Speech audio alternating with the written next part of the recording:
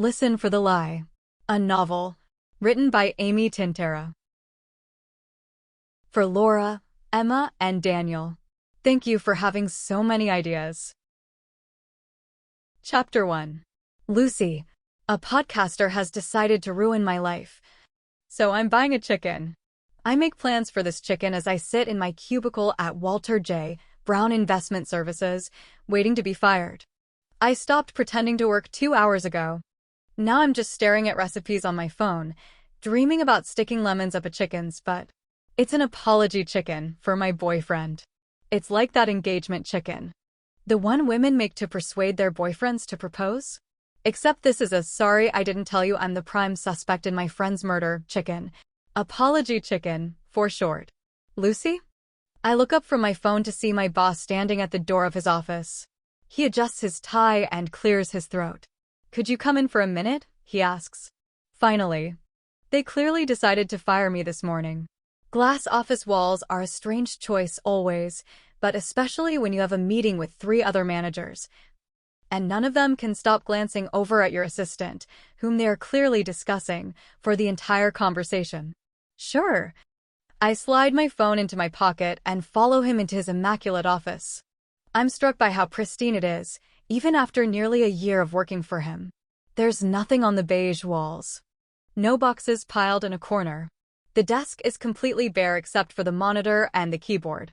Every evening, when Jerry Howell walks out of his office, he leaves absolutely no evidence that he was ever there. He probably missed his calling as a serial killer. Of course, he's only in his mid-40s. Plenty of time to take up a new hobby. I sit down in the chair on the other side of his desk and try to put a pleasant expression on my face. One that doesn't betray the fact that I was calmly thinking about him murdering people. A side effect of being accused of murder is that you spend a lot of time thinking about it. You get used to it. Jerry reaches up to touch his hair, and then quickly folds his hands on top of his desk. He does that a lot. I think he used to play with his hair, but he's balding now, and it's cut very close to his scalp. I'm sorry, Lucy. But we have to let you go, he says, to the surprise of no one. I nod. We're downsizing, unfortunately. He looks at a spot just past my shoulder instead of at my face. Having assistants double up. Chelsea is going to assist both me and Raymond. I'm sorry. Chelsea's really getting the short end of the stick here. Double the work, all because of a true crime podcast. I understand. I get to my feet. Jerry looks relieved that I'm not going to make a scene. Through the ill-advised glass wall of the office, I can see a security guard already standing at my desk. It's standard procedure when someone is fired, but I can't help but notice that all 3 of the assistants who sit in my cubicle pod have fled. I guess we're not getting sorry you were fired for being a suspected murderer drinks. My desk is not as clean as Jerry's, and I have to take a minute to gather up my mug, water bottle, purse, and several tubes of lip balm. The security guard hovers the entire time. He marches me through the now silent office to the elevator while everyone either watches or pretends not to see. Chelsea looks pissed. I step into the elevator. The door slides shut. The security guard leans closer to me with a grin. One of his front teeth overlaps the other. So, did you do it? Did you kill her? I sigh. I don't know. Seriously? That's the truth. The elevator door opens again with a ding. I step out and look at him over my shoulder. The truth doesn't matter. Chapter 2. Lucy. It's probably unfair to say that a podcast ruined my life. Technically, my life was destroyed the night Savvy was murdered. And then it was destroyed again, the next day, when I decided to take an early morning stroll with her blood drying on my dress. And for a 3rd time, when everyone in my hometown decided that I was the one who killed her. But a podcaster dragging the case into the public eye, 5 years later, doesn't exactly improve my life. I'm making the apology chicken. Because my former coworkers aren't the only ones listening to Ben Owens's newest season of his true crime podcast. My boyfriend, Nathan, was weird when he came home from work last night. He was late and smelled like beer, and he wouldn't look at me. Clearly, someone clued him in. To be honest, I never had any intention of telling him. Nathan has almost no interest in anything besides himself. I didn't think it would come up. I've known plenty of self-absorbed men, but Nathan takes the cake. It's my favorite thing about him. I can't even remember the last time he asked me a personal question. When I told him that I'd been married for 2 years, in my early 20s, he said, "No worries, want to go to a movie?" I'm sure he must have Googled me at some point early in our relationship, but the case didn't generate national media attention, and I was never actually arrested for the crime. So you have to do a tiny bit of digging to find me. That is way too much effort for Nathan. But now, thanks to my least favorite podcaster, murder is the very first thing that pops up when you Google Lucy Chase. So I'm making apology chicken and preparing to get dumped. Immediately after getting fired. To be fair to Ben Dipshit Owens, Nathan and I probably wouldn't have made it more than another month or two, even without a surprise murder thrown into the relationship. We'd only been dating for 3 months when he offered to let me move in with him. My lease was up, and we were still in the sex-all-the-time phase of our relationship, so it seemed logical. I was there every night anyway.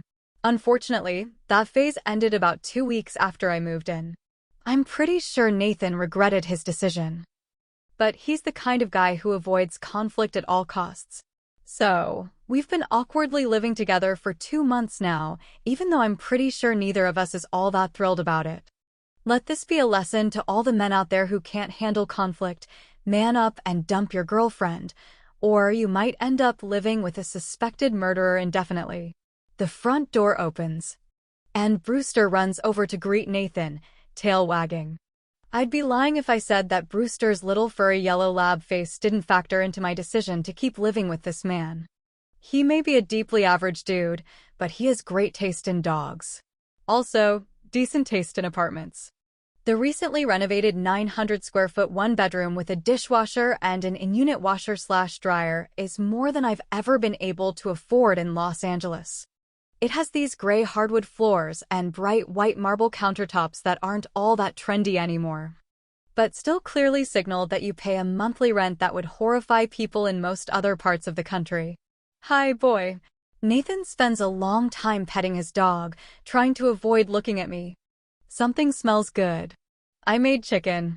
He stands, finally glancing my way. His attention turns to the chicken, cooling on the stove. Great. He loosens his tie and pulls it off, unbuttoning his collar. I used to love watching him do that. He always stretches his neck to one side as he pulls free his top button, and there's something really sexy about it. Every time he'd come home, I'd stop what I was doing and hop over to give him a kiss. I'd run my hands into his dark hair, perfectly combed to one side for work, and muss it up a bit, because I think it looks better that way. He notices me staring at him and suddenly looks alarmed. I'm going to change. He rockets into the bedroom like I might chase him down for a kiss. I pull out a carving fork and knife. The chicken now seems like a bad idea. Maybe I don't care enough to apologize. Then again, I'm going to have to find a new place to live if Nathan kicks me out. And landlords tend to require pesky things, like proving you have an income. I pierce the chicken just as Nathan walks back into the room. He swallows, his Adam's apple bobbing. And I briefly imagine stabbing the fork straight into his neck. It's two-pronged, so it would leave twin bloody little holes, like a vampire bite. My other hand is holding the knife, and I stare at him as I double-fist my weapons, waiting. I want him to say it first. He's the one who clearly thinks I'm a murderer. He should have to say it first. I'm pretty sure those are the rules. I stare. He stares. Finally, he says, "How was work?" I was fired. He edges around me and reaches into the counter next to the fridge. Cool. You want some wine? I'm going to have some wine. I wait for my words to sink in, but he just reaches for the bottle of wine, oblivious. I stab the knife into the chicken, right between the breast and thigh. I may have used a bit more force than necessary. Nathan jumps. I smile. At this rate, he's going to end up married to a murderer. Listen for the Lie podcast with Ben Owens. Episode 1, The Sweetest Girl You Ever Met. Maya Harper, she got away with murder, and everyone knows it. Every single person in Plumpton knows that Lucy Chase killed my sister. It's just that no one can prove it. Maya Harper was 18 years old when her older sister, Savannah, was murdered. She describes Savannah as fun and sweet, the kind of woman who could organize a party in less than an hour and make it look like she'd worked on it all month. Maya. She was just so nice and welcoming to everyone. And she was the best sister. When she was in high school, she'd let me hang out with her and her friends sometimes. And we weren't even close in age. She was 6 years older than me. I didn't know anyone else who had a big sister who let a little 10-year-old tag along to football games. Maya was happy to talk to me, but she was skeptical that I'd find anything new. Maya, you know that my family has hired 3 different private investigators, right? Like, my parents did not give up. I don't know if there's anything left to find. Ben, I'm aware, yeah. Maya, I guess it couldn't hurt though. I mean, it's been 5 years, and it's like no one even cares anymore that Savvy is dead. They've all given up. A quick note here, you'll often hear people who knew Savannah refer to her as Savvy. It was what most people called her. Ben. So you haven't heard any updates from the police or the DA or anyone? Maya. Not in years. They all knew Lucy did it, they just couldn't prove it, I guess. Ben. There have never been any other suspects? Maya. No. I mean, Lucy was covered in Savvy's blood when they found her. She had Savvy's skin underneath her fingernails. There were scratches on Savvy's arm and bruises shaped like Lucy's fingers. People saw them fighting at the wedding. Lucy killed her. She killed my sister and got away with it because the useless police department said there wasn't enough evidence for an arrest. Ben, have you had any contact with Lucy recently? Maya, no. Not since she left Plumpton. She's never come back, even though her parents still live here. Ben, as far as you know, is she still claiming to have no memory of the night Savannah died? Maya, yeah. That was her story. Ben, do you believe her? Maya, of course I don't believe her. No one believes her. Is it true that no one believes Lucy Chase? Is she hiding something? Or have the people of Plumpton accused an innocent woman of murder for 5 years? Let's find out. I'm Ben Owens, and this is the Listen for the Lie podcast, where we uncover all the lies people tell and find the truth. Chapter 3. Lucy. Nathan, as it turns out, has no balls. We ate chicken. We drank wine. I played with the giant carving knife just to watch him sweat. He rambled on about work. He did not ask whether I'm a murderer. At this point, I'm curious how long this can go on for. He's clearly wanted to break up for a while, and now he's worried I'm going to murder him. Surely he will locate his balls and actually say the words, "Please move out of my apartment and never contact me again" soon. On the plus side, I have more time to look for a new place while I wait for the inevitable. Just this morning, I found a very promising 1-bedroom with no income requirements. It looks like a dump in the pictures. And the landlord asked to see a picture of my feet when I emailed, but hey, it's cheap. Sometimes I think about the fact that the 22-year-old version of me would be absolutely horrified by almost 30 me. That shiny, smug newlywed with a 4-bedroom house was so certain that she had life figured out and it was all going her way. Guess what, asshole? I also half-heartedly applied for a couple of new jobs over the weekend and already got a rejection from one. I'm really killing it lately, pun intended. But I don't actually want a new job. If I'm being honest. I've published 3 romance novels under a pen name, and the 3rd one is actually selling some copies. It's an unexpected turn of events, considering how few people bought my first 2 books, but it means I've had to work overtime on the next one, so I don't lose momentum. And maybe, with a little luck, they'll start selling enough copies so that I don't have to worry about finding another mind-numbingly boring day job. Of course, now I have to worry about a podcaster shining a very bright light on my past, and possibly someone finding out that it's actually a suspected murderer writing their new favorite rom-com. No one except my agent, my publisher, and my grandma knows about my career as a romance author, but I'm a favorite subject for the amateur internet sleuth. The thought nags at me all weekend.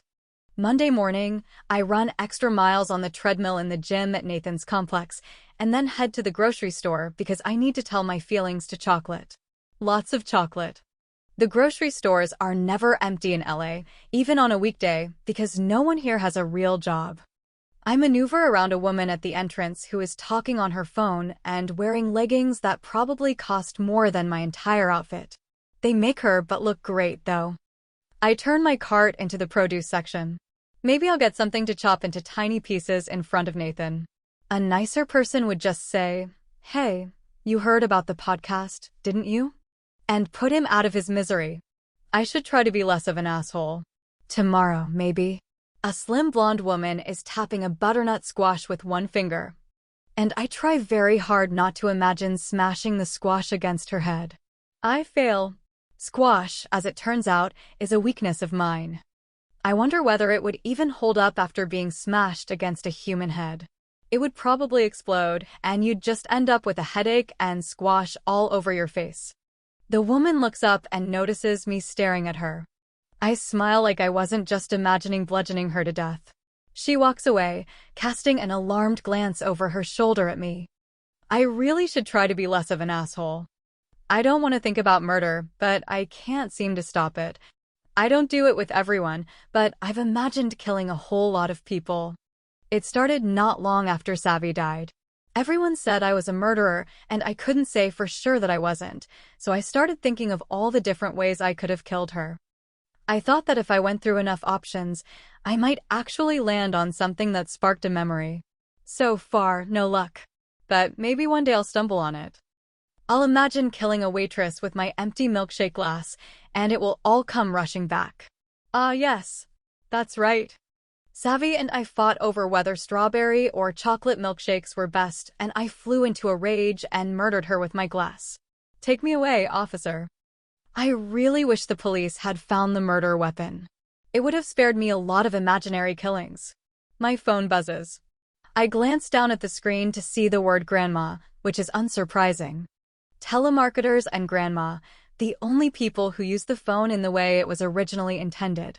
I accept the call and press the phone to my ear. Hey, Grandma.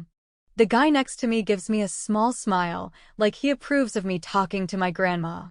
I push my cart to the corner, in front of the cabbage. Lucy, honey. Hi. Are you busy? Am I interrupting? She always asks whether she's interrupting, like she thinks I have a packed social calendar. I don't even have any close friends. Just some work acquaintances who will definitely never speak to me again. Nope, just grocery shopping, I say. How's Nathan? He's, Nathan. You always say that. And I don't know what you mean. I've never met the man. He's fine. I see. She clears her throat. Listen, I have a favor to ask. What's that? It's a small favor, really. And I'd like to remind you that I'm nearly dead. You've been saying you're nearly dead for 20 years. Well, then it stands to reason that I must really be getting close then. She cackles. Are you drunk? Lucy, it is 2 o'clock in the afternoon. Of course I'm not drunk. She pauses. I'm merely slightly tipsy. I bite back a laugh. What's the favor? I've decided to have a birthday party. A big one. It's the big 80, I do know. I actually do. Grandma's birthday is the only one I can remember without the calendar reminder. You'll come, of course? Her voice is hopeful. Shit. I can't have it without my favorite grandchild there. She's switched to guilt. You do know that it's tacky to tell me I'm your favorite when you have 3 grandchildren? We both know that Ashley and Brian are assholes. I think we're supposed to pretend to like them anyway. Well, I can't have a birthday party with only the assholes. I would laugh if it weren't for the swiftly mounting dread. Do you think you could take some time off work? She asks. I was fired. Oh, perfect. I'm sorry, she adds hurriedly. You know I didn't like that job anyway. I retract my apology. Congratulations on being fired. Thanks. Since you have so much free time, maybe a longer visit? A week? I've already talked to your mom, and she says you can stay with them as long as you want. A week. I shriek the words so loudly that a passing woman looks very startled. Well, this is all very last minute. And your mom has that broken leg. We would need some help getting everything together. I'd let you stay with me, but there's no room, of course. The prospect of spending one day in my hometown is bad enough, but an entire week? 7 days in the place where I'd once been successful and married, and had lots of friends who were jealous of my fake happiness. It would be the opposite of a triumphant return. 5 years later, I stumble back in, an unemployed divorcee with no friends. I can't even tell people I've published 3 books. I shiver as the produce mister turns on, spraying my arm as well as the cabbage. I inch away from it. Unless you'd rather bring Nathan and stay in a hotel? I'm sure your mom would understand you staying in a hotel if you bring him. I imagine, briefly, inviting Nathan to come to Plumpton, Texas, with me. I wonder whether that would be the thing that finally gets him to dump me. Visiting the scene of the crime is probably a bridge too far, even for him. You can say no. I hear a clinking sound on the other end, like ice cubes against glass. I know you must be very busy. You know I'm never busy. It's so weird how you always say that. People your age are usually so proud of being busy. One of the girls from church has told me at least 100 times about how busy she is. I'm starting to wonder if it's a cry for help. You talk to Dad too? About me staying with them? Of course not. I try to avoid having conversations with your father whenever possible. But Kathleen talked to him. We wouldn't just spring you on him. He never did like surprises. No. Does that mean you'll come? I stare at the butternut squash and consider smashing it against my own head. Lucy? I blink. Sorry. Squash. Don't buy squash, you're coming to Texas. Oh my God. Right. She's hopeful again. I sigh. I can't say no to the only family member I like. One of the only people I like. Yes. I'm coming to Texas. A soft voice, a voice I always try to ignore, whispers in my ear. Let's kill. I grip the phone tighter and will the voice away. Oh, wonderful. Do you think Nathan will want to come? I take a shaky breath. The voice seems to be gone. I don't think he can get off work. Oh, sure. Well, I'll just buy you a plane ticket then. You okay to leave this weekend? You don't have to do that. Nonsense, I want to. I'll be dead soon anyway. We might all be dead soon, but that seems like too much to hope for. Sure, this weekend. I reconsider her last statement. Wait, are you sick? Not that I know of, but my friends are dropping like flies, so really, it's only a matter of time. That's the spirit. Now, listen. I don't drive much anymore, but I can probably make it to Austin to pick you up. If my car starts. You never know these days. Don't worry about it. I'll rent a car. And I'm getting a hotel. Well, your mother won't like that. I pinch the bridge of my nose with my fingers. And Lucy. Yeah? You heard about that podcast, right? The one about you? Chapter 4. Lucy. I have to buy a suitcase because I never travel. I had a beautiful matching luggage set once, but I left my ex-husband with clothes stuffed into garbage bags. Brewster greets me at the door when I come in, excitedly sniffing the new purple luggage. Nathan is home, still in the black pants and white button-up he wore to work. His face lights up when he sees the suitcase. Subtle dude. Going somewhere? I drop the bag on the floor. No, it's for a dead body. His lips part. He looks from me to the suitcase. What? I glance down at it. You think I should have gotten a bigger one? He stares at me for several seconds before letting out a long, annoyed breath. Jesus Christ, Lucy. I lean down to pet Brewster. He licks my hand, oblivious to the tension in the room. Dogs don't know about murder podcasts. Lucky bastards. You weren't even going to pretend, huh? I ask. What? The tiny dent between his eyebrows appears. He has perfect LA eyebrows. Sculpted by a professional. I'd liked that he was the kind of guy who didn't feel his masculinity was tied to his beauty routine, or lack thereof. Now I'm annoyed by those 2 immaculately plucked eyebrows. A lot of people pretend to think I didn't do it, I say. They act like they want to hear my side, like they haven't already made up their mind. Oh, I do want to hear your side. I roll my eyes. That was so insincere I don't bother responding to it. Some guys actually like the suspected murderer thing. The first couple of years after it happened, I'd get the occasional email with a flirty request for a date. Thrill seekers, I guess. Or they want to save me. I'm a real fixer-upper. Not Nathan, apparently. You're going somewhere? He asks. After a long silence. Texas. My grandma is having a birthday party. Oh, she invited you too. He blinks.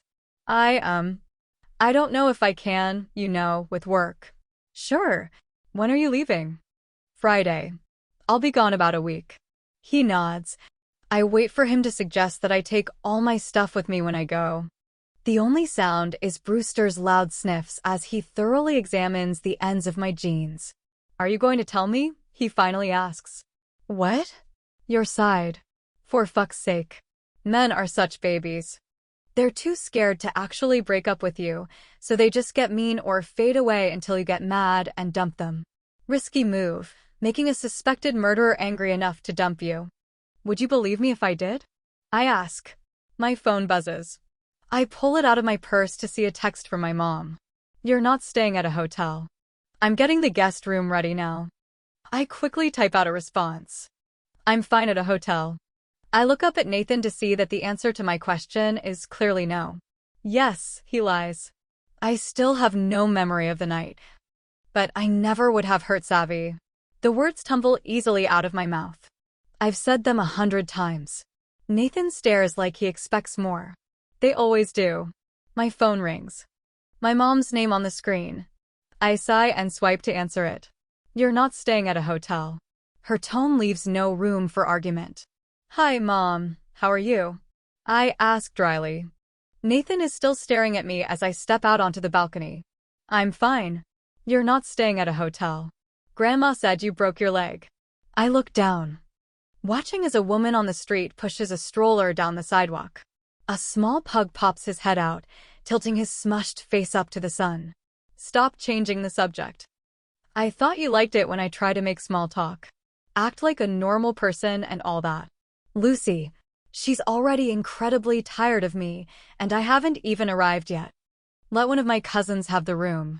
They'll be in town, right? Only for a night or two. You're staying with us. We have plenty of room. Besides, everyone will talk if you don't stay here. There's the only reason that matters. I turn around and lean against the railing. Inside, Nathan is furiously texting. God forbid people gossip about me. I can't imagine what that would be like. The cheapest hotel in town is like $80 a night anyway, and I doubt it's up to your standards. Bold of you to assume I have standards. Though, she has a point. Considering that I've just lost my job, I don't need to be spending several $100s on a hotel room. Just stay with us, Lucy. Don't make things harder. She left off the "like you always do" at the end of that sentence. I guess it's implied. Okay, thank you. Oh! She sounds surprised, like she didn't actually think she'd succeed. I'm going soft. I guess. Good. Seriously, how'd you break your leg? I fell off the stair machine. You know the one at the gym, with the stairs that go round and round to nowhere?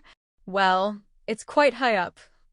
And I missed a step and it was embarrassing, to say the least. Sounds painful. It was. Anyway, I'll let you go. Oh, and did your grandma tell you about that? Yes, I know about the podcast. I've actually probably known about the podcast longer than anyone. I received the first email 5 months ago. From Ben Owens. Subject: Listen for the Lie podcast. Hi, Lucy. My name is Ben Owens and I'm a journalist and the host of the podcast Listen for the Lie. I'm doing some research into the murder of Savannah Harper, and I'd love to sit down and talk with you. I actually live in Los Angeles too, so I'd be happy to come to you. Please feel free to email me or call at 323-555-8393. Cheers. Ben. I didn't reply. My research turned up the first season of his podcast and quite a few news articles that gave him decidedly mixed reviews. Questionable ethics, one article said. But you can't argue with the results. Another article described Ben as having boyish good looks, which had only made me hate him more. I've never liked men who can be described as having boyish good looks. They're always smug. But I never reply to emails about Savvy, and I wasn't making an exception for this smug bastard. so I archived it and moved on. Of course, most emails about Savvy don't require a response. They're usually some version of, "How do you live with yourself, you heartless bitch?" Or, "You're going to hell," except almost always with the wrong "you're," which is extremely distracting. An insult doesn't have the intended impact when spelled incorrectly. I'd reply to let them know. But, in my experience, dumbass don't appreciate having their spelling corrected. I sit down on the bed next to my open suitcase, scrolling through the emails that Ben sent me months ago. Brewster nudges the bag of jelly beans on the nightstand with his nose, and I shoo him away from it and pop one in my mouth. A second email had arrived a few weeks after the first, asking again for a meeting, and then a third. From Ben Owens. Subject: Listen for the Lie podcast. Hi Lucy. One last email. I'd really love to interview you and get your side of the story. I'm willing to meet on your terms. The podcast is really coming together, and I think it's important to hear your side of the story. Cheers. Ben. Oh, sweet, naive Ben. No one gives a shit about my side of the story. To be fair, my side of the story is I don't remember anything, so it's not exactly exciting. Or believable, apparently. I glance out the door at Nathan, who is drinking away his awkward feelings about his murderous girlfriend on the couch, the glow from the television flickering across his tense face. I've tried to avoid thinking about just how popular the season of the podcast is, but now I can't stop myself. I Google Ben Owens Listen for the Lie. A picture of him pops up. He looks very smug. There are numerous articles about the podcast. The usual true crime websites have picked up the story, but it's splashed across national media as well. Entertainment Weekly and Vanity Fair and a dozen other places have articles with headlines like, "This small-town murder will be your new true crime obsession," and "Come for the murder." Stay for the accents. Listen for the Lie podcast digs up a cold case in Texas. Twitter is having an absolute field day with theories. People seem to have formed teams. Given that I keep seeing Team Savvy pop up, logic dictates that there must also be a Team Lucy, though I don't see evidence of it. Given the flurry of media attention, everyone in Plumpton is definitely listening to the stupid thing. I look down at Brewster, wishing I'd come up with an excuse to avoid the whole trip. I should have pointed out to Grandma that my presence at her birthday will likely ruin the whole thing. I'm the relative that you tell everyone about at parties. When you're comparing fucked up families, I make for a good story. You don't invite me to the party, but my grandmother never asks me for anything. And I haven't seen her since I left Plumpton nearly 5 years ago. She's never been on a plane, and she's sure as shit not starting now, to use her words. She's also expressed concern, more than once, about being force-fed kale if she ever visits California. Texans hate California. It's one of the reasons I made it my home. Plus, my cousins really are assholes. Grandma is right, she can't have a party with just the assholes. If I'm going to go, I might as well go armed with knowledge. I open my podcast app and find Listen for the Lie. I put on the first episode as I pack. Listen for the Lie podcast with Ben Owens. Episode 1, The Sweetest Girl You Ever Met. I arrive in Austin on a Tuesday, and honestly, I'm disappointed by the lack of cowboy hats. It's my first time in Texas, and I had visions of streets lined with nothing but barbecue joints and stores that sold boots and whatever else you need to ride a horse. Saddles? I don't know. I know nothing about horses. I've never even done that touristy LA thing up in the hills where you can ride a horse to a Mexican restaurant, load up on margaritas, and then ride back. Always seemed like a bad idea to me. The Austin airport is extremely Austin. I can tell this immediately, even though it's my first time in the city. There are signs advertising that it's the live music capital of the world. And there's a band playing in one of the food courts, in case you doubted this. There are decorative guitars in baggage claim. There isn't a single Starbucks or McDonald's in the whole airport. Because you know that saying? Keep Austin weird? The second part of that saying, the part no one remembers, is support local businesses. There are only local businesses in the Austin airport. I consider eating barbecue before I leave, but eating dinner at an airport after arriving seems sad. So, I jump in my rental car and head for Plumpton. And this is where Texas is no longer as expected. It's very green. I guess I thought it was a desert. And just to really prove that I'm an idiot, it starts raining so hard that I have to pull over onto the shoulder for several minutes because I can't see the road. It's raining like the apocalypse is nigh. And I start to wonder whether it's a sign that this case was a poor choice. I'm going to be honest with you guys. While I was sitting in that car, watching the apocalypse rain, I seriously considered going back to the airport and flying straight back home. And honestly, I was still thinking about that barbecue. When the rain finally lets up, I soldier on, hungry and nervous.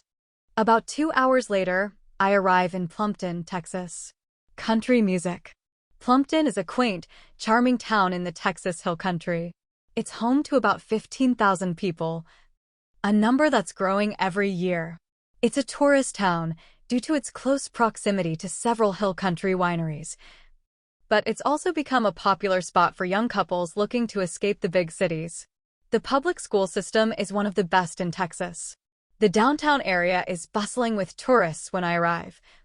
But when I take a stroll around the block, several locals recognize me. One man even yells that he's looking forward to the podcast. My reputation precedes me. The town is mostly local businesses, but a few chains have made their way to Plumpton as the town has grown over the past 10 years. The first Starbucks opened here a couple of years ago, which at least 5 people complained to me about within my first 2 days in town. But Plumpton's main claim to fame is Savannah Harper, to the chagrin of nearly everyone who lives here. Most people in this town don't want any part of the big city life. They've either lived here for generations, like Lucy Chase's family, or they moved here specifically to get away from the city, like Savannah Harper's family. They don't like being known for a grisly murder. It's a common sentiment in Plumpton. This wasn't supposed to happen here. This sort of thing happens in bad places, not in a town where all the locals know each other and attend the same church. Norma gives me a few Plumpton tips when I check into my hotel. She's a friendly woman in her 50s, and she works the front desk until 6 in the evening every weekday. Norma, and don't go to the bar on Franklin. That's where all the tourists go to get sloppy. A bachelorette party was throwing around penis confetti last time I was there, if you can believe that. I was finding penises in my hair for hours. Ben, that's unfortunate. Norma, go to the bar down the road a bit on Main. Bluebonnet Tavern. Ben, I'll keep that in mind. Thank you. Norma, you're from California? Ben, yeah, Los Angeles. Well, San Francisco originally. I live in LA now. Norma, that whole state is going to break off into the ocean after a big earthquake, you know. Ben, I've heard that. Norma, you know Lucy Chase lives out there too? Horrible woman. Savannah was an absolute peach. Just the sweetest girl you ever met. I hope you nail Lucy's murderous ass to the wall. This, I should note, was a common theme in my first few days in Plumpton. Chapter 5. Lucy. The house on Clover Street is the same house I grew up in. I sit in my rental car, parked on the street in front of the house, for several minutes and just stare at it. They've painted it a new color, a subtle shade of peach that's an odd choice for the exterior of the house, but otherwise it's the same. There are bushels of purple flowers planted along the porch. A nicely trimmed lawn. A front porch swing that you can't sit on 6 months out of the year because it's too damn hot. I finally muster the strength to step out of the car. It's 6 o'clock in the evening, still light out and still hot as balls. The heat's relentless this time of year. It was a real dick move on Grandma's part to be born in August. I grab my bag and trudge across the grass to the front door. Dad opens it before I can knock. His smile is wide, friendly. Dad's so good at that Texas thing where you act polite to people's face and then talk shit behind their back. Lucy. He steps forward and embraces me briefly. Hi, Dad. I'm so glad you're home. Finally. Come in. He steps back, sweeping his arm out dramatically. I step inside. It's cold and dark inside, as always. The house has never gotten good light downstairs. He shuts the door behind me. His dark hair is grayer than last time I saw him. Dad's eyes are deeply set, giving him a soulful appearance that is always more pronounced when he looks at me. There's disappointment in every line of his face. How was your flight? His gaze is on my suitcase. Fine. Lies. I ate too much chocolate, we hit turbulence, and I almost puked. I spent the last 15 minutes of the flight clutching the vomit bag. He nods, briefly meeting my eyes, and then quickly looks away. He still can't look at me, apparently. I turn away and survey the living room. The furniture is mostly new. Or new to me, anyway. There's a plushy brown sofa. And an uncomfortable-looking chair with ugly pink and orange striped upholstery. The frame of the chair looks old, but the upholstery brand new, like someone recently did that to the chair on purpose. Mom has always had questionable design taste. On the table next to this awful chair is a picture of me and Savvy, with a few other women. It was taken at a wedding. Not long after I moved back to town. We look like a photo shoot for Southern Living, a bunch of white ladies in pastel dresses with perfectly wavy hair. The picture seems in incredibly poor taste to me for two reasons. One, most people think I murdered Savvy, and maybe they have a point. And two, she died after going to a wedding. Not that wedding. But people who come over don't know that. Do they react with horror and say, my God, was this taken the day she died? And then Mom has to launch into the whole story. Actually, I just realized exactly why she chose that picture. Most people wouldn't want to talk about their maybe murderer daughter, but not Mom. She knows how to work a room. And there is no better way to command attention than to tell the worst fucking story in the world. Your mother is in her bedroom. I think she was taking a nap, but she's probably up now. Dad smiles and takes a step back so there's a wide swath of space between us. Why don't you go on up and say hi? The lamp on the table next to this sofa isn't new. We've had it for as long as I can remember. It's a long cylinder, solid ceramic and heavy. But not too heavy. I could lift it and swing it and bash it right into his head. Maybe the lamp wouldn't even break. It's quite sturdy. Mom would appreciate that. She must like that lamp, considering how long she's had it. She would not appreciate the mess, though. Blood would spurt out of his mouth and splatter across the walls. Maybe on the sofa too, and it does not look like the kind of sofa that's easy to get blood out of. Not that I know which sofas are easy to get blood out of. Maybe it would be less messy if I hit him in the back of the head. That would also be convenient, because now he's turned away from me. He wouldn't even see it coming. Not in the moment, anyway. I don't think anyone, least of all my father, would be surprised by my murdering someone. You okay? Dad's words startle me. Because he's turned back around while I was killing him, and now he's staring at me. You have a weird expression, he says. Is something wrong? I'm just tired from the flight. I start to push the murder thoughts away, but every therapist I've been to, and I've been to several, has wanted me to deal with the violent fantasies instead of just trying to make them stop. I recently admitted to my latest therapist that trying to avoid murdering people in my head has just resulted in me murdering even more people in my head. She was very supportive of my idea to just let the thoughts fly and see what happens. So, I imagine Dad's brains splattering across the couch again and head upstairs to see Mom. Listen for the Lie podcast with Ben Owens. Episode 1, The Sweetest Girl You Ever Met. Savannah's body was discovered early in the morning, only a few hours after her death. Gil Bradford was out for a run when he came across the body. Gil, yeah, it was a Sunday, which is when I used to do my long runs. I was really into running back then, but my knees are pretty wrecked these days. Anyway, I used to jog on this trail near the Bird Estate, which is where they have all these fancy weddings and stuff. Savannah had been at a wedding there the night before.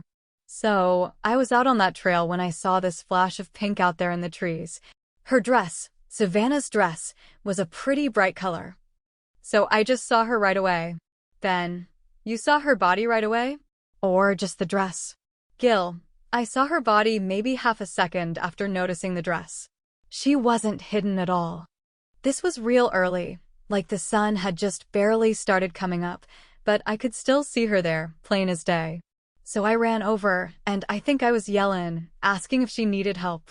But when I got close, I could tell she was already dead. Her eyes were open, and she was pale and soaking wet. huge gash on her head, like someone had hit her with something. It rained real hard that night, I'm sure you heard. It had only just let up when I left for my run. But I seen all those cops shows, so I moved away, didn't touch her at all, and called the police. Of course, it didn't matter. Turned out that the rain had washed away all the evidence anyway. Just a note here. For those of you who are wondering, I tried reaching out to the Plumpton PD many times to see if anyone would talk to me about the case. They were less than friendly, to put it nicely. The unsolved murder of Savannah Harper is a sore spot with the police department here, and it was made very clear to me that they would not be cooperating with the podcast in any way. We are on our own here. Ben, had you ever met Savannah before that day? Gil, nah, I live out on the edge of town, and I mostly keep to myself. I knew the Chases, of course, but no. I'd never met Savannah. I had no idea who she was when I called 911. Ben, what happened when the police came? Gil, they sealed off the area, asked me some questions. Found her car on the side of the road.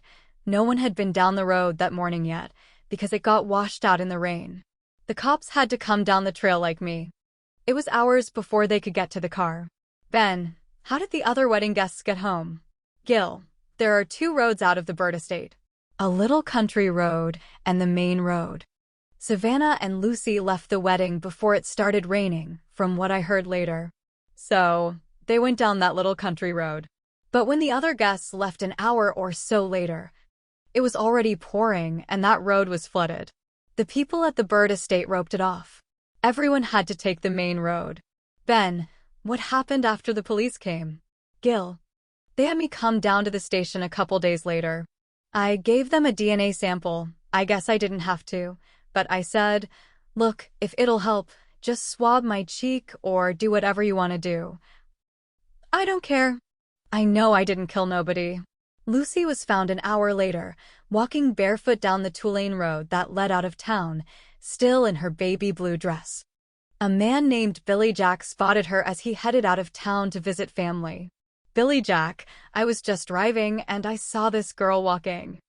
I hadn't heard nothing about a missing person or anything like that, but she looked like she was in trouble, you know? She was barefoot and walking all funny, staggering around like a drunk. She was wearing this dress, like a nice dress.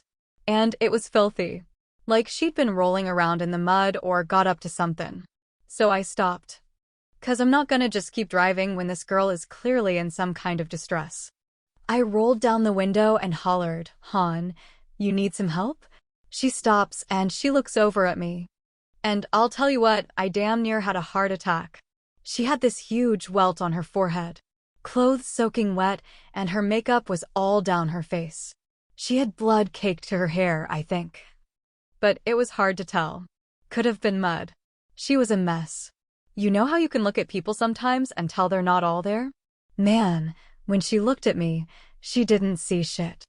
The lights were on, but nobody was home. She looked like a ghost in a goddamn horror movie. Anyway, she just turns away and starts walking again. Or staggering, really. So, I'm like, shit. I can't just drive away. And I'm sure as hell not going to drag this girl into my truck with me. So I call the cops and tell them where she is and say I'm gonna slowly follow her until they get there because I'm real worried. I didn't know this at the time. But they had every cop in town out looking for Lucy because they'd already found Savannah's body and feared the worst, you know? Anyway, a cop gets there so fast. I could see him in my rearview mirror, doing like 100. The cop catches up with her and I wait around for a bit because they want me to give a statement. An ambulance comes and at least 7 other cop cars. I'd never seen such a ruckus in Plumpton before. One of the cops tells me about Savannah and I'm just like, shit. This girl must have gotten so lucky. And the cop was like, yeah, no kidding, hope she can tell us who did this to them. I don't think that a single cop at that scene was thinking that this girl was the one who killed Savannah. Everyone was so relieved. They thought that Lucy was dead too, and they were so happy to have found her. We didn't know. We couldn't have even dreamed it. Chapter 6. Lucy. The wooden stairs creak as I walk up to them. Much worse now than when I was a kid. I'd have a hell of a time sneaking out these days. I glance back at Dad as I go. He's in the kitchen. taking a breath so big I can see his shoulders rise with the effort. My presence makes many people uncomfortable, but none more so than my own father. I think about Nathan, standing in the corner of his bedroom yesterday, rambling about work as he watched me pack. I could feel the nerves rolling off him. Fuck, he reminds me of my father. Wonderful. My therapist is going to love this. The master bedroom door is cracked and I can hear the sound of a humidifier coming from inside. I press my hand to the wood, nudging it open. Mom sits on the bed, back propped up with pillows, legs stretched out in front of her, one in a giant white cast.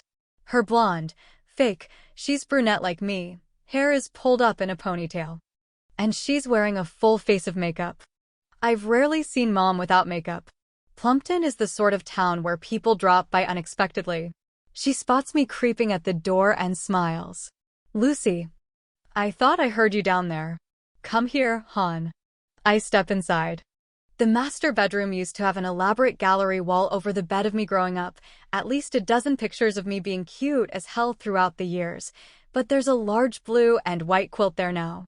It was probably handmade by Mom, but I'm still a little salty about being replaced by a blanket.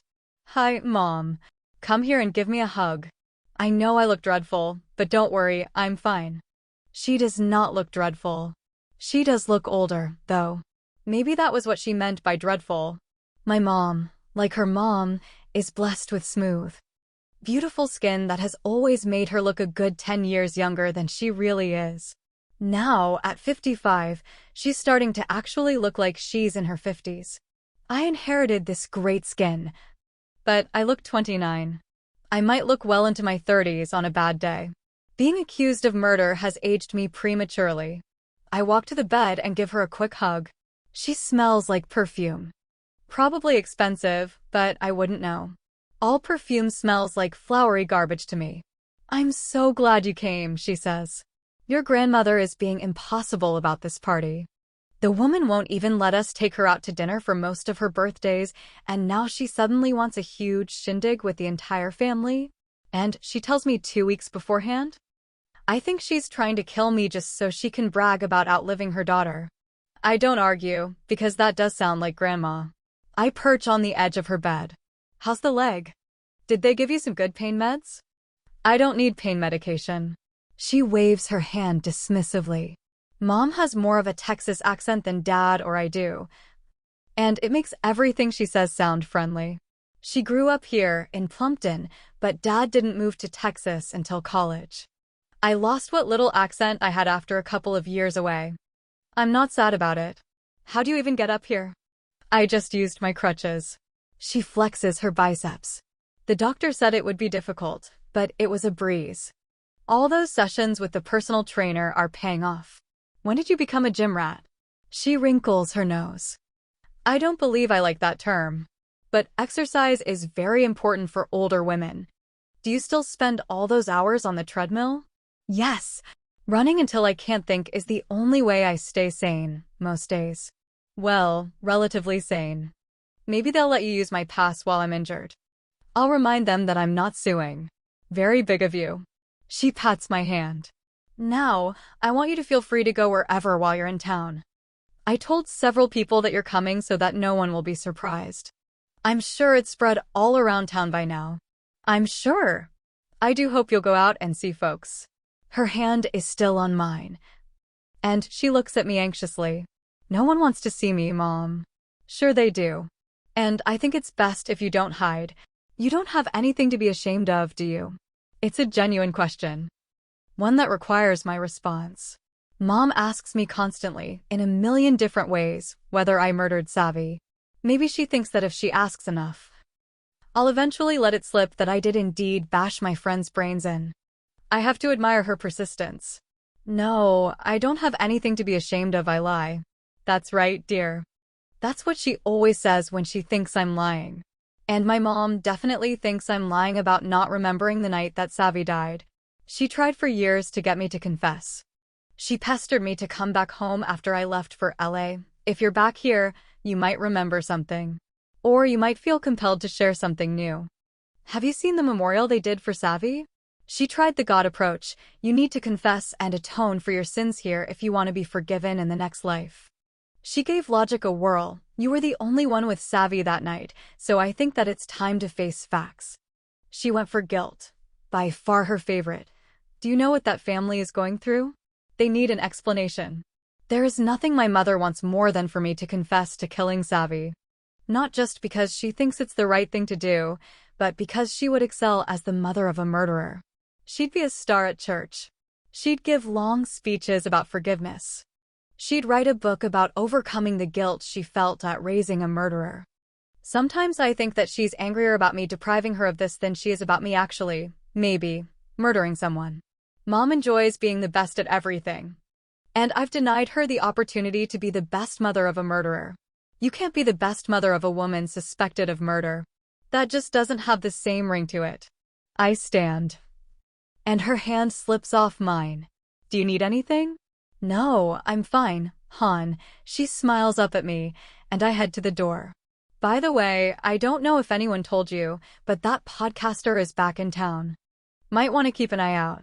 Listen for the live podcast with Ben Owens. Episode 1, The Sweetest Girl You Ever Met. Savannah's mother, Ivy Harper, invites me to her home shortly after I arrive in Plumpton. It's the first of several conversations.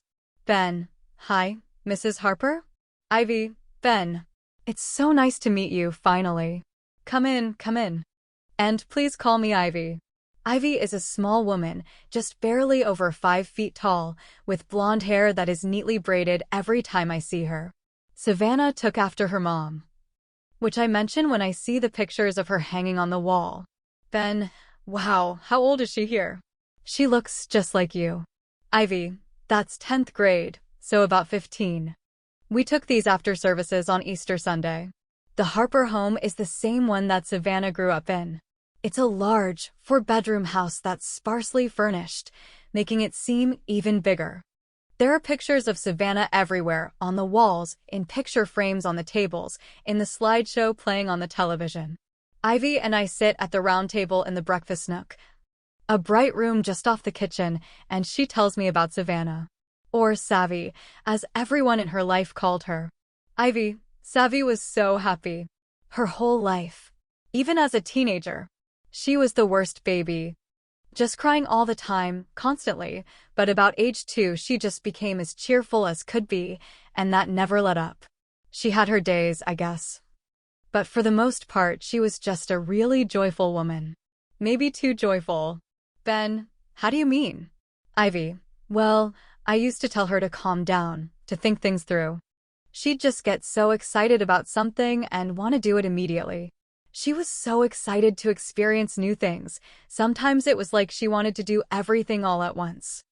I wanted her to slow down. I'd tell her she had her whole life. But I guess she knew that wasn't going to be long. Ben, can you give me an example? Ivy, when she was 10 or maybe 11, and we were still living in New Orleans, she decided she wanted to try out for this local production of Romeo and Juliet. For the role of Juliet. And I said to her, Savvy, that role isn't for a child. Only adults can audition for that role. Maybe a teenager could, but not a 10-year-old. She was so mad at me. She begged me and begged me to go audition.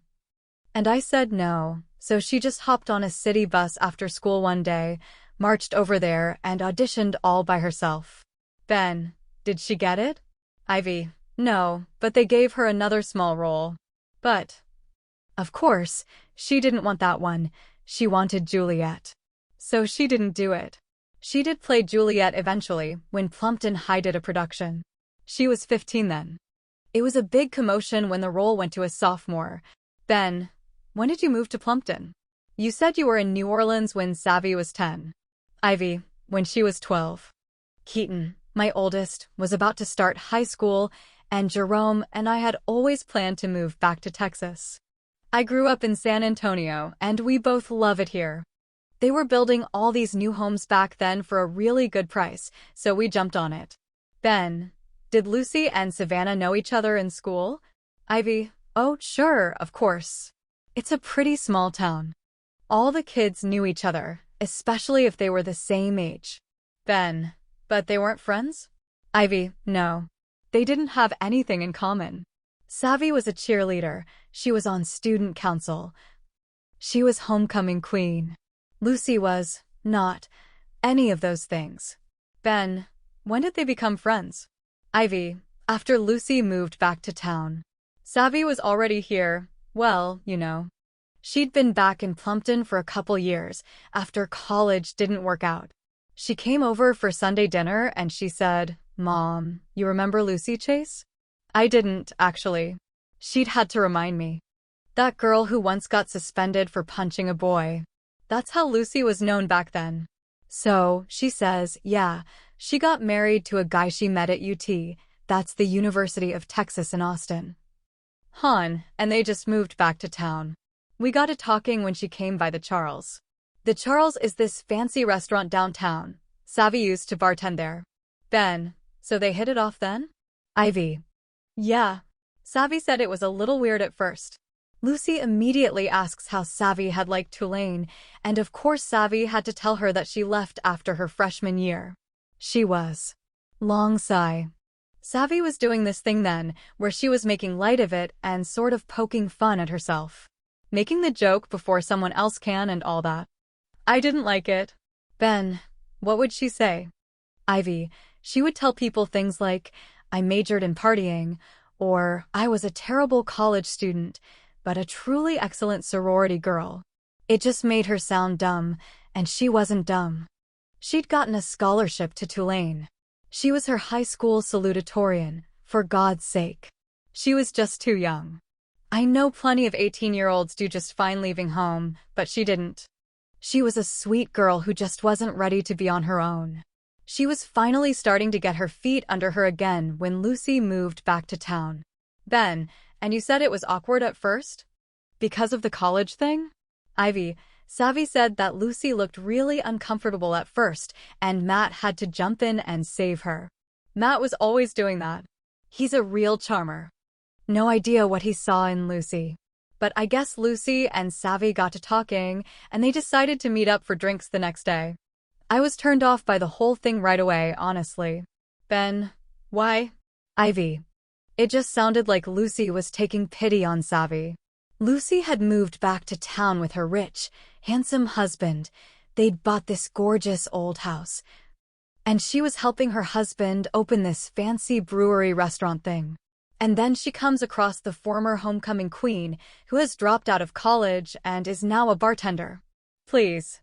It was so obvious that Lucy liked how the tables had turned. Ben, did Savvy get that impression from Lucy? Ivy, no.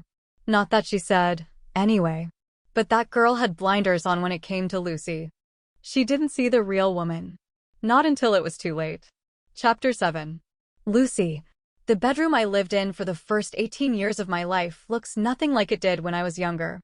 Before leaving for Los Angeles, I cleared out the entire room. Took everything off the walls and boxed it all up, emptied the closet and dresser. Tossed all the old notebooks and school assignments in my desk. Mom replaced the furniture at some point. The twin bed is now queen.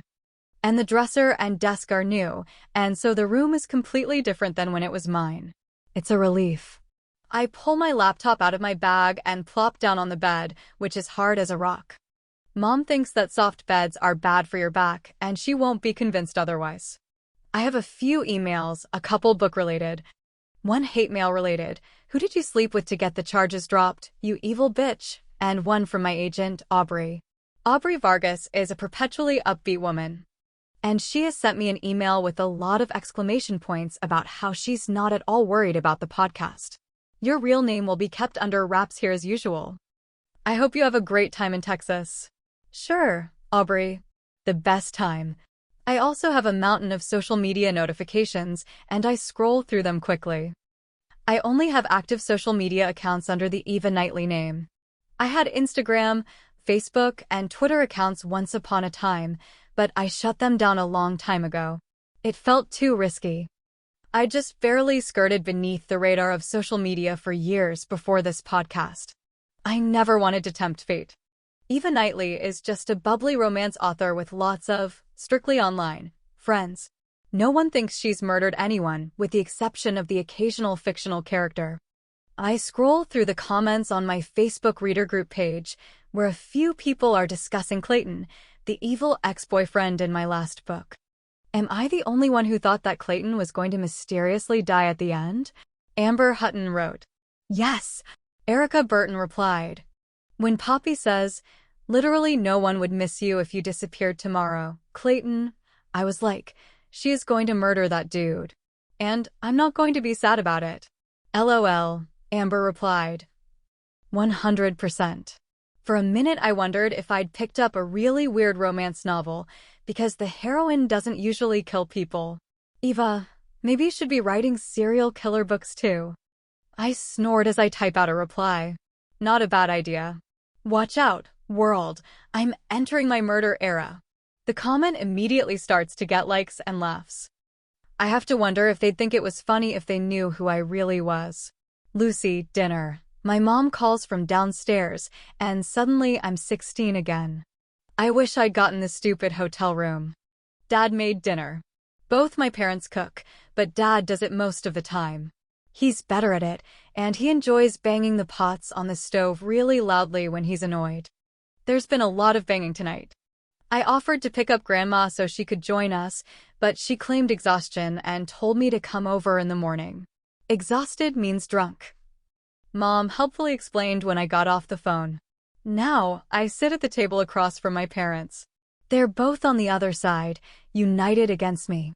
Or maybe they always sit there. It's weird. But perhaps they don't want to look at each other. I take a bite of roast chicken.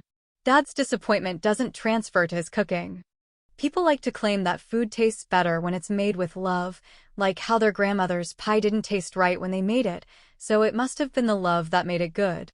This is bullshit, in my opinion. It was probably just extra butter or better quality sugar that made it good. Dad's cooking is proof of this. It is not made with love. It's made with resentment and disappointment. And it still tastes fucking great. How's work, Lucy? Mom's using her long, peach fingernails to slowly peel the skin off her chicken breast.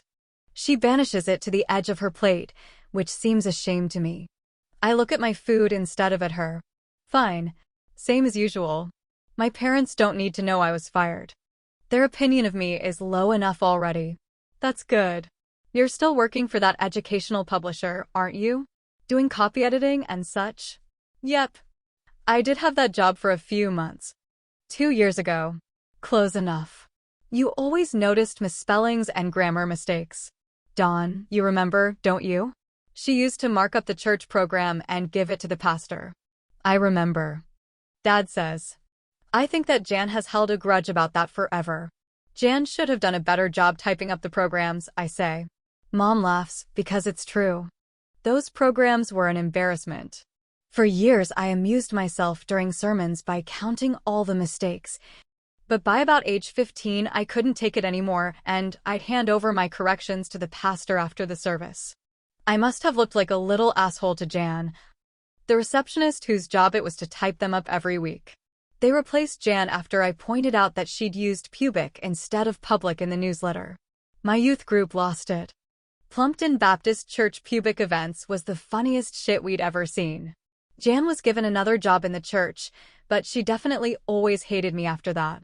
It's not my fault that Jan couldn't be bothered to proofread her work. I wonder whether anyone, besides my parents, remembers that now. Aggressively copy-editing church documents seems rather tame, considering the events of the next few years. Listen for the Lie podcast with Ben Owens. Episode 2, She Would Not Hesitate to Cut a Bitch. There's a wealth of information out there about Savannah. Most of her friends and family have been forthcoming with stories about her life. But Lucy? She's more of a mystery. A lot of people I spoke with said they wanted the focus to remain on Savannah, not on Lucy. Savannah was the one who was murdered, after all. However, you can't talk about Savannah without also talking about Lucy. So, I pressed people for details about her and what they remembered about her from before the murder. Here's Ross Ayres, who grew up in Plumpton and went to school with Lucy. Lucy she was okay when we were little. She was sort of nice, I guess. But later I don't know. She what? Ross, Do I have to be politically correct about murderers now too? Jesus Christ. She was a bitch, okay? She was a huge fucking bitch. Chapter 8. Lucy. The next morning, I go to see Grandma. I invite Mom, hoping she'll say no, but she grabs her crutches and hobbles out to my car. Has she sent you a picture of the house? Mom asks as I navigate the streets of Plumpton. I remember them well, much to my dismay. No. God, it's awful. I'm so embarrassed. It is not awful. It is, however, supremely weird. I stand in front of it and cock my head. Huh. Mom grunts as she digs her crutches into the dirt and stops next to me. She sold her old house, which was paid off. I'd like to add to buy this thing. It's pink. Yes. I feel like she should have mentioned that. She had them paint it that color on purpose. It was supposed to be brown. Huh. It's 250 square feet. Who in the world wants to live in 250 square feet? Grandma, apparently. And why is it on wheels? Where is she going to take it? She's never left Texas. That, I must admit, is a good point. The tiny house is kind of cute, actually. It's basically a square box on wheels, but it has a certain charm. And it's not just the cheery pink color. There's a garden on the left side, and in front, 2 chairs and a small table. It's on a plot of land surrounded by trees. A much larger home barely visible in the distance. The door opens and Grandma steps out. She wears a loose, faded blue dress with white daisies dotting the hem. Her gray hair is pulled into a bun and her lips are a bright pink color that almost matches the house. I don't think I'll look that good when I'm 80. Lucy. She spreads her arms wide. I walk across the grass to embrace her. She holds me at arm's length when I pull away. You're not just my favorite grandchild, you're also the most attractive one by a mile. Mom. Mom stops next to me with a grunt. I wish you would stop saying that. It's so rude. It's only rude if you tell the other ones. Grandma turns away, waving for us to follow. Come in. I made iced tea. I follow her inside, cold air blasting my face as I step out of the heat. Mom shivers. One upside of a tiny house, easy to keep cool in the summer. Or freezing cold. If you're Grandma. For 250 square feet, the house makes impressive use of space. There's a kitchenette to my right and to the left. A sofa against the wall with a television mounted opposite it. For a moment, I wonder whether she sleeps on the sofa until I see a roll-out bed tucked into the wall. There's a bathroom in the far corner with only a curtain for a door. Sit down, Kathleen. You're making me nervous on those crutches. Grandma points at the couch and Mom obediently sits. I put her crutches against the wall. See, I can just move the table around when I have company. Grandma slides the small square table so it's in front of the couch. I sit on one of the stools she pulls from underneath it. It's very nice. Mom shoots me a look like I shouldn't encourage her. Grandma pours tea from a jug into 3 glasses, and then plunks 2 of them on the table. They're stemless wine glasses, the kind you're supposed to use for red. I only know this because Nathan is insufferably pretentious about wine. I like to drink my wine straight from the can. I'm glad you think so.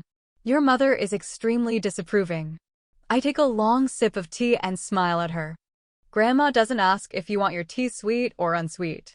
There's only one way iced tea is made, in her opinion, sweet enough to leave a nice coating of sugar at the bottom of the glass. She is correct. Mom waves her arms around in a way that feels disapproving. You had a 3-bedroom house. And now you live in a closet. Tiny houses are very hip. Millennials love them. You're not a millennial. She shrugs once, a shrug that would make Arya Stark proud. Mom looks at me. 2 matching vertical lines have appeared between her eyebrows. Her old house was lovely. It had those big windows in the kitchen and a sunroom in back. She says this to me like I don't remember the house just fine. Like I didn't spend many evenings there as a kid to avoid the yelling and tension at home. Grandma and I would sit at the kitchen table, eating candy that would ruin my dinner, while staring out the huge windows at the neighbor who always had to chase her little dog down the street. The sunroom was too hot most of the time anyway, I say. Mom sighs. Grandma nods in agreement and then reaches into a cabinet to grab a bottle of vodka. She pours some into her tea. Mom purses her lips. Mom, it's not even noon. What's your point? She pours a little more into the glass. Lucy, you want some? No, thank you. I try not to laugh. I seriously don't understand developing a drinking problem in your 70s, Mom says. Grandma sits at the head of the table. Why not? Way I see it, seems like the perfect time to develop a drinking problem. It's dull as hell around here. I'm pressing my lips together hard to keep from laughing. Mom mutters something I can't understand. Let's give it a rest for today, shall we? Grandma takes a long sip of her drink. You can resume judging all my life choices after Lucy goes back to LA. Mom sighs heavily but doesn't argue. She adjusts the front of her pale green blouse. Like having her neckline in order might fix the situation as well. How's LA? Grandma asks.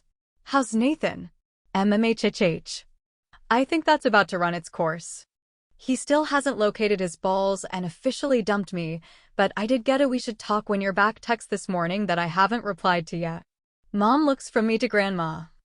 A tiny frown on her face. Mom didn't know about Nathan. It occurs to me now that Mom probably has no idea how often I talk to Grandma. Far more often than I talk to her. Grandma has also noticed Mom's expression and now looks very pleased with herself. And how is Plumpton? Different than when you left? A little. There's a Starbucks. Mom drinks her tea and makes a face. She puts it down, nudging it to the other side of the table. Did you give some thought to what you want to do for your party? Oh yes, I made a list. She jumps out of her chair. She moves like she's many years younger than 80 and grabs a piece of paper from the kitchen counter. She hands it over to me. It's a list of people to invite. A few food suggestions and a list of cocktails. At the bottom, in capital letters, it says P. Instead of cake? I point to the word. Yes, several types of pie. But definitely pecan. And apple. And peach. I laugh. Okay. I'm sure Dad can handle that. Mom nods. Dawn makes an excellent apple pie. Grandma looks at me. You know that radio host is in town? Podcaster, Mom. They call them podcasters now. Mom glances at me and then quickly away. I rub the goosebumps on my arms. Mom told me. The very large bottle of vodka is still on the counter. I imagine smashing it into Mom's head. A soft voice whispers in my ear, "Let's kill." Has he ever tried to contact you? Grandma asks. Let's kill. Not now. I shake my head and the voice away. He emailed me. Mom blinks. About what? About doing an interview. What did you say? Nothing.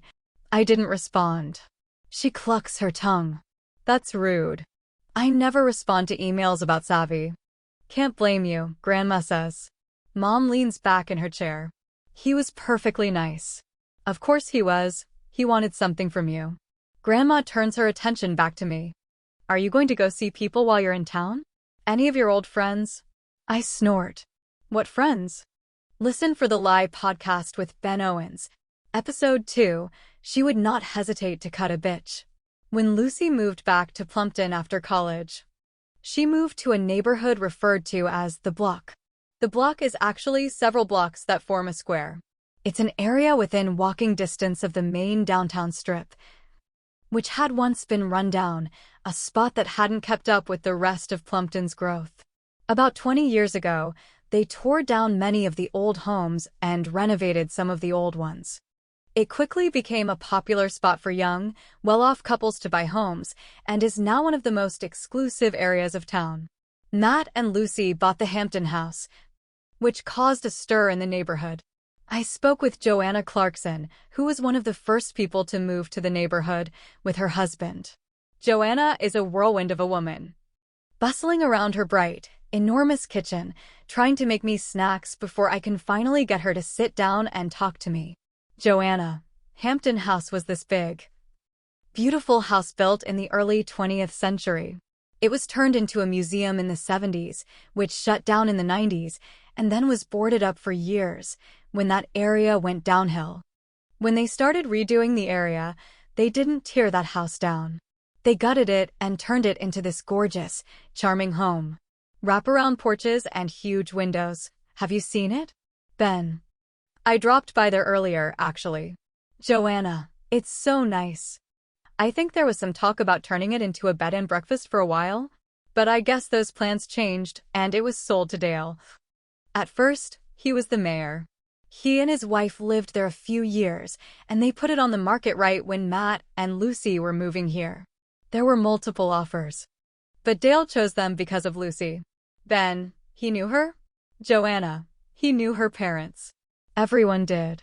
It just felt right that it should go to her, considering her family's history with the town.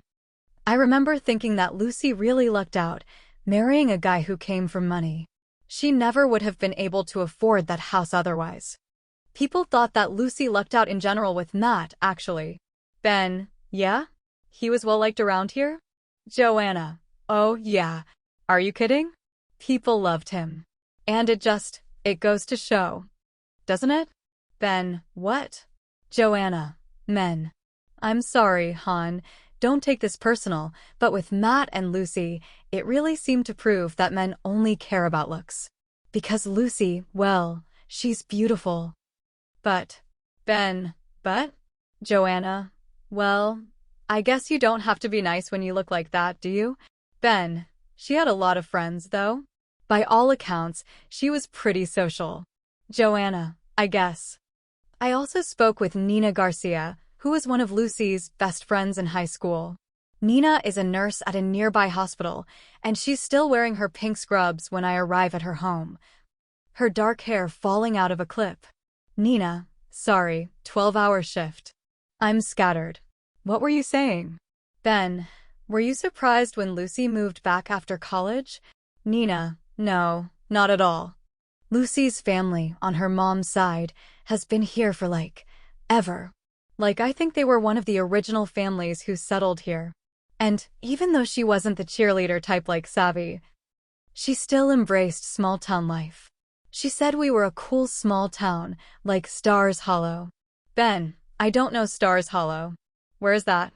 Nina, from Gilmore Girls, Ben. You need to brush up on your early 2000s television. Ben, I will get right on that. Nina, except with more wine. We're Stars Hollow, but with more wine and cowboy boots. Anyway, Lucy and I grew apart a little in college. We went to different ones, but I was excited when she texted me that she was moving back with Matt after the wedding. She said he'd fallen in love with the town when they visited her parents, and he wanted to open a brewery/restaurant thing. Thought it would be perfect since we have so many tourists. Figured he could get the husbands who weren't into wine. Didn't work out, I guess. It was only open a few years. Ben, so, you two reconnected when she moved back? Nina, sort of? I mean, that was the plan. But we had both changed, and it was kind of hard. I was about to give birth to my first, and she wasn't even thinking about kids yet, so we didn't really have a lot in common. And my ex was, well, he preferred for me to be home. And then Lucy started hanging out with Savvy and some of the women in her neighborhood. The friendship just fizzled. High school friendships don't always transfer to adulthood, you know? Ben, sure. Nina, and Lucy and Savvy, they had one of those intense, obsession-like friendships, you know? Ben, I don't. Nina, I guess it's mostly women who do it. But sometimes you meet a girl who is just like your soulmate. Not in a romantic way, but in a friend way, which can almost be more intense. You could tell that Savvy and Lucy were in one of those intense friend-soulmate relationships. Ben, an intense relationship usually has pretty serious ups and downs. Did they fight? Nina, I don't really know. I didn't hang out with them much. Ben, I've heard that Lucy has a temper. Did you ever see that? Nina, I mean, I don't know. Would people say she had a temper if she was a man? They'd say she stood up for herself when it was needed. So that's what I'm going with. Lucy wasn't afraid to stand up for herself. Chapter 9. Lucy. I don't realize it's Saturday until I step into the grocery store. I have no sense of time without a job. But, apparently, it's Saturday. So the entire town of Plumpton is out shopping for groceries. There are two large grocery stores in town, but the other one is shitty and gets whatever produce was left over. Still, I should have gone there. Because from the moment I walk in, I can tell that people recognize me. No one in Los Angeles has ever recognized me. Pre-podcast. I was only famous to a tiny murder-obsessed corner of the internet. There are far more exciting people to see in Los Angeles. A guy from one of the cop shows shops at the grocery store near my house. No one is going to notice a maybe murderer when the dude who has been looking mildly annoyed by his gorgeous partner for 8 seasons is squeezing avocados in the produce section. But there are no avocado-fondling actors in Plumpton. I am the biggest celebrity in town. I push my cart past a large bin of toilet paper, trying to pretend that a woman with a helmet of gray hair isn't openly gawking at me. I wonder whether I should know who she is. I've tried my very best to block out all my memories of the people in this town, except for Savvy. Savvy is the only memory I want, ironically. Mom made a list, some general stuff they need like eggs and bread, plus a few things for the party. I push my cart through the aisles as fast as I can. Mom didn't put buttermilk on the list. But I grab it anyway, hoping it will encourage Dad to make biscuits. And chocolate sheet cake. If I have to be here, I'm at least going to eat some of Dad's food. I pile the food into my cart. Grab several bags of candy. Sugar is my main weakness, unless you count my inability to stop murdering people in my head, and make my way to the very long checkout lines. Lucy? The baffled, familiar voice rings out loud enough for at least half the store to hear. I try not to wince as I turn to find the source. Nina Garcia stands in the next checkout line over, her mouth literally hanging open. Wow! Hi. She plants her hands on her hips, which are a bit wider than last time I saw her. She's caviar all over, actually. She's the sort of woman who looks nice in those dresses that cinch at the waist. I look terrible in those dresses. Like a stick wearing a sack. Hi, Nina. I try to smile.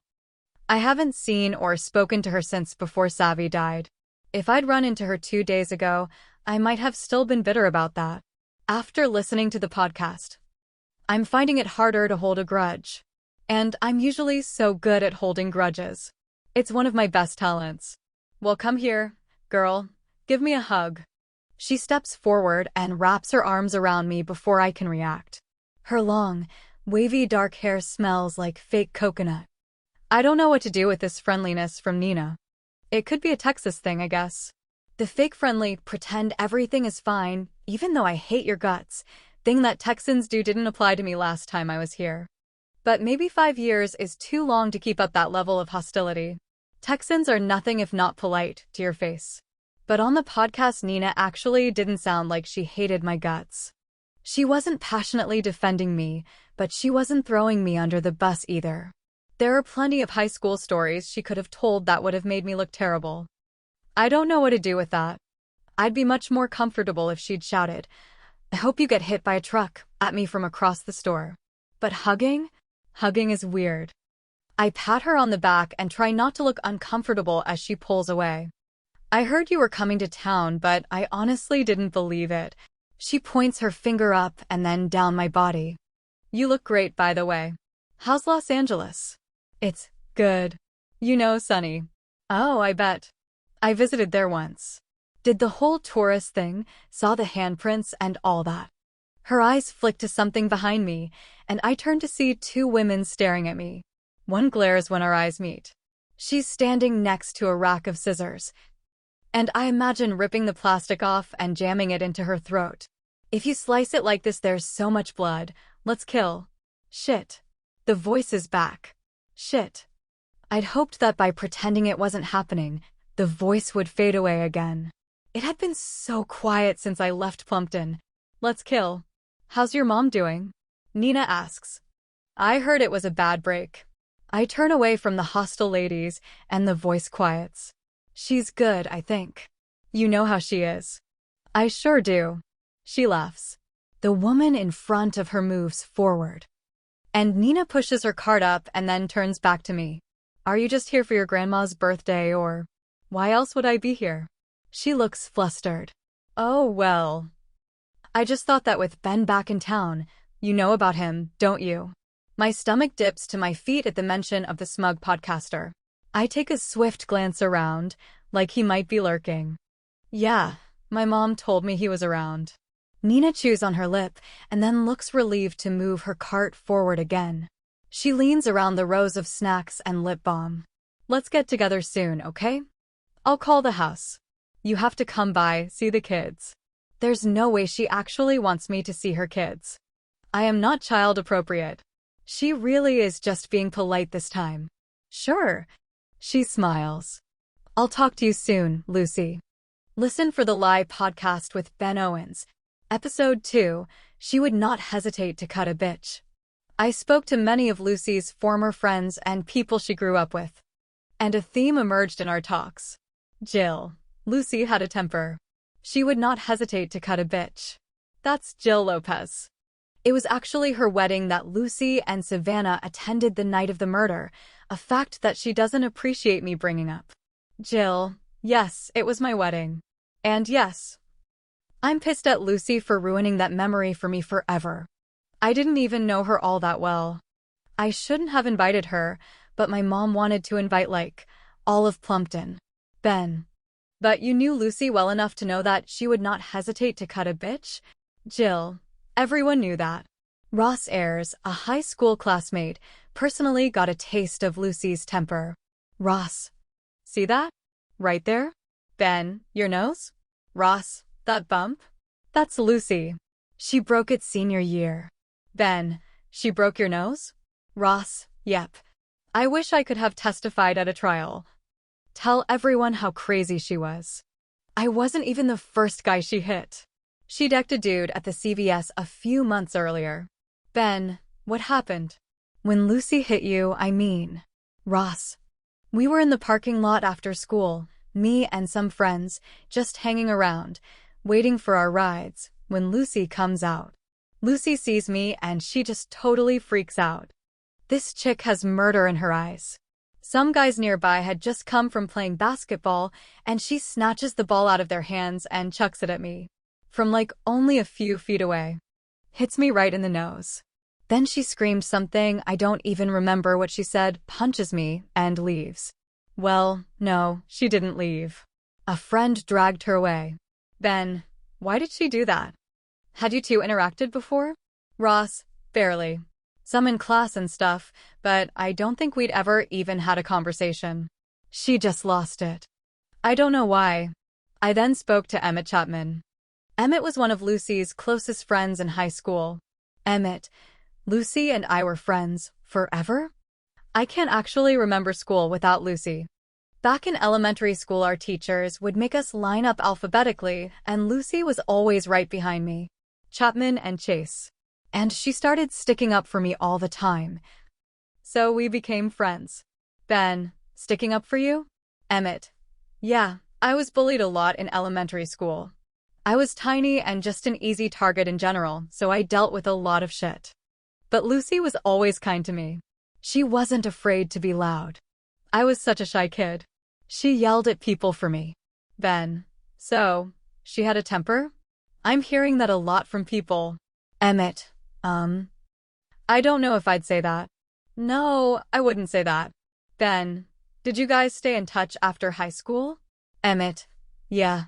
We both went to UT, but we didn't hang out as much after freshman year. We just fell in with different crowds and did our own thing. But we both came back to Plumpton after graduation, and we became good friends again. I actually hung out with Matt and Lucy all the time. With the woman I was dating back then. They were our couple friends. Ben, were you friends with Savannah too? Emmett. Yeah, definitely. Not in high school, but later, when we all moved back, yeah. Ben, were you too close? Emmett. No, I was better friends with Matt and Lucy. But Savvy was always really nice to me. Savvy was nice to everyone. Ben. How would you describe Lucy and Savannah's relationship? Emmett. They were close. I don't know what else to say. People always seem to want me to uncover some big hidden secret, or say that I could tell they secretly hated each other, but I didn't see any of that. Ben, what did you think when you heard that Lucy was the prime suspect in Savannah's murder? Emmett. I was shocked. Never in a million years did I think Lucy would hurt Savvy. Chapter 10. Lucy. Sunday evening, Grandma sends me to pick up dinner for the two of us at Plumpton Diner. On my way out, Mom informs me that their salads are disgusting and warns me against ordering one. Who orders salad at a diner? I ask, 1 foot out the door. The sticky humidity and chilly air conditioning mixing together in a weird, unpleasant way. She sniffs. Well, everything else there is dripping in grease. Sounds delicious. I escape before she can invite herself along. The diner has been around since I was a kid, and it looks exactly the same on the outside. On the inside, the seats have been upgraded from cracked red plastic to a much nicer shade of blue. It's cleaner than I remember. I walk to the counter and ask the red-haired teenager standing there about our order. Judging from the bored look on his face, he doesn't appear to recognize me. It's not ready yet. He looks down at his phone, scratching at a pimple on his cheek. You can sit wherever while you wait. I slide onto an unsteady stool at the counter, glancing around at the other diners. It's early for dinner, 5 o'clock, and the place is pretty empty. There's a couple in the corner. A mom with her 2 kids at a table nearby. And a dark-haired man by himself in a booth by the window, staring at me. I recognize him right away. Ben Owens. Smug podcaster. He lifts one hand. He's waving at me. I almost laugh. And then, I imagine getting back in my car and ramming it into the side of the diner. Straight through the window. Ben's body sprawled out on my hood. Hitting him with your car is boring, the voice whispers in my ear. Put your hands around his neck until you can feel the life drain out of him. That'd be fun, right? He probably deserves it. They always deserve it. Let's kill. Shut up, I tell the voice calmly. It can't be a good sign that I've started talking back to it again. Ben doesn't move, but he tilts his head slightly. An expectant look on his face. It's an invitation, maybe. I imagine that he'll just get up and walk over to me if I decline the invitation. I slide off my stool and walk across the diner. Such a lovely throat you have there, sir, the voice says. It would be a shame if something happened to it. He smiles, flashing his perfect, white teeth. Braces and regular whitening. Those teeth did not happen by accident. I suspect that nothing about Ben Owens is an accident. He extends his hand.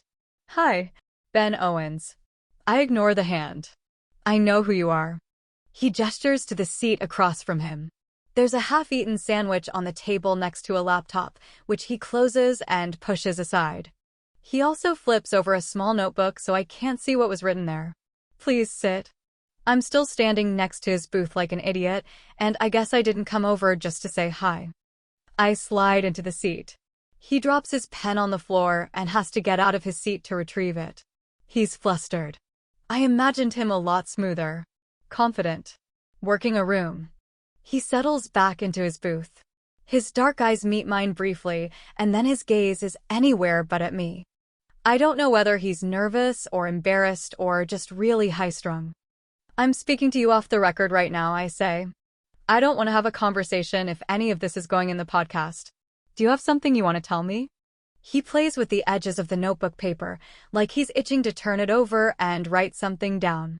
His fingers are long, the nails neatly trimmed, and I quickly look away. No, nothing in particular. I just wanted to make it clear that this isn't me consenting to an interview. Okay, off the record. Okay. I heard you were in town. How's your mom? She's fine, thanks. I heard you were in town too. Why? Because you're here. I cock an eyebrow. At least he's honest.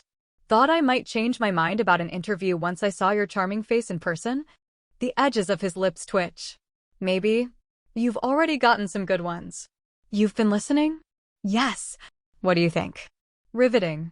Thank you. He apparently didn't notice, or chose to ignore, my sarcasm.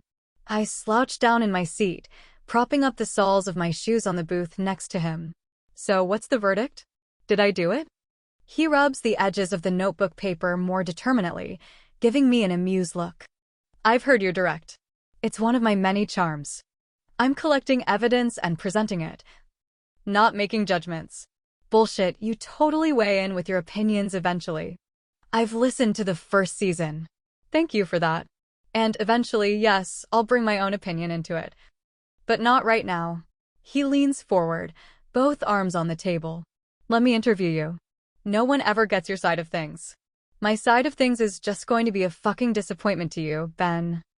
I still don't remember anything. Not that.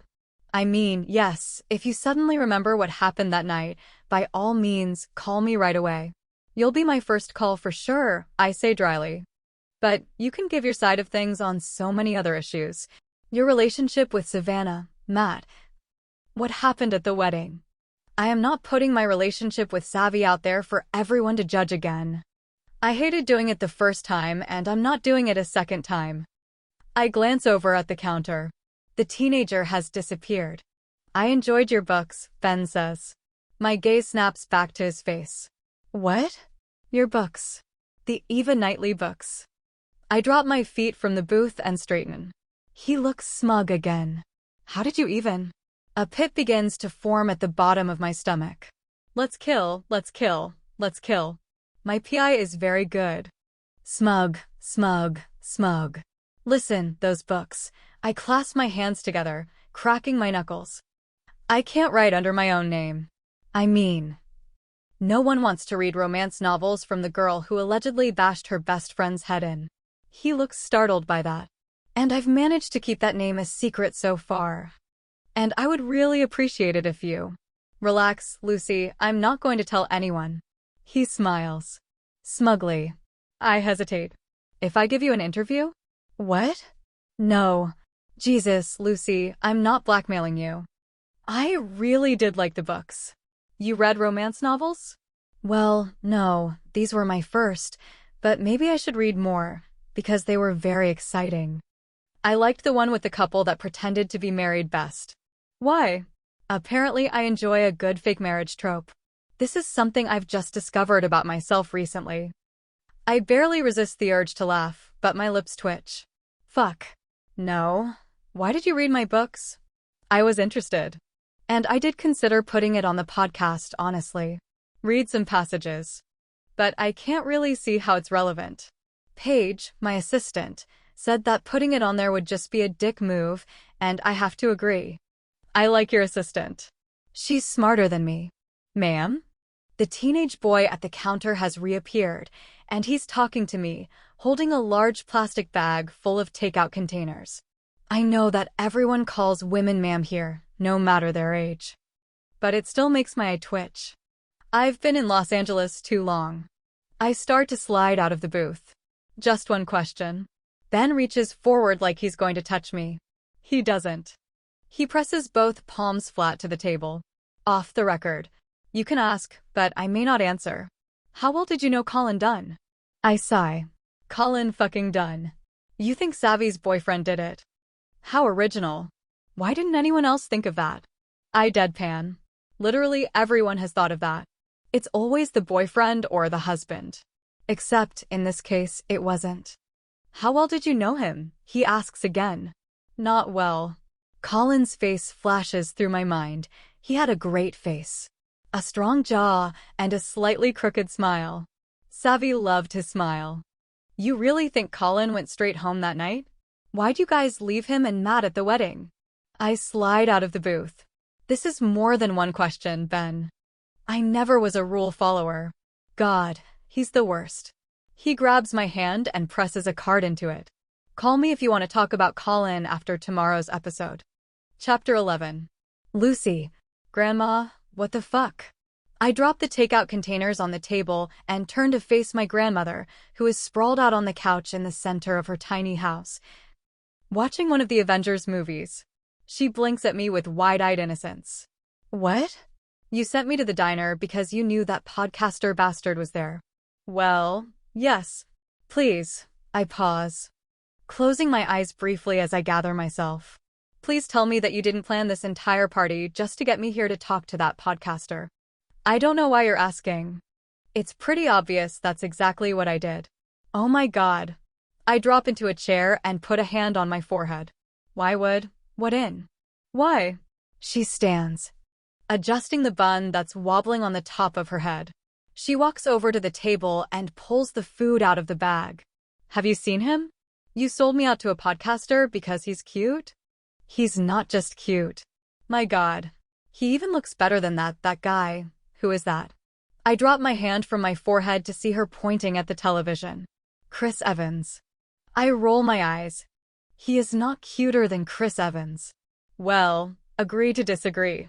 She puts my burger and fries down in front of me. But no, I did not sell you out because he's cute. I'm just saying that it might have helped when he showed up at my door with that smile. Smug smile, I mutter. Oh yes, very smug. That boy is extremely impressed with himself. She laughs and walks to her mini fridge. Her loose green dress swishes around her calves. Do you want a beer? No, thank you. She cracks one open for herself and then sits down at the table. She pops a fry into her mouth. I think that he's your best shot. Best shot at what? At figuring out who killed Savannah. We spoke for a long time, and he was very straightforward with me. He wants to find out the truth, not just hang you out to dry like everyone else. I take a bite of my burger to avoid having to reply to that. I don't want to tell her that the idea of Ben finding the truth terrifies me. She points at me. Her fingernails are bright pink, the color chipped at the ends like she's been picking at it. Don't get that look. What look? Like you've decided you're guilty and have something to hide. Let's kill. I take another bite of my burger. I told him I'd convince you to let him interview you, she says. Bold of you to think you could actually do that. Lucy, let's not pretend that you're not going to do this for me. She pats my hand. Damn it. You need him, she continues. I do not need that idiot. Yes, you do. People believe men. Especially men who look like that. If he says you didn't do it, if he even casts enough doubt, people will actually believe him. Look at that Ronan Farrow fellow. No one believed that movie man assaulted all those girls until he said it was true. I sigh because she's right. Of course, that also means that if Ben decides I did it, I'm extra fucked. He solved a cold case on the first season of the podcast, Grandma says.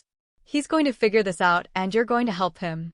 The Harpers hired 3 different PIs and came up empty. How is Ben going to suddenly solve this?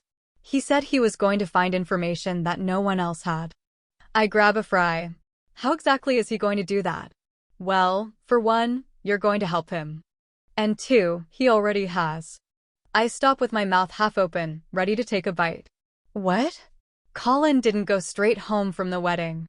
Listen for the Lie podcast with Ben Owens. Episode 3, Matt was too good for her. Colin Dunn had been dating Savannah for a few months when she was killed. I'll let him introduce himself. In his own words, Colin, I was a real shithead. Laughter, yeah, man, I was just not into that whole small-town life. I hated every second of it. And I hated myself for not being brave enough to just hop a bus out of there. I sort of took that out on Savvy a lot. Ben, took it out on her? How? Colin, I wasn't that nice to her. I know I probably shouldn't admit that, or I should. Like, try to make myself look good, but whatever, man. I just feel like I should be honest about it. Ben, take me back a bit. How'd you guys meet? Colin, at the bar where she worked. I wasn't old enough to drink, but I had a fake ID, yo. Can I say that? Am I like admitting to a crime? Ben, you're fine. Colin, yeah. So I was 19 or 20 or whatever, and I had a fake ID. I don't think Savvy knew it was fake. No, she definitely didn't know. I always felt like I was a bad influence on her. She was just the nicest, sweetest girl, and I was not the nicest guy. I think if I had met her a few years later, I could have been a better guy for her, but, well, she got murdered. Which is a bummer. Ben, it is indeed a bummer. Colin, anyways, we met at the bar and hit it off right away. Ben, this was when? Colin, that was early in the year, like January. So, like 4 months before she died. Ben, and you dated up until she was killed? Colin, I don't know if dated was the word. We weren't, yeah, you know. Let's just say we dated. Yeah. Savvy was a nice girl. Nicer than me, that's for sure. Ben, did you know her friends? Colin, sort of. Some of them.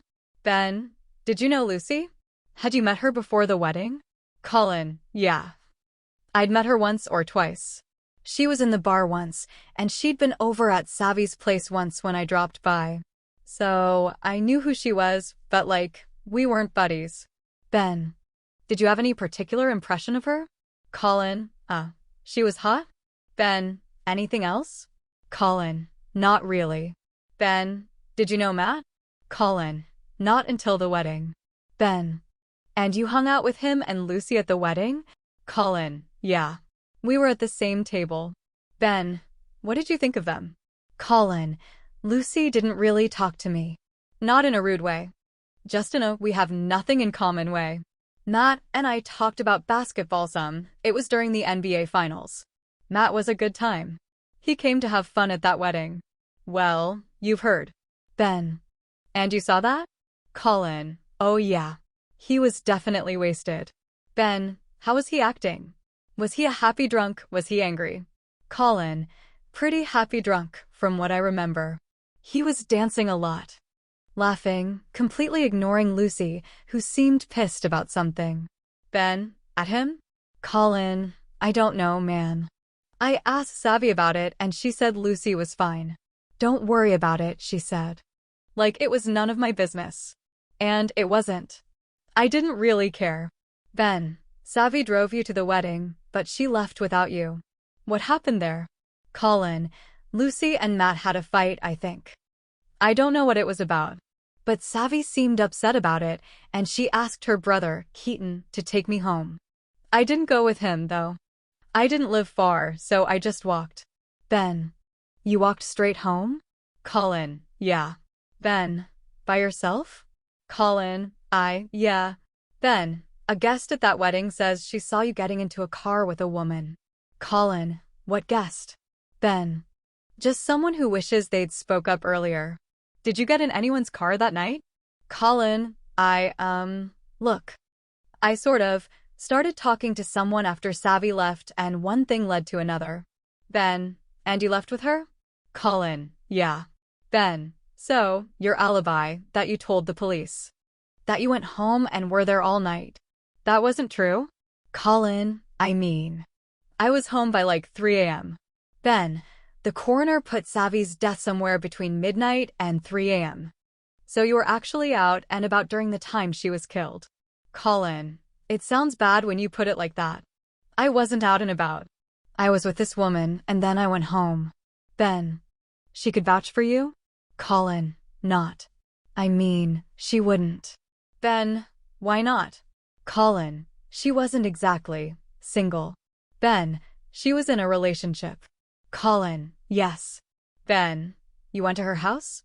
Colin, no. Ben, where'd you go? Colin, just her car. She drove it a little bit down the road and I don't think anyone at the wedding even noticed we were gone. They definitely didn't notice I was gone. Anyway, if her husband was suspicious, I don't know. Ben, and then she drove you home? Colin, no, I walked. She had to get home. Ben, you walked home alone at what? 1 a.m.? 2. In the rain? Colin, it's a safe town, man. Ben, I'm just trying to clarify the timeline here. You were out alone during the time Savi was killed. But you lied to the police and said you walked home right after she left. Colin, I didn't kill her. Ben, but this is the correct timeline now? Colin, I didn't kill her. Yo, can we start again? I feel like I messed this up. Chapter 12. Lucy, did you call Ben? I glanced down at the text Grandma just sent me. You're sure you don't want roses? Your mom said pink roses. The florist frowns at me suspiciously, like I've come into her shop with the intention of ruining my grandma's birthday party. I press the call button on my phone and put Grandma on speaker. She picks up right away. Hello? Grandma. Opinion on pink roses? Tell your mother I will vomit on her pink roses. I raise my eyebrows at the florist. She purses her thin, red lips. Like she's very insulted on behalf of pink roses everywhere. I take Grandma off speaker and press the phone to my ear. Party planning is going terribly and your birthday is going to be a disaster. Can't wait. Have you listened to today's interview with Colin? Did you call Ben? I'm still thinking, traitor. I'll call you later, okay? I have to stop this pink roses disaster. Oh, yes. Please do. I press end on the call and return my attention to the red-faced florist. Gerber daisies. No roses of any color. I return to my parents' house to find Mom trying to sweep the floor with one hand while holding on to a single crutch with the other. I drop my purse on the kitchen table and take the broom from her. Thank you, hon. The girls are coming over in about 10 minutes, and I can't have this place looking like a pigsty. She fluffs her hair, which is already fluffy enough to make most Southern women proud. Who are the girls? I sweep some crumbs out of a corner and into the pile. Mom hobbles over to the couch. Just some friends. They come over every other week for tea. We do a book club sometimes, but not today. We just did a book last week. Which one? Oh, I don't know. I never read them. Who has the patience for reading anymore? I snort as I sweep the dirt into the dustpan. She twists around to look at me. You stopped by the restaurant to look at the room? Yes. It's very nice. And approve the menu? They gave me a sample of their meatballs. Highly recommended. I dump out the dustpan and return the broom to the closet. I heard from Janice today that she and your Uncle Keith are all booked at the inn, so no need to worry about that. Ashley and Brian too. I was definitely not worried about that. Your Aunt Karen too, she says, ignoring me. All set. No one needs rides. They're driving in from Houston. I was definitely not going to offer a ride to the family members I haven't spoken to in years. Did you talk to the florist about the flowers? Mom asks. Yep. She's going to do centerpieces with pink roses? She sure is. I head to the stairs. I should make myself scarce for this, right? Goodness, no. I told them you'd be joining us. Don't embarrass me. Way too late for that, wouldn't you say? I meant don't embarrass me by going to hide in your room when I said you'd be joining us. All right. It's your funeral.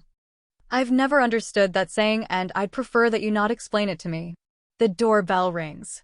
Mom fluffs her hair one more time and waves for me to answer it.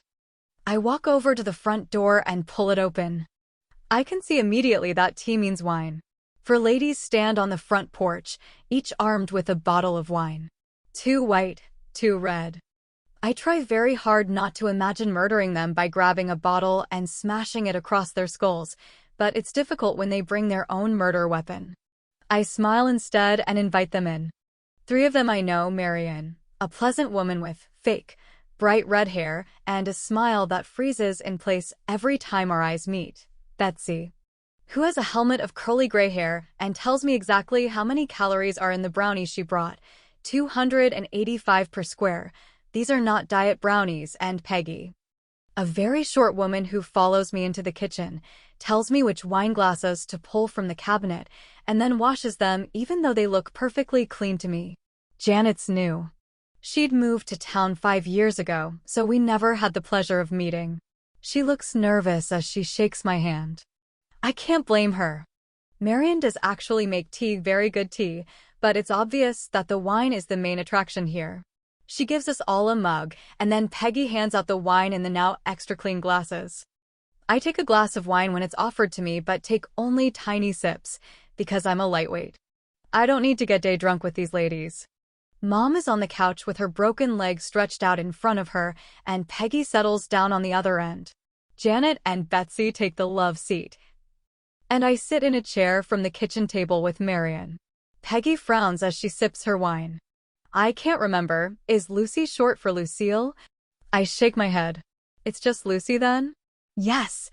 Peggy raises her eyebrows like she disagrees with my parents' naming choices. I glance at Mom, but she's smiling pleasantly. I grab a 285-calorie brownie from the coffee table and take a bite. It's a damn good brownie. These are amazing, I say. Betsy beams. Marion looks at Mom. How are plans for the birthday party going? Mom sighs dramatically. Oh, it's fine, I guess. Mom's no help. Though, she just keeps asking what kind of cocktails we'll be having. A woman after my own heart, Janet says, and drains her wine. Betsy refills it for her. It's been quite an ordeal calling everyone in the family and getting them here on such short notice, Mom continues. I'm wondering if this whole shindig was a bad idea. Of course it wasn't. Janet says. It will be lovely to have your whole family in one place again. You're helping your mom, aren't you? Peggy asks me accusingly. Lucy's been very helpful, Mom says quickly. But she couldn't help with the calls. Some of my family would be very startled if Lucy called them up suddenly. I can't imagine why, I say dryly. Janet looks horrified. Betsy shifts. Clearly uncomfortable. Peggy appears delighted. Oh, stop. Mom takes a long sip of her wine. We're all thinking it, so we might as well say it. Why not? I grab another brownie. Those are 285 calories, Betsy says. I know. I just thought you might have forgotten. I take a bite. I didn't. Are you one of those women who can eat anything they want and not gain weight? Marian asks. She looks extremely offended by this. More offended than when my mom not so subtly brought up my being a suspected murderer. She's genetically predisposed to be thin. Janet gestures at Mom. She runs like 10 miles every morning. Mom says. Not 10 miles. Not every day, anyway. But, yeah, I can eat whatever I want and not gain weight. This is not true, but I enjoy the sour look that comes over Marian's face as I say it. I take another bite of the brownie. Anyway, I think Lucy could take over some of the planning, even if your family will be startled to hear from her, Peggy says. I shrug. I'm fine with it. See?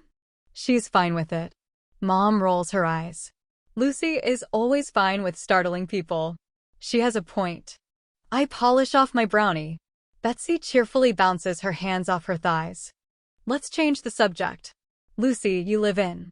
Have you met that boy? Peggy interrupts. The one doing the podcast? What's his name? Ben, Janet says. Right, Ben. He's certainly good-looking. Isn't he? Not sure what he's doing in radio. Should have been an actor. He looked like a baby to me. Marian tugs on a lock of red hair. Younger than my son. Is he even out of college? Mom takes a brownie, clearly influenced by my good decisions. He's about 25, I think. 28, I correct. Everyone turns to look at me. You've listened to the show? Peggy asks. Yes. There's a new episode today, Janet says. It's very well done, isn't it? Who do you think cheated on her husband with that Colin boy? Peggy whispers loudly and then cackles. I've only listened to half of today's episode, but I've always thought that Colin is too dumb and lazy to kill anyone. I decide not to share that, since I'm the only other suspect at this point. I'm riveted. Can't wait to find out if I did it. Janet's mouth drops open. Lucy, stop trying to shock people, Mom says pleasantly. I don't really have to try, Mom. Anyway. Peggy clears her throat. Kathleen, how's your leg? Chapter 13. Lucy. I try to avoid going by Hampton House. I tell myself that I do not need to see it. And that I really don't need to risk running into Matt, who is living there with his new wife. But I end up driving across town anyway. No one has ever accused me of making good decisions. The sun has just slipped away when I arrive, the street lamps clicking on. The lawns are still perfectly manicured, and there isn't a single car parked on the street. The homeowners association is always watching. I pull up to the curb in front of the house and turn off the engine. It looks the same. The flowers I chose to line the front of the house are still there. So are the misters above the porch. My best effort to make the porch comfortable in the summer months, it didn't work. Through the front windows, I can see the whitewood shutters I chose, shut tight. I guess it doesn't make sense to get rid of custom shutters, but I'm still surprised she didn't trash them. I might have worried they were cursed. I might have burned everything in a house where my new husband's murderous ex-wife used to live. I enjoyed decorating the house, even though I hadn't really even wanted it. Matt was the one who was enchanted by it, by what it would say about us. That house will make us the stars of that town, he'd said. Everyone will be talking about it. He was right, of course. The whole town was buzzing about it. Matt's right about everything, though. Just ask him. I'd been reluctant to take money from Matt's parents, the only way we could afford the house. He dismissed that concern. They'd put aside money for his first house years ago. He said it like, Obviously they did that. Who doesn't put aside nearly $1 million for their son's first house? Obviously. I'd never gotten the hang of the rich person lifestyle. There was so much guilt involved. Every time his parents would come over, there were little jabs thrown everywhere. Remarks about upkeep and resale value. A snide comment about the brewery, which they also paid for. I'd rather be broke in an apartment with a foot-fetishist landlord than deal with that. A car turns onto the street, and I quickly turn the key in the ignition, turning my head so the driver can't see my face. I watch it get smaller in my rearview mirror and slowly let out a breath. A knock on the window makes me jump. I turn to look out the passenger side window. It's Matt. Listen for the Lie podcast with Ben Owens. Episode 3, Matt was too good for her. Stephanie. I'm sorry, but Matt was too good for her. Ben, why did you think that? Stephanie, it wasn't just me who thought that. It was a pretty common sentiment. I spoke to a lot of people about Matt, including Stephanie Gantz, who was friends with Matt and Lucy and lived in the same neighborhood. She squeezes in an interview with me between shuttling her teenagers to soccer practice. Stephanie. Matt was just so friendly. So easy to be around. He came over and had a beer with my husband the first day he moved in. I didn't meet Lucy until a few days later. I'm from here. But I'm a good 10 years older than Lucy, so I didn't know her when she was younger, and it was just like, okay. Not the warmest lady you'll ever meet. It's weird that she and Savvy became such good friends, actually. Ben, why is that? Stephanie, because Savvy was a sweetheart. Bubbly and charming, just the whole package. She would have been a better match for Matt, if you want to know the truth. Ben, but you and Lucy became friends eventually? Stephanie, acquaintances, I guess. I lived down the road. And we're a tight-knit bunch here. Lucy never quite fit in, though. She was so young. Me and the other ladies. I probably shouldn't say this, but oh well. We all used to joke about Lucy being Matt's first wife. We always knew a second would be coming. Ben, because they were young or something else? Stephanie, because they were young, for sure. At that age, it seems fun to have someone who is your opposite. Later, you realize that it's exhausting. You want someone who brings peace to your life, not someone you're always at odds with. Matt and Lucy were at odds. Ben, do you mean that they fought a lot? Stephanie, oh, they definitely fought a lot. You could tell when you saw them together. They'd be doing that thing where you're trying to subtly fight but hope no one notices. But you could hear the yelling coming out of their house. It was that loud. Ben, who was yelling? Matt or Lucy? Or both? Stephanie, both. Ben, was that ever cause for concern? Did anyone ever call the police? Stephanie, oh goodness, no. Of course, knowing what I know now. I might have feared for Matt's safety a bit more back then. And, of course, I feel so bad for Matt now with everything. Ben, you mean with Savannah's murder? Stephanie, well, no, I mean Kyle. Kyle Porter. You know about him, of course. Ben, I've heard some things. Stephanie, you should talk to Kyle. Chapter 14. Lucy. I roll down the window like an idiot. Matt leans into the car, casually resting both forearms against the bottom of the window, his hands hanging over the passenger seat. He has great hands, long fingers, and nails that he keeps perfectly trimmed. I have a thing about hands. I once ghosted a guy after one date because his nails were long. That was it. He was really nice and cute, and we had a great time. But I wanted to hurl every time I thought about those fingernails. He's wearing his dark hair much shorter these days. I wonder whether he's starting to lose it. The petty part of me hopes so. His eyes were the first thing I noticed about him, blue and bright, and they're hard to look away from, even now. Hi, Luce, he says. This is a real shit stain of a situation I've gotten myself into here, so I say nothing. I imagine closing the window, trapping his neck, hitting the gas, and dragging him down the street. Let's kill. Were you going to knock, or just sit out here all night? He asks. I sigh. I was just driving by. You're parked. I was curious to see how the house looked. He glances back at it. And then at me. Since you're here, do you want to come in? I give him a truly baffled look. I don't think your wife would appreciate that. We're getting divorced. She moved back to Houston. I try not to smile. I swear to God, I try not to be the asshole that I am, but I utterly fail. If he sees the twitch of my lips, he pretends not to. Come in, he says. Have a drink. He's got that glint in his eye, the one that means he's already debating whether to have sex in his bed or on the kitchen table. He loved having sex on the kitchen table. We picked out a very sturdy one specifically for that purpose. I wonder whether he still has it. No. Shit. No. I am not doing this again. I look out the front window. You sure you want to be alone with me? Lucy. He sighs heavily. It's his Lucy is being ridiculous again sigh. Lucy, just go to your parents. Please? Just for a few days. I need to think. He stood near the front door as he said those words to me, nervously cracking his knuckles. I remember thinking he was poised to make a quick escape. He looked terrified. Of me. I'd been home from the hospital for less than 24 hours. The police hadn't started seriously questioning me. The media hadn't even turned on me yet. But Matt? Matt was sure I was guilty. My husband was too scared to be in the same house with me. Maybe some other time. I put the car in drive, and he steps back onto the sidewalk. I don't look in the rearview mirror as I drive away. Chapter 15. Lucy. I spot Ben as soon as I walk into the diner, sitting at the same table as last time, typing on a laptop. He looks up and smiles at me. Grandma was right about one thing. He's got the smile of a superhero. No need to panic, ma'am.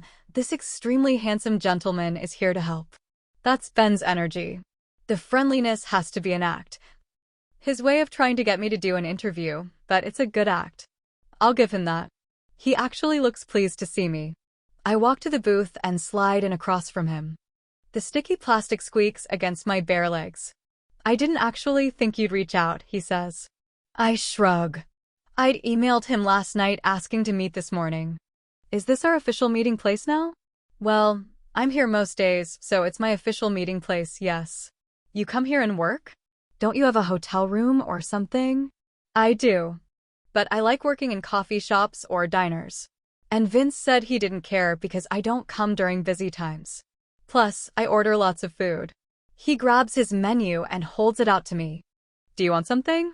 The burger is good. The pesto chicken sandwich is really good. I don't recommend the tuna melt. I'm fine. Are you sure? It's on me. They also serve breakfast all day and the French toast is great. I hesitate. I haven't actually eaten much today, except for a banana after my run. And it smells like grease and syrup in here. My stomach rumbles. You totally want that French toast, don't you? Good choice. He straightens, looking in the direction of the kitchen, where I can see the top of a head. Hey, Vince. Add a French toast to my order. Bacon, a voice responds. Ben looks at me and I nod. Yeah, you got it. Thanks. Sure. He closes his laptop. How are things going with the birthday party? My mom told you about that? Your grandma did. They're fine, I guess. You guess? Do you actually want to talk about my grandma's birthday party? A piece of dark hair falls across his forehead, and he shakes it back. No. I was being polite. Making small talk. I'm not good at small talk. I noticed. Some people think that means I'm just an asshole.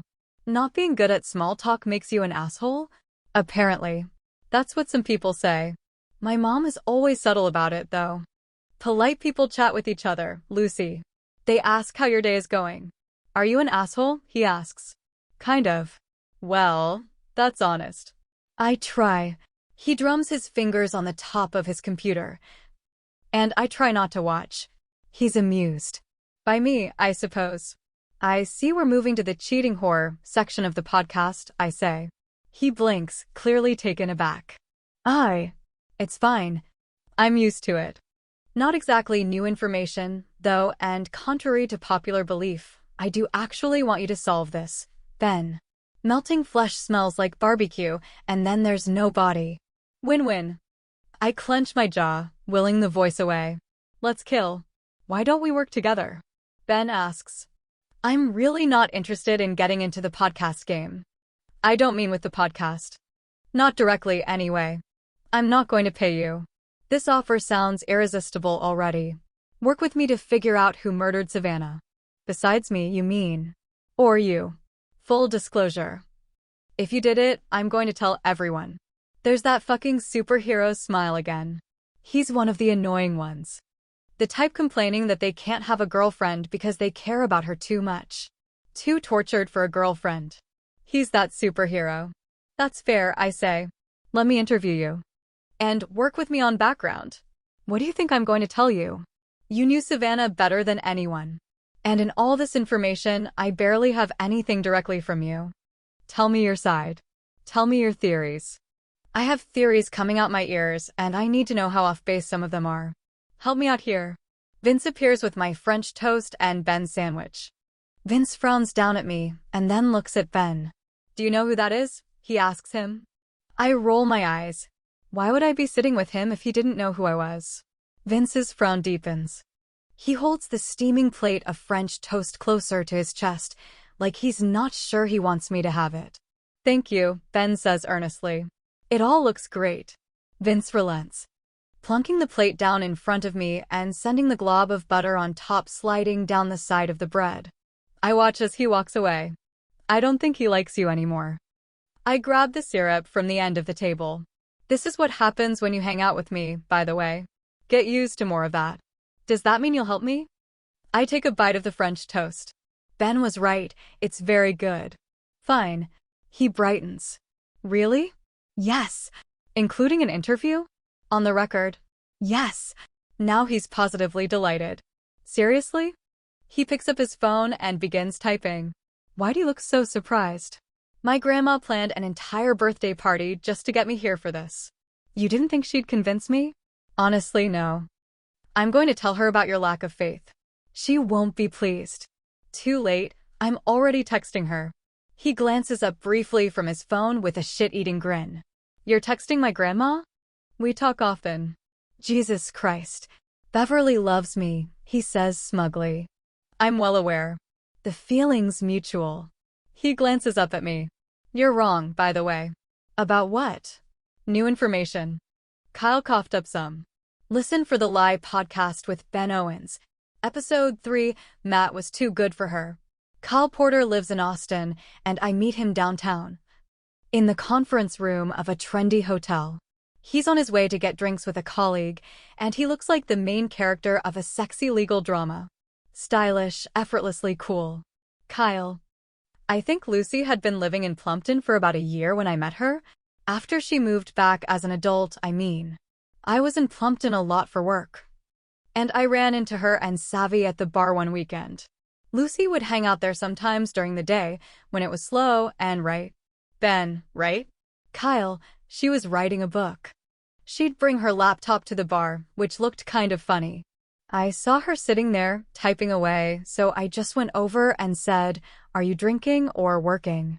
And she told me she was writing a book, which I thought was cool. We got to talking. Ben, and then what happened? Kyle, I think it was the third weekend I was in town. I could tell that third time that she'd been waiting for me, and she was just looser. There's a hotel next to that restaurant. And after a couple glasses of wine, I took a chance and asked if she wanted to get a room. Ben, did you know she was married? Kyle, I saw the ring. But I was single and honestly, I wasn't looking for a relationship anyway. A married lady seemed like a kind of ideal situation, actually. Ben, what was your impression of Lucy? Did she seem happy? Kyle, happy is not the word, no. Lucy was complex. Layered. She wasn't interested in making other people comfortable, which I really liked about her. Not a common trait in a woman. She seemed older than her early 20s. A real old soul. A deep thinker. She was writing that book, but she'd just get so stuck in her head. I'm not surprised that she never managed to publish anything. Ben, did Lucy talk about her marriage with you? Kyle, not at first. But our tryst went on for months, nearly a year, and eventually she did talk about him a little.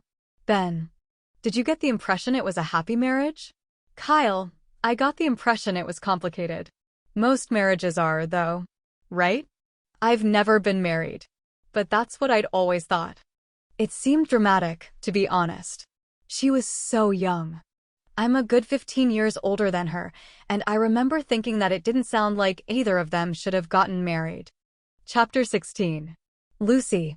I gave my number to Ben before leaving the diner yesterday, full of French toast and regret. I've never given a journalist my phone number, though some found the old one anyway, and I can't shake the feeling that I made a serious error. I've actually been wondering whether I've made a whole slew of serious errors lately. My entire fucking life for the past few days is a serious error. Starting with my decision to fly across the country for my traitorous grandmother. My traitorous grandmother who spends about 80%, conservative estimate, of her day drunk. Her judgment clearly can't be trusted. My phone buzzes the next day, as I'm sitting in Mom's office, staring at the poster above her desk that says "Make today so awesome that yesterday gets jealous." I look down to see a text from Ben. "Are you free this afternoon?"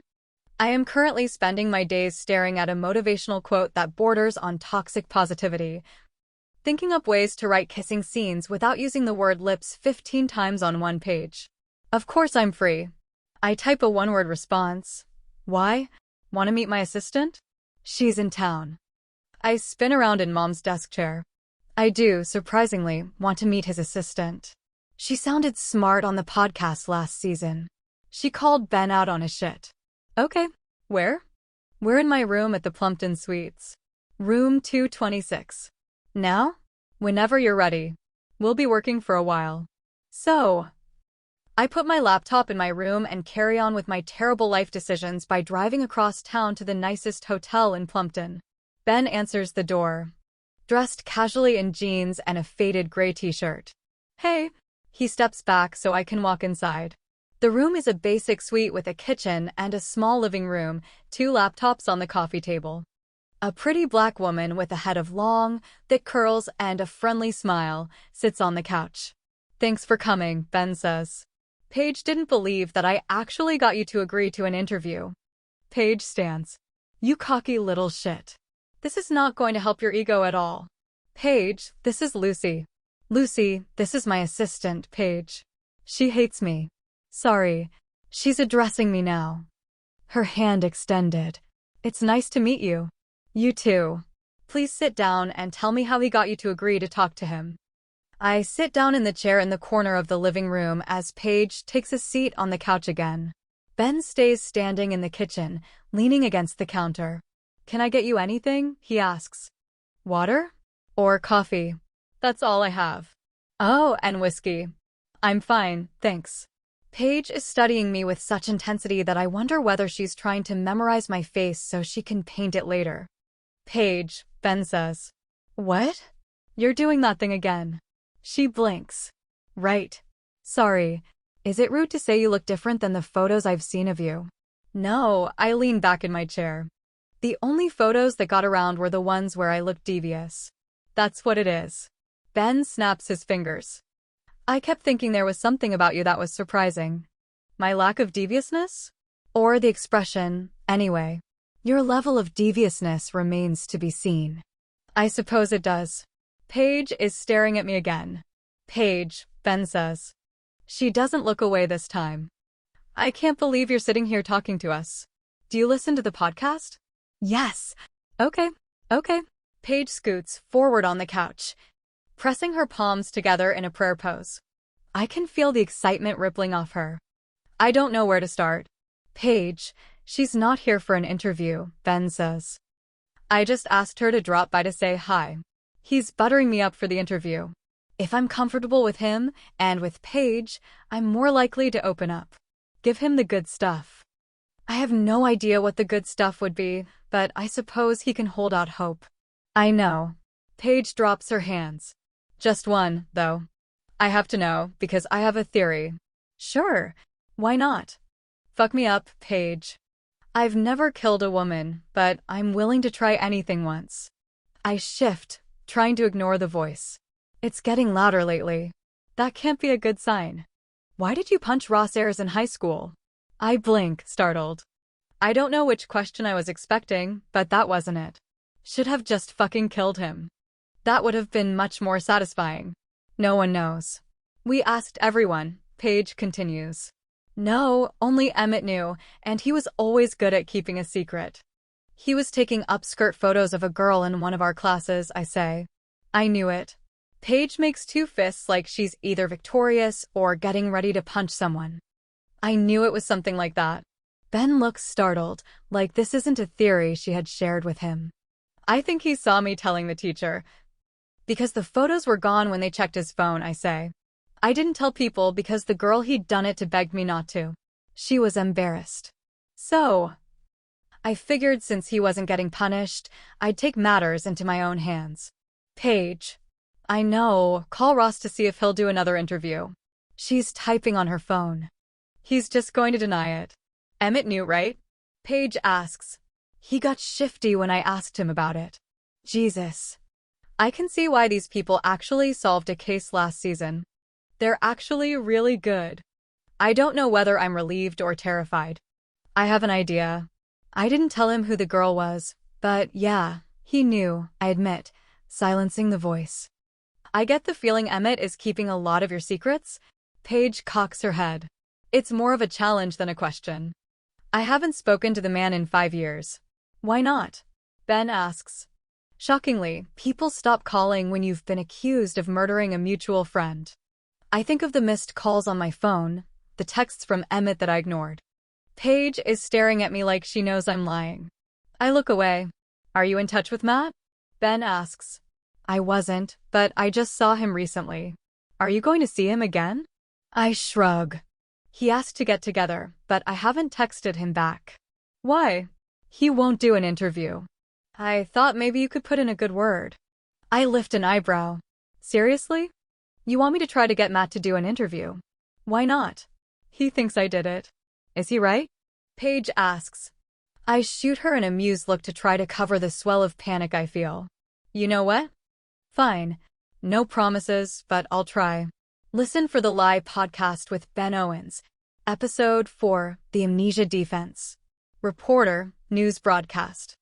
Breaking news tonight, a local wedding took a tragic turn when one of the guests, 24-year-old Savannah Harper, was found dead in the woods not far from the festivities. A second young woman was found wandering nearby, also injured in the apparent attack, and is currently in stable condition at the hospital. Police are asking that anyone with information. Savannah was pronounced dead at the scene after Gil, the jogger, found her. The coroner later determined that she died from a blow to the head. 2 blows to the head, actually. Someone hit her with an unknown object twice and then left her there to die. Lucy was initially thought to be a second victim, not the perpetrator. She'd also suffered significant injuries. However, police found no evidence of a third person at the scene. An autopsy showed that the scratches on Savannah's arms were from Lucy's fingernails, and the bruising appeared to be in the shape of Lucy's hand. When witnesses began to come forward with what they'd seen at the wedding, the narrative around Lucy changed. I spoke with Nina Garcia about what she saw between Lucy and Savannah that night. Nina, a bunch of people saw Lucy and Savi fighting at the wedding, yeah. Ben, what do you mean by fighting? Can you describe what you saw? Nina, I came out of the bathroom and Lucy and Matt were making out in the hallway. Savi looked pissed. Ben, Savi looked pissed about Lucy kissing her own husband? Nina, yeah. And Savi, cleared her throat, and they stopped. Then Lucy tried to say something to Savi, and Savi let her have it. I couldn't hear what she said, but it was super tense. Ben, you didn't hear anything at all? Nina, no. And I didn't see it, but I heard that later, when Savi and Lucy left together. Savi was still angry. People saw her yelling at Lucy and slamming her car door. There was clearly a situation happening there. Lucy has insisted, from the very beginning, that she has no memory of Savannah's murder. In fact, she claims to not remember anything from the night of the wedding at all. Here's Colin Dunn again, Savannah's date to the wedding. Colin, yeah. Lucy says she doesn't remember anything after leaving her house that day. She doesn't even remember arriving at the wedding, I guess. Ben, so, what does she remember? From what you've heard. Colin. She remembers getting in the car with Matt to leave for the Bird estate. But then nothing else? I didn't even know amnesia was a real thing. I thought they made that up for TV. Ben, it's a real thing. Colin, weird man. Anyways, yeah, they had me go talk to Lucy a couple days after she got out of the hospital. Ben, why? Colin, they were like, trying to get Lucy to remember what happened that night. Matt had told her some stuff, but he was really wasted. I can hold my booze. My memory was all right. Ben, were you okay with that? With going to talk to her? Colin, yeah, whatever. I felt bad about, well, the whole thing with that woman in the car. That wasn't cool. Anyways, I went over to the Chases. Because Lucy was staying with her parents. I asked her to tell what she did remember, and she said, we met in the parking lot, and we all went in together and found our table, and I was like, no. We didn't. And then she just started sobbing, which was really weird. Ben, sobbing?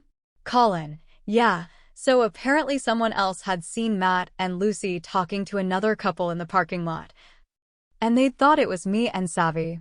They told the police that, because at the time, they were trying to put everything together, so it was all important, But that person got confused or was like also wasted or something because we actually got there later.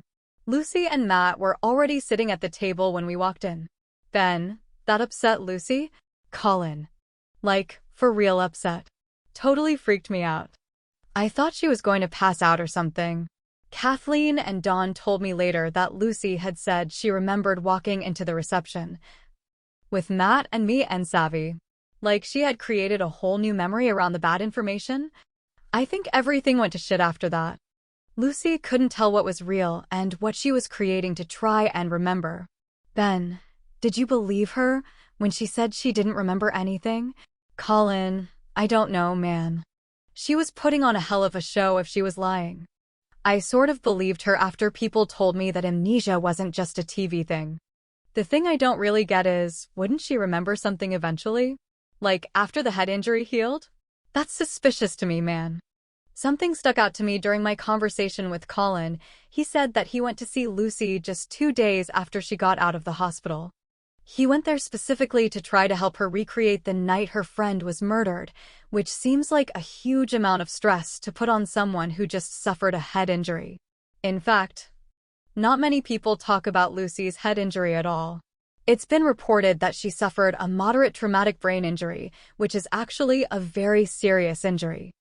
I spoke to a doctor who preferred to stay off the record since he never treated Lucy Chase, but he confirmed that yes, amnesia is a real thing that happens with brain injuries.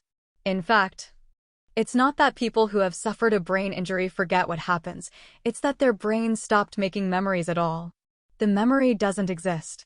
So, to answer the question that a lot of you have been asking, yes, the amnesia defense is a real thing.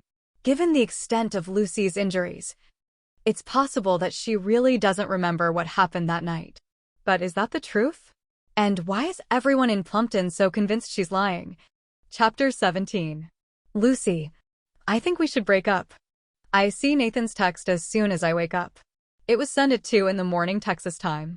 Midnight in California. I wonder whether he was drunk. Why? I laugh as I push send. I wonder what finally pushed him over the edge. Maybe he made it to the episode about my cheating with Kyle. He could excuse murder. But he drew the line at my cheating on my husband. It's only 6 in the morning in Los Angeles, so I don't expect a response right away. Or ever, maybe.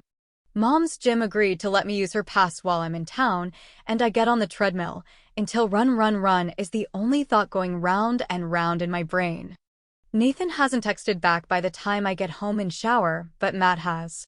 Every part of my body tenses when I see his name on my screen. Hey, meet me for lunch. Please? I want to ignore it. Like I ignored every single other text he sent me over the years. But I think of Ben's request. Of Grandma's request. Of Savvy. I was never good at convincing Matt to do anything. But maybe things are different now. Maybe I'm different now. Maybe I'm just an even bigger idiot. Sure, I reply. Matt's waiting in the booth of the Mexican restaurant when I arrive. Scrolling through his phone. He looks up and smiles when he spots me walking toward him.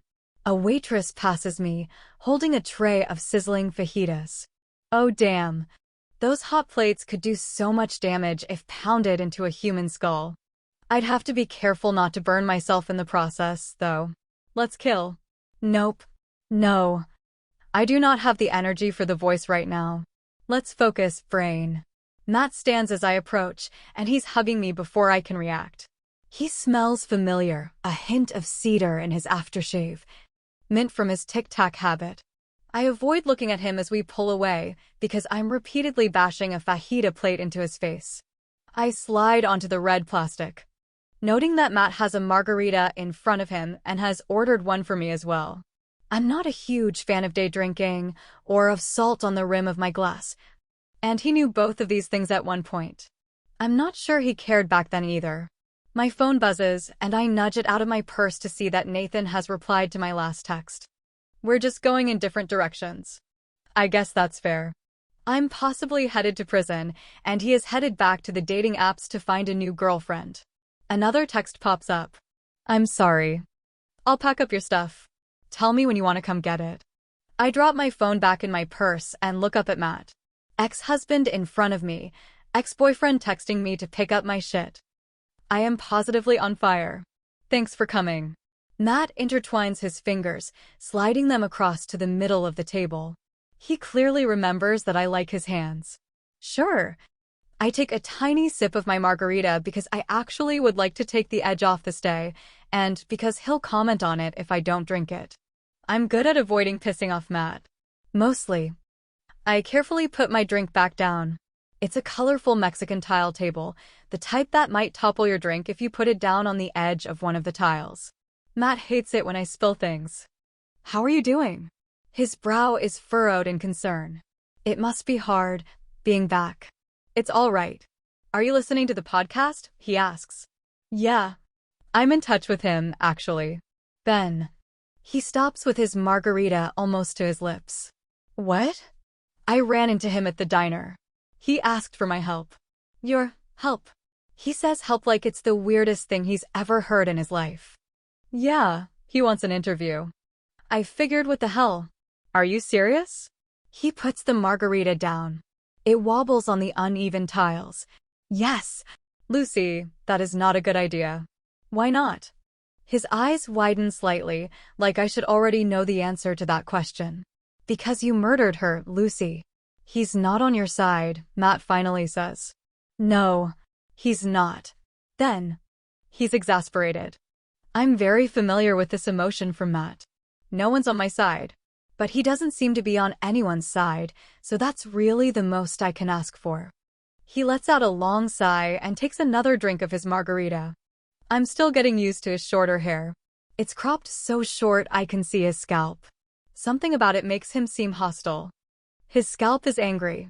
He said that you didn't do an interview. Of course not. I don't care if you do one. Just, if you said no because of me. Jesus, Lucy, of course I said no because of you. His exasperation is growing. You could show a little gratitude, damn it, he had screamed at me as I stuffed my clothes into garbage bags. I still don't know what I was supposed to be grateful for. I guess that he wanted to stay married, even though he thought I murdered my closest friend? I can't muster up any gratitude for that, even now. I have an idea, the voice yells. I think you should do it. I dip a chip into the salsa and pop it in my mouth. I literally can't think of a worse idea. I'm doing an interview. Kyle's already told the whole world that you were cheating on me. You don't want to share your side. I wasn't cheating on you. I have an idea. I managed not to snort laugh, which is a real accomplishment. Then you really should do the interview and tell Ben that. He leans back in the booth, working his jaw in a way that used to make me nervous. I pull the napkin off my silverware and imagine stabbing the knife in his eye. You know what? Fine. He's got me now. That's his "I'll show her" tone. Tell Ben to call me again. I'll do it. Listen for the Lie podcast with Ben Owens. Episode 4, The Amnesia Defense. When the news about Savannah's death first broke, it was widely believed that there was a third person who killed Savannah and injured Lucy. But when police were unable to find evidence of anyone else on the scene, And when Lucy continued to insist that she remembered nothing about that night, the narrative began to change. Remember Joanna Clarkson? One of Matt and Lucy's neighbors from the block? She spoke to me again about how suspicion started to shift to Lucy. Joanna, well, the scratches and bruising on Savi's arms were concerning, for sure. But I was still skeptical until I heard about them fighting at the wedding. And then right after that, Matt threw Lucy out of the house, and it just doesn't get any more suspicious than that. Ben. He threw her out? Do you know that for sure? Joanna, I know for sure that he asked her to leave. Ben, and this was immediately after she was released from the hospital, right? Joanna, right. And that is just weird timing. You do not kick your injured spouse out of the house after suffering through a trauma like that unless you think she did it. I'm sorry, I know, Matt. And that is the only reason he could have done that. The only reason. Ben, at this point, did most people you knew think that Lucy was the one who murdered Savannah? Joanna. Everyone I knew thought that. Ben, but the police never arrested her for the murder, correct? Joanna. They never did. Something about not having a murder weapon or a solid case. I don't know. I think they were in over their heads. No offense to the Plumpton PD, but they're used to corralling drunk tourists, not investigating murders. Ben, but didn't it give people pause? That there wasn't enough evidence to arrest Lucy? Joanna, sure, I thought about that some. But our justice system needs evidence, witnesses. Just because someone doesn't go to jail for something doesn't mean they didn't do it. Ben, what about self-defense? Lucy was badly injured. Were there conversations about how Lucy might have had to defend herself? Joanna, from Savannah? That's just nonsense. That girl was a little sweet thing. But here's all I need to know about the situation. One of those girls is dead, and the other one immediately traipsed off to California and claimed to have acquired a convenient case of amnesia. I'm on the side of the one who ended up dead, all right? I'm on her side. But what about a motive? Why would Lucy suddenly kill her best friend? Why were Lucy and Savannah fighting at the wedding? Nina seemed to imply that there might have been something happening between Savannah and Matt. Was it jealousy that could have driven Lucy to murder? I spoke to Kyle Porter about this theory. Kyle. Lucy told me she was pretty sure Matt was cheating on her too. I've hesitated to say that before, because I thought that maybe she was just justifying our affair to herself. But she told me once that she thought Matt had probably been making his way through the neighborhood. Ben. Like, sleeping with women in their neighborhood? Kyle, yeah. I really don't know if she was just trying to make herself feel better. Maybe that was it. But I heard some stuff about Matt's second marriage ending pretty quickly too. And I started to feel bad about not believing Lucy. Lucy actually said some stuff about Matt that I've been reevaluating lately. Like, one time Matt texted her while we were together, and she got this weird look on her face. I asked what was up and she said, just my husband telling me what an idiot I am. And another time she said something like, Matt prefers I don't talk when we hang out with friends. I sort of just brushed those off, thinking she was exaggerating. But I think the guy was kind of a jerk. Savi actually said something to me once. Ben, about Matt? Kyle, yeah. She knew about me and Lucy, and she said, you can probably get her to leave Matt. If you want. That would be best for her. Ben, did you try to get her to leave Matt? Kyle, no. I really wasn't looking for a relationship. Especially not with a 22-year-old or however old she was then. I actually ended things not long after that. Seemed like shit was getting complicated. Ben, how did Lucy take it? Kyle. She didn't seem upset at all. I was almost. Laughs. I was almost insulted that she didn't seem to care. She just shrugged and said, if that's what you want. Lucy never showed much emotion, though. I think that's why I brushed aside the stuff about Matt. Because she never seemed that upset about it. Ben, did you ever see her or Savannah again? Kyle, never Lucy, but I saw Savi once. About a month later. She was on the street, talking to Matt. Ben, do you know what they were talking about? Kyle, no, but I remember thinking it looked intimate. He had a hand on her arm, and she was standing close to him. And I was like, oh, that makes sense. Savi told me to convince Lucy to leave Matt because she's sleeping with him. But that was just speculation. I swear to God though, man, it looked like something. And Lucy said that Matt was sleeping his way through the neighborhood. She might have known something was up with Matt and Savvy. Most of the people I talked to were skeptical of the jealousy theory, but none more than Emmett Chapman. Emmett, jealous? Of what? Ben. Some people have speculated that Savannah and Matt were having an affair. Emmett, dude, that's ridiculous. Ben, why? Emmett, I never saw any evidence of that. But even if they were, why would Lucy murder Savvy for that? I don't think Lucy even liked Matt that much. Ben, you don't think Lucy liked her own husband that much? Emmett, shit. Maybe I shouldn't have said it like that. I just mean that their relationship was getting a little rocky. Ben, you don't think that Lucy might have been angry about a close friend sleeping with Matt? Emmett, I don't know. Maybe? She would have been mad at Matt too though, right? And he's still alive. Chapter 18. Lucy. Emmett Chapman is one of those, he was right there, dumbass, guys. The kind of guy you don't notice until you're too old and fucked up to appreciate him. Until you're murdering people in your head, and maybe in real life, who knows, and decide that. For his own safety and mental health, he should probably stay far, far away. That was my rationale for not calling or texting him back after Savvy died. It was also my rationale for not sleeping with him, back when I noticed that he might be interested. I mean, the rationale back then was technically that I was married and I'd only just stopped cheating on Matt with Kyle, but it feels similar. Using my high school best friend as an excuse to leave my husband, probably fucking Emmett all the way up in the process, is a bridge too far, even for me. I drive downtown, park on the street, and stare at the front of the art store for several minutes. The words creativity is good for the soul are written in big, cheerful bubble letters across the glass storefront, with little flowers and hearts painted around it. That's probably Emmett's art. He was always doodling constantly growing up, in his notebooks during class, on the sidewalks with chalk. On his own skin when he was bored. He used to come hang out with me at the bar where Savvy worked and draw on napkins while I wrote. He would draw something for each of us, sliding one napkin across the bar to Savvy and another to me. Sometimes it would be a sketch of me hunched over my laptop, or a cheerful cartoon version of my face. Or just whatever random thing was in his mind that day. You should really try to make it as an artist, I'd told him one day, after he'd presented me with a napkin drawing of a dragon humping a car. Yeah, real high-quality stuff there, he'd said with a snort. It is. Whatever happened to moving to New York and trying to work on graphic novels? Well, it turns out you can fail at that from anywhere. Seems like it'd be more fun to fail at it in New York.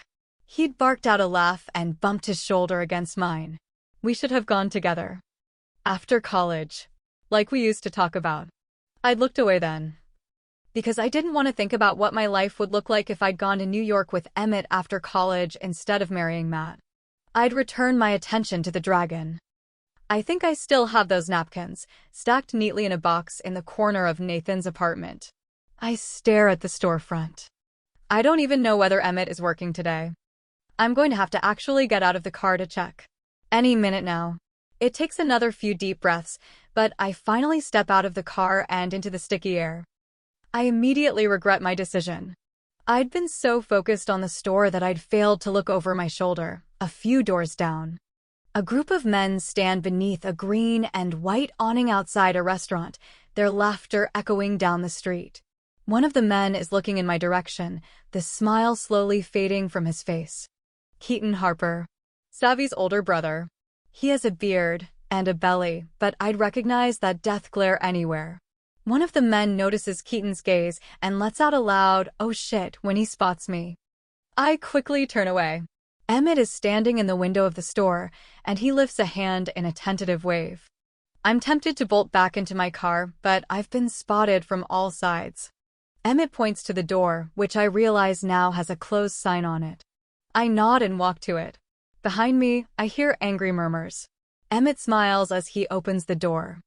I sometimes catch myself picturing the kid I knew growing up, skinny and awkward, with a frizzy helmet of blonde hair. But he hasn't looked like that since we were teenagers. He's tall and solid now. His blonde hair is wavy instead of a frizzy mess, cut and styled in a way meant to convey ease, but that probably took a little work. He has a dusting of beard growth on his jaw. Like I said, he was right there, dumbass. I step inside. The art store is decently sized, but so jam-packed with crap that it feels claustrophobic. Every inch of wall space is covered by a brightly colored poster or intricate, handmade wooden signs. I stare at the giant wall of wooden welcome signs to my left and think that you could probably do some real damage by smashing one into a face. I blink and return my attention to Emmett. Hi. Hi. He looks intrigued, but not exactly happy to see me. No one can blame him. He clears his throat, and a bigger smile suddenly breaks across his face. Sorry, I knew you were in town. But I'm still sort of stunned to see you. Sorry to just drop by like this. I'm glad you did. He smiles again, and I'm more relieved than I want to admit. I try very hard not to care that everyone in this town thinks I'm a murderous hag, but I'd be lying if I said I wasn't relieved to hear Emmett at least sound like he was a tiny bit on my side. You're in town for a family thing? He asks. Yeah, just popped in to ruin my grandma's birthday party. He cocks his head in this way that makes my chest hurt a little. It's his Lucy is being ridiculous again, but it amuses me expression. He gestures at the aisles of paint. Did you need some art supplies for the party? No. I actually just came to see you. He looks startled, and also a bit delighted. I'm sorry that I never returned your calls or anything back then. I was just traumatized, he guesses. I bark out a laugh. Yes, it's all right. A bang on the window makes me jump. I turn to see Keaton with both hands on the glass, face twisted with anger. Emmett, what the fuck? He hits both hands against the glass again. He's right beneath a cluster of little painted hearts on the window, like they're growing out of his head, which should be funny, but I can't find the humor in any of this right now. I'm sorry. I should have just called. I take a step toward the door, toward Keaton, and wonder whether anyone will help if he jumps me. Emmett might call the cops, at least. I'm sure the cops would take their sweet time showing up. And they wouldn't be on my side when they got here. No, Emmett reaches for me, like he's going to stop me. But his fingers only lightly touch my arm. It's okay. You can stay. Keaton stomps away, and I let out a slow breath. I think it's best if I bolt before he comes back. Yeah, okay. Emmett looks disappointed, but he walks to the window and peers out. He's going into the restaurant with his buddies. I pull open the door and take a step out. Emmett follows me, quickly glancing down the street to where Keaton had been. Still clear. Nina's been meaning to call you and invite you over for dinner, he says. Why don't we do that soon? I'd love to catch up. I turn, confused. Are you and Nina? Oh, yes. He smiles. We're dating. For a few months now. Of course they are. I force a pleasant expression. Sure, dinner would be great. If he notices that I'm disappointed, he doesn't let on. It was great to see you, Lucy. I turn away before I embarrass myself further. You too, Emmett. Listen for the Lie podcast with Ben Owens. Episode 4, The Amnesia Defense. Lucy went to stay with her parents after she left, or was kicked out of, the home she shared with Matt.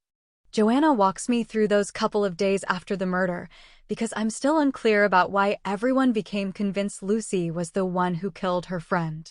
Ben. So it was Matt throwing Lucy out that made people think that Lucy was the one who murdered Savannah? Joanna. That started it, yeah. But it was the stuff with her parents that really sealed the deal for most people. Ben. What stuff? Joanna. I don't want to say too much, because I love Kathleen and Dawn. They're good people.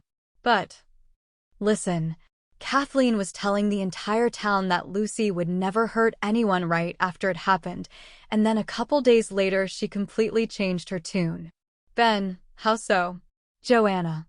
She started getting weird and cagey. Completely stopped defending Lucy. Apparently she said some very weird stuff to Savannah's family. And Dawn refused to talk to anyone. Still won't. Ben. He won't talk about Lucy at all? Joanna. Nope. I heard this from several people, so I started to ask around about the chases. William, yeah, we got a Starbucks a few years ago, which is fine, I guess. But only go there for coffee. Don't buy any of those stale muffins or breads or whatever they sell. Go over to Daisy Street Bakery for any of that. That's William. One of the bartenders at the bar Norma recommended to me. It's a quiet night, and William, who has lived in Plumpton for every one of his 53 years, is happy to talk to me. He's a tall, broad man with a gray beard that extends several inches past his chin. He would be intimidating if not for the friendly smile. He tells me all about Lucy's family. Her grandmother, Beverly Moore, was born and raised in Plumpton. She had 3 children, Keith, Kathleen, and Karen. Keith and Karen both live in Houston now, but Kathleen returned to Plumpton after finishing college. She brought her fiancé, Don Chase, with her. They got married, had Lucy, and opened a bakery together, Daisy Street Bakery, which numerous locals have mentioned to me. William, you talked to them yet? Kathleen and Don? Ben, not yet, no. William, you should. Don don't talk to no one about Lucy, but Kathleen will talk to you for sure. She'd be happy to. Ben, you think so? William, oh yeah. Kathleen's real chatty. She ain't got nothin' to hide. Ben, what about Don? William, what about him? Ben, does he have something to hide? William, well, listen, this is just town gossip. But you're trying to get to the bottom of this, and I respect that. A lot of folks think that Don knew more than he let on. He was shifty back then, let me tell you what. And I don't blame him one bit. If it had been my daughter, I would have protected her no matter what. Then, you think Lucy remembered something and told him? William, I don't believe the amnesia defense for a minute, first of all. But, yeah. She told her daddy, and he did what he had to do. That's what I think. That's what a lot of folks think. And, well, there was the thing about Kathleen and Savvy's mom, Ivy. Ben, what thing? William, I probably shouldn't say anything, but someone's got to tell you. Apparently, Kathleen basically told Ivy that she knew Lucy was the one who killed Savvy. Chapter 19. Lucy. The mood in the house this evening can only be described as hostile flailing. I can tell the exact moment when Mom starts listening to episode 4 because she's suddenly calling everyone in town. I can only make out a few words as I creep past her bedroom door and down the stairs, wincing at every creak, irresponsible and outrageous, but the constant chatter never ends. I don't know. Mom's voice is really loud now. He was so nice when I spoke to him, and now he's acting like Don and I know everything. I did an entire interview with him months ago. Told him anything he wanted to know, and he hasn't aired a word of it. I grab my purse from the counter and slip out the door. I need to be elsewhere just in case she realizes who's really to blame for all of this, me.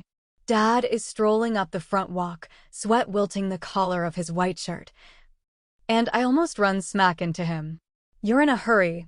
He looks amused, which is unexpected, given Mom's mood. Even if he's not listening to the podcast, there's no way she didn't immediately text him upon starting today's episode. Sorry. I step around him and say, I'm going to Grandma's, even though I hadn't actually decided on that. But it was what I always did as a kid. Run away before the screaming gets too loud to ignore. Lucy. I stop and look back at him. If you've remembered something and you want to talk to someone, you can still talk to me. I open my mouth, but nothing comes out. I'm not sure what I expected, but that wasn't it. He sighs and slides his hands into his pockets. He looks sad, which is an emotion I haven't seen in him in a long time. I've forgotten what he looks like when he's not just a little bit scared. Maybe I didn't handle things right. I don't know. But I meant what I said back then. It's okay. It's okay. I could still see Dad, 5 years ago, tears in his eyes as he gripped my shoulders. If you remember something, you only tell me, okay? Whatever it is, it's okay. I promise. But you can only tell me. Understand? I remembered looking at him, at the hard set of his mouth, at the wild desperation in his eyes. and realizing that he thought I killed Savvy. He was sure I killed Savvy, actually. I guess 5 years hasn't restored his faith in me. And who can blame him, honestly? Do you ever imagine bashing your parents' brains in? I thought about that a time or two. That's normal, right? You'll be my first call for sure, I say, and turn to walk to my car. Listen for the Lie podcast with Ben Owens. Episode 4, The Amnesia Defense. Savannah's mother, Ivy Harper, hadn't mentioned anything about Kathleen Chase confessing to her that Lucy had killed Savannah in our first interview, so I went to talk to her again. I asked her about those days right after the murder. Ben, thanks for sitting down with me again. Ivy, sure.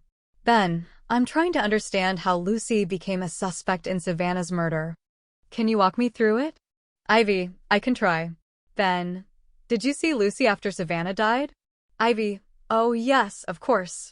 Ben, when? Ivy, we were at the hospital within 10 minutes of her arriving. We wanted to find out what had happened to Savvy. They didn't let us in though. Not that day. We had to wait until the next day. Ben, what happened when you went to see her?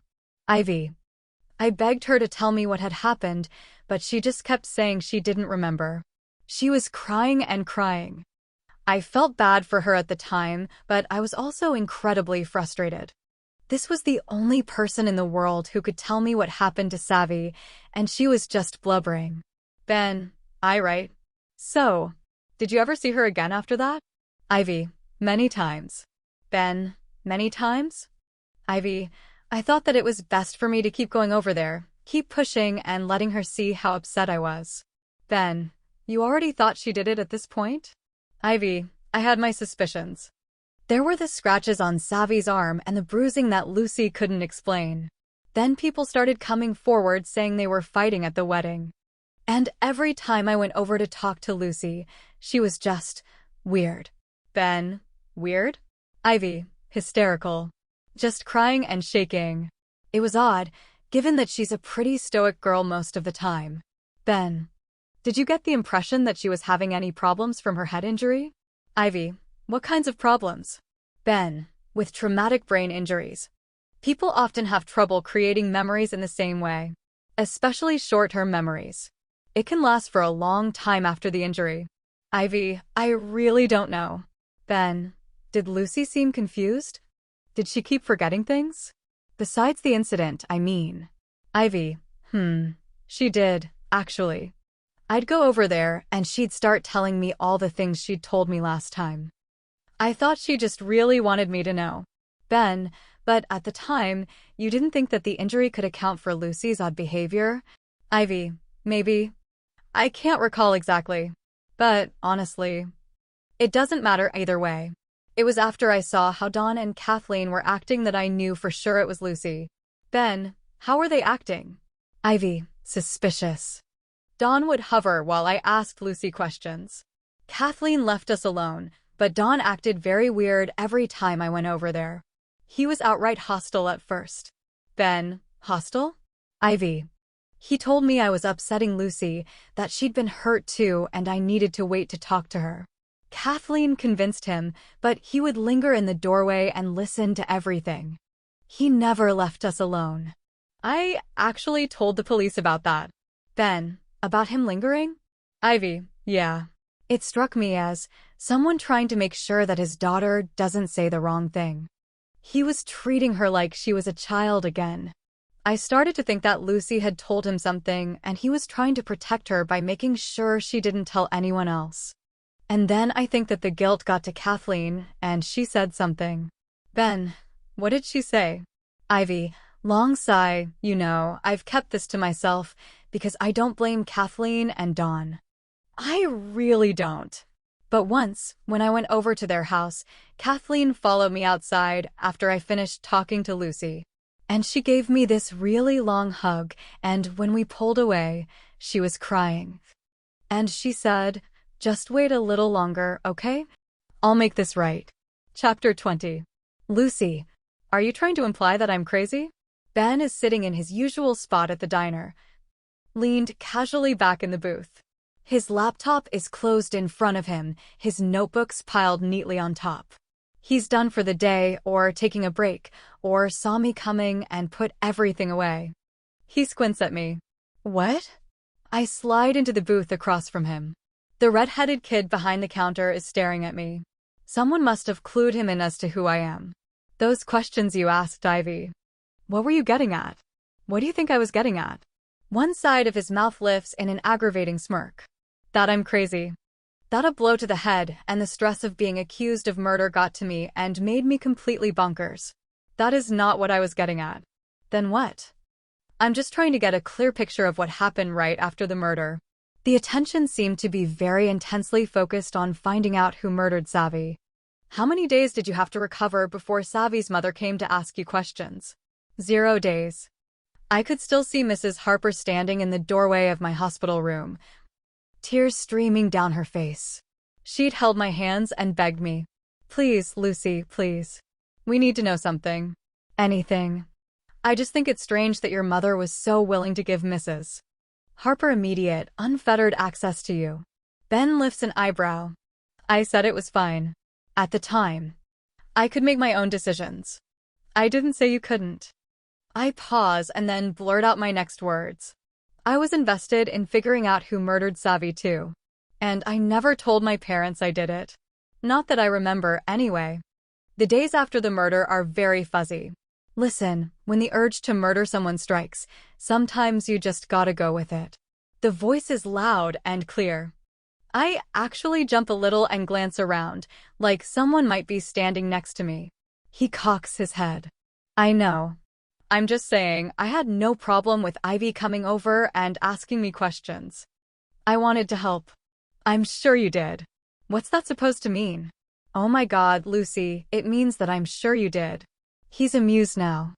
And I'm startled to discover that I genuinely care whether or not he thinks I killed Savvy. How fucking annoying.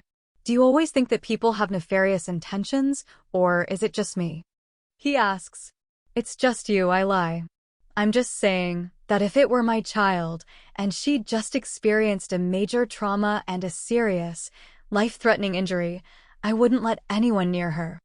I'd build her a pillow fort and guard the doorway. Even if she was a 24-year-old woman claiming that it was fine. He arches an eyebrow. But that's just me. I don't know what to say to that, so I look over at the teenager who is now furiously typing on his phone, tongue poking out one side of his mouth. Did you know that Beverly invited me to her birthday party? My attention snaps back to Ben, my lips turning up in amusement. She failed to mention that. Is it okay with you if I go? It's her party. You don't need my permission. I feel like I do. He leans back in the booth, tossing his hair out of his eye with a sort of easy sexiness that makes me uncomfortable. Why? Is it against the rules to go to a birthday party with the family of the woman suspected of murdering the subject of your podcast? Are there podcaster ethics? I don't. He cocks his head. Like he's considering. It's not against the rules. I've always considered the podcaster ethics to be the same as journalism ethics. Sure. I won't go if it'll make you uncomfortable. You're the one who's going to be uncomfortable. You think so? My mom did not appreciate episode 4. Since you lightly implied she was a bad mom for letting Ivy talk to me and is also maybe involved somehow. I have a high threshold for awkward. That damn hair is in his eyes again. My smile widens. I believe that.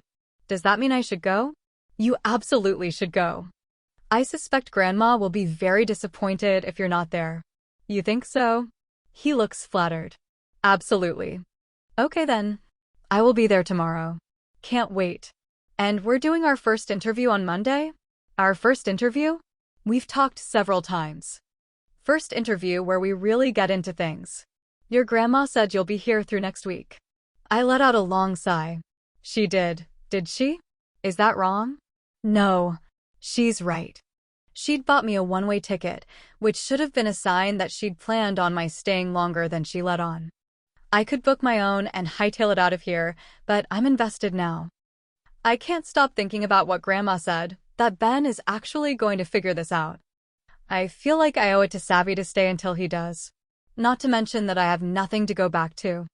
I'm still fired. My boyfriend is now my ex-boyfriend, and I've yet to sign a lease on a new apartment. I might as well be here, Even if here makes me want to punch myself in the face. Good, he says. I'm starting this new thing next week, changing up the podcast format. I'll be dropping a bunch of mini episodes instead of just doing 2 a week, so we can get stuff out in real time. I think people are really going to like it. Great, I say dryly. He cocks an eyebrow. Fine. Whatever. Monday, I say. First interview. I'll be ready. I'm always ready, the voice sings. Let's fuck someone up. Listen for the live podcast with Ben Owens. Bonus episode 1. Hey guys. I know that you weren't expecting a new episode until tomorrow, but I need to update you about what's going on with the show. First of all, I am currently back in Plumpton, Texas. And second, I am in contact with Lucy Chase. I know that a lot of you already know this, because you saw the picture of us together at the diner. To answer the question that approximately 10,000 of you asked on Twitter, yes, Lucy has agreed to an interview. In the interest of full disclosure, I wanted to let you guys know that I've always been counting on getting an interview with Lucy. Her grandmother assured me that she could get Lucy to do it, and she wasn't wrong. According to Beverly, it didn't even take that much convincing. So far, Lucy has been direct with me. And, to be totally frank with you guys, I've had to scrap or totally rework some of the episodes I had planned for the rest of the season. Lucy being back in town has completely changed things. And we've learned a lot of new information recently. Want to know what some of that new information is? Tune in tomorrow to hear an interview with Matt Gardner. Yes, that Matt Gardner. Lucy's ex-husband, giving his first interview ever. And keep an eye on your podcast app, because I'll be releasing some quickie bonus episodes, like this one, to keep you fully updated on everything that's happening over here. For now, I leave you with this interview with Nina Garcia. Nina. Yeah, of course I know Mrs. Chase. Or Kathleen. I always called her Mrs. Chase in high school when I'd go over to Lucy's house. Hard habit to break. Ben, are you two friendly? Nina, I say hi when I see her around, but we're not friends or anything. Ben, do you remember seeing her at the wedding? Nina, sure, vaguely. Ben, the whole time? Later that night? Nina, I couldn't say. It's been too long. Ben, what about Colin Dunn? You know Colin? Nina, a little, yeah, back when he lived here. Why? Ben, you heard on a recent episode about Colin having sex in a car with a married woman after the wedding? Nina, yes. Ben, I have several sources who claim that Kathleen and Colin had an affair. Nina, what? Ben, did you know about that? Nina, what? Who said that? Ben, they've asked to remain anonymous, though I was able to verify it. Nina, Colin? Colin Dunn? Ben, yes. Nina, she's like 30 years older than him. Ben, 32 years, yes. Nina, Ben, I was told it was a bit of an open secret here in Plumpton. Nina, seriously? No one told me. But I guess. Ben, what? Nina, well, now that you mention it, I remember him saying once that he liked older women. I thought he meant savvy, because she was like 4 or 5 years older than him. I guess he meant like, older. Ben, it's a bit weird, isn't it? Nina, sleeping with a woman 30 years older? I don't know, whatever does it for you, I guess. Ben, no. That everyone knew that Kathleen had an affair with Savannah's boyfriend, and no one thought it was important to mention. Nina, well, it wasn't while he was with Savvy, was it? Ben, no. According to my digging, they actually did overlap. And like I said, mystery married woman in the car. Nina. Oh! Then, yeah. That's kind of weird. Chapter 21. Lucy. I fully expect Mom to cancel the party. I listened to Ben's mini-episode in disbelief the first time, and with more than a little amusement the second. I didn't know Mom had it in her. I should maybe be a little miffed on Savvy's behalf, but she was never that serious about Colin, and I honestly think she'd be amused as well. I wait, clenched, for Mom to explode. But she doesn't. The next morning, I come downstairs to find her cheerfully sewing lace onto a baby blanket she made for one of the girls from church. Denial always did work well for her. So I say nothing, send Ben a text message that just says, "Damn, son," and pretend like nothing happened. Mom insists we get to the restaurant an hour early so we can micromanage the employees in charge of setting up the party. They don't seem particularly put out by this. Like they're used to women in loud flower print dresses fussing over the exact placement of mason jar candles. Mom missed her calling as a wedding planner. She would have been so good at projecting a happy image for one day. We're in a large room for special events at the back of the restaurant. They've set up a long picnic-style table, with said mason jar candles and flower arrangements dotting the middle. Mom doesn't mention the daisies, probably because they look so nice. Or she's totally forgotten that they were supposed to be pink roses. Grandma arrives right on time, escorted by Ashley and Brian, my cousins, the asshole grandchildren. They're both younger than I am, early 20s, and neither of them look particularly happy to be there. Brian barely looks up from his phone to say hi. Their parents, Keith and Janice, follow them inside. My Aunt Karen, the youngest of my mom's siblings, sulks in after them, the usual sour expression on her face. She has an unfamiliar man in an ill-fitting suit with her. I don't know when they all got into town. Mom mysteriously disappeared a few times over the last couple of days, so I assume they've been here for a while. No one had any interest in seeing me early. Apparently. They all glance at me and then quickly away. Except for Ashley, who looks me up and down and then squints, like she disapproves. I look down at my dress. It's black, which is out of place with the rest of the colorfully dressed guests. It also has a plunging neckline, which would be more exciting on someone with bigger boobs. Still, the waiter circling the room, offering appetizers, seems to appreciate them. I do what I can. Grandma hustles over to me, her purple sequins hustling with her. The birthday dress is very flapper-like, with a nod to a Vegas showgirl. She squeezes my arm. Everything looks lovely. You know Mom did most of it. Uncle Keith and Aunt Janice appear behind her and give me loose hugs and tight smiles. Lovely to see you, Lucy, Uncle Keith says, rubbing a hand over his beard. I'm surprised you haven't gotten remarried, Aunt Janice says with a frown. Well, it wasn't so great the first time. I laugh. She doesn't. Wow, Ashley says. Her hair, which was light brown last time I saw her, is dyed a really nice auburn color. And I might have complimented it if she weren't staring at me like I was an alien. Hi, Lucy. Brian looks up from his phone long enough to glance at my boobs. Brian, you're looking so handsome. Mom is just telling outright lies now, I guess. She pushes his shaggy brown hair out of his eyes, and he reels back like this is the worst thing to ever happen in his 21 years. The smile on Mom's face fades to open-mouthed horror as she spots something behind me. I turn. It's Ben, holding a present with a giant pink bow. Wrapped much too nicely for him to have done it himself. He's wearing a blue button-up shirt, the sleeves rolled up to his elbows. And I notice that Ashley doesn't disapprove of anything she sees there. I can't blame her, honestly. Ben, Grandma exclaims at the same time Mom says, what are you doing here? Ben lifts one hand in a wave. If he's surprised that Mom didn't know he was coming, he doesn't show it. I can't help but think that he could have saved the mini-episode for tomorrow. He posted it before the party, when he knew he would see her after it went up. I am both impressed and a little scared. Kathleen, don't be rude, Grandma says, waving a hand at Mom. I invited him. You invited him? Mom practically screeches and then looks at me, like I should also be horrified by this. I smile at her and then walk to him. I pluck the present from his arms. Ben, you're looking smug as usual. He lets out a short, startled laugh. Thanks. Mom gapes at me as I deposit the present on the table with the rest. Keith, Janice, and their offspring look confused. Everyone, this is Ben Owens, Grandma says loudly.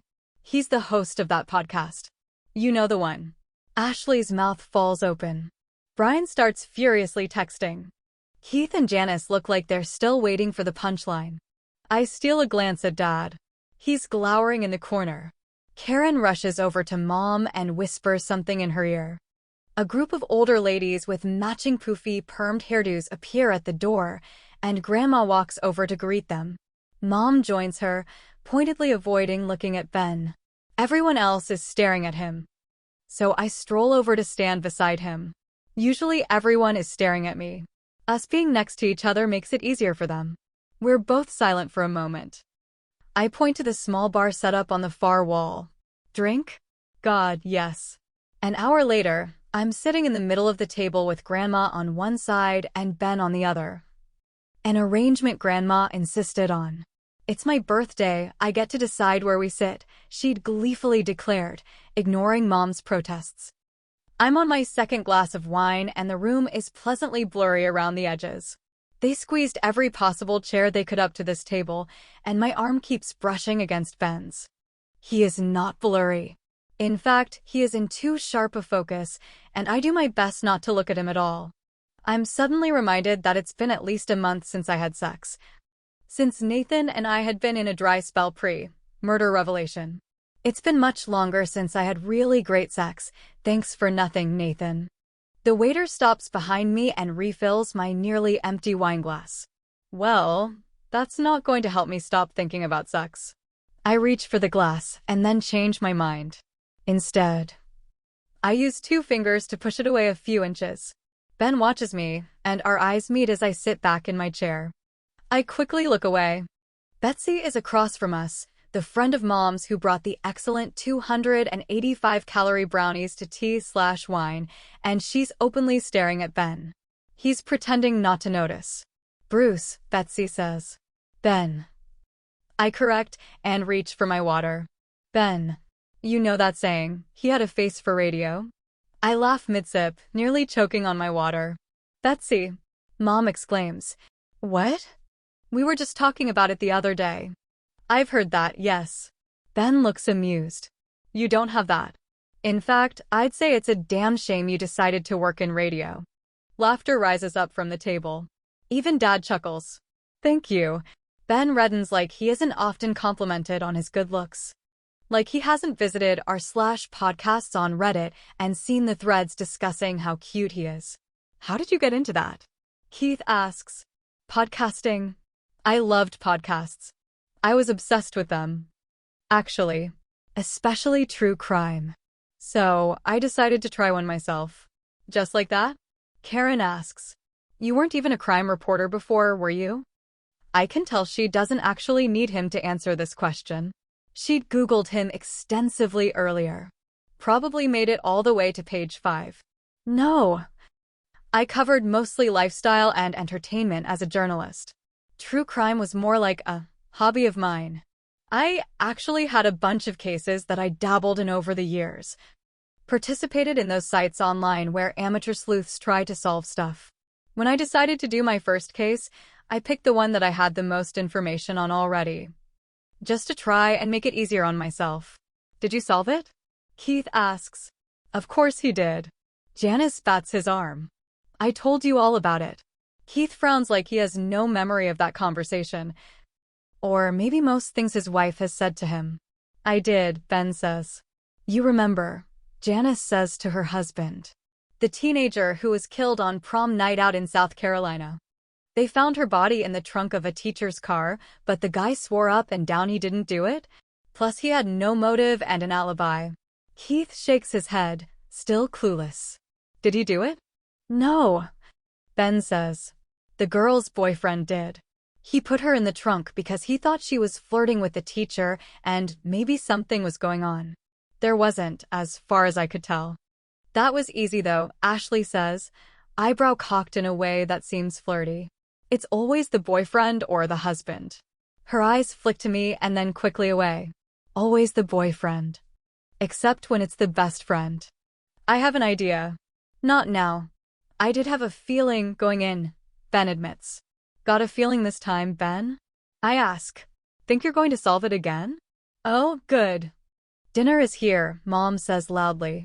2 waiters walk into the room, plates in arm. I meet Ben's gaze. His lips twitch up, but he says nothing. I eat quickly. Because the wine really is starting to go to my head. A waiter hovers, ready to refill my glass again at a moment's notice. The wine is flowing freely, actually. And I hold mine but don't drink it as I glance around the table. Keith's cheeks are red. Ashley is laughing loudly. I think this is supposed to be fun. Or perhaps it is fun. For everyone else. They could take a photo and put it on Instagram. Hashtag dinner party, hashtag Sofan, hashtag love my life. And it wouldn't be a lie. Are you going to write a book, Ben? Grandma asks. Apparently continuing a conversation I wasn't paying attention to. A book? No. He glances at me. Someday I might, but I don't have any plans right now. People are saying you're going to. Which people? You know. She waves her hand. Twitter. Grandma, you're on Twitter? Brian looks so startled that I wonder suddenly what kind of shit he's been posting on Twitter. Something he doesn't want his grandma to see, clearly. You're a good writer, Janice says. I read some of your pieces in The Atlantic and Vanity Fair. Thank you, he says. Lucy. Didn't you want to be a writer once? Keith peers at me as if I've disappointed him, this relative I barely know. Whatever happened to that? I wasn't that good, I guess, is what I should have said. People love that sort of shit, humility and honesty, tied together to make everyone feel more comfortable after a rude question. I smile. Well, you know, no one wants to read a book from a murderer. Keith reddens. Dad rolls his eyes. Lucy, Mom says wearily. Why didn't you ever write a memoir? Ashley's clearly been waiting all night to ask that question. Bit hard to write a memoir about something you don't remember. You could write about everything else. I shrug. Let's kill. You never tell your side of the story, Ashley presses. I've told it more times than I can count. No one believed me. I'm telling it to Ben. I take a sip of my wine. Dad's head pops up. His eyes spark with anger and questions. You're telling it to Ben? Mom says the words so slowly. Perhaps they're even interpreted as calm by the rest of the table. Maybe they are calm. I take a quick glance around and no one else seems nervous. I shouldn't be nervous. I'm a grown-ass woman free to give interviews to whichever smug podcaster I choose. I have an idea. Let's kill. I clench my fingers into a fist and will the voice away. Yeah.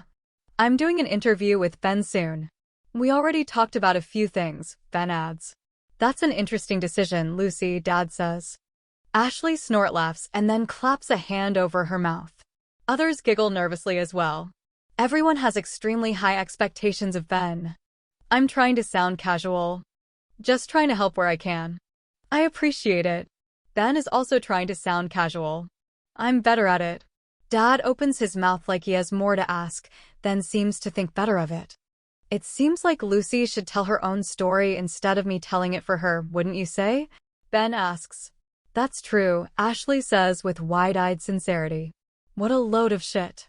The voice in my head is so loud that I barely stop myself from jumping. Let's kill her. I eye my knife, but I'm too buzzed to kill Ashley. For real or otherwise. Or him. I shifted my chair. The conversation has moved on without me, and Mom is staring at me. Right, she says. What? I have an idea. The truth, Mom says. That's all any of us have ever wanted. To just find out the truth. Yes, I nod. The truth. I take a long sip of my wine, which I should not do, but I want to quiet the voice. It works. And the truth involves digging up people's personal lives? Keith's face is even redder. Anger and alcohol coming together to make one very crimson man. Keith, Janice says quietly, putting a hand on his arm. He shakes her off. I'm sorry, but why are we all acting like this man is welcome here? You're very welcome, Ben, Grandma interrupts, patting his arm. He looks at her in amusement. Mom.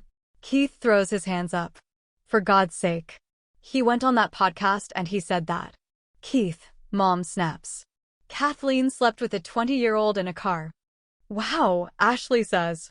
Oh my God. Brian actually puts down his phone. Damn it, Keith, Dad says. What?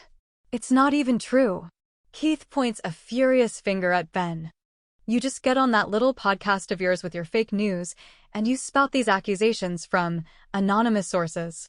He does finger quotes around anonymous sources. Maybe it's time for the pie? Mom asks. Keith ignores her, his attention locked on Ben. Who are these sources? I'm sorry, I can't reveal that. Or presents. Mom suggests. Of course you can't. Because they don't exist. Or more wine. Grandma suggests, holding up her glass. A waiter scurries over to refill it. Betsy leans across the table. Maybe I should go, she whispers. Are you kidding? Things are just getting good. Grandma exclaims gleefully. Keith has both hands on the table, ready to fight. And you implied that she and that boy. Colin, I supply. Wow! Ashley says. That Colin boy killed Savannah. We all know who did it. I raise my hand. Betsy's mouth drops open. Grandma pulls my hand down. Not the right crowd for that kind of joke, hon. No offense, Lucy, Keith says. Really, Dad? Brian asks. But we all know who did it, and you're throwing around lies and telling people Kathleen killed her. I'm just trying to get a handle on everyone's alibis. Ben seems remarkably unrattled. In fact, his lips are twitching. The smug bastard might be enjoying this. That is not. Oh, for fuck's sake. Mom yells. Everyone freezes. Yes, I had sex with Colin in my car the night of the wedding. Are you happy, Ben? You got me. I slept with a 20-year-old, and to be honest, I enjoyed it. Wow. So that's where I was when Savvy was murdered, Mom finishes calmly. She smooths a hand over her perfectly coiffed hair, and it barely moves. He's my alibi. Uncle Keith gapes at his sister like he just realized she knows how to have sex. Dad lets out a long-suffering sigh. Oh, give it a rest, Dawn, Mom says. Like you have any room to talk. I try so hard not to laugh, but a snort giggle escapes my lips. Neither of my parents has ever been all that discreet about their affairs.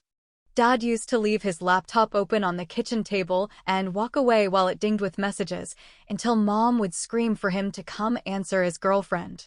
Mom, I'm pretty sure, only started sleeping around to get back at Dad, but it sounds like she's enjoying the hell out of herself now. Good for her, I guess. I'll never understand why they're still married.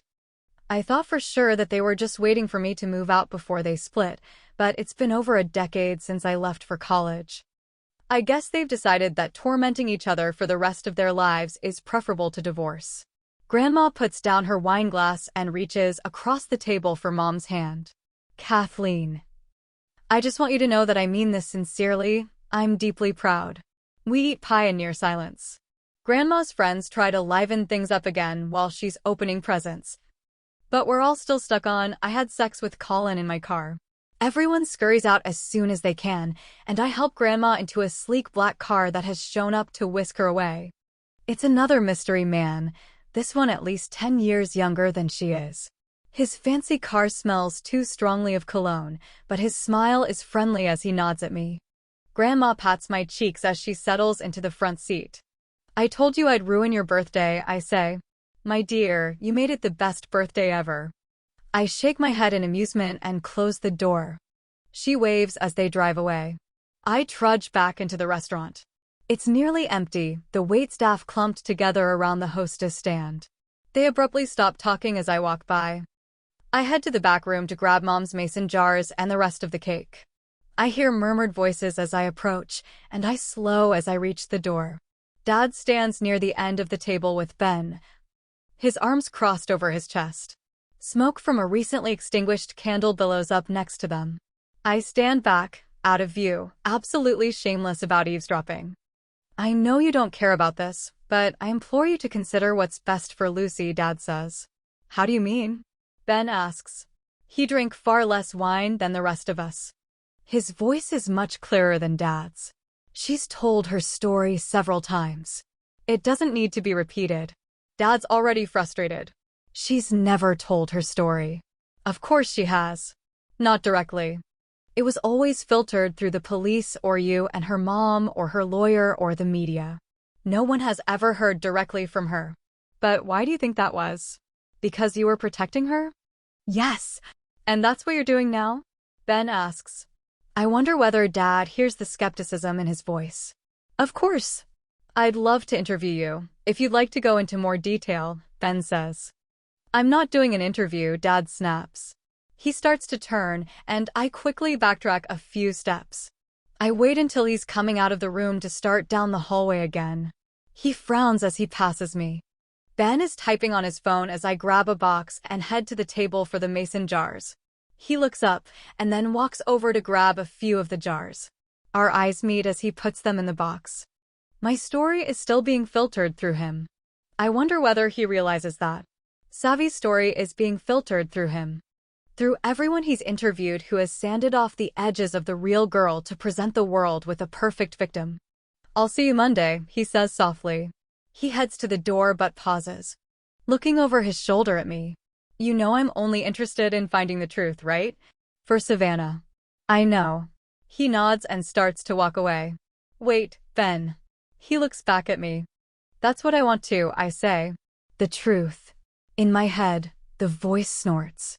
"To figure out what happened to her, I amend. I'm going to help you figure it out, no matter what those dumbass say." I gesture vaguely to the table where the dumbass, my family, were seated a few minutes ago. Ben smiles. "I'm glad to hear it. We'll figure out the truth together, Lucy." I swallow nervously as he waves, then turns and walks away. I listen to his footsteps fade. The truth. The truth doesn't matter. The voice, Savi's voice, is so clear now. Clearer than it's been in years. It's always been Savi talking to me. Since the first few days after she died, when her screams were so loud I thought my head was going to explode, to later, when she quieted to a murderous constant companion, to now, when she's apparently had enough of me ignoring her. Let's kill.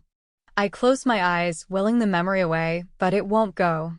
She's been there for days now, on the edge of every thought I have, yelling at me to notice her. The memory forms, bright and clear, like it sharpened over the years instead of fading. "Lucy, 5 years ago." "I know the truth doesn't matter," I said. I was sitting at the empty bar, the sounds of laughter from the staff coming distantly from the kitchen. The restaurant had just opened, and the dining room was deserted. It was just me and Savi. She stood across from me on the other side of the bar, leaning her forearms against the counter. She was in a tank top that showed her tattoos, flowers on one arm and Harley Quinn on the other. She had a thing for supervillains. No one ever mentions that. Maybe they think it's not important. She was beautiful, big, downturned eyes, and dark blonde hair tied up in a messy bun. Her eye makeup was nearly always smudged.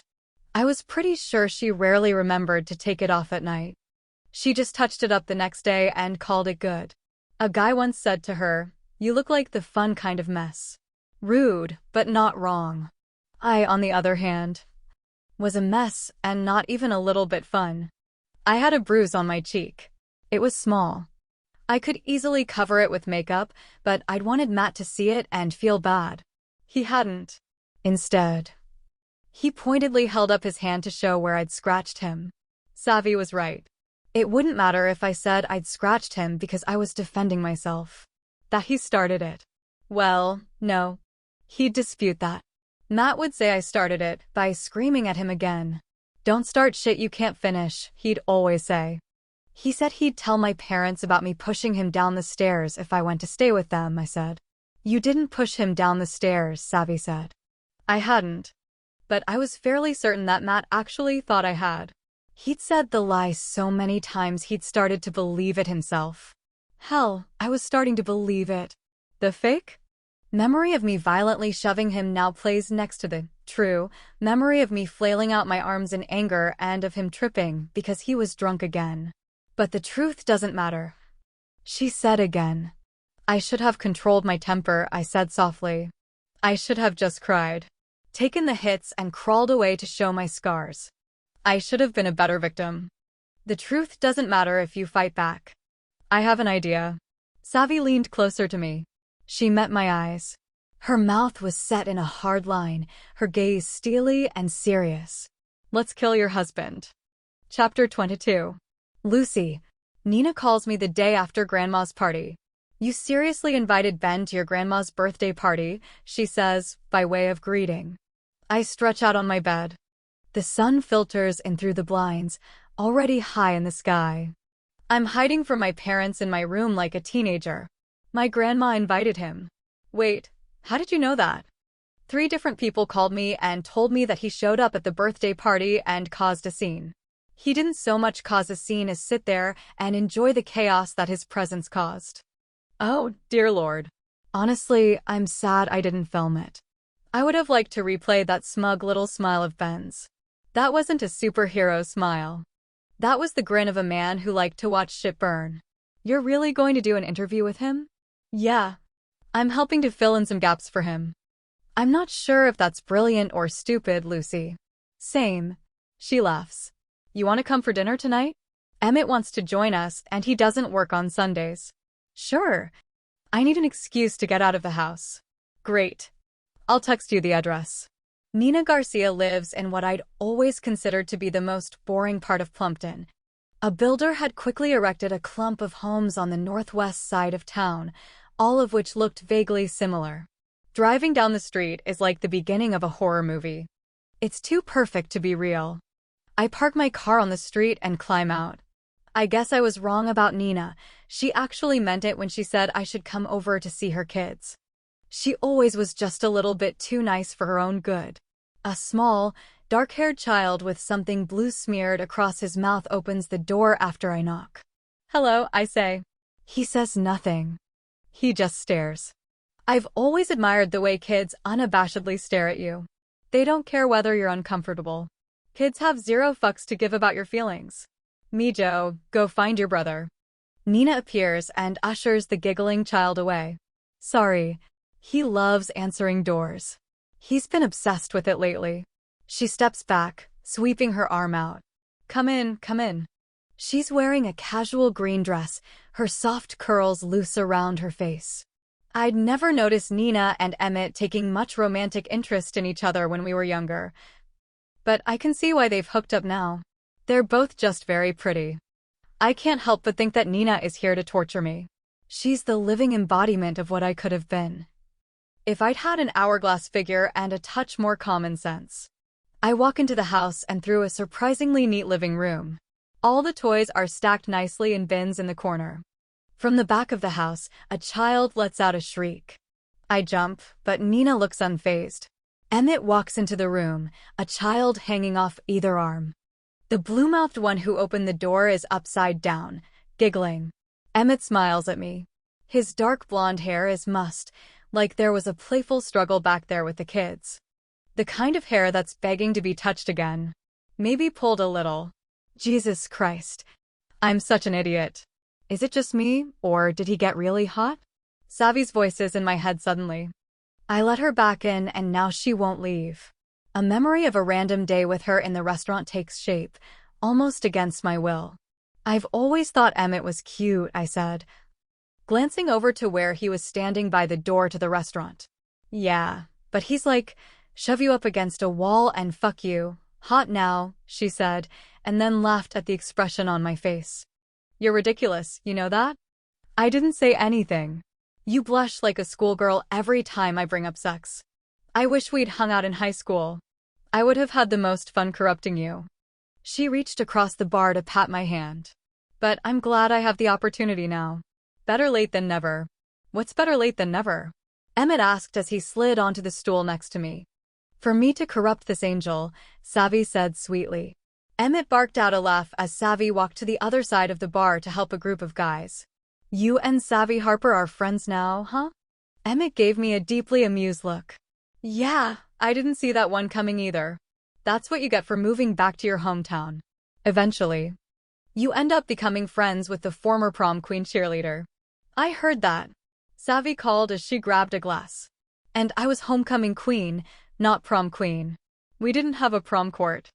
The fact that you even know that, Emmett said incredulously. Some of us didn't pretend to be too cool for everything. She gave us a meaningful look. Hey. I swung an arm around Emmett's shoulders. We weren't pretending. We actually were too cool. No, we weren't, Emmett whispered. I shot him a grin. No, we weren't. Savi winked at me. Good thing you're hanging out with me now. Emmett is staring at me. I try to look like a sane person who isn't being bombarded by past memories. I don't think I succeed. Nina grabs the upside-down child and sets him on the ground. Emmett puts down the other, taller one. "This is John and Chris," Nina says, pointing to the little one and then the bigger one. I've met the older one before, but she correctly assumes that neither of us remembers it all that well. "This is Lucy." I wave awkwardly. I'm never around kids. I don't know how to act with them. "Lucy is an old friend," Nina says to them. Neither of them look like they give a shit. The smaller one, already forgot his name, is staring at me again, though. The doorbell rings again, and the older one shrieks. "Abuela." "Come on," Emmett says, casting an amused glance at me. He ushers the boys out the door. "I asked my mom to watch them tonight so we could actually have some adult conversations," Nina says. "They're cute," I lie. "All kids look the same to me." "Oh, thanks." She smiles. "They're a handful." Emmett returns, minus the kids. He walks to Nina, slipping an arm around her waist. She leans into him with an easy familiarity. The sort of couple that's been together for a while but still remembers casual affection. When we were in high school, Emmett used to talk about leaving Plumpton. Of the three of us, he was the one who seemed the most restless, the most eager to explore the world. I wonder whether he's disappointed he never got out, or whether he's jealous of me for up and moving to Los Angeles. But I didn't really get out. I wasn't here physically, but in a way, I've spent every day of the last 5 years here. Other people moved on with their lives. Look at Nina and Emmett. I'm still defined by everything that happened to me in my hometown. By my first husband, and the life I had in my early 20s. I'm like the football jock who never gets over peaking in high school, except I'm the tragic murder version. Fuck, that's depressing. Emmett gives me a concerned look. Like he can read that emotion on my face, and I quickly look away and pretend to be fascinated by the family pictures hanging on the wall. "Can I get you a drink?" Nina moves toward the fridge. Covered in papers with scribbles that are supposed to be art, and Christmas cards of smiling children, even though it's August. "Emmett and I don't drink alcohol much. But I can offer you a Topo Chico." "Sure, thanks. I don't need any alcohol after yesterday's extravaganza. My head still hurts a little." She opens the glass bottle of mineral water and hands it to me. "I'm really glad you came." "Well, I'm not exactly flush with invitations, if you want to know the truth." Emmett leans against the counter, crossing his arms over his chest. "Are people nicer than when you left?" "Maybe. Less hostile, at least." He half smiles. "Folks have had some time to think about it." "And what conclusion have they come to?" Emmett and Nina exchange a look, and I know exactly what conclusion people have come to. The same one they always come to. "I think some people are realizing they were quick to judge," Nina says. "The DA would have tried you if they had enough evidence." I suppress a smile by taking a drink of my water. Nina says it like she's trying to convince herself. She's been lying awake at night, staring at the ceiling, coming up with logical excuses why I might not have done it. "We always had our doubts," Emmett says quietly. I appreciate that. They're both quiet for a moment, exchanging another look I can't quite pin down. Nina grabs a towel from the counter and twists it nervously in her hands. "I still don't remember anything, if that's what you wanted to ask." I offer helpfully. Nina twists the towel so hard I think she's going to rip it in half, and then turns away to open the oven a crack. "Hope you like lasagna." And then Savi's standing next to Nina, grinning with her smudged eyeliner, dark blonde hair piled on top of her head in a messy bun. I freeze. She's a horrible, perfect hallucination. Everything I've been shoving into the deep recesses of my mind for 5 years come back to life to haunt me. I want to force her out again. She shouldn't be whispering to me. And she sure as shit shouldn't be standing here with that familiar smirk on her face. Nothing good will come of it. Of course. Desperately pushing her away for 5 years hasn't gotten me anywhere at all.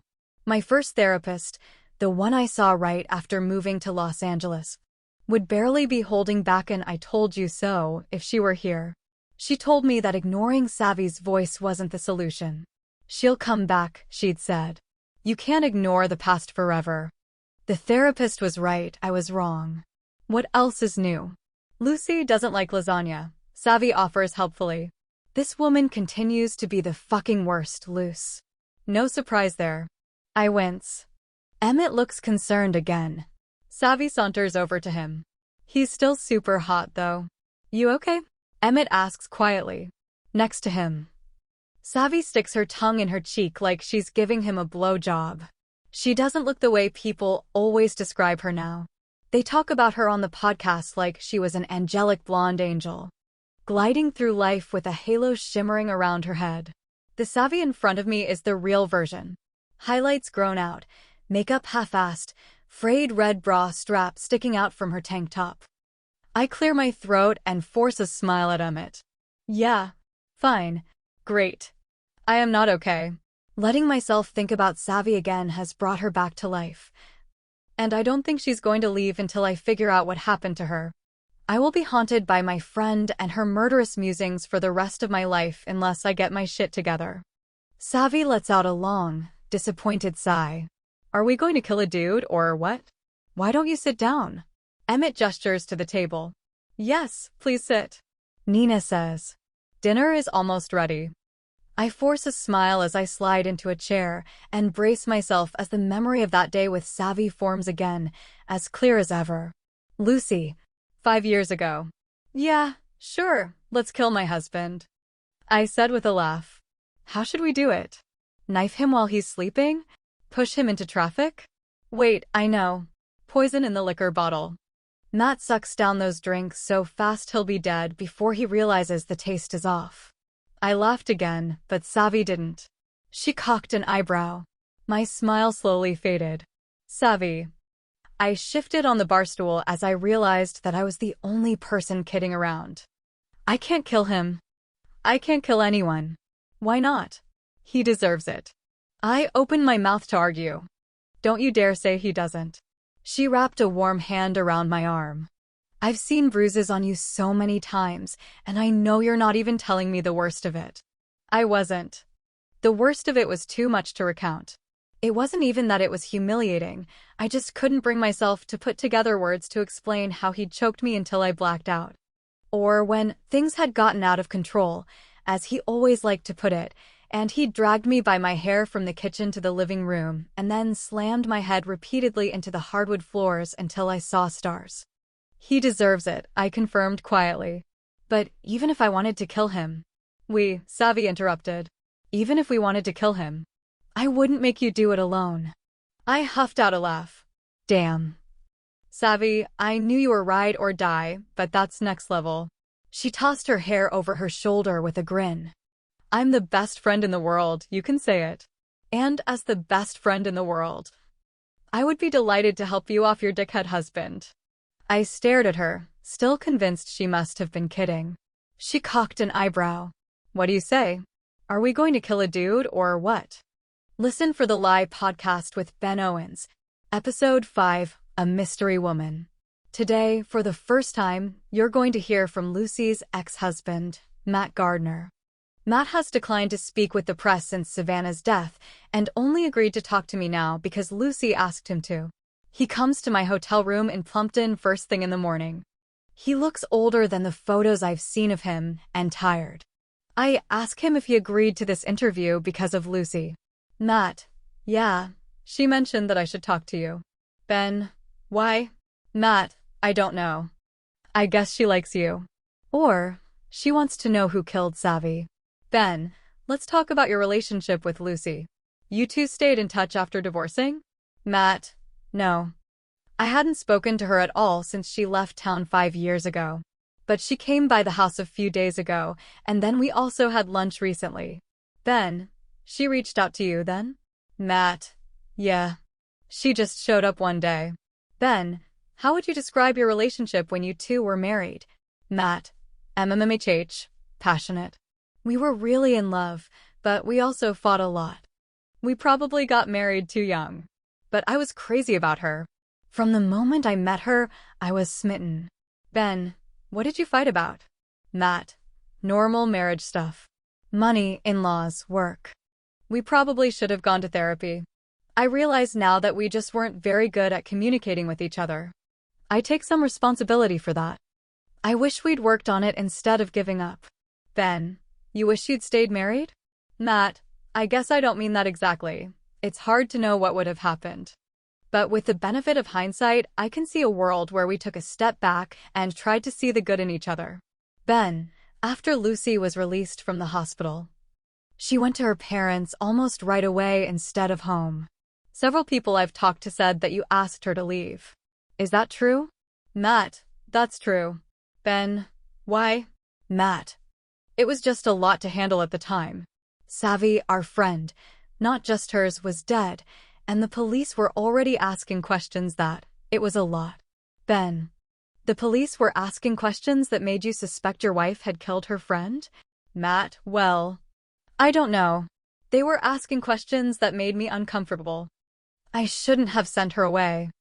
I feel bad about it now. Ben, did you go see her while she was at her parents' house? Matt, once, yeah.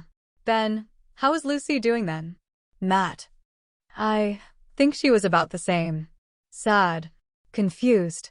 Ben, what did you do while Lucy was at her parents'? Matt, what do you mean? Ben, just in general. It must have been strange. Having your wife out of the house, right? What did you do? Matt, the normal stuff. Went to work. I worked more, actually. The local media would sometimes pop up at my house, so I stayed there a lot. Ben, did you stay with any friends?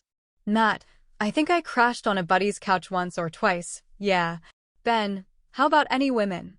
Did you stay at the homes of any women? Or have them over? Matt, I mean, it's been 5 years. Like I said, I crashed on some couches. Maybe some were women. Ben, I have 2 people who say they saw you regularly coming in and out of the house of a woman I'm choosing not to name here, for her sake. Matt, like I said, I stayed with some friends occasionally. Got away from the media. Ben, they say the 2 of you had been sleeping together since before Savannah died.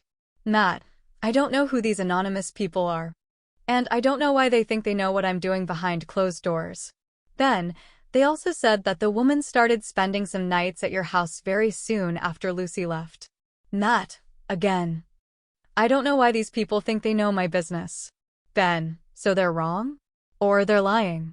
Matt, yes, they're wrong. And what does it even matter? How is it even relevant? Ben, good point. Let's move on. How did you get home from the wedding? Matt, I drove. Ben, even though you were, by your own account, pretty drunk? Matt, listen, it wasn't a great decision. But yeah, I did. And I'd sobered up a bit by the time I left. Ben, when was that? Matt, not long after Lucy and Savvy left. Ben, but you didn't see them? Matt, no, they took the back road. I took the main road. Like they told us to. Ben, and you went straight home? Matt, yeah. Ben, and you were alone the rest of the night?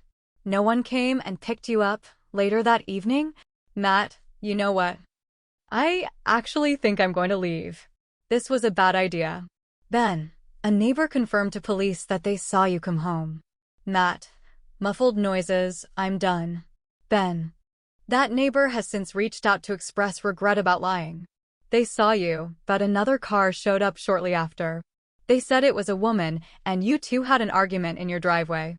Matt, muffled noises, banging. Ben, they didn't know who the mystery woman was, but apparently you were shouting at her, and then she left. And then you got back into your car and drove away. So, you told the police you were home all night, but you were actually out during the time Savvy was murdered. And that's the end of the interview, folks. Matt left then. And I haven't been able to get in contact with him again since. Chapter 23. Lucy. I agreed to go out to the woods with Ben, to the spot where Savvy was found. It's not what I expected for our first interview, but I don't have a good reason to say no. And I really tried to think of a good reason to say no. So now I am marching to the door of Ben's hotel room, about to drive with the smug, lying podcaster to the scene of the crime. Hello. Ben greets me at the door of his hotel room with a smile. Hello, asshole. Behind Ben, Paige lets out a cackle. She sits on the couch, bare feet casually propped up on the coffee table. I wonder whether the 2 of them are sleeping together. I hope not. And then I hate myself for it. Ben's smile widens, like he relishes being called an asshole. It's so nice to see you too, Lucy. When were you going to tell me that Matt left with some mystery person the night that Savvy died? I called and texted Matt several times since listening to the episode last night. Shockingly, he seems to be avoiding me. Let's kill him before he kills you, Savvy says in my ear. Didn't I tell you how good I am at that? I can make a man wish he never laid eyes on me, much less hands. It wasn't the plan, to kill him the night of the wedding. We were still just talking about it. Did the plan change? Did we run into Matt that night? I think of him standing near the front door. Genuine fear in his eyes. The man who once sneered at me, you call that a punch? Hit me again. Hit me again. You found out eventually, didn't you? Ben says, pulling me back to the present. I thought we were working together here. I don't get a heads up. No, Ben says. No, Paige echoes behind him. Not really feeling the trust here, Ben. He laughs. Do you trust me? Not even a little bit. Fair point. He grabs his bag and steps out of the hotel room, pulling the door closed behind him. I'm going to turn the mic on once we're in the car, okay? Okay. I turn away in case my face betrays my nerves. I follow Ben to his car. Are there more interview bombshells coming? Of course. He opens the door and smiles at me over the hood. Ready? Have you been out here since it happened? 15 minutes later, Ben is worried. He frowns as he says the words, taking his eyes off the road for so long that I actually point out the windshield to remind him that he's driving. He faces forward. We're on the narrow road that leads to the Bird Estate. There are two roads that go to the venue, a main one, nicely paved and less dangerous, and this one, narrow and bumpy with thick trees on either side. The latter is a much faster way to get to the highway, and it's the one where they found Savvy's car parked abandoned. Yes! I slump down in my seat. My heart is thumping too fast, and I try to pretend that it's just a sugar rush from the cookies I ate before leaving the house. The cold air blasting out of the vents is finally starting to cool the car down, and I focus on the feeling of it against my face. I haven't seen Savvy again, but her voice is in my head constantly now. Just an endless stream of, let's kill your husband. When he glances at me again, but only for a moment this time. My mom brought me out here after the police opened the area back up. We walked around, hoping it would spark a memory. I speak a little slowly, considering my words before I say them. I'm Podcast Lucy now. I was planning to kill my husband with my friend Lucy. She needs to stay buried deep inside. It didn't. It's not a question. Get up, Lucy. Get up. The memory of Mom yelling at me as I collapsed, fingers gripping the dirt, came roaring back. I try to push it away. This is not how innocent people act. You know that, right? She said to me as we drove away, me sobbing in the passenger seat. I hadn't known that. How would an innocent person have acted? I'd always meant to ask. Lucy. Ben's concerned again. No, it didn't work. He parks in the dirt on the side of the road. The buzz of crickets grows louder as I open my door. He holds his digital recorder as we begin walking into the trees. They're thick, providing ample shade, but it doesn't help much. It's after 6, the sun's still blazing, the air thick with humidity. Sweat is already rolling down my back and we've been out of the car all of 2 minutes. I thought the microphone would bother me more. I thought that visiting the scene of the crime after all these years would bother me less. Everything is still upside down, and I feel off balance. I wish I'd said no to this. No, Ben. Interview me indoors, in air conditioning, like a normal fucking person. We're following a thin dirt path and I focus on it. Try to breathe. The police had this area roped off for what, a week? Ben asks. Yeah, I think so. And how long after that did you come out here?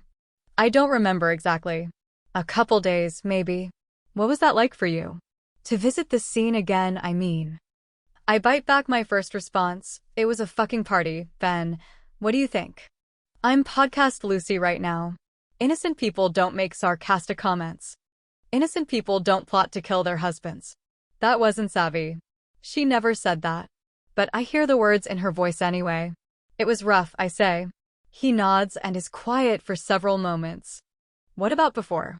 You're a runner, right? Did you ever come out here for a run? That trail is nearby. I don't know how he knows that I'm a runner, but it's entirely possible that Ben knows more about me than I know about myself at this point. I didn't start running until a few years ago, and I hate running outside, so no. I'd never come out here for a run, especially not in this heat. A bug dive bombs my face, and I barely stop myself from screaming a curse. I flap my hand in front of my face a little too vigorously. I look as crazy as I feel. But you knew about the trail, right? Yeah, of course. It's not a big town, and the sign for the trail is right off the road. I passed it a million times. We're still walking, and I realize I don't know exactly where Savvy's body was found. Everything looks the same out here. Just a dirt path looping through identical trees. Would an innocent person have remembered? Maybe an innocent person would have come out here every day, desperately searching for the memory. I visited twice and dissolved into hysterics both times. I can actually sort of see Mom's point, now that I think about it. I catch Ben staring again, eyebrows drawn together. He must know where Savvy's body was found. He would have planned all this out beforehand, the route, the questions.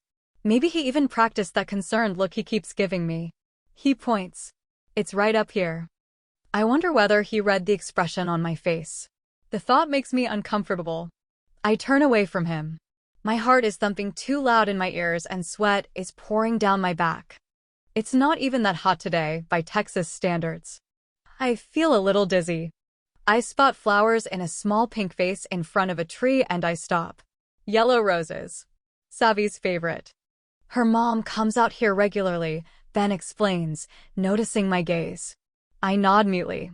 There's no evidence of where Savvy was found, of course, it's been too long, but I remember now. The police showed me photos of the body, half covered in dirt, her dress ripped in several places. I stared at the torn strap of her dress, hanging on by a thread. I knew how that happened. I knew. But I couldn't remember. Or I just wanted to remember so badly that I tried to create a memory. Hard to say now. Are you okay? Ben asks. Yeah. Does being out here make you feel any particular way? I stare at him. Marvel at the stupid question. You've seemed out of sorts since we got out of the car. Is it hard for you to be out here? At the spot where she died? Of course it's hard. I take a breath, but it doesn't help. Savvy appears behind him. She's in a short black dress that she wore often, cotton, casual. Clinging to her body in a way that made everyone take a second glance. She grins as she mimes strangling him. I blink and she's gone. I need to get out of here. My mind is swimming. And I can't be podcast Lucy when I can't think straight. I might say something awful or dumb or, this is not how innocent people act. Can you talk about why it's so upsetting for you to be out here? Is it just because it's the spot where Savvy died, or does it bring up other memories as well? A bead of sweat rolls down the side of my face. It's too hot to breathe. The air is thick and horrible. The edges of my vision go black. My legs go numb. There's a loud buzzing in my ear and I don't know whether it's all the goddamn bugs or that my brain has given up. I wouldn't blame my brain cells for piecing out. I'm surprised they made it this long. Oh shit. Ben's voice sounds far away, but when I sway, I hit him instead of the ground. He slows my fall, but we both still end up in the dirt. I don't think he's caught very many swooning ladies. He's not very good at it. I don't want to be down here, so close to where Savvy was. But all I can manage is to sit up, but in the dirt. Hey, Lucy, look at me. Ben is on his knees next to me, one hand on my back and the other on my arm, like he's worried I'm going to fall over. I mean, I guess that's fair. Are you okay? He's full of stupid questions today. Can you? I don't know what to do. Should I call an ambulance? He's already got his phone out.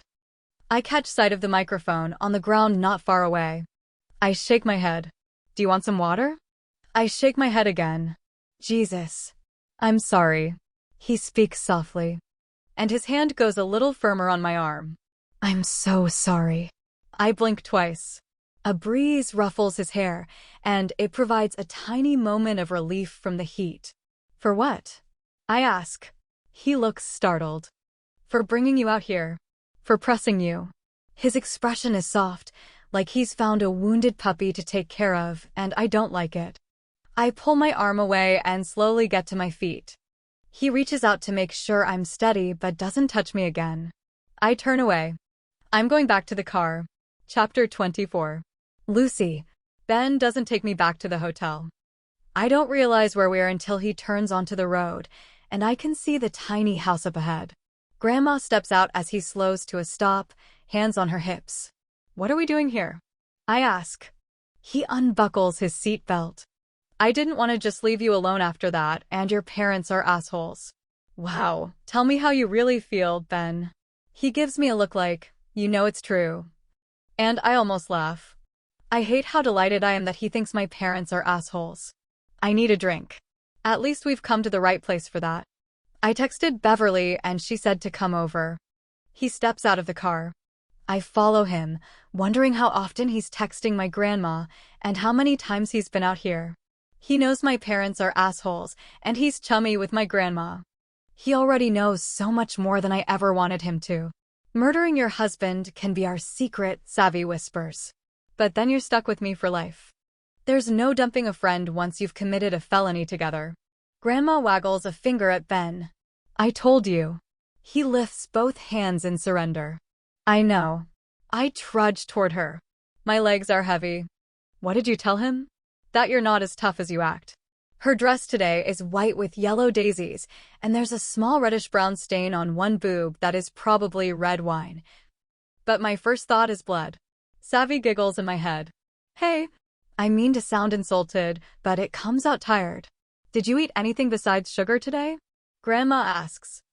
Like I'm still 10 years old. I consider. Not really. Come on. What do you like on your pizza, Ben? An hour later, when I'm full of sausage and mushroom pizza, the world feels steady again. Grandma made me a vodka tonic, and I think the pleasant buzz is the only thing keeping me from feeling the full embarrassment of fainting on Ben earlier. We're sitting on her porch in creaky plastic chairs, a fan blowing hot air around us as the sun sets. Grandma emerges from the house with 2 drinks. She hands one to Ben. You getting any writing done in between all this? She sits down, propping her feet up on the grungy wicker ottoman as she sips her drink. Not really. I haven't felt much like writing happy people in love. But you're so good at it. She reaches over and whacks Ben's shoulder. Isn't she? You are. He glances at me with a half smile. He's on his second drink, and Grandma pours them strong, legs stretched out in front of him, fancy microphone forgotten in the car. He looks more relaxed than I've ever seen him. And I wonder again how many times he's been here. I acted dumb when he asked me about your books, by the way, Grandma says. But he told me you guys talked about it. I know. I sigh. It's only a matter of time before it comes out. Ben said he's not telling people. I'm not, he says quickly. Yeah, but if he can figure it out, other people can too. And now everyone is thinking about me again. I cast an annoyed look in Ben's direction, which he ignores. Maybe not. She pauses. I hope people really are having sex like that in their 20s the way they are in your books. Ben laughs mid-sip and then presses the back of his hand to his mouth as he coughs. We were all so repressed in our 20s, Grandma continues. Just focused on marrying the first jerk who asked. Was Grandpa the first jerk who asked? Yes. I barely remember the man. He died when I was a kid, but I guessed from the way she never spoke about him that he wasn't particularly missed. The world seemed so dangerous for women back then. She says. We're sitting here with a man who investigates women's murders, so I wouldn't say it's safe now. Oh, sure. Grandma waves dismissively. But you know what I mean. I never could have left my husband and moved to Los Angeles by myself like you did. I was supposed to get married and stay married, so my husband could protect me. I needed to be transferred straight from father to husband, or something terrible might happen to me. She takes a long sip of her drink. My life vastly improved once both those men were gone.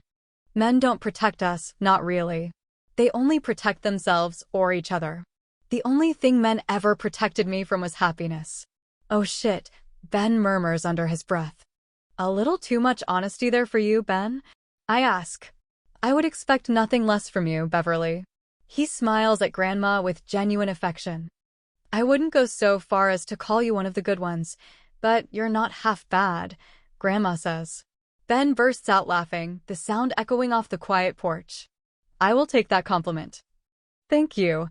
I lean my head back with a sigh. She's right. She's always right. She was right about me coming back, about her party, about Ben.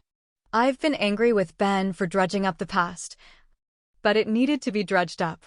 No one protected Savvy back then. The very least I can do is find answers for her now. You're not half bad, I repeat softly. One side of Ben's mouth turns up, and when our eyes meet, I have to look away. Grandma squints, and I follow her gaze to a gray-haired man walking down the road in our direction, swinging a cane like some kind of dapper gentleman from the 1920s. Oh, hold on. She gets up and struts toward him, glass in hand. I watch her greet the man with a kiss. The vodka buzz is intensifying, and I actually feel a little jealous. I'm reminded again of how long it's been since I had good sex. That's a different man than the one who came by when I interviewed her, Ben says with a soft laugh. He pauses for a moment. Do you agree with her about Matt? I look at him in surprise. What about Matt? Have you finished episode 5? No, I only got about halfway before I had to meet you. Oh! He's watching Grandma and her suitor. She laughs at something he says. You should finish episode 5. Why? What did she say? He takes a long sip of his drink. She thinks Matt killed her. Listen for the Lie podcast with Ben Owens. Episode 5, A Mystery Woman. If I'm being honest, Beverly Moore is the reason you're listening to Season 2 of this podcast. I reached out to her last year. I didn't even expect a reply to my email, but she called me up within hours of receiving it. Told me she'd be happy to talk to me about Lucy. Ben, Mrs. Moore. I really appreciate you sitting down with me today. Beverly. Oh, hon, you can call me Beverly. Ben, okay. Beverly, can you tell me about your granddaughter? What was Lucy like when she was younger? Beverly, she was a real no-nonsense girl. Just didn't have time for any shit, you know? I've always admired that about her. I was so concerned with whether or not everyone liked me at that age. And people hate that quality in a young woman, don't they? They don't know what to do with a girl who isn't looking for their approval. They feel like they have to bring her down a peg. Ben. You knew Savannah, didn't you? Beverly, of course. Lovely girl, and I'm not just saying that because she's dead. Some young people, they don't want to talk to us old folks. But Savvy was a real sweetheart to everyone. I used to help out at the bakery, and she'd come in a few times a week. She'd often stay and chat for a while. Then, tell me about how you met Matt. Beverly, Lucy brought him home. I guess it was the summer before her senior year of college. They'd already been dating for a bit. Ben, what did you think? Beverly, well, I could tell that Lucy was madly in love. And I wanted to like him, for her sake, but I didn't really. He was so charming in that way that's always felt suspicious to me. Ben, can you elaborate on that? Beverly, some men, they've got to put on a show when they're around women. It's like they don't actually know how to talk to us, so they choose over-the-top chivalry. If I pull out her chair and make a big show of talking about how moms are heroes and women are actually the strong ones, they won't notice that I don't have any interest in listening to a single word that comes out of their mouths. Matt was like that. Ben, did you tell Lucy your concerns? Beverly, not at that time, no. She was 20 years old. No one wants their grandma weighing in on their boyfriend at that age. At any age, honestly. So, I kept my mouth shut until they got engaged. Ben, you said something then? Beverly, I did. Lucy called me all excited, telling me Matt proposed, and I said, honey, why don't you wait a bit? You're so young. Go to Europe. Buy an old van and travel the country. Don't get married. You have your whole life to be married. She didn't like that, of course. And when she asked if I didn't like Matt, I told her, no, I didn't. I said that I got a bad feeling from him, and that if he really loved her, he would understand that she wanted to wait a few years to get married. What kind of 22-year-old boy wants to get married these days anyway? We're not Mormons, for Christ's sake. Ben, what was her response? Beverly, she was polite. But it was obvious that she wasn't going to take my advice. I can't blame her. I was the same way when I was her age. Stars in my eyes. Thinking about my pretty white dress and the chubby little babies who would look up at me adoringly. In the end, life is just sweatpants and children who resent you and all your choices. But no one wants to hear that. Ben, what about after they got married? Did you warm to Matt? Beverly, goodness no. I hated him even more, and I don't care who knows it. The act started to fade a bit. And I'd catch him sniping at Lucy. I'd see him roll his eyes at something she said. And he started to slip, say things that he really meant after I'd known him a few years. Men can only hide it for so long, you know? Ben, hide what? Beverly, who they really are. Matt's real, horrible self was shining through after a few years. Ben, what kinds of things did he say? Beverly, well, let me tell you the one that really matters. I may be old, but I remember this word for word. We were out to eat at the restaurant where Savvy worked. We saw her over at the bar as we walked in, and Dawn leaned over and said something to Matt. I don't know what. But Matt goes, that little slut hates me. Ben, he said, little slut in front of you? Beverly, he sure did. He muttered it under his breath, and he looked a little embarrassed after, like he hadn't meant to say it. Dawn just laughed a little, like he was embarrassed too. And I don't think either of them realized I'd heard. Ben, did you tell Lucy? Beverly, no. I considered it, but I didn't know what purpose it would serve. But I really started to worry at that point. If that was something he'd say to his wife's father, what sorts of things must he be thinking? Or saying to Lucy? Chapter 25. Lucy. Mom, you should have at least talked to me first. Mom greets Grandma at the door this way. From my spot leaning against the kitchen counter, I can see Grandma pull off her sunglasses to reveal an unamused expression. I pop another donut hole in my mouth. Grandma steps into the house, waving off her daughter. I don't need your permission to tell people my opinions. Ben isn't people. She stops with the front door half closed, using the end of her crutch to prop it open. Whose truck is that? A friend's. Grandma plops down at the kitchen table. Which friend? Mom closes the door and hobbles over. Just a friend. How many friends do you have these days? I don't know, Kathleen, a few, Grandma says, exasperated. I'm a likable person. Wouldn't know what that's like, I quip. She puts a soft hand over mine. Better to be interesting than likable, in my opinion. Mom wrinkles her nose like she disagrees. Do you want some coffee? I ask Grandma. I just made a fresh pot. Yes, hon, thank you. I pour her a cup and drop the box of donut holes in the middle of the table. Grandma fishes out a powdered sugar-covered one. Ben is not people, Mom says, picking up her earlier complaint. He broadcasted that interview to millions.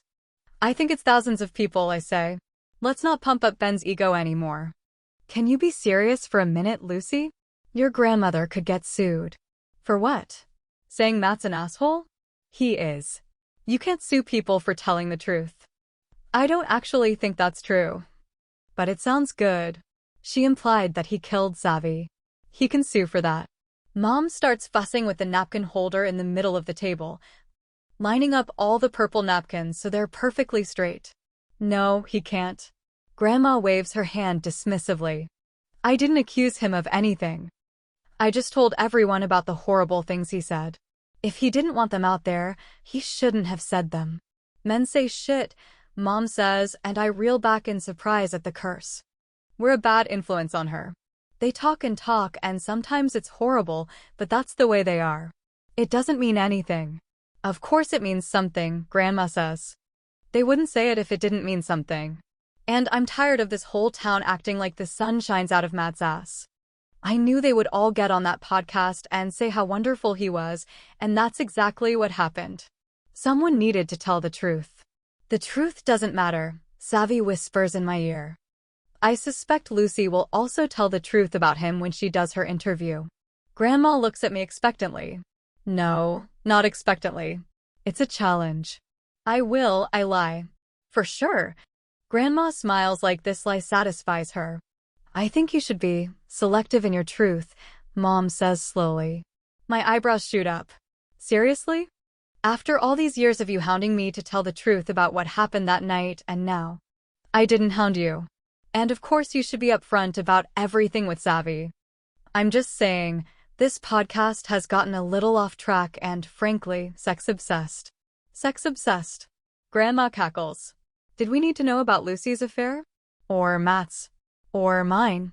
Why is he constantly talking about it? Mom sniffs. You're right, he should have mentioned all of Dawn's affairs if he was going to bring up yours, Grandma says. That is the exact opposite of my point, Mother.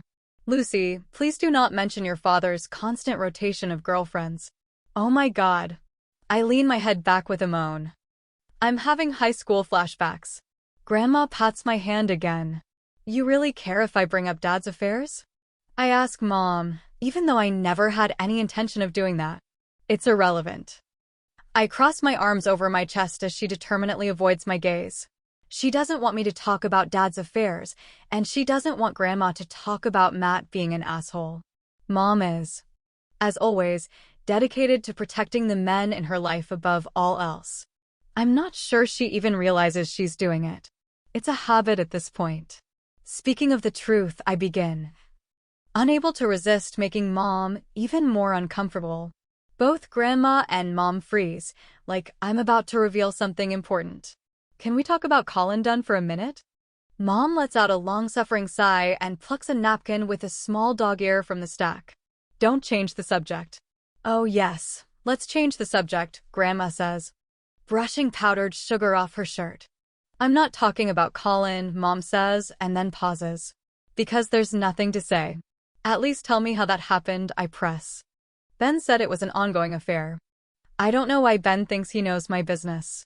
Is he right, though? Grandma has a shit-eating grin on her face. Mom takes a donut hole and breaks it apart. She puts a tiny bite on her tongue and then drops the rest of it on the napkin. No, it was just that night. That's too bad, Grandma says wistfully. He's very cute for a 20-something. Mom rolls her eyes, but the edges of her lips twitch. Was the wedding the first time? I ask. Yes. The lines between her eyebrows appear again when she looks at me. He said that he and Savvy saw other people. They did. Then why are you looking at me like that? I'm not looking at you. This is just my normal face. She frowns and breaks off another tiny piece of the donut. It was years ago, and it was once, and was it good? Grandma interrupts. Mother. What? Young men were not great at sex when I was. Please don't finish that sentence, Mom says, face scrunched up like she's in pain. I'm just saying. Some things get better with age. I snort laugh. Mom crosses her arms over her chest and shakes her head. I lean closer to Grandma. Savvy had no complaints, I whisper. She cackles. Mom's cheeks turn pink as she shoves the rest of the donut in her mouth. Chapter 26. Lucy. I sit in bed that afternoon, laptop propped up in my lap, and text Ben to ask when we're doing our next interview. The big one. The one where I'm supposed to tell all about Matt. I still need to decide what all will be. I'm not actually interested in sharing my sob story with the podcast universe. I was never all that interested in telling anyone except Savvy. She understood that. She didn't take my hand and gently suggest we march down to the police station. She didn't ask, why don't you just leave? She said, that's usually when men kill the woman.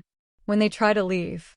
And I said, I actually don't think Matt would do that. Is that really a risk you want to take? She'd asked. No, it wasn't. And she knew. Right away, she knew that I didn't want to just leave. I wanted fucking revenge. Let's Thelma and Louise this shit, she'd said, and I'd laughed. I can't very well tell my abused wife sob story to everyone when I once laughed about killing my husband. That's not cool. My laptop dings with a message from Ben. Want to grab a drink tonight? And do the interview? No. Interview tomorrow, maybe? I sigh and start to type.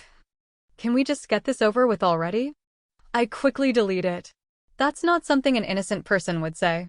Downstairs, I hear Mom laugh loudly, as if she's inside my head.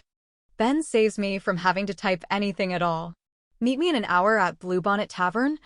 I can feel that this is a bad idea by the way I glance over at my closet to see which dress I should wear.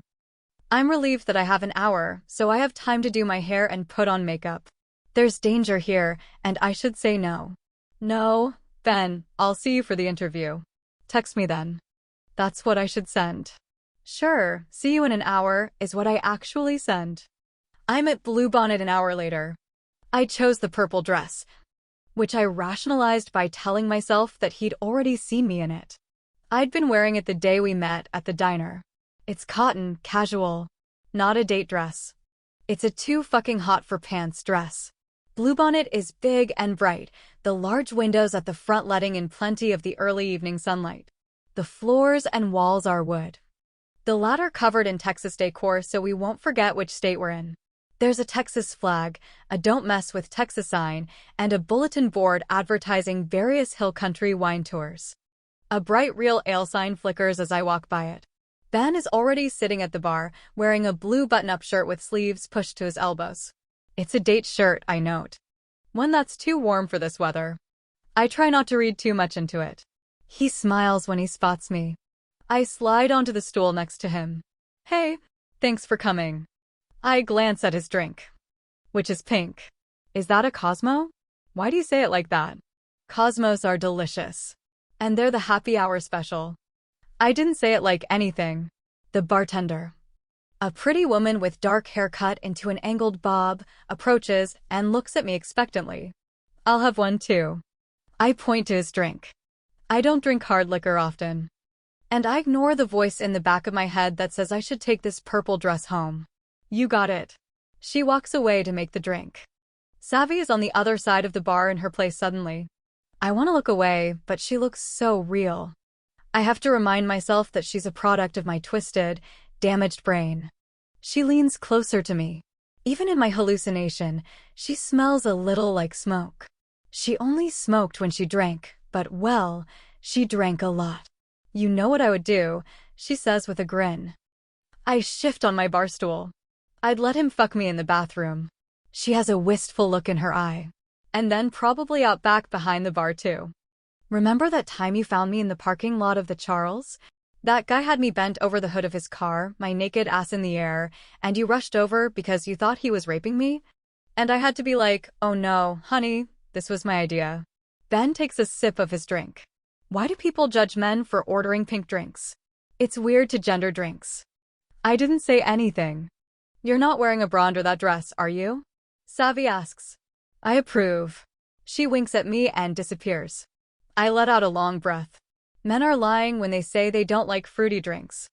That guy over there with a beer wishes he had my Cosmo. I laugh, which makes his face brighten. The bartender returns with my drink and I take a sip. It's strong, thank God. A burst of laughter explodes from behind me, and I look to see a group of women at a corner booth, many empty margarita glasses in front of them. A waiter is putting new ones down. A dark-haired woman on the end of the booth is draining the last of her margarita, and she barely takes a breath before she grabs the new one and takes a long sip. It's Nina. She chugs half the margarita down in 2 gulps, and the other women explode into giggles again. You better go ahead and bring another one, she says to the waiter. He laughs and nods. For someone who said she doesn't drink much, she sure is putting away those margaritas. Our eyes meet as she puts the glass down, and she quickly looks away, like she hoped I hadn't noticed her. She hastily recovers, turning in the booth and waving at me. She stands and walks to us. She's wearing skinny jeans that hug her curves, and no fewer than 3 men check out her ass as she passes them. I give them disapproving looks that not one of them notices. Hey, Lucy. Ben turns around then. And Nina actually stumbles back in surprise. She blinks twice, and I swear she almost turns around and bolts. I can actually see the thought cross her face. If Ben sees it, he pretends not to. He smiles and says, "Hi, Nina." Hi. It comes out as a question, directed at me. Is everything okay? Fine. How about you? She squints. Her cheeks are pink. And I can almost see that huge gulp of margarita hitting her. Good. Yeah, good. She shakes her head. I'm sorry. You seriously hang out with this guy? Ben laughs. Tell us how you really feel. Nina. Nina casts an irritated look at him. She sounded friendly on the podcast, but that look in her eyes is anything but. Something happened between her interviews and now. If you can't be friendly with the podcaster who's trying to prove you killed your best friend, who can you be friendly with? I say it in an effort to lighten the mood. But both Ben and Nina look at me like I've grown a second head. Shit. That's not something an innocent person would say. I'm going to go back to my friends. Nina doesn't look at me as she turns. Nice seeing you guys.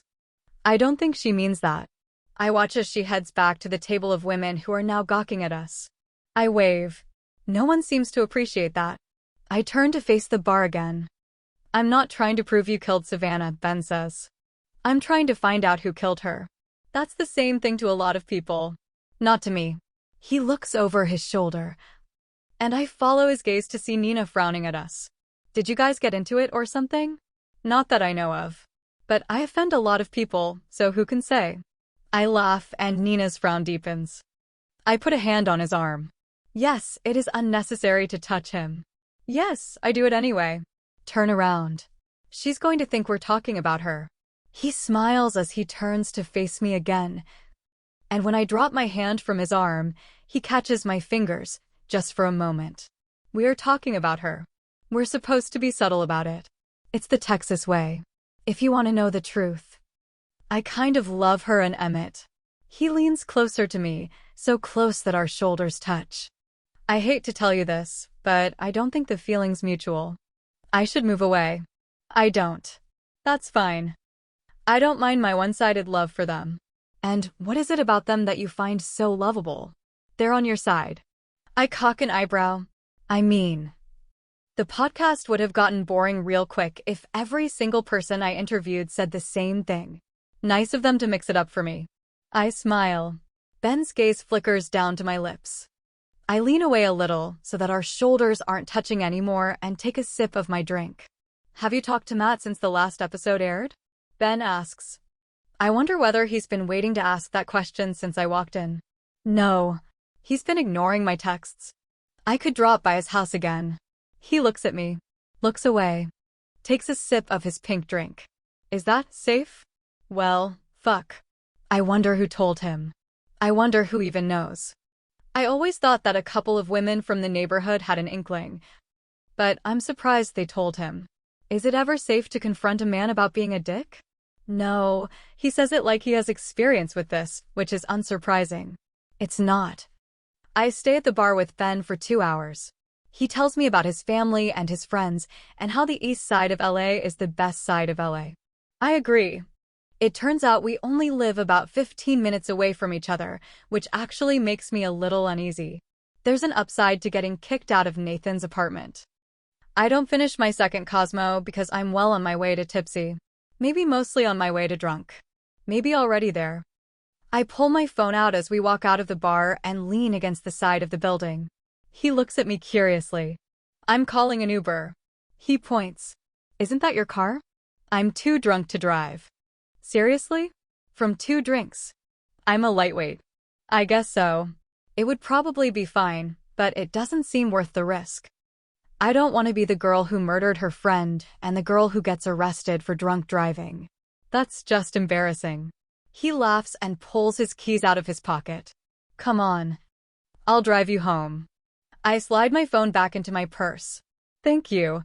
Do they even have Uber in this town? There's one dude. Apparently he takes forever to show up. Not much incentive to be quick when you're the only game in town. Hey, jackass. The screaming voice is familiar, and my fingers instinctively tighten into fists. I whirl around. It's Matt. Tearing across the parking lot like his ass is on fire. His face is twisted with fury, his whole body so tense I can see the muscles rippling down his arms. But his anger isn't directed at me, which is a new experience. He's charging straight for Ben. Ben dives into his car, and I think he's going to make a run for it. But he emerges a moment later and tosses something small and black onto the hood of the car. His digital recorder. Hi, Matt, this smug idiot says. You son of a bitch, I should wring your neck. Matt comes to a stop in front of Ben and doesn't wring his neck. He punches him in the face. Ben stumbles but doesn't fall, his back hitting the car. Matt grabs him by the collar of his shirt. He's an inch or two shorter than Ben, but he's making up for it with sheer rage. "I am going to sue you for every penny you're worth," Matt says through clenched teeth. Ben tries to twist out of his grasp. "I'll give you my lawyer's number. Can you take your hands off me, please?" Matt responds by gripping his shirt tighter and slamming Ben into the car. "Matt." I sound surprised, even though I'm not. His head whips around to look at me, and then something behind me. I glance back. Half the bar is outside now, staring. Beverly is a fucking drunk. And that one is a fucking liar. Matt lets go of Ben's shirt to point at me, just so there's no confusion about who the fucking liar is. Matt is breathing heavily. Eyes still wild like they always are when he loses control. Ben's shirt is stretched out at the collar and hanging loosely around his neck, but he looks remarkably fine otherwise. "I'd be happy to add your reply to the podcast, if you'd like to give one." Ben's voice wobbles, just a little. "Go to hell, asshole." That's my reply. Matt turns and stomps away. Ben lifts and lowers his shoulders, like he's making sure they're okay. Then he walks around to the hood of the car and grabs his recorder. He looks up at me with a self-satisfied smile that should be more annoying than it is. "You want to come back to my hotel for a drink?" Chapter 27. Lucy. I'm sure it will surprise no one to learn that I made the stupid choice and accepted Ben's offer to go back to his hotel. His suite is cold as I walk in, the AC up high. I shiver, and he pauses at the thermostat on his way into the kitchen. "Sit," he says, pointing at the couch. His laptop and notebooks are stacked neatly on the table in front of it. Nothing for me to see there. I don't know whether I'd want anyway. "Whiskey?" he asks.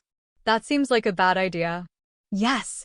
He pours 2 glasses, gingerly touching his cheek as he finishes. "Matt sure can throw a punch." "Yes." Well, he's had some practice. He walks over to me, whiskey in hand, and holds one out to me. I immediately take a sip. It burns going down.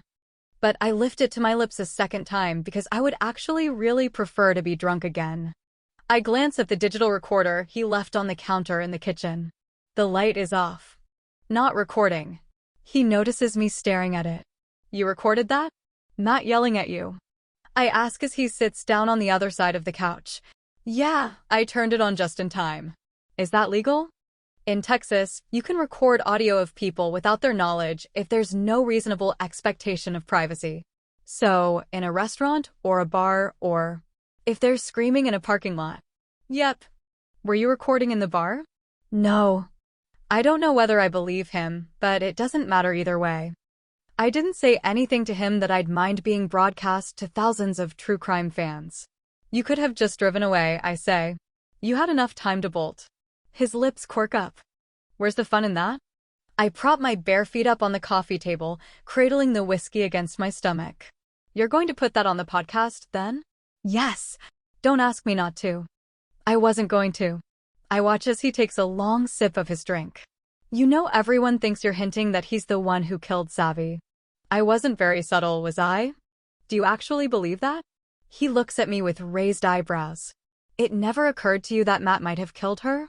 Jesus Christ, Ben, I'm not an idiot. Of course it occurred to me. His cheeks go a little pink. "Right. Sorry. I have nothing to say here. Like I had nothing to say to the police." What could I say? "No, officer, I definitely never would have killed Savvy. Because actually we were planning to kill my husband together." Not much of a defense. I could have confessed that plan, and my suspicions that maybe, for whatever reason, we decided to go after Matt that night, and Matt killed Savvy in self-defense. And then he let everyone think that I did it as a giant fuck you to me. I wouldn't blame him, honestly. But the fear. The look in his eyes when he asked me to go to my parents. If that fear was because he thought I was going to try to kill him, again, he would have told the police the truth. I can't think of any reason that Matt wouldn't go to the police if we'd tried to kill him that night. The truth would have mattered for him. Ben is staring at me expectantly. I wouldn't focus too much on Matt, I say, finally. "Seriously?" "I don't think he did it." "Seriously?" It's the baffled word of someone who thinks I should know better. Seriously, Lucy? He hit you. He points to his cheek, which is red. It's your podcast, man. I'm just telling you what I think. He lets out a long sigh. If you want to know the truth, I can't figure out a motive. I think what Kyle said about them maybe sleeping together is bullshit. That is definitely bullshit. He touches his cheek and winces. Matt's still a dick, though. You should put ice on that. Meh. I go to the fridge and pull a handful of ice from the freezer. I wrap it in a paper towel and walk over to him, holding it out. I think it's fine, he says. I sit down next to him and put the ice to his face. Ow! Just for a couple minutes. Or are you hoping it swells so you can take a picture and put it on Twitter? A smile slides across his face, and I can't help the one that crosses mine as well. He takes the ice from me and presses it to his cheek. We sit in silence for several moments that are not quite comfortable. Then he tosses the ice on the coffee table, leans over, and kisses me. I'm in his lap almost immediately, his hands under my dress and on my thighs. I can't remember why I thought this was a bad idea. This is a great idea. This is the best idea I've had since arriving in this cursed city. He pulls my dress down around my waist, his hands on my breasts. I unbutton his pants. I'd like to blame the vodka for that decision. And I'd like to blame the whiskey for letting him yank off my underwear so we can have sex right there on the couch. But that would be a lie. Chapter 28. Lucy. I wake early. Before the sun. Ben is asleep beside me on his stomach, his hair disheveled and falling across his eyes. My head hurts. I sit up slowly. I'm in his bed, naked. Because after having sex on the couch, he pulled me into his bedroom and we had sex in here too. An image of me smothering him with a pillow flashes across my vision. That's pretty standard for me waking up with men. It would be so easy to kill a sleeping man. I still vote strangulation for this one, Savvy whispers. I shake the voice away. I find my dress on the floor and my underwear in the living room. It's ripped, so I toss it in the trash on my way out. I'm outside before I remember that my car is still at the bar. I debate calling the one Uber driver, but he's probably asleep, and it's only about a mile down the road. I start down the sidewalk, hoping a strong breeze doesn't blow up my dress and expose my ass to the world. It's hot, even just before sunrise, and sweat trickles down my back as I walk. I wasn't nearly drunk enough last night to blame my choices on the alcohol, which was honestly shit planning on my part. Should have gotten wasted. Then at least I'd have an excuse. But no excuses. We didn't even use a condom, which is really just the icing on my bad decision cake. I've had an IUD for years, so there are no smug babies in my immediate future. But who knows where Ben has been sticking that thing. He fucks like he gets around. A little podcast souvenir. I should get a t-shirt. I was the subject of a true crime podcast and all I got was this t-shirt and gonorrhea. My car is still, thankfully, in the parking lot and I drive home to a dark, quiet house. I walk upstairs and close my door softly, change my clothes, and climb into bed. Early morning sun is filtering in through the blinds, and there's a text from Ben on my phone. I ignore it and close my eyes. My headache is gone when I wake the second time, and I'm starving now. I trudge downstairs. No sign of Mom, which is a relief. I don't need to add that to my hangover. I smear some cream cheese on a bagel and then hurry back upstairs. There are more texts from Ben on my phone.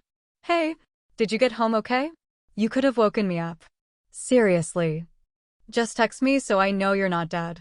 I perch on the edge of my bed, take a bite of my bagel, and text him back. I'm not dead. I got home fine. My phone rings immediately. Way to play it cool, Ben.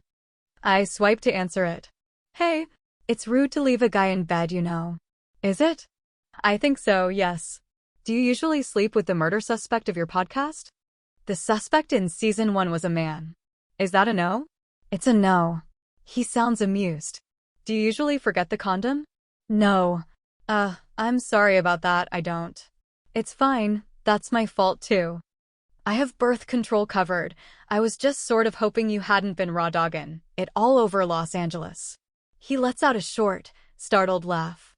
I have not been raw dogging it all over Los Angeles. Or anywhere. Usually. Just with me, then. I don't know whether I feel special or insulted. I feel like your podcaster ethics have really gone to shit here, Ben. I mean it as a criticism. But he laughs. Whatever. No one ever accused me of making good decisions. Questionable ethics, but you can't argue with the results. The words I read about Ben a couple of weeks ago float through my mind, and I have to work not to laugh. No one can say I wasn't warned. In truth, no one ever accused me of making good decisions either. You want to get breakfast? He asks. I need to talk to you about something. I need to write. Talk to me now. He pauses, and then clears his throat. Yeah. Okay. So, I'm putting together a bonus episode for tomorrow with the stuff I recorded with Matt yesterday. I want to send it to you first and let you veto it. Veto it? I had sex with the man 2 times, and I'm now apparently in charge of the podcast. I'm either proud of myself or horrified. Hard to say. Why do I get to do that? Because it includes an interview that makes me uncomfortable. I'll cut it if you ask me to. Who's the interview with? Maya Harper. My stomach clenches the way it always does when someone mentions Maya. Savvy's little sister. Send me the interview. Listen for the Lie podcast with Ben Owens. Maya's interview unedited segment. Hello, friends. I'm back earlier than expected because something happened last night. I met Lucy at a local bar, which you all know already because you've seen the pictures on Twitter. Yes, we were having a drink, and no, it's not nearly as scandalous as you all seem to think it is. As we were leaving the bar, Matt pulled into the parking lot and got out of his car. Here's what happened. Scuffling noises. Hello, Matt. You son of a bitch, I should wring your neck.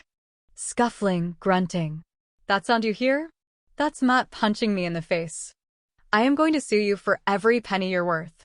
I'll give you my lawyer's number. Can you take your hands off me, please?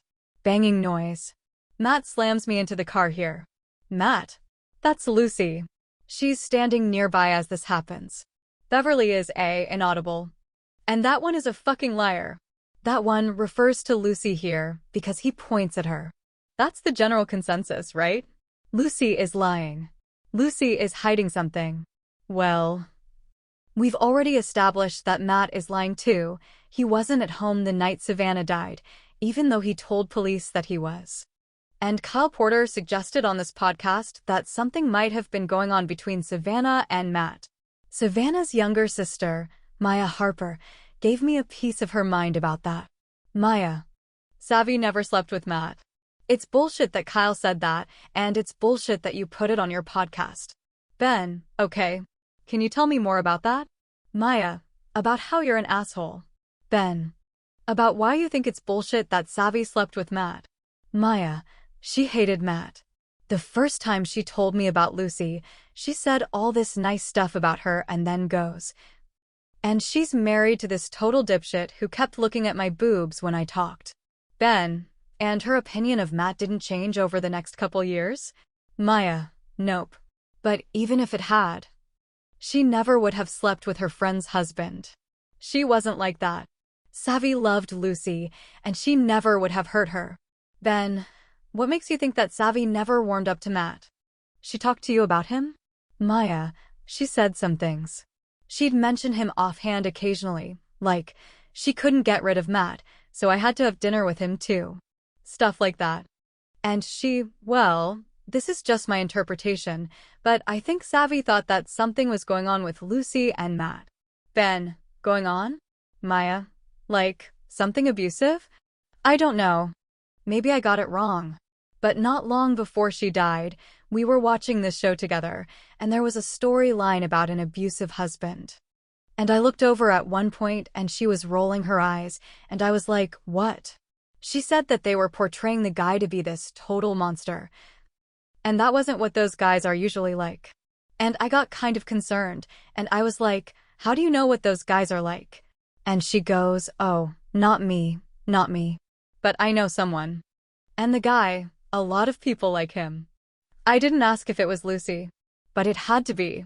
Savvy wasn't close friends with anyone else at that point. And she said no, not new. I know someone. I'd always wondered why Savvy had this, like, burning hatred of Matt when everyone else seemed to love him. It made sense suddenly. Chapter 29. Lucy. I text Ben when I finish listening. Can you cut out everything she says after Savvy loved Lucy and she never would have hurt her? I walk downstairs to toss the rest of my bagel in the trash as I wait nervously for him to reply. It comes as I'm walking back up the stairs. Yes, no problem. I blow out a breath. My hands are shaking a little. Out of curiosity, do you want me to cut it because it's not true or because it is? I stare at the question for a long time before typing a response. The truth doesn't matter. Maya Harper doesn't live in Plumpton, and I wish I had better things to do than take a 5-hour round-trip drive to Austin to see Savvy's sister, but I don't. So I go. I don't tell her I'm coming because she hates me and will probably call the cops. Ambushing her so that I have at least 15 minutes before the cops arrive seems like the best option. I have no idea where she lives, and even if Ben does, I can't bring myself to ask him. I don't want him to know that I'm going to see her. He already knows too much. But I do know where Maya works. She's an assistant at an accounting firm, which has their hours listed on their website. They're in a half-empty strip mall between an employment agency and an empty storefront with a for rent sign in the grimy window. I park my car at the back of the small lot by 4:30 and wait. He fucking deserved it, Savvy sings in my ear. I close my eyes, my heart pounding. I don't want to think about this. But I'm sitting here waiting for the only other person in the world who knows Savvy's darkest secret. I killed. Savvy appears next to me, both feet up on the dash, blue toenail polish chipped. She flashes me a grin. Want to know a secret? I nod. I killed a dude and I'm not sorry. He fucking deserved it. Lucy. 5 years ago. Savvy was still staring at me expectantly, waiting for me to take her up on her offer to murder my husband. Even if we wanted to kill him, I began slowly, I think we'd be in way over our heads. Seeing as how neither of us has actually ever murdered someone before. Speak for yourself. I barked out another laugh, but she didn't crack a smile. Her demeanor shifted. Something dark and serious flashing across her eyes. Wait, you. I trailed off, my breath catching in my throat. She lowered her gaze from mine and nodded once. I stared at her. My heart in my throat. Seriously? Yes. The word was a whisper, but then she straightened, shaking her head like she wanted to clear it of bad thoughts. Yes, seriously, she said. Her tone now with a hard edge to it. I killed a dude and I'm not sorry. He fucking deserved it. Savvy. I grabbed her hand. I didn't think I believed her about not being sorry. Or maybe I was wrong. Apparently, I didn't know everything about Savvy. It's okay. I don't have trauma about it. She shrugged in a way that was supposed to convey how casual she felt. But it seemed forced to me. Who was he? What did he do to you? Troy. An asshole I met in a bar who thought he could put his hands on me. He was wrong. She flashed me a dark grin. Jesus. Savvy. I'm fine. Did you go to the police? It was self-defense, right? The police. She snorted. No.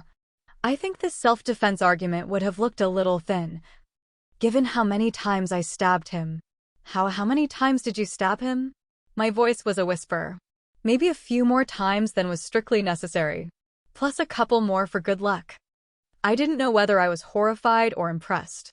I thought the blood would bother me more, honestly. Savvy shrugged. It was a mess, which was annoying.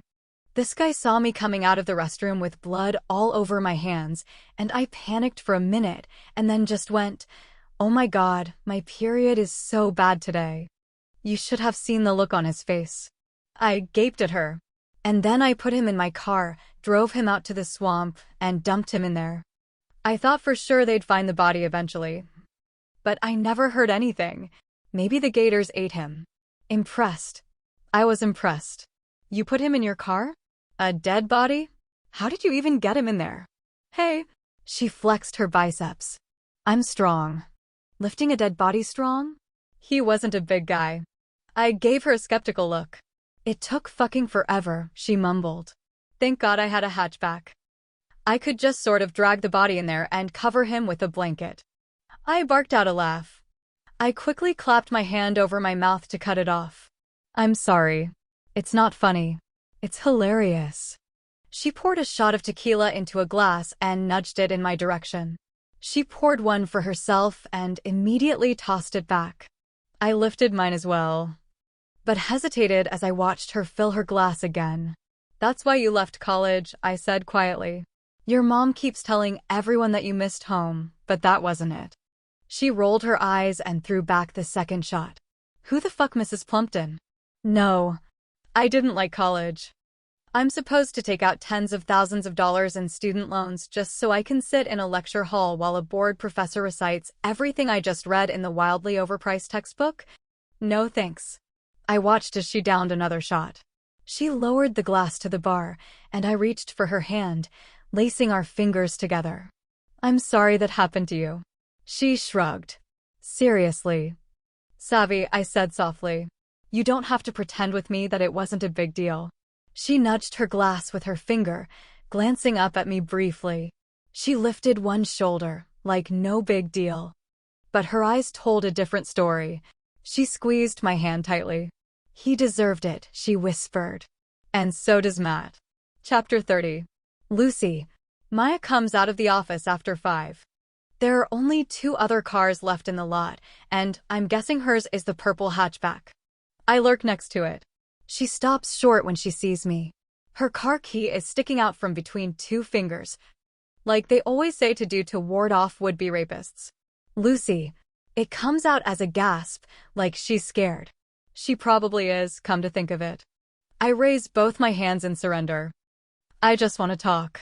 She squints at me.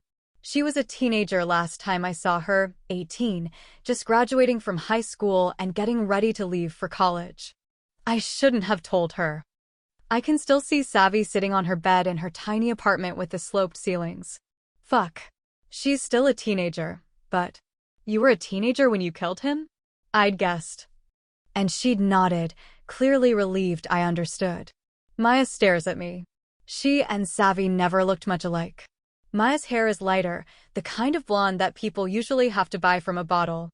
Her features are sharper than Savvy's were. The long nose and pointed chin are different from her sister.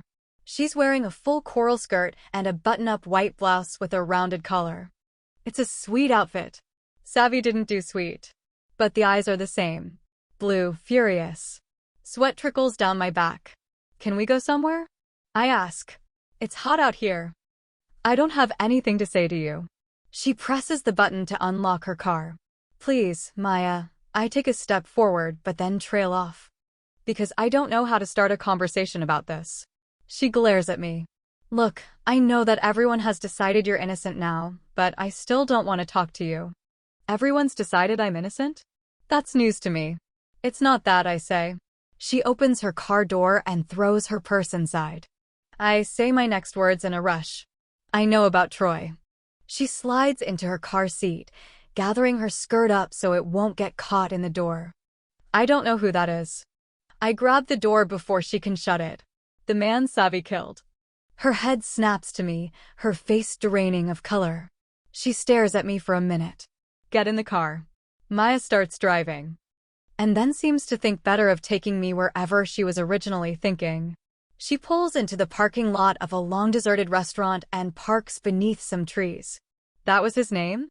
She asks. Troy. Yes. She didn't tell you. I unbuckle my seatbelt so I can face her. I can't stop noticing how her white shirt is still pristine, even though it's the end of the workday. I would have spilled my coffee and lunch on it by now. She chews on her bottom lip and shakes her head. And I didn't ask. I don't think I wanted to know. I'd wanted to know. I wanted to know his name and what he looked like and what blood smells like when there's that much of it. Maya looks at me quickly. Do you know his last name? I've always wondered if maybe someone knew that it was Savvy and they're the ones who... She stops as I shake my head. Troy Henderson. I looked into it years ago. Hard PI, actually. I didn't have the money for it back then, but it was my only solid lead, and I refused to tell the police about him. I wouldn't betray Savvy like that. Nothing. She already looks crushed. No. I'm sorry. His body still hasn't been found. From what my PI gathered, he'd been known to get wasted and start fights with people. The case is still open, but I don't think anyone is looking for him all that hard. When the PI talked to his sister, she didn't even realize he was missing. She thought he'd moved away and never called. Oh, I'm sorry. I should have told you earlier, but she was young and starting her freshman year of college, just having lost her sister. I didn't want to pop up like, "Hi, remember how your dead big sister murdered someone?" I wouldn't have wanted to hear from you back then anyway. Do you want to hear from me now? She cocks a blonde eyebrow, almost amused. Good point. I can send you the stuff my PI found, if you want. She leans back in her seat, blowing out a long breath. You really don't remember that night, do you? No. My mom never believed you, but it doesn't make much sense to hire a PI to investigate a lead if you killed her yourself. She turns to meet my eyes, and then not even tell us about it. That was the best defense you had, you know. Her killing Troy. I know. Would you have told someone if they'd actually arrested and charged you with her murder? I look out the window. Maybe. I like to think I wouldn't have, but it's possible that the prospect of a few decades behind bars would have broken my loyalty to Savvy. I clear my throat and look at her. As far as I know, Savvy never told anyone except the two of us. Right? She said that only you knew when she told me. I'm not telling Ben, I say. Just so you know. No matter what happens, I'm not telling him. You're really talking to that podcaster? Like, giving him an interview? Yes. We've already started. Wow. She stares out the front window. I told him some stuff about Matt, but he said he cut it out. I know. You know? He asked me about it. I wouldn't confirm it, so he cut it. Legal reasons, I think. I have no idea whether that's true, but it sounds true. Matt's already threatened to sue him. I'm sorry. I shouldn't have said it. I regretted it after we hung up. I shrug. I wish she hadn't, but I can't bring myself to be mad about it. I'm glad you said something about Savvy and Matt. You're right that she never would have slept with him. She shudders, like just the thought of it grosses her out. I just wanted to make sure that we were on the same page, I say. About never telling anyone about Troy. Ever. We're on the same page. She reaches for the shifter and then stops, pulling her hand back and meeting my gaze again. I wish she'd told me that you knew too. Why? Because I thought that you didn't really know her. Most people didn't really know Savvy. No, they didn't. I should have guessed, though. You were different than her other friends. She stopped hating Plumpton so much after you moved back. She was happier. I swallow around the lump in my throat. I knew this, but it feels different coming from Maya. Like it's actually true and not just a wild hope. I have to close my eyes and take a breath, because for a moment I miss Savvy so much that it physically hurts. I was happier too, I say quietly. I look up at Maya to see her roughly wiping away tears. We share a sad smile. She clears her throat and throws the car in reverse. Promise me you'll do everything you can to catch the asshole who did it, okay? Savvy deserves that much. I promise. Chapter 31. Lucy. I text Ben the next morning as I get in my car. I turn the key in the ignition, the warm air blasting in my face as the car starts. I'm going to Matt's. If I turn up dead, do a podcast about my murder. He hasn't responded by the time I pull up in front of my old house. I bound up the front walkway before I can change my mind. This is probably a deeply stupid idea, but Matt won't answer my calls, and if I don't confront him soon, I'm going to explode. Let's kill your husband. Shush, Savvy. We're not murdering anyone today. The door swings open before I reach it, and I stop short. A woman steps out, dragging 2 large suitcases behind her. She's tiny, 5 feet. Maybe, and she struggles with the bags, which probably weigh more than she does. One of them topples over on its side and she curses. You want some help? I ask. Her head snaps up. Her eyes are blue and bloodshot. The red curls she is tied up in a bun are coming loose, hanging over one shoulder. She's a mess, but still stunning. She stares at me. Wife number 2. I guess. Julia, she says.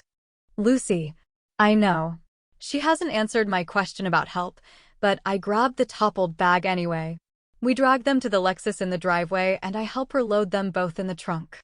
She slams it shut and turns to me. "What are you doing here?" she asks. "I need to talk to Matt." "About what?" That seems intrusive, considering we just met. But I guess she's still technically married to the man. Murder. She bursts into tears.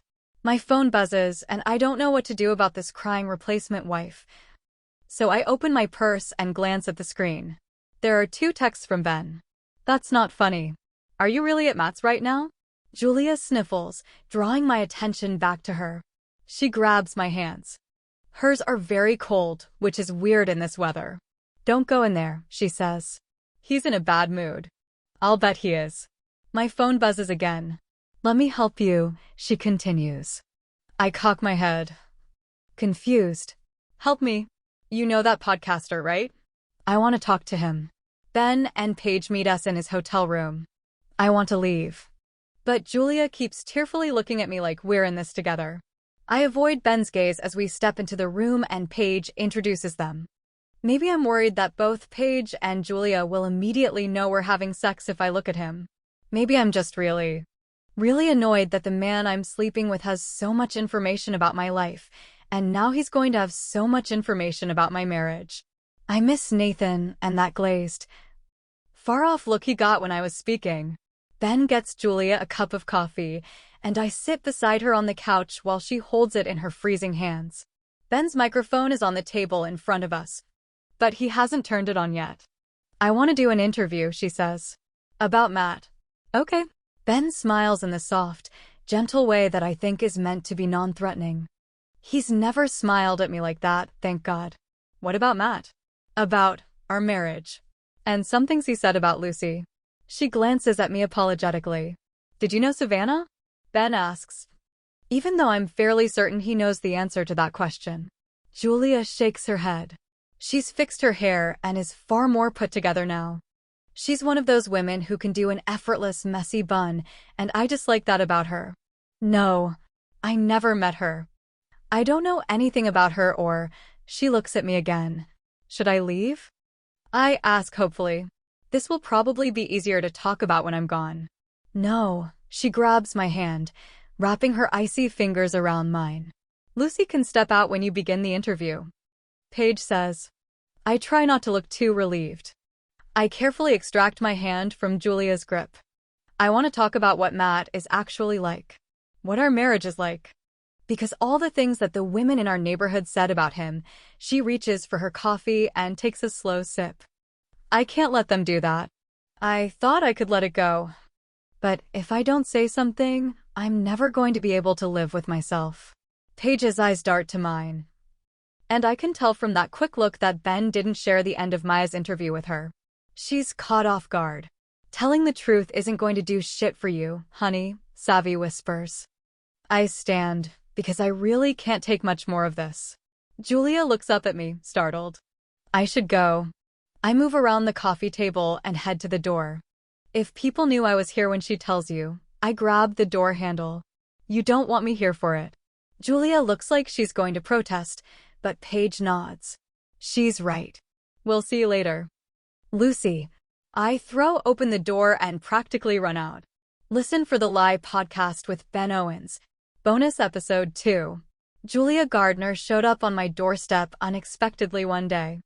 I received word she wanted to talk to me, and I said sure, even though I was confused about what she would have to say about this case.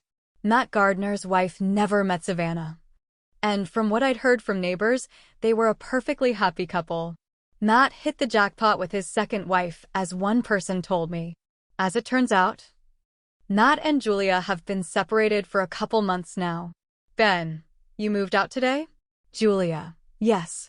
Well, I partially moved out 2 months ago. I went back for more of my stuff today because he said he'd be out of town." He wasn't, but I should have expected that. "Ben, let's back up a bit. You and Matt have been married for..." Julia. 3 years. "Ben, how'd you meet?" Julia. "I was attending a conference in Houston, and he was there visiting some friends. We met at the hotel bar and just hit it off." We dated long distance for a while, and then I moved out to Plumpton to be with him. We got married not long after. Ben, tell me about Matt. Julia, he was really no. I was going to say he was charming, but that's not the right word. He's not charming, exactly. He's comfortable. He's one of those people that, when you meet him, it feels like you've been friends for a long time. He has this way of putting people at ease. I'm not very good at talking to strangers, so I noticed that about him right away. It didn't feel like he was hitting on me in that hotel bar, it genuinely felt like he was just being friendly. Not very common with men. It all felt very nice at first. He was very open with me about his past, about Lucy, and it made me feel like he was an honest man. I was looking for that in a relationship. But things moved really quickly. And he pushed hard for me to come to Plumpton. I just thought he wasn't scared of commitment. Once I got out here and moved into the house, things changed a little. I brushed it off, mostly. He was moodier, more likely to snap at me, but that's what happens, isn't it? You get comfortable in a relationship and you stop being so polite. Then he was yelling more. And I realized that he was drinking quite a lot. He'd hide the bottles at the bottom of the trash can outside so I wouldn't see them. He'd been avoiding me in the evenings, holing up in his study by himself, and I realized that it was because he was drinking down there. I tried to bring it up with him, gently, and he got really mad and told me to stop being such a prude. He said he liked to relax with a drink at night, and that I shouldn't be complaining about him taking out the trash. Did I want him to just leave it all for me to do? I sort of saw through those excuses, but I also didn't want to badger him about his drinking if he wasn't ready to talk about it. You can't make people accept that they have a problem, you know? They have to come to it themselves. But, unfortunately, I guess he took that as the all-clear to just drink in front of me. And he was not nice when he drank. We'd just gotten married when he really started to let loose. That's probably why he let loose, come to think of it, and I was a little baffled about how to handle it all. And I felt like I'd been a bit of an idiot. I knew he had a problem when we got married. I'd gone in clear-eyed about it. But then the violence started. At first, it was throwing glasses at walls and taking out his anger on stuff around the house. Then it was me, slapping and pulling my hair and shoving me into walls. He was always yelling at me about how I'd hit him too, how it was my fault too, and I was just like, what are you talking about? I haven't touched you. Ben, to be clear. He was hitting you, abusing you, but telling you that you were hitting him? Julia, yes. Constantly. The next morning, I'd say, if you ever slap me like that again, I'm leaving you, and he'd go, you slapped me back, you have no room to talk. Which never happened. Ben, what was his response when you told him that? Julia, sometimes he'd look genuinely confused. Like he really had thought that we'd been going 9 rounds instead of him it was only him. I wondered if maybe he was so drunk that he didn't remember what happened. So he was just saying that. Ben, did you ever feel safe telling anyone about this? Julia, my mom. I'd edit it a little, try to make it sound not so bad because I didn't want her to worry. But I definitely didn't want to tell anyone in Plumpton. They were all so crazy about Matt. And I worried he'd tell them all that I'd hit him too, even though it wasn't true. The thing is, this is probably really weird, but the person I most wanted to talk to was Lucy Chase. Ben, even though you'd never met her? Julia, yeah. And that's weird, right? No second wife wants to talk to the first wife. Especially a first wife who has been accused of murder. But I wanted to know if their marriage had been the same. Because Matt talked about her so kindly. Ben, I'm sorry, kindly? Julia, yeah. It was one of the things I liked about him at first, actually. I've never liked men who speak badly of their exes. It usually feels a bit misogynistic to me. Matt actually seemed sort of sad when he talked about Lucy. He said she was sweet and kind, and he felt bad that she had to leave the town she loved. He openly told me he still loved her, but that they just couldn't be together anymore. He said that he hoped she was happy. Ben, did you ask why they got divorced then? If he still loved her? Julia. I did, and he said that she left him, which is true, I think. He said that it was all just too much for her, being in Plumpton after Savvy's murder. But, of course, Later I wondered if it was because he'd been hitting her too. And I wondered if it was just me. Maybe he'd been so devastated by that divorce that he started drinking and he changed. That's why I wanted to talk to her. But I didn't reach out, of course. That would have been too weird. Ben, you've met her just today, though, haven't you? Julia. Yes. I met her today by chance. I didn't ask, though. I wanted to, but it's not my place. I could tell that she didn't. Well, she has enough problems. She doesn't need mine too. Ben. How long did the abuse go on with Matt before you left? Julia. Only about 6 months. It ramped up really slowly, and so there was only about half a year of me going, am I really doing this? Is this my life? How have I wandered into this abused wife narrative? It almost felt unreal. I think I might have left earlier had I not been so confused about how I ended up in that situation. Ben. Was it okay? Leaving? Julia. My mom came up and stood in the house while I packed, so he was forced to be on his best behavior. He yelled a lot when I was there today. I was alone, but it was fine. I told him that my mom and my friends knew I'd come up to Plumpton, just in case. Ben, just in case something happened to you? Right? I just want to make sure I have this straight. You felt the need to let someone know you were going to see Matt because you were worried that something might happen to you while you were there? Julia. Well, it sounds quite dramatic when you put it like that. But, yes. I start to end the interview here, and Julia almost lets me, but she jumps back in, looking flustered. Julia. No.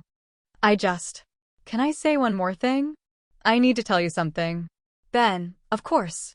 Julia. It's something Matt said about Lucy once. When he was drunk. Very drunk, actually. He was going off on this tangent that he did sometimes. I think it was to make me feel bad. Talking about how wonderful Lucy was. It never really made me feel bad, though. Or, not in the way he probably thought it would. I'd get pissed at him, but just even more intrigued about Lucy. Anyway, he was talking, and he said I should have protected her better. And I was like, you mean after the murder? Because I knew that he'd sent her to her parents after and felt guilty about it. And he was like, no, that night. I should have protected her better. I was like, what do you mean? You weren't there, right? Do you mean you should have left the wedding with her? I was fishing for information, because Matt never talked about that night. And I could see him have this, moment of clarity where he realized what he said, and his face just turned bright red. And he muttered something about how, yeah, that was what he meant. But I don't think that was true. I think he was there with Lucy when Savvy died. Chapter 32. Lucy. Ben gets Julia's episode up bright and early Monday morning. I listen to it while I run on the treadmill, and apparently, I'm not the only one tuning in first thing, because I have a bunch of missed calls and several texts on my phone when I'm done. I read them as I walk across the parking lot to my car, sweat trickling down my back. Grandma, Han, can you call me? Or come by. Anytime. Dad, did you leave already? Your mom and I want to talk to you. Nathan, hey, is everything okay down there? Just because we broke up doesn't mean we can't still be friends. If you want to talk about anything. Emmett. Do you want to get lunch soon? Christ, I'm so popular suddenly. People find out that your first husband has been slapping around his second wife, and everyone makes assumptions. I sit in my car for several minutes with the AC blasting in my face, thinking about what to do about those assumptions. On the one hand, they're right. On the other hand, they can all go fuck themselves. I don't appreciate them turning me into the victim of this story. Savvy's the victim. She was buffed and polished after her death and turned into the perfect victim I could never be. Let's leave it that way. Another text pops up on my phone. Hey, it's Julia. Ben gave me your number. I told him he could do that. Now I wish I hadn't. I hope you're okay. I'm happy to talk whenever you're ready. I wonder whether she really never fought back. Did Matt just confuse us? Or did she snap like me and decide to get out ahead of the story? God, I hope it's the latter. She's so tiny and cute, no one would ever believe that she hit him. I hope she beat his ass. I stare at her texts. I'm never going to give her what she needs. I'm not a supportive shoulder. I quickly type out a reply. Thanks. Good luck with everything. If you stab him in the neck. It'll be quick, Savvy whispers in my ear. Do you want it to be quick? Julia is definitely better off without me. My phone rings a grandma, but I ignore it. I have to make a choice. If I tell the truth and admit that Matt hit me, he will definitely tell everyone that I fought back. It won't matter that it was months before I snapped. It won't matter that I suffered through countless nights of screaming insults and stinging slaps and being thrown against walls so hard it's a miracle my head isn't dented. I did, eventually, snap. And it'll just be further proof of my evil, violent heart. Of course she killed Savvy. Instead of leaving her abusive husband, she hit him right back. Who does that? If I lie, I leave Julia out to dry. I should care about that. Woman solidarity and all that. But there's no reason people won't believe her. Julia is not me. She's still likable. Still a good victim. My options are shitty. But I know what I'm going to do. No one expects the truth from me anyway. He did have a temper when he drank, but my experience with Matt was not exactly the same as Julia's. I say the words like I practiced them. I already said them to Ben in a long interview this afternoon. Both he and Paige looked at me like they thought I was full of shit. My mom, however, looks relieved. She's standing in the kitchen, leaning on one crutch. Dad is behind her, a spatula in his hand like he's going to threaten someone with it. Grandma sits at the table. They've all been waiting for me to get home. I spent the entire day avoiding them. What does that mean? Not exactly the same. Grandma squints. Like I said, he had a temper. He threw some glasses at the wall, stomped around a lot. But he didn't hit you? Dad asks nervously. Of course he didn't hit her. Mom exclaims. She lived 5 miles down the road then. We would have known. I lift an eyebrow. I'd planned to be a little more straightforward in my denial, but Mom is making this difficult. My sense of self-preservation is really battling it out with my desire to prove my mother wrong. I don't think that anyone knows what's going on inside someone else's marriage, I say. No matter how close they live. Everyone freezes. Dad still has the spatula poised in front of him like a weapon. He has a familiar look in his eyes, one I used to see often as a kid. Like he's afraid I'm about to say something that he'll have to deal with, and it's the absolutely last thing in the world that he wants to do right now. But I will not be making any tearful podcast confessions, if that's what you're worried about, I quickly add. Mom lets out a breath, like that was exactly what she was worried about. Dad sets the spatula on the counter, blessedly free from having to do battle for me today. We're worried about you. Grandma says. Well, I'm happily single now, so it doesn't really matter anyway. I smile. What's for dinner? Gnocchi. Mom says, overly chipper, and points to Dad, who is now struggling to open the package. Grandma throws her hands up in the air. What the fuck? Are we going to talk about the fact that it was probably Matt who killed Savvy? Dad spills the gnocchi all over the floor. Chapter 33. Lucy. Matt. I'm outside. Can you come down? The text pops up on my phone after 10 o'clock. The house is quiet, Mom and Dad already asleep. I climb out of bed and creep across the room to the window to see Matt's car parked in front of the house. A dark figure leans against it. I should probably ignore the text, pretend to be asleep. But I still desperately want to confront him, and I didn't get a chance to in the middle of the replacement wife drama.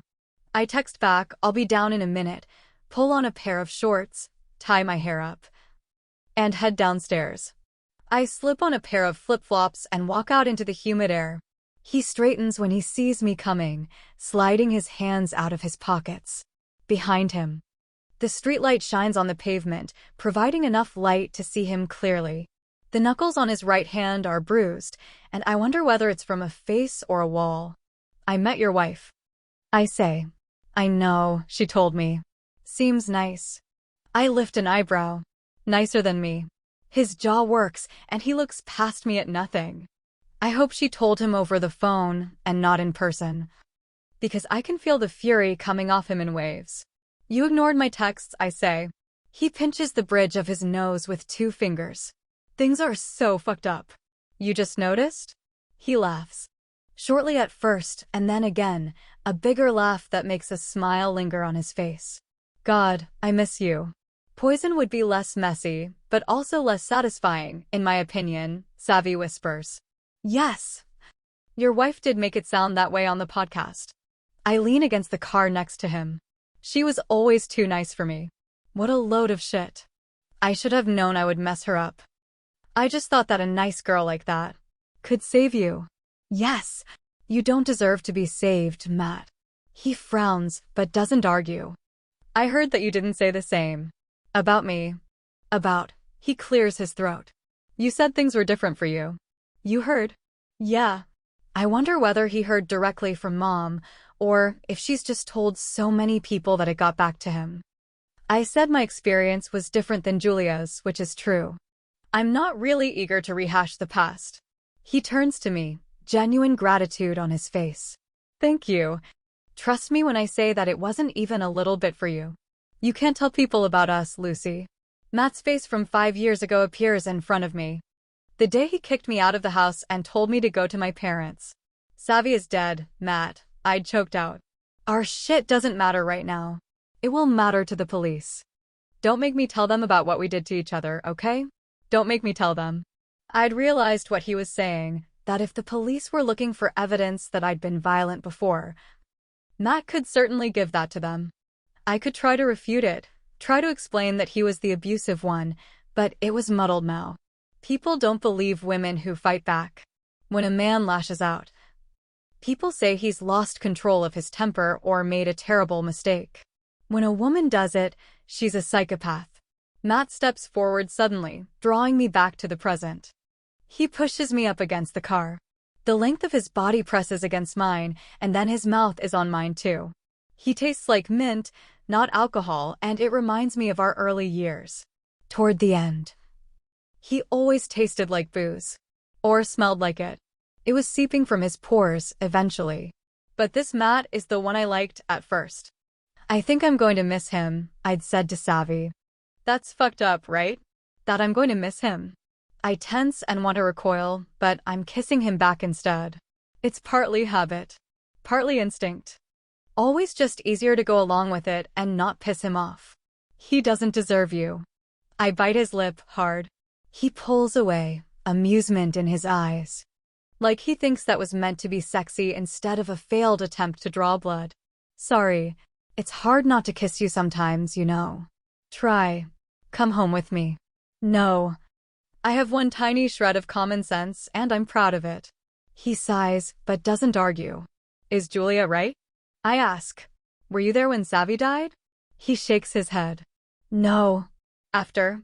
No. He turns to me. I'm sorry I abandoned you after. That's what I meant when I said that to Julia. I should have stuck by you. Not sent you to your fucking parents, who just let Ivy interrogate you. I don't know whether he's lying. Matt's a great liar. Who was the woman you were arguing with in our driveway that night? I really don't think it's fair to drag her into this. Why not? Listen. He puts both hands out, like he needs me to calm down. I consider jumping in my car and mowing him down. Then backing up over the body just to make sure he's dead. She's not involved in Savvy's death, okay? I promise that she never hurt Savvy. How nice that you have so much faith in her, I say dryly. I deserved that. Sweat is starting to trickle down my back. I let the silence stretch out for a long time before speaking again. You know everyone is starting to think it's you. He nods, eyes downcast. Maybe they have a point. His head snaps up, genuine bafflement on his face. You think I killed Savvy? How's it feel, asshole? He closes his eyes for a moment. That's fair. But he closes his eyes briefly. Lucy, please just drop it. Just drop it? You lied and... Please. He grabs my hands. I try to pull them free, but he holds firm, his eyes pleading. Go back to LA, Lucy. Stop helping that podcaster. Trust me, okay? Trust you. I repeat incredulously. I know that it doesn't seem like it, but I've always just wanted to protect you. I'm still protecting you. He squeezes my hands. His eyes have gone shiny. My heart dives to my feet. I yank my hands away and stumble as I step back. The world is swaying. Matt. Did we see each other after Savvy dropped you off that night? No, he says it again, immediately, like an automatic response he practiced. I don't believe him. I pushed down the panic rising in my chest. Just tell me who it was, okay? Who came over to see you that night? At 1 in the morning? Lucy, just don't, okay? Just tell me, Matt. You owe it to me. He sighs, running a hand down his face. It was Nina. Nina Garcia. Chapter 34. Lucy. It was Nina, I text Ben the next day. As I sit down in Mom's office with my laptop. I'm ignoring Matt's advice to stop helping Ben. Fuck Matt. If I did it, then let Ben figure it out. The smug bastard deserves it after all his hard work. The person who Matt was fighting with in our driveway after the wedding, I add. I'm going to need you to tell me that story with the mic on. He replies immediately. Come over? Do an interview? And stay? I'm tempted to run over there immediately. Interview and stay? Is that like the podcaster version of Netflix and chill? Maybe. I have to write for a few hours. I can come later. Okay. Does Nina know you know? Not unless Matt told her. Do me a favor and don't say anything yet. I should be more protective of my high school best friend. But I know exactly why Nina was dropping by to see Matt in the middle of the night, even if he wouldn't admit it. No problem. Ben greets me at his hotel room door with a smile. He's barefoot. In jeans and a faded t-shirt. It's cute in a way I both hate and love. Let's do this, he says, walking to the small table in the corner where the mics are set up. Then I thought we could order some food? I nod. He turns on the microphones. You saw Matt recently? He prompts. Yeah, you showed up at my house last night. He wanted to talk about. I trail off. Deliberately. He just wanted to talk. And I wanted to know who he was fighting with that night after getting home, so I went out to talk to him. I'd been trying to get in touch with him for days. But he's been ignoring me. Did he tell you? Yeah. He said it was Nina Garcia. I told you she was a bitch, Savi says. I try my best to ignore her. Did he say why she was dropping by in the middle of the night? And why he lied about it? He sure didn't. But, well, you've heard what people have been saying about our marriage. I doubt she was coming over so they could go play checkers together. Ben's mouth twists like he's trying not to laugh. He makes me recount the whole conversation, which means I have to carefully navigate around our discussion of Julia and that moment when I let him kiss me. Not how innocent people act. Okay, it's off, Ben says, switching the mic off when we finish. I guess we know now why Nina doesn't like me. Or it's just your personality. He winks at me. I wake up in his bed alone.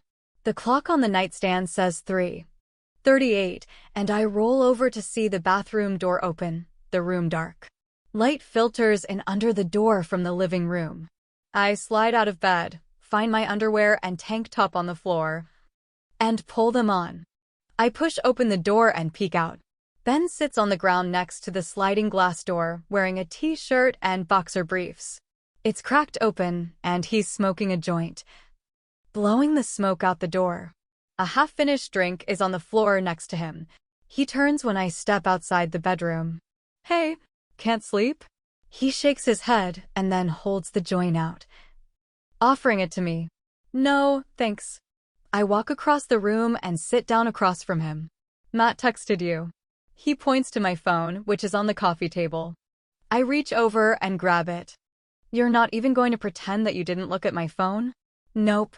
One side of his mouth lifts. In my defense. It flashed on the screen like half an hour ago, and I just happened to see his name. I unlock my phone and read the message. Sent at 3 in the morning. He must be drunk. I'm sorry. Can we talk? He wants to talk. I put the phone back on the table. Are you going to? No. He's just drunk. He takes a hit off the joint and peers at me. Do you want to talk about it? My drunk ex-husband? Everything, involving your drunk ex-husband. No. Is there a reason you never want to talk about him? I talk about, wait, off the record? Yes. We're in our underwear. Being in just your underwear means you're off the record? I mean, I think it should. I stretch my legs out, crossing one ankle over the other. Ben puts a hand on my calf.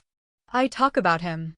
But I'm not interested in recounting my sad marriage story for your podcast listeners. Your sad marriage story is probably relevant. He has no idea how relevant. I shrug.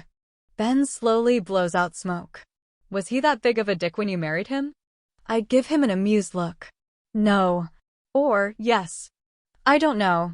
He was a more lovable dick. Or I was more tolerant of assholes then. Probably a combination of the two. I don't really recognize the version of you that people talk about.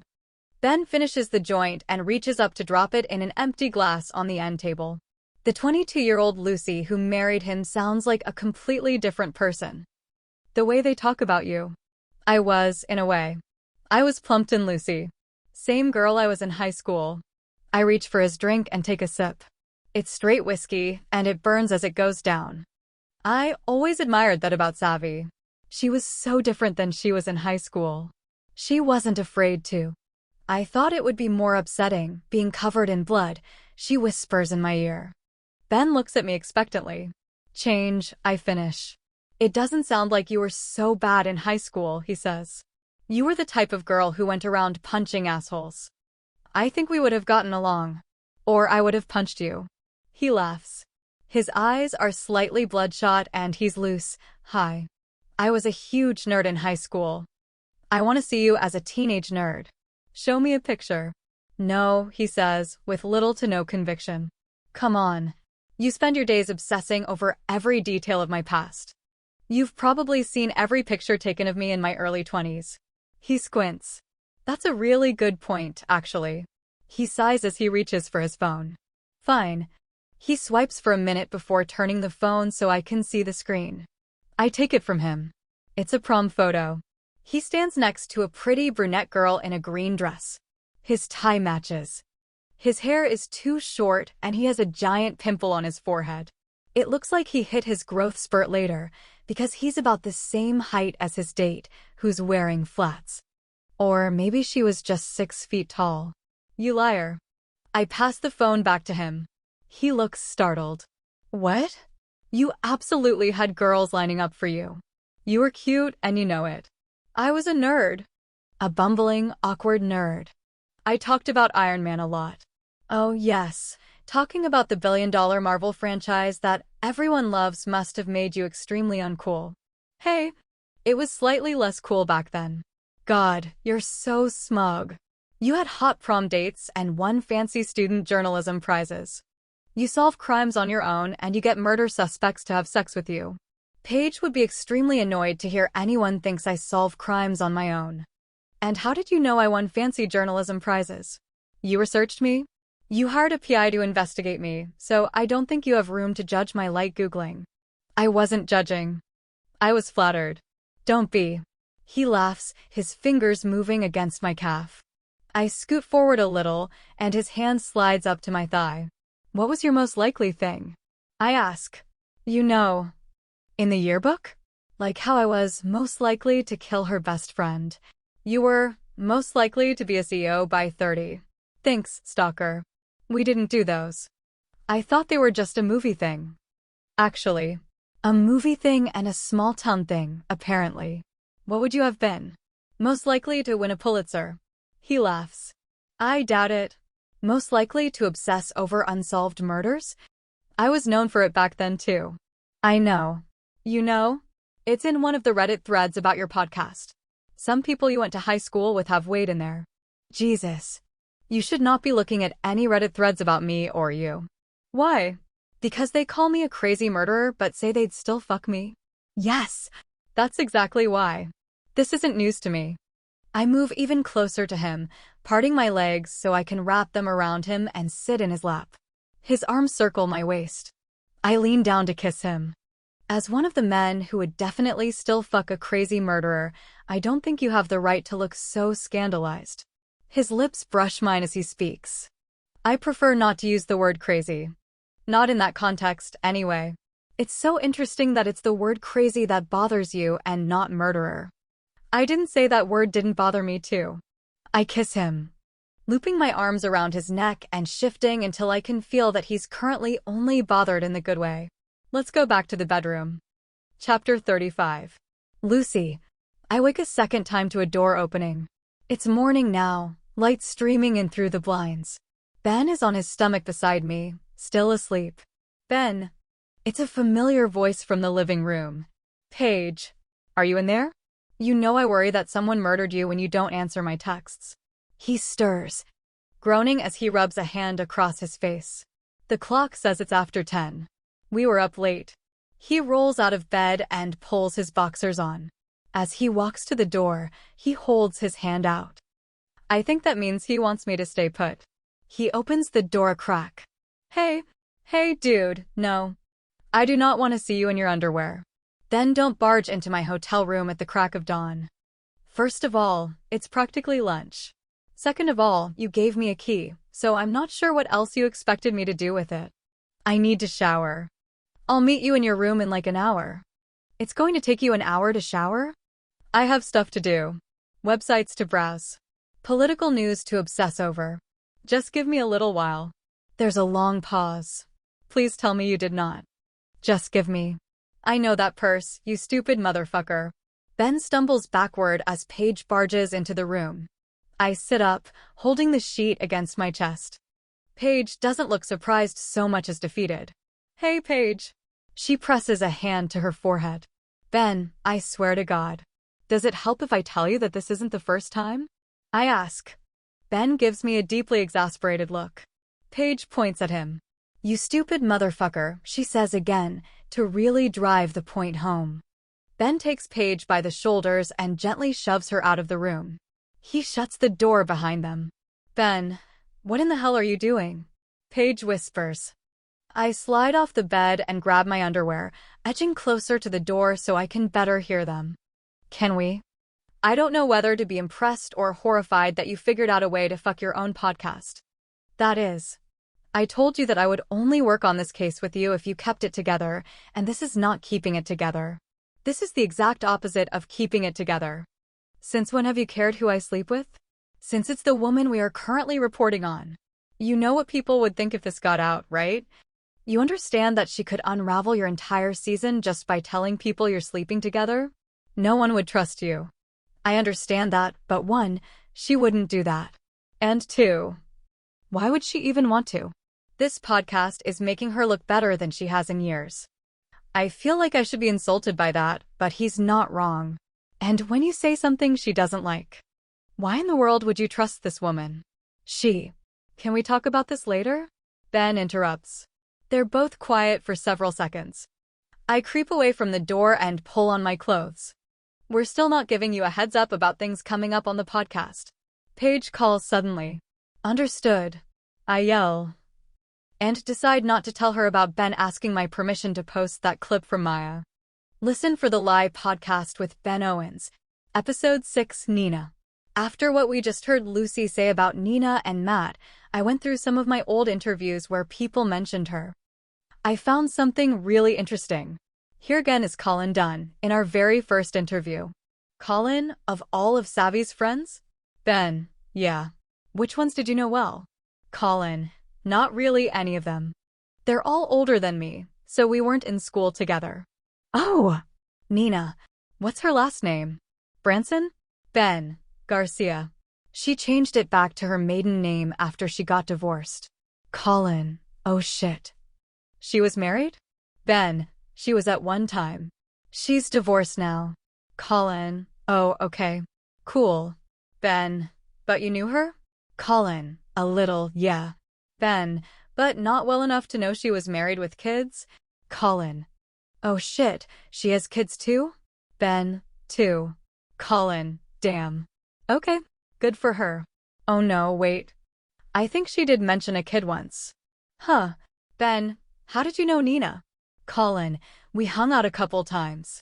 Just, you know, as friends.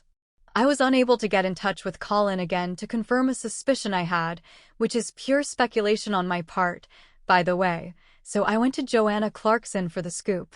Joanna. Nina and Colin? Like in a romantic way? Ben, yeah. You ever hear anything about that? Joanna. That boy sure does get around, doesn't he? Ben, he does seem to be popular. Joanna. Listen, Han. I don't think I should be confirming any rumors. Ben. But there were rumors? About Nina and Colin? Joanna, there were a lot of rumors about Colin. Who can say which ones are true? Ben.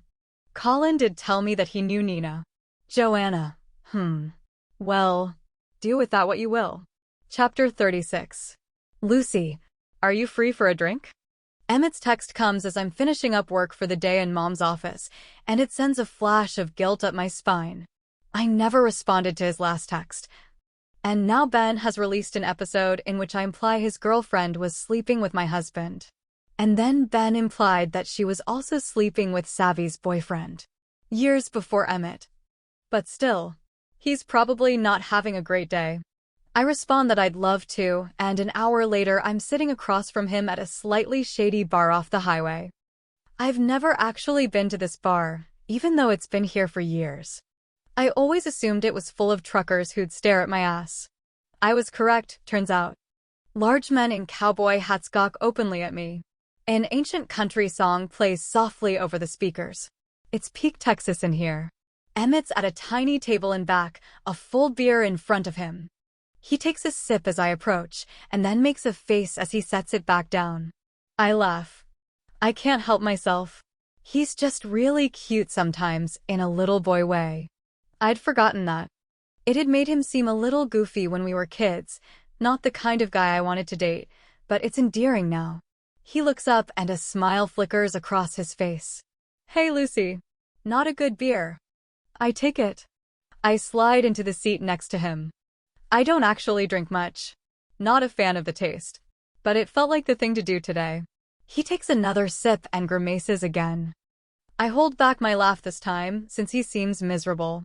I raise my eyebrows in question, and signal to the bartender that I'll have the same as him. Is this my fault? I ask. No. Well, not exactly. The podcast? He sighs. I hate that fucking podcast. The bartender delivers my beer to the table. I take a drink. Emmett's looking at me expectantly, like I might agree. But I don't actually hate the podcast. She's upset? I ask, treading carefully. I don't actually know what Emmett's upset about. Maybe that Nina was cheating on her husband? Or sleeping with her former best friend's husband?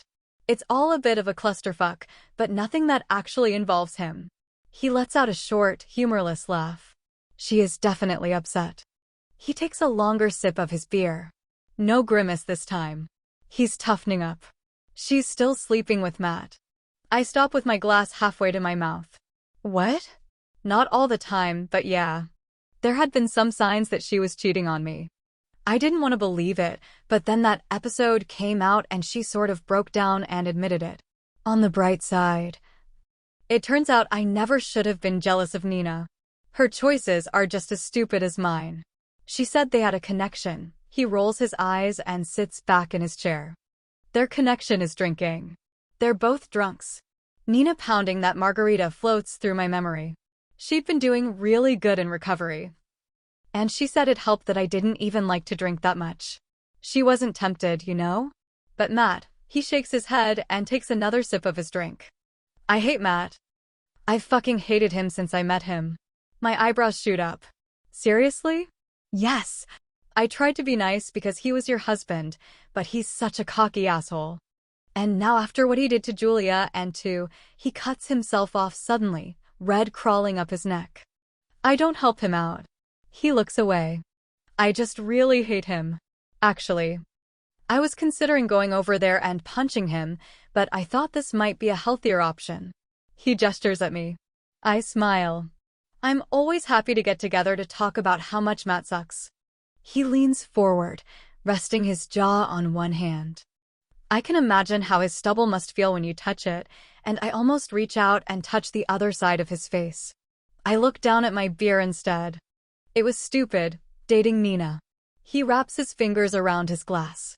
He has great hands, but I already knew that about him. She's not the same person she was in high school, and I knew that. I knew she had issues. There just aren't a lot of options here. Why did you stay? I ask. I don't know. It was supposed to be temporary after college. But then you have an apartment and a job, and it just seems so daunting, moving to another city. I kept putting it off and putting it off. And now I'm almost 30 and I guess this is where I live now. It's not too late. Look at me. I up and left. His eyes flick up to mine.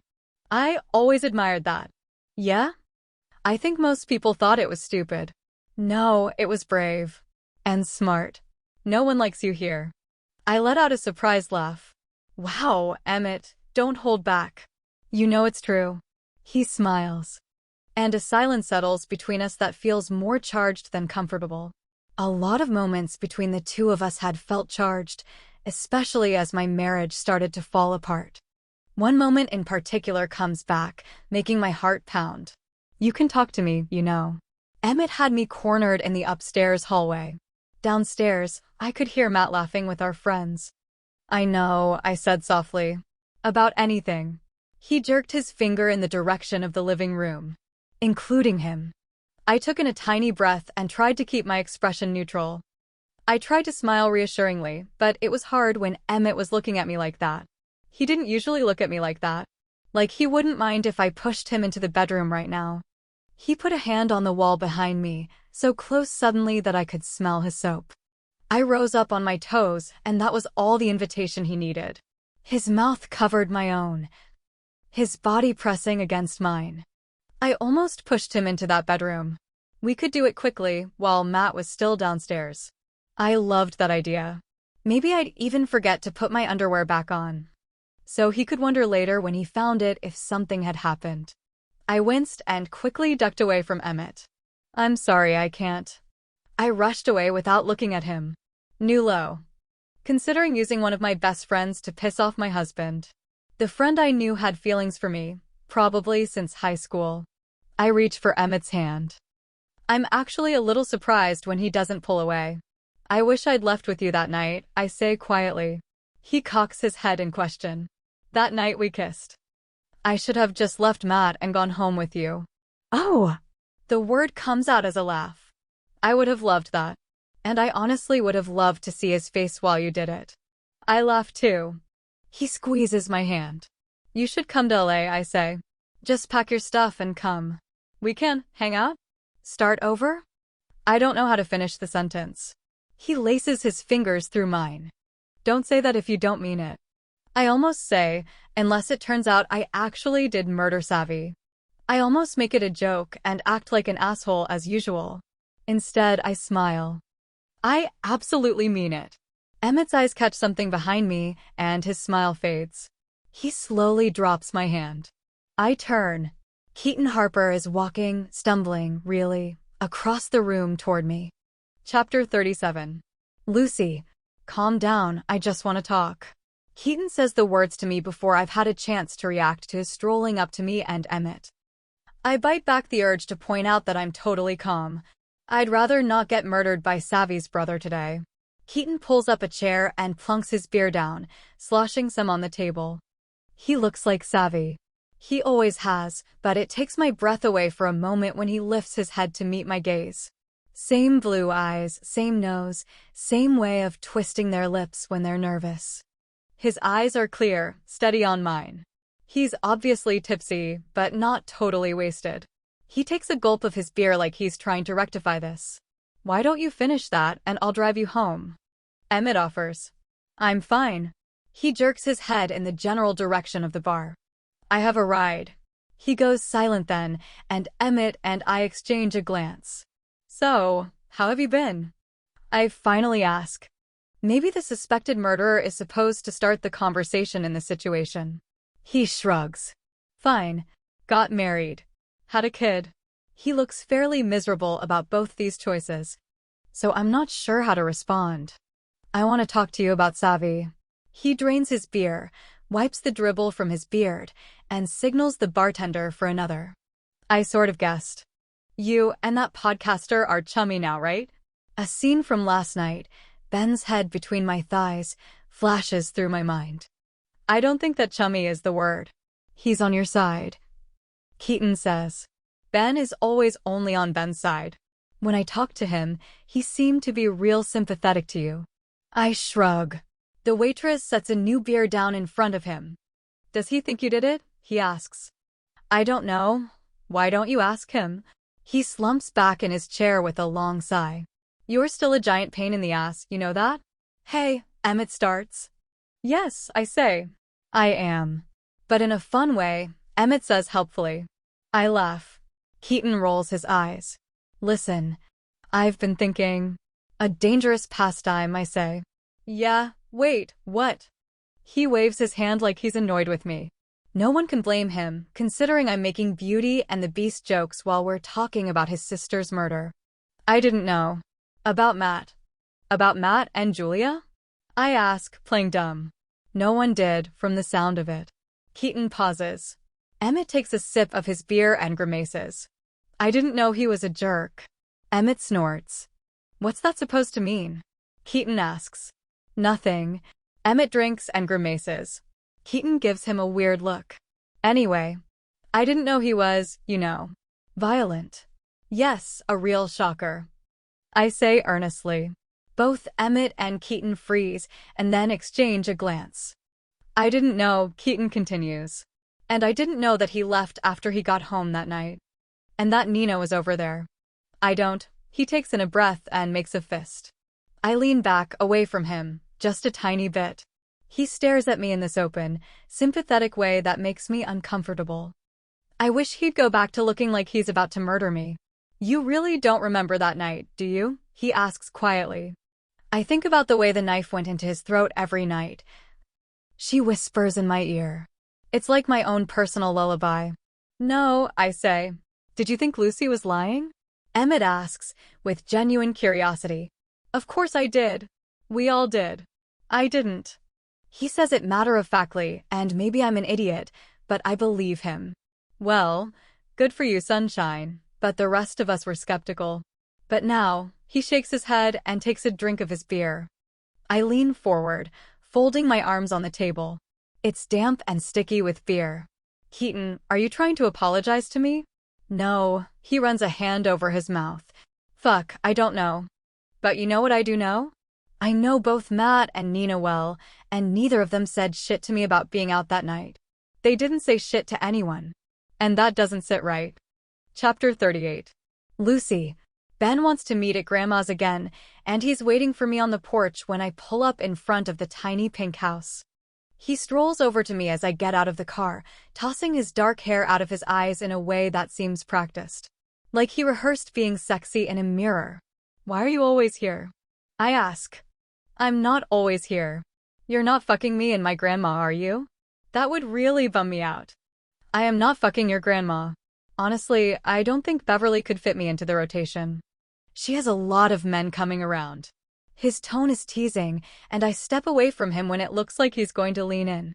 I'd rather my grandma not know about this particular per-life choice. Come on. I head toward the house. It feels like Satan's asshole out here. He follows me into the house, where he's already set up his podcasting equipment on the table. Grandma is on the couch, scrolling through her phone. She wears an old, faded t-shirt tucked into a full red skirt, and I marvel again at how much cooler my grandma is than I am. Is this now our designated interview spot?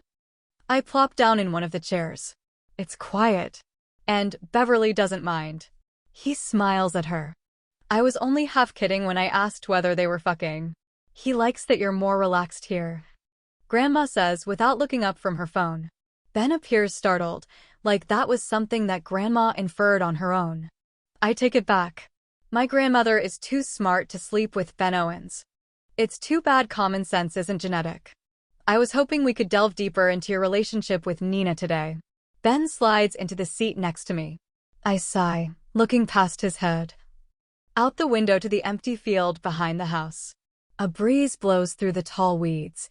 Ben looks over his shoulder and then back at me. I haven't told him about my conversation with Keaton and Emmett. He doesn't know that Matt and Nina are still sleeping together. I haven't told Ben a lot of things about Nina. She yelled at me while I was holding a knife, savvy whispers in my ear. She probably wouldn't have done that if she knew all the fun things I've done with knives. I laughed when she said that to me. I can't even remember exactly why Nina and Savvy didn't like each other. I'm not even sure that anyone besides me knows how much they truly despised each other. Lucy? Ben says. Nina didn't like Savvy. So what? I don't like lots of people. It never seemed relevant. it still probably isn't relevant. And if I say it, I'm doing to Nina what they all did to me, making accusations that will haunt her forever. I should lie or dance delicately about the truth, like the other people Ben has interviewed have done. Because she couldn't have done it. My brain isn't letting that scenario even take shape in my head. I've imagined killing so many people, and yet I can't put an object in Nina's hand and watch her smash it against Savi's head. Han, Grandma touches my arm. She and Ben are hovering, looking at me with concern. I don't want to, I say softly. The wrinkles around Grandma's eyes crinkle as she squints at me. You don't want to what? I don't want to talk about Nina. But Ben starts. Can you just give me a day? I push a hand through my hair. Surely you have something else we can talk about today. A text message pops up on my phone, and I angle the screen toward me so I can read it. My stomach drops to my feet. Fuck. What? Grandma asks. The internet figured out that I'm even nightly. Listen for the Lie podcast with Ben Owens. Episode 6, Nina. When I first reached out to her, Nina Garcia was hesitant to talk to me. Nina, yeah, I don't know. I felt weird about it. Ben, weird? Nina, yeah, you know. This case has already gotten a lot of attention. Everyone knows that Lucy. Ben, everyone knows that Lucy. Nina, everyone thinks that Lucy did it. But I was talking to Emmett, you know Emmett, right? Me and Lucy and him were all best friends in high school? Ben, yeah, we've talked. Nina, he thought I should. I just feel bad because I didn't really even know Savi. Ben, you two went to high school together. In a pretty small town. Nina, sure, but we didn't hang out. Ben, okay. But you knew Lucy well. This podcast is as much about her as it is about Savannah. And I've heard you know Matt fairly well? Nina, I mean a little, I guess. We're friendly. Ben, why don't we start at the beginning? What was Lucy like? Nina, I'm sorry, can we stop for a minute? Ben, why? Nina, I need a minute. Nina was frequently nervous in our interviews, which isn't unusual. Talking about the murder of someone you knew, even just casually, is difficult. I know this. But when I began going through her interviews, I found some inconsistencies. Here's Stephanie Gantz again. Ben, I found this yearbook photo. Of Nina and Savannah? Stephanie, oh yeah, that's junior year, I think. Ben, they were on student council together? Stephanie, yeah. Ben, I've heard they didn't really know each other. Stephanie, I wouldn't say that. They weren't friends. I think they fought over a boy once, freshman year. Ugh. I hate that, but we were young. The feminism hadn't kicked in yet. Ben, sure. So, they didn't like each other, then? Stephanie, it wasn't anything dramatic by that point, but no, not really. Ben, by that point? Stephanie, there was definitely some drama freshman year. Ben, what kind of drama? Stephanie, just, like I said, there was a boy. I think Savi. I think she sort of mean-girled Nina a bit. It blew over. And Savi wasn't like that at all later, but, you know. We were 14.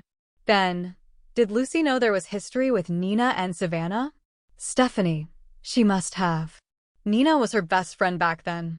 Ben, did you think it was weird when Lucy became such good friends with Savannah later? Stephanie, nah, we were all adults by that point.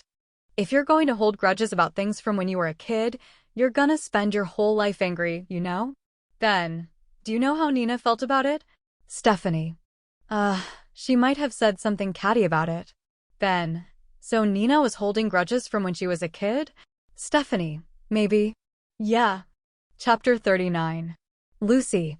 It only takes a couple of hours for the reviews of all 3 of my books to be flooded with people calling me a murderer.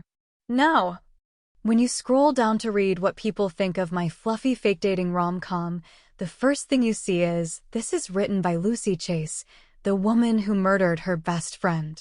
So, that's unfortunate. Ben gives me a worried look as I leave my grandma's house after the interview, but I don't have the energy to deal with his feelings right now. Technically, this is all his fault. Several times I imagine mowing him down with my car. I feel like I deserve credit for not doing it. I drive straight to Nina's house.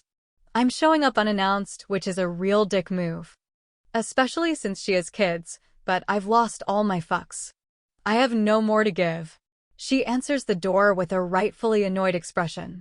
This is what she gets for inviting me over. There are real benefits to not letting me know where you live. She's in sweats, her hair up in a haphazard ponytail with a giant piece sticking up in the middle. She rests her head against the side of the door, like even standing here is too much effort. I've had a really shitty day, Lucy, she says. I know you two were like BFFs in high school. But I swear to God, that woman is such a stuck-up bitch, Savvy rudely declares in my head. I'd pushed back a little on that one. Told her that Nina came off as aloof sometimes. But she was actually very nice. Well, I've had a shitty 5 years, so how about you give me 10 minutes? I counter. She sighs. Glancing over her shoulder to where an animated show is playing on the television, the kids on the couch in front of it. She steps out onto the porch, closing the door behind her. I'm not doing another interview with Ben, she said. I texted him no a few hours ago. Smart choice. She eyes me. What's that supposed to mean? I mean that you're about to take my place as the cheating, lying whore suspected of murder, so nothing good can come of that interview.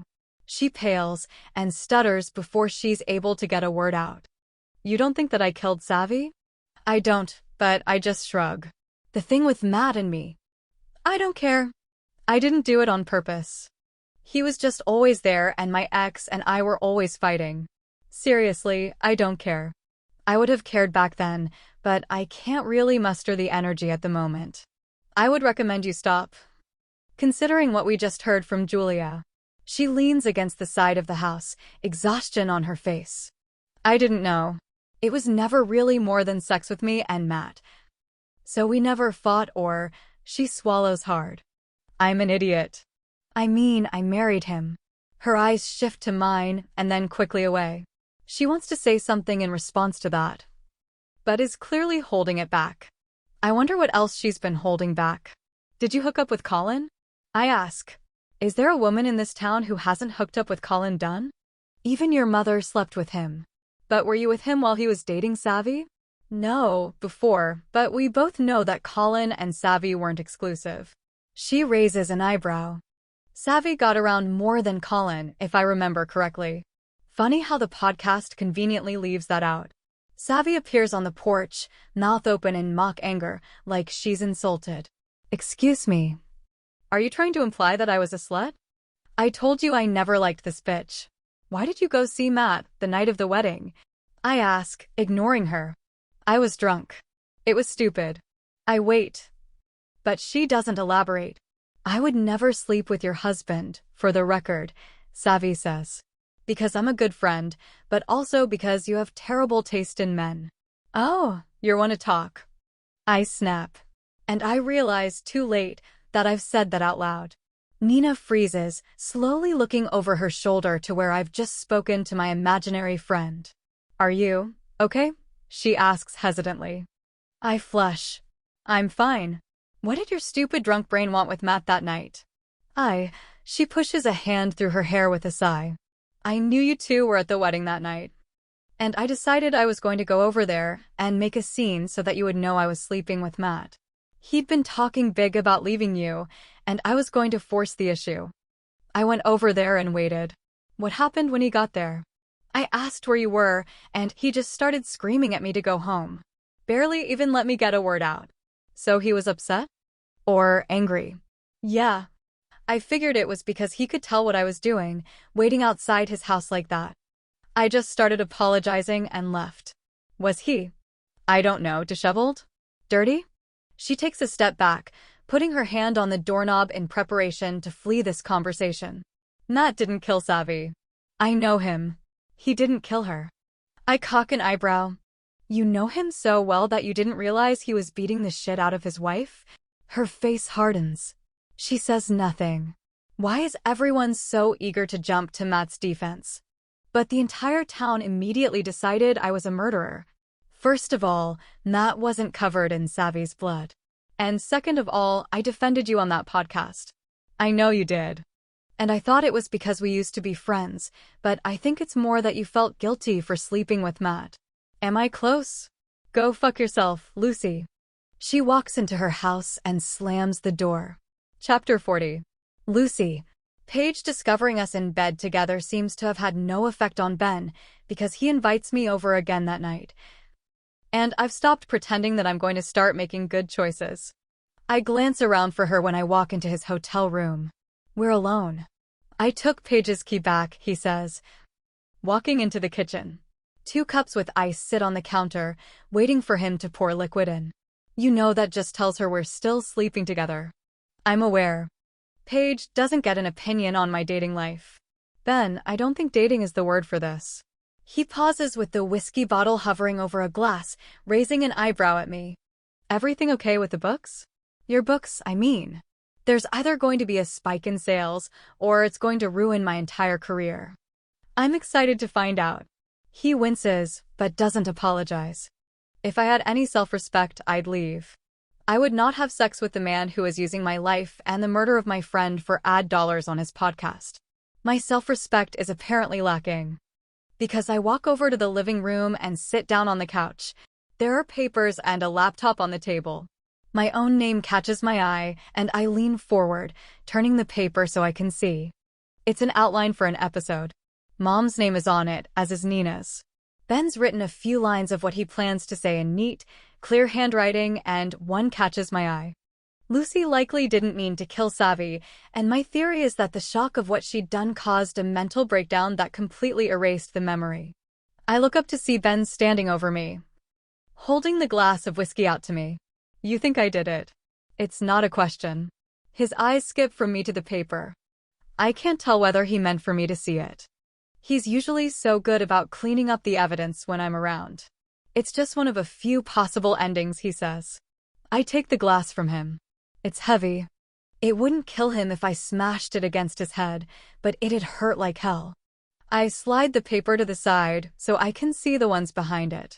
He was telling the truth, it is just one possible ending. He's written notes for Matt having killed her, and an ending where there's no clear resolution. But only mine is detailed. The others have 2 to 3 lines written out. Mine is an entire page. You think I did it, I say again. I don't know why I'm disappointed. I never thought he was on my side. Or maybe that's a lie. He sits down in the chair across the table and leans forward, putting his glass down.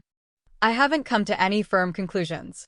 Ben, I'm still working on it. He pauses. That was my original ending, before you got here and agreed to talk to me. I take a long swig of my drink. It burns as it goes down. I put the glass on the table, too hard, and some of it sloshes onto my podcast future, smearing his perfect letters. And you've changed your mind now? I ask. He hesitates. My mind wasn't made up before. It's less made up now. I guess that's really all I can hope for at this point. You aren't telling me the truth about everything, though, he says, cocking an eyebrow. We both know that. I just stare at him, because he's not wrong. Maybe I don't blame him for doubting me. And not just about your marriage to Matt, he says. There are other things. Your interview airs tomorrow. I don't want to believe you did it, Lucy. But I still have questions you seem either unwilling or unable to answer. I cock my head, watching as he takes a sip of his drink. The silence stretches between us, proving his point about my unwillingness to answer his questions. A less guilty person would rush to clarify things for him. If you think there's a chance I did it, aren't you worried I'll kill you too? Something sparks in his eyes. Not really, no. Not really. I drain my drink, which is a terrible idea. No one needs to be drunk right now. Certainly not me. This isn't, like, part of the podcast, is it? You're going to end it by telling everyone how we slept together. God, no. That makes me look awful. Oh, it makes you look awful. I laugh, without humor. And I wouldn't do that to you, he adds with sincerity. I'm still not sure I believe him. There's a knife on the counter, where he was cutting limes. I imagine grabbing it and sticking it in his chest. In and out, in and out. Fucking Exorcist style. Savvy shouts gleefully. The lamp in the corner is heavy enough to do some damage against his head. The pen near my fingers could probably go in his throat if I put some muscle behind it. Or I could just put a pillow over his head while he's sleeping tonight. Boring, Savvy sings. Lucy. Ben leans forward, peering at me. What are you thinking about when you do that? I snap. I'm thinking about killing you, I say.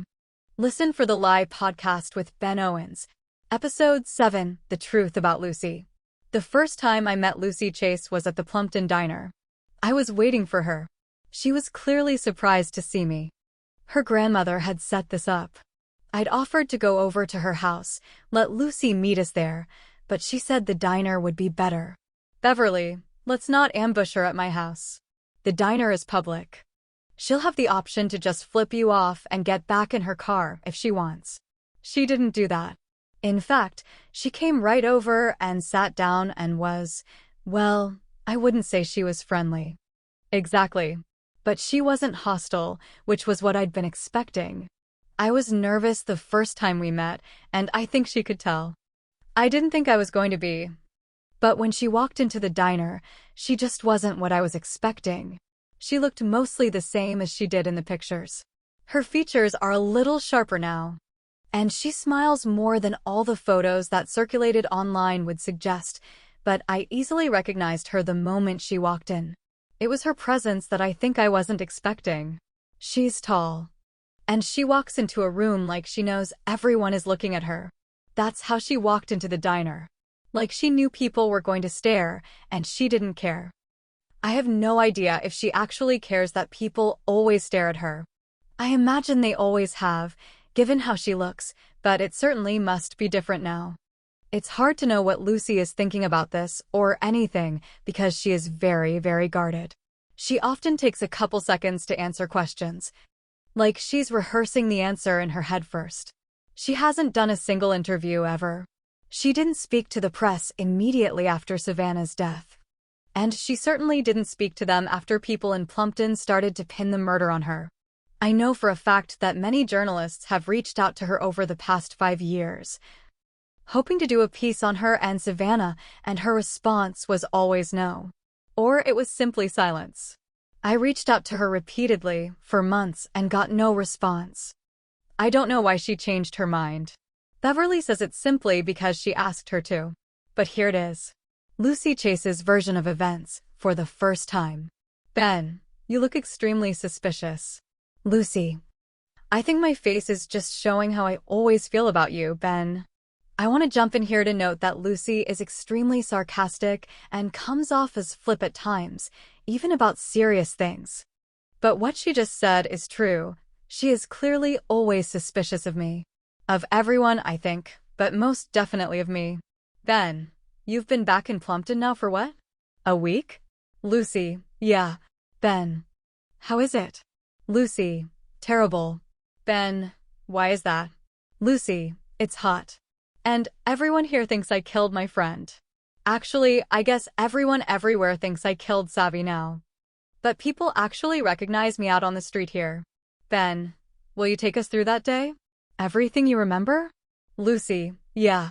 It was a Saturday. And I woke up early because Matt was in a bad mood. He was stomping around, making a bunch of noise. Ben, do you remember what he was mad about? Lucy, no. It was probably something small. Matt was always mad about something. Ben, did you fight? Lucy, not really, no. Matt and I weren't really ever getting along at that point, so there was just always some low-level hostility. But we weren't yelling at each other or anything that day. Anyway, I didn't do much that day before the wedding. Just hung out, watched some TV, cleaned the house a little. And then we left for the wedding around 5. And that's it. Those are all the memories I have of that night. Ben. Colin said that you originally claimed to have a memory of arriving and walking into the wedding, but you later realized it was wrong. Lucy. I created a memory around information that other people told me. Ben, has that happened again since? Lucy, no. I specifically stopped trying to remember because of that.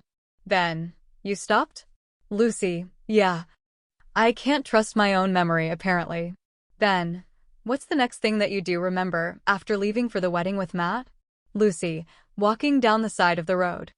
That guy in the truck asking me if I was okay. Ben, where were you going? Do you know? Lucy, I think I thought I was going to meet Savvy at her car. I remember looking at the guy and thinking, what's he talking about? I'm just going to the car with Savvy. Ben, did you realize you had blood on you? Lucy, I thought it was dirt. I kept looking down and wondering why I was so dirty. Ben, what was your reaction when they told you it was Savannah's blood? Lucy, I became hysterical. They had to sedate me. Ben, did you know she was dead at that point? Lucy, I think they had told me. But it wasn't sticking. I didn't believe them. Ben, because of the head injury or... Lucy, it didn't make sense. To me, I'd just been leaving the house with Matt. It felt like 5 minutes ago. Not 12 hours. Ben, the police came to question you right away? Lucy, it was a few hours. Technically, they tried to ask me questions out on the road, but I wasn't making any sense. I just kept saying, where's Savvy? Where's Savvy? Which I always thought. Ben, you always thought? Lucy, well, at that point I wasn't fully aware of where I was or what I was doing.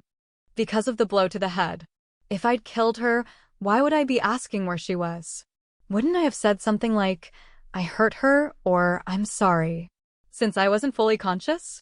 Something that indicated what I'd done? I don't know. Maybe that's just something I tell myself to feel better. Ben, to feel better, like to convince yourself you didn't kill her? Lucy, yep. Ben, because you don't know for sure? Lucy, I can't know for sure. I don't remember that night. I know that I loved Savvy and I can't imagine ever hurting her, but everyone is so convinced that I did it. It's hard not to be like, well, what if I did snap? What if I had a psychotic break? Do people know when they have a psychotic break? Ben, I don't know. Lucy, it was rhetorical, Ben. Laughter. Ben, how do you explain the scratches on your arm and your skin under Savannah's fingernails? The bruises on her arm that match the shape of your fingers? Lucy, I can't. I don't remember. Ben, had the two of you ever gotten into a violent altercation before? Lucy, of course not. Ben, but you had been in a violent altercation before. With Ross. Was there anyone else? Lucy, nope, just him. I still maintain that he deserved it. Ben, what about Savannah? Do you know if she had ever been in a fight or any kind of altercation? Lucy, not that I know of. Can't really imagine it, honestly. Savvy was a really sweet, level-headed person. I mean, you've heard it from lots of people on this podcast. Everyone loved her. She never could have hurt anyone. Chapter 41.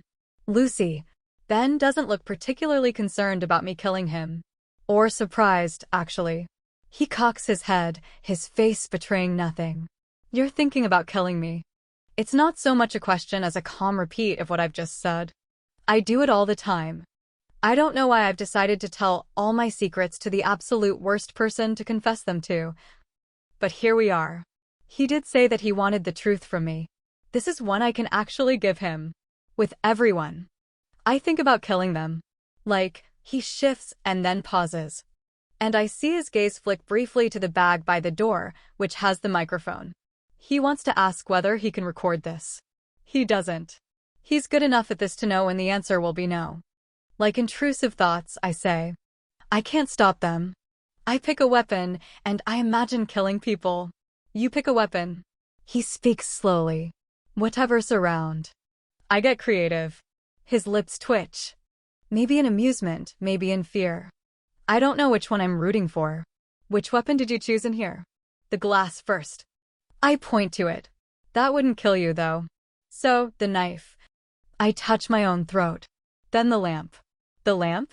I'd bash it against your head. I think it's too heavy for you to get enough momentum to do that. I'm not always realistic. Sure. And suffocating you with a pillow. Later. When you're asleep. His neutral expression cracks with that one. He takes in a slow breath. That one's realistic, he says, his voice strained. Maybe not. You could wake up and fight me off. He lifts an eyebrow. Maybe. Depends on how long it takes you to wake up, I say. And how strong you are. He's staring at me with a look I can't identify, until he shifts slightly in his chair, and I see it. He's turned on. I stand and walk to him. I hike up my dress as I lower onto his lap, straddling him. I put both my hands around his neck. Or I could just strangle you right now. He meets my gaze. His breathing is ragged. I take one hand off his neck to unzip his pants. I move my underwear to one side. He sucks in a breath as I raise my hips and then lower them so he slides inside me. I put both hands around his neck again, squeezing tighter this time. I lean closer, my lips against his ear. You took Paige's key back. How long do you think it would be until they discovered your body? He makes a strangled noise. I grip harder, grinding my hips against his.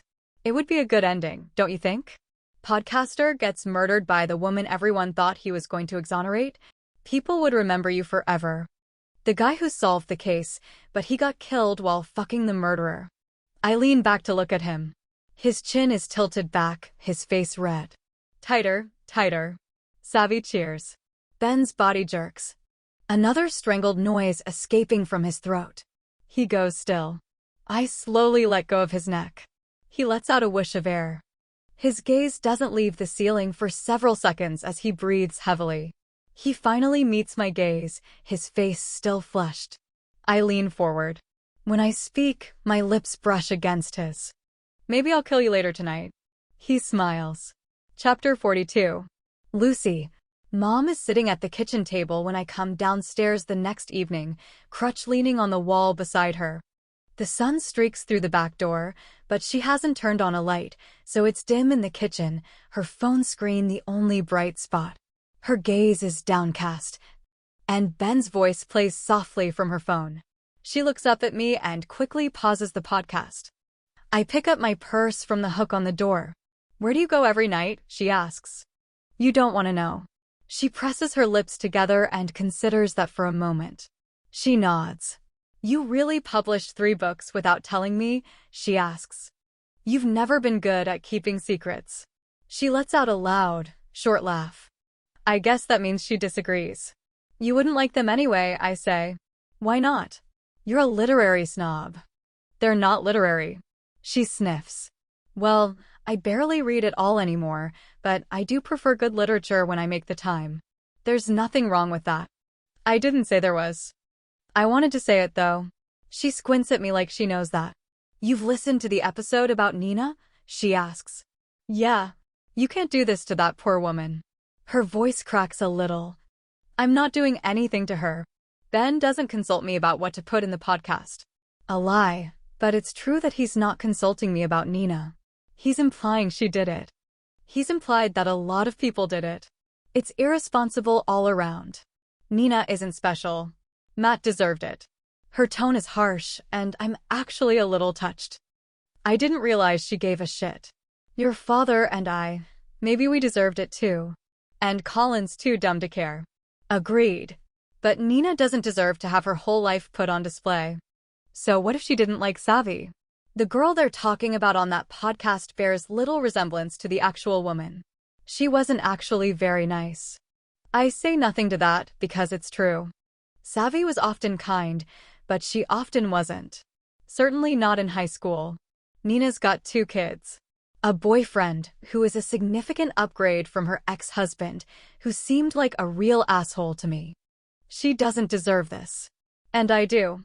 Her gaze shifts to mine. She doesn't need to answer that. I can't stop Ben from saying stupid shit on his podcast, I say. But just wait an episode or 2. He's probably going to end the whole thing by saying he thinks I did it. Her eyebrows shoot up. What? He's got a whole ending written out summarizing his theory about how I killed her. This is just some. I don't know. He's exploring every angle. Or just trying to get every dime of advertiser money that he can. But he's pointing the finger at Nina anyway. She looks outraged. I like how that's the part that upsets you, I say dryly. Oh, Lucy, give me a break, she snaps. I blink. Does he have any hard evidence? My chest seizes as I consider the possibility. Would he have told me if he did? I doubt it. I don't. I have no idea. I don't see how he could. She blows out a breath. Okay, good. That's all that matters. They can't charge you unless he uncovers something new. I open my mouth to ask her why she's always been so convinced I did it. I haven't asked in years, and when I did, I bitterly screamed it. So maybe it doesn't count. I didn't actually expect an answer then. I closed my mouth. I don't want one now either. I don't want to know whether she just has a low opinion of me or she actually knows something. Just the thought makes me want to vomit. I turn and walk quickly out of the house. Listen for the Lie podcast with Ben Owens. Episode 7, The Truth About Lucy. Ben, Matt and Mrs. Harper have mentioned that your father was extremely protective of you right after Savannah's death. He wouldn't let people speak to you without being present. Is that correct? Lucy, yes. He wouldn't leave the room, even if I asked him to. Ben, do you know why? Lucy, yeah. He thought I killed Savvy. He was trying to protect me, I guess. Ben, he said that directly? He thought you killed Savvy? Lucy, not exactly, but it was obvious he thought I did it. He said, let me try and get it right. He said, I don't need to know what happened. I just need you to know that I'm on your side. And he said, if you suddenly remember anything, do not say a word to anyone until you talk to me. Ben, what was your reaction to that? Lucy, I was confused and honestly kind of devastated.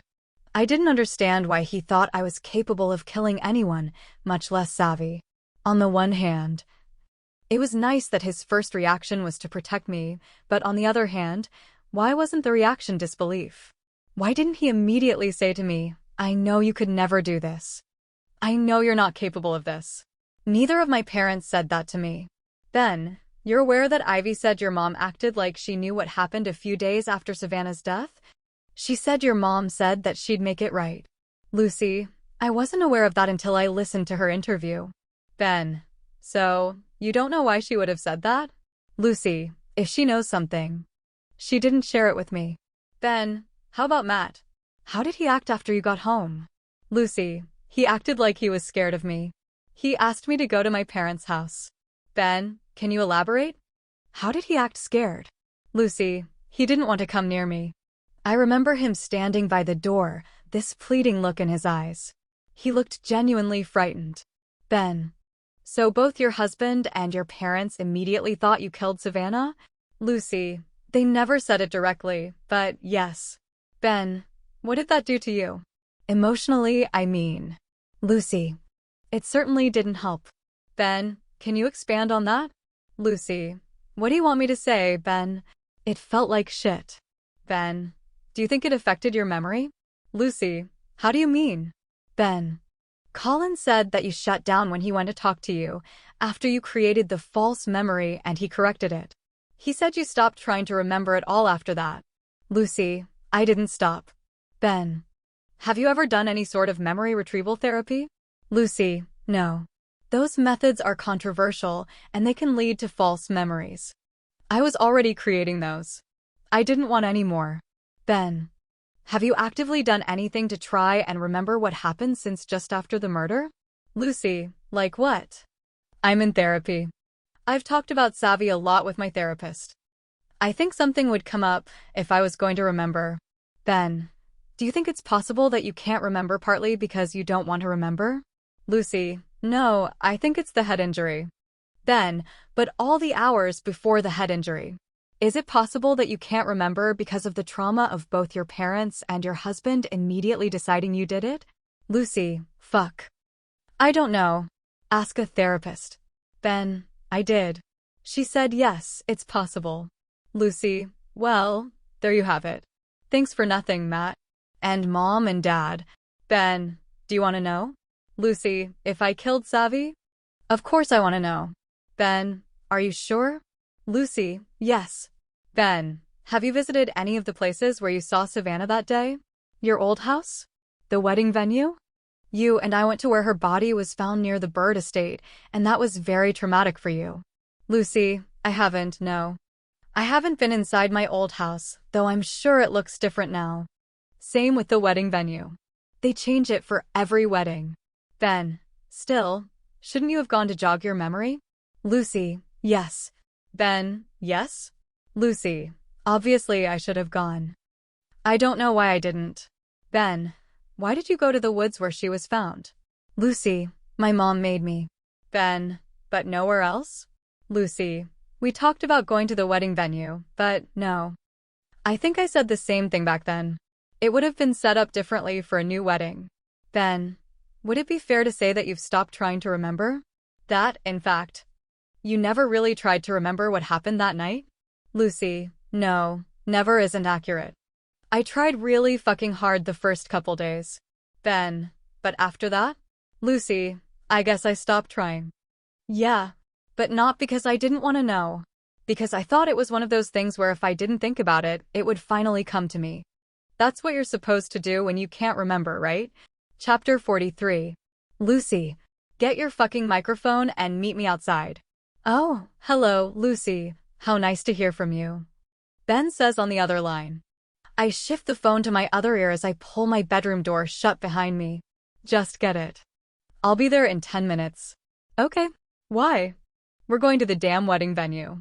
Ben meets me outside his hotel, and we drive to the Bird Estate.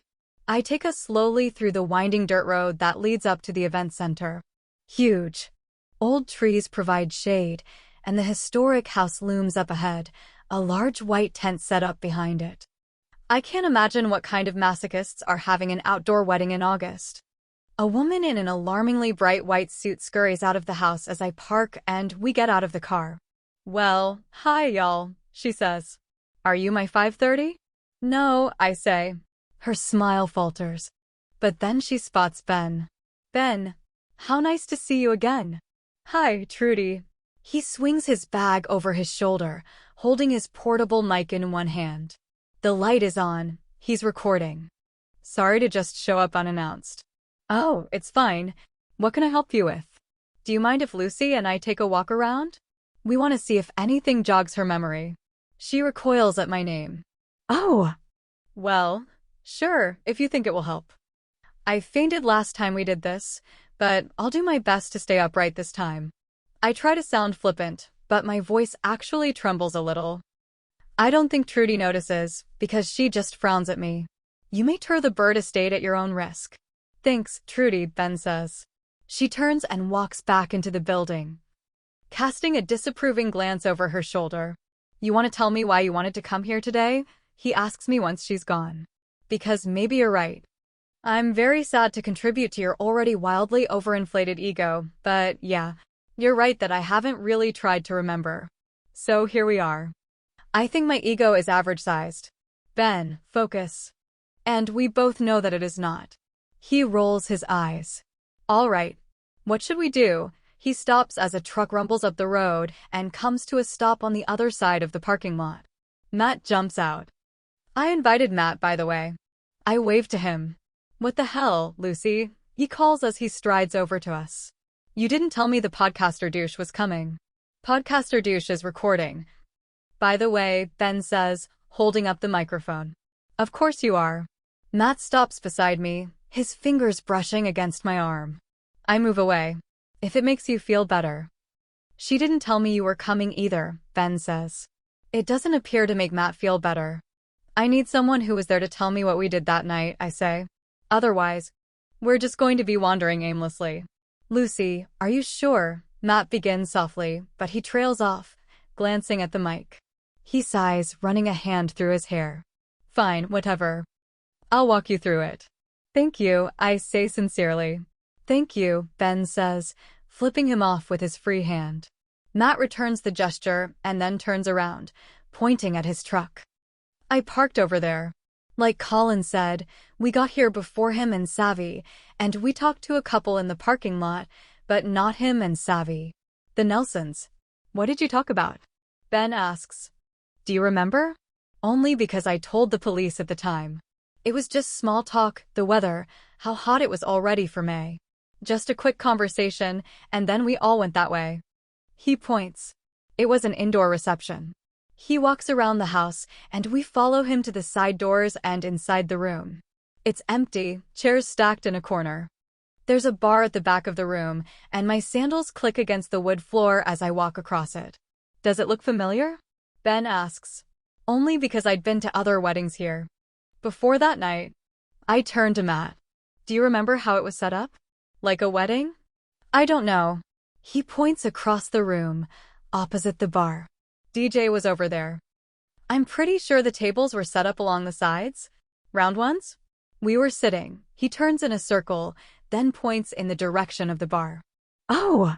We were near the bar. I remember. Because Colin said something about it. Something like, cool, easy access. Nice. Right next to the bar. Best seat in the house. I freeze. I can see Colin standing in front of me in his rumpled suit, grinning as he points to the bar. Savvy, already holding a glass of wine, stands on her toes and kisses his cheek. She looks so beautiful in that pink dress. The thin straps show off all her tattoos, and it swishes around her knees as she walks. I'd forgotten what that dress looks like when it isn't covered in blood and dirt. The crime scene photos flashed through my mind. Pink dress twisted around her legs, caked in grime. And then it's not the crime scene, it's right in front of me. I'm staring down at her. But no, that can't be right, because it's daylight. I never saw Savvy dead in the daylight. I don't think. Lucy. There's a hand on my back, and I look up to see Matt, his brow furrowed in concern. Ben, standing across from me, looks ready to catch me swooning again. I blink, stepping away from both of them. What else? Did we mostly stay in here? I'm sorry, but most of the actual reception is a blur, Matt says apologetically. And you and I weren't really getting along that day, so we didn't actually stay together most of the evening. Savvy didn't like me, and she didn't pretend otherwise. I can't really blame her. I guess. I look at him in surprise, but his gaze is across the room. You and Savvy stuck together that night, for the most part. Not the whole time, though. At one point I looked around and Savvy was at the table without you, and then I looked again like half an hour later, and I still couldn't find you. I remember you telling the police that. I glance at Ben. You never found any guests to confirm where I was? No. No one remembers seeing you anywhere out of the ordinary. He points across the room. The restrooms are that way, right? Let's take a walk down there. My heart thumps frantically as I follow him across the room. I take a slow breath. There's no reason to be nervous. I'm walking through an empty wedding venue.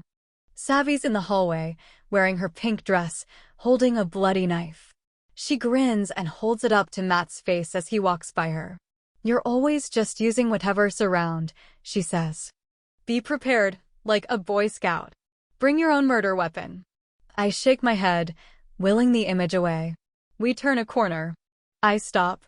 I look to my left. There's a door to the outside. Sunlight shining through the small square window like it's beckoning us over to it. I think I went that way, I say. Outside? Ben asks. Why? You hate outside. I almost laugh as I walk to it. I know. But I think I did. I push the door open, squinting in the bright sunlight. There isn't much on this side of the building. Just a dumpster, way down at the other end of the building. And what looks like the remains of a broken canopy resting against the brick. Are you sure? Matt stands with Ben in the doorway. The outdoor area where people were smoking is on the other side. I take another step. There's a little alcove, currently filled with several nearly empty cans of paint. I can feel the brick against my back suddenly. I can smell fresh paint as lips press into mine.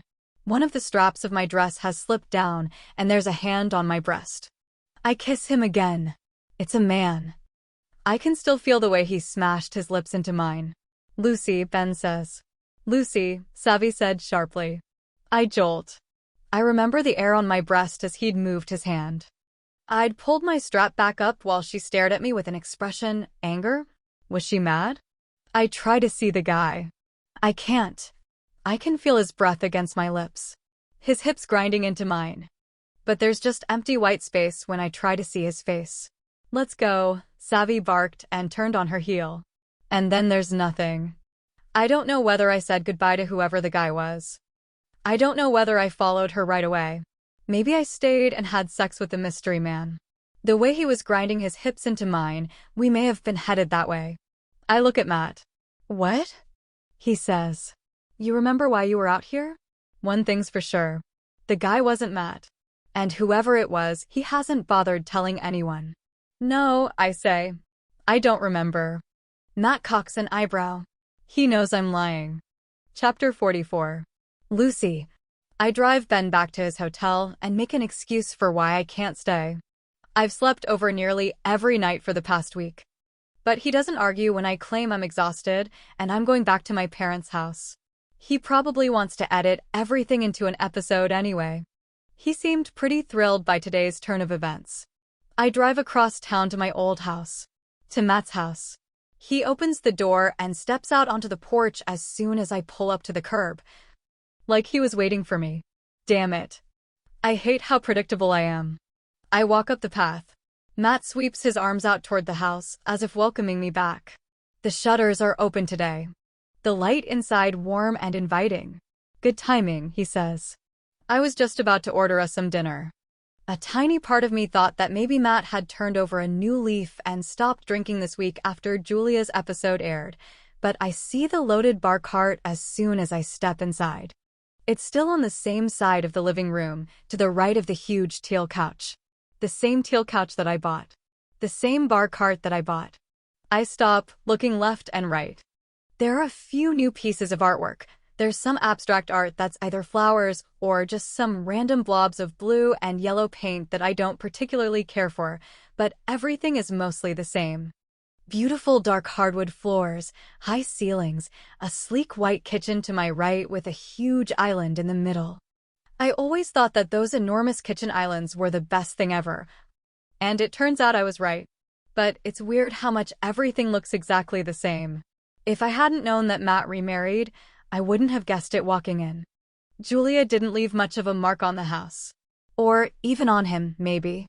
I need a drink, I say, even though I know I shouldn't drink with Matt. I should encourage sobriety with Matt. That would be the mature, responsible thing to do for someone you know has a drinking problem. A stiff drink, I continue. He laughs. Me too. No one here is mature and responsible. He doesn't ask what I want. He just grabs the vodka and cranberry, because he knows what I like when I've had a hard day.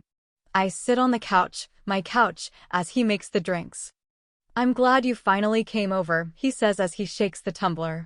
He's making himself a martini. Why is everything the same? He strains the liquid into his glass. What do you mean? Julia didn't want to redecorate? Why would she? You have great taste. He walks across the living room, 2 glasses in hand, and passes one to me. What does that mean? He sits down next to me. I take a sip of my drink and then set it on the coffee table. It means I just realized that you didn't let her redecorate. I wouldn't put it like that. I mentioned that I liked the way things were, and she didn't seem bothered by it. That seems unlikely, but I don't know Julia. Maybe she hates decorating. Maybe she really did think I have great taste. Are you going to tell me? He asks. I raise an eyebrow like I don't know what he's talking about. I do. What you remembered when we were outside. He puts his glass on the coffee table. He's already finished half of the rather large martini. I look at the photo over the fireplace. It's of Julia and Matt's wedding day. Her in a sleeveless mermaid-style wedding dress with shoulders that look like they were perfectly sculpted in a Pilates class. Our wedding picture once hung there. I think it's even the same frame.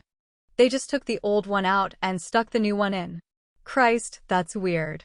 I was kissing someone out there, I say. I turn my attention back to Matt.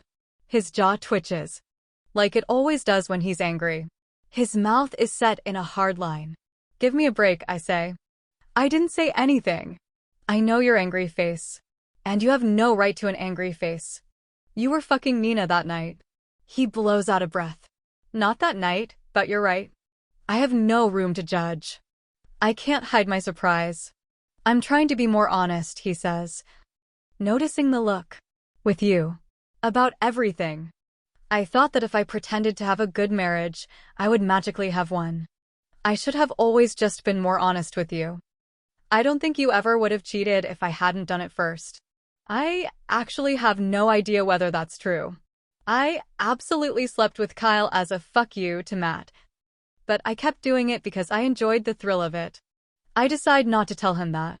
Who was it? Matt asks. Will it make me mad? What doesn't make you mad? It slips out before I can stop it. I used to love to antagonize him. But he just smiles, a little sadly. That's a good point. Jesus. I reach for my drink and take a long gulp. I don't know, I say as I put it back down. I remember being out there and kissing him, but I can't see his face. But I remember Savvy interrupting us and she looked kind of pissed. Matt's eyebrows shoot up. Pissed? Yeah. She looked mad. And I think we must have left after that, because she said, "Let's go." Must have been Colin, Matt says. No, there's no way, I protest. I didn't really even like Colin. And I never would have made out with Savvy's boyfriend. He wasn't really her boyfriend. They saw other people. Still, I don't think that I would have. I trail off, considering. I make a face and shake my head. He slept with my mom that night. Are you saying he made out with me and then went back inside and started hitting on my mother? Why not? You guys kind of look alike. He laughs at the expression on my face. There's a solid chance he didn't even know that Kathleen was your mom. The guy is dumb as a bag of rocks. True. I run a hand down my face. I just can't see it. Even if I was drunk. It had to be someone else. He reaches out, nudging my skirt up to put a hand on my knee. It doesn't matter, he says gently. I slap his hand away. Of course it matters. It's the first important thing I've remembered in years. It's not going to bring her back. Nothing will bring her back. He puts his hand back and squeezes my knee. I know that this whole podcast thing has been hard on you, but it's almost over. And it doesn't matter what that guy says. Whether Ben points the finger at you or me or Colin or Nina or whoever. He's not the police. It doesn't matter what he says, but it matters to me who killed her. I want to know if it was me or you or Colin or Nina or my mom. Your mom. She was out that night. It could happen. Her alibi is Savvy's boyfriend. He gives me a look that is both amused and a little pitying. I take another sip of my drink and consider whether I should do something about the fact that his hand has moved from my knee to my thigh. I glance over at the wedding photo above the mantel. If I squint, it could be our wedding photo. If I squint, this whole house is mine again. This whole life is mine again. My pulse begins to race. A sick feeling rises up in my throat. Matt leans forward and kisses me, and I kiss him back, despite the frantic beating of my heart. I want to knee him in the balls, but I force myself to sink into this for a moment. I need to be 24 again, in this house, feeling everything I felt the night that Savvy died. I don't want to push it away anymore. If I can remember what it's like to be that fucked up 24-year-old again, maybe I can remember everything. He slides an arm around my waist, pulling me closer. I remember always feeling conflicted when Matt and I would have sex. Because on the one hand, I wanted to fucking murder him. On the other hand, we always had really fantastic sex. He pulls away to press his lips to my neck. Stay here with me, he murmurs against my skin. Don't go back to LA. I say nothing, and maybe he takes my silence to mean I'm thinking about it. Because he pulls back and looks at me seriously. An uncomfortable feeling unfurls in my gut. Or we can go somewhere else. Start over. Just the two of us. He pushes my hair back. And then leaves his hand on my cheek. I've missed you. What happened to us? What happened to you? Lucy, what happened to you? The memory slams into me so suddenly that I reel back with a gasp. Matt stood in front of me. Matt of 5 years ago, with longer hair and a horrified expression on his face. His eyes were bloodshot. He was drunk. Jesus, is that your blood? What did I say to him? I can't see myself. I can only see him, and that look in his eyes. He kept glancing down at something. What is he looking at? Something in my hand. I can almost feel it. It's wet and rough and... Whose blood is that? Lucy, no. Matt's voice is sharp. I blink and he comes into focus. Present Matt. He's got both hands on my cheeks, forcing me to look at him. Stop. No, I remember something, I remember. Oh my God, Lucy, what did you do? Oh God. Is she dead? Let's kill. I say the words out loud. I said the words then, to Matt. The forest takes shape around me. Let's kill. My brain was short-circuiting. I could hear Savvy in my head, on a loop as I stood in front of my frantic husband. Fat raindrops hit my skin, landing on my eyelashes and blurring Matt's face. What? Matt dropped his hands from my face in shock. You killed someone? Deserved it, I muttered. We had a plan. Jesus Christ. He took a step back, his horrified expression intensifying. Savvy tried to. To what? Lucy, what did Savvy try to do? I know. Matt shakes me gently, bringing me back to the present. Lucy. I know that you had to. I can see it now. I was holding a tree branch. Huge and thick and covered in blood. I screamed and I dropped it. And then I ran. I'm breathing too fast. My vision is tunneling. Matt still has his hands on my cheeks. I think he's holding me upright. I don't know what went on between you two out there in the woods, but I know that you did what you had to do, he says firmly. I am so sorry that I got there too late and I couldn't protect you. Why did you? I can't get words out. Tears streamed down my cheeks. Why didn't you call the police? When you saw me that night, why did they find me the next morning? I looked for you. But I grabbed that tree branch first and I took it to the trunk of my car, because I knew it would be harder for them to convict you without a murder weapon. I drove it down to the main road and dropped it in a dumpster behind a bar. When I came back, it had started raining really hard, and the road was flooded and I couldn't get to where you'd been. I thought you'd go home, but when I got there, well, you weren't. I shake my head. I'm fully sobbing now. It's okay, he says gently. I was trying to protect you back then, and I completely botched it. I was drunk and stupid, and then I freaked out about everything when you got home. It's my fault. A shudder goes through me. He puts a hand to his chest. Seriously, it's my fault. Things had gotten out of hand between us back then, and I knew it. I should have stopped us. I shouldn't have let it go on so long. I blink at him, confused. The fighting, he says. The way we used to go at each other, hurt each other. It got to you and changed you, and I know that's partially my fault. I don't think you could stop yourself that night. I draw a ragged breath. The way he's describing the violence in our marriage, the violence he started, the violence that only ever left me with serious injuries, doesn't seem right. None of this seems right. Blame me. He continues. Scream at me. I deserve it. I stand and stumble backward, away from him. No. I didn't kill her. I never would have, no. He stands as well. She tried to hurt you. I don't know why, but you told me that she did. I should have just called the police right that second, and we could have claimed self-defense, but I was drunk and I panicked. And he cuts himself off. I look at him sharply. And? He hesitates. Why don't you go lie down? Or take a bath? You love that tub. I'll run it for you. He reaches for me. His fingers brush my wrist before I yank it away. I rush to the door like he's going to chase me. He doesn't. I throw it open and look back at him. You're lying. He slides both hands into his pockets with a sigh. Lucy, please just let it go. You don't want to remember anything else. Trust me. I don't trust him. I didn't then, and I don't now. I walk out, slamming the door shut behind me. Lucy. 5 years ago. Lucy. I turn to see Matt walking out of the reception, a couple fist pumping to the music on the dance floor behind him. The music faded as the door shut. He put an arm around my waist, pulling me close. I let him. It was just the two of us in the dimly lit hallway, the murmurs of voices distant.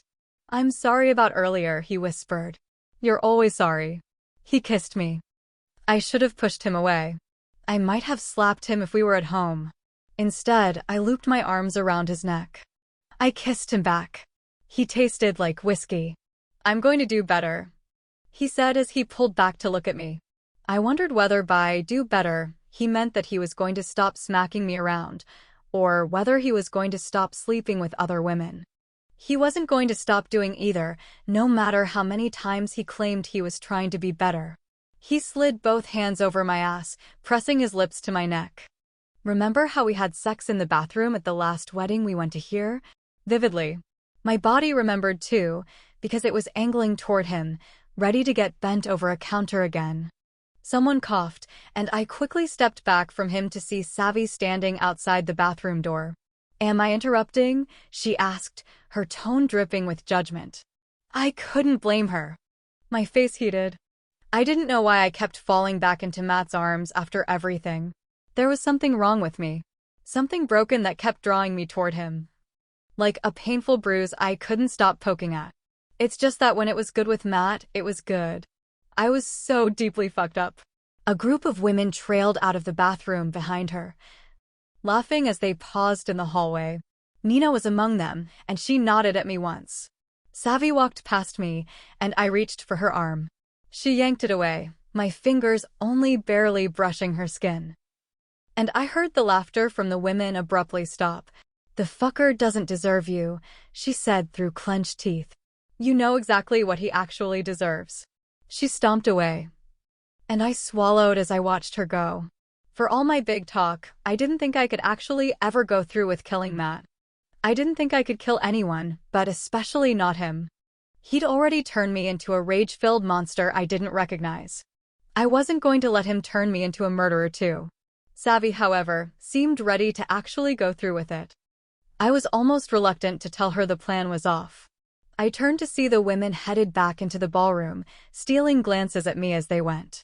Matt was still grinning at me, oblivious to Savvy's words. "Looks like the bathroom is clear." The look on Savvy's face had strengthened my resolve. "I'm not fucking you hours after you tried to drown me in the bathtub." He rolled his eyes. "Don't be so dramatic. I didn't try to drown you." I could still feel his hand around my neck, holding me under the water as I struggled and splashed. He'd laughed when I came up sputtering after he finally let me go. He shrugged it off so easily that I was, once again, wondering whether maybe his version of events was the true one. I had this wild urge to start pounding my hands against my head.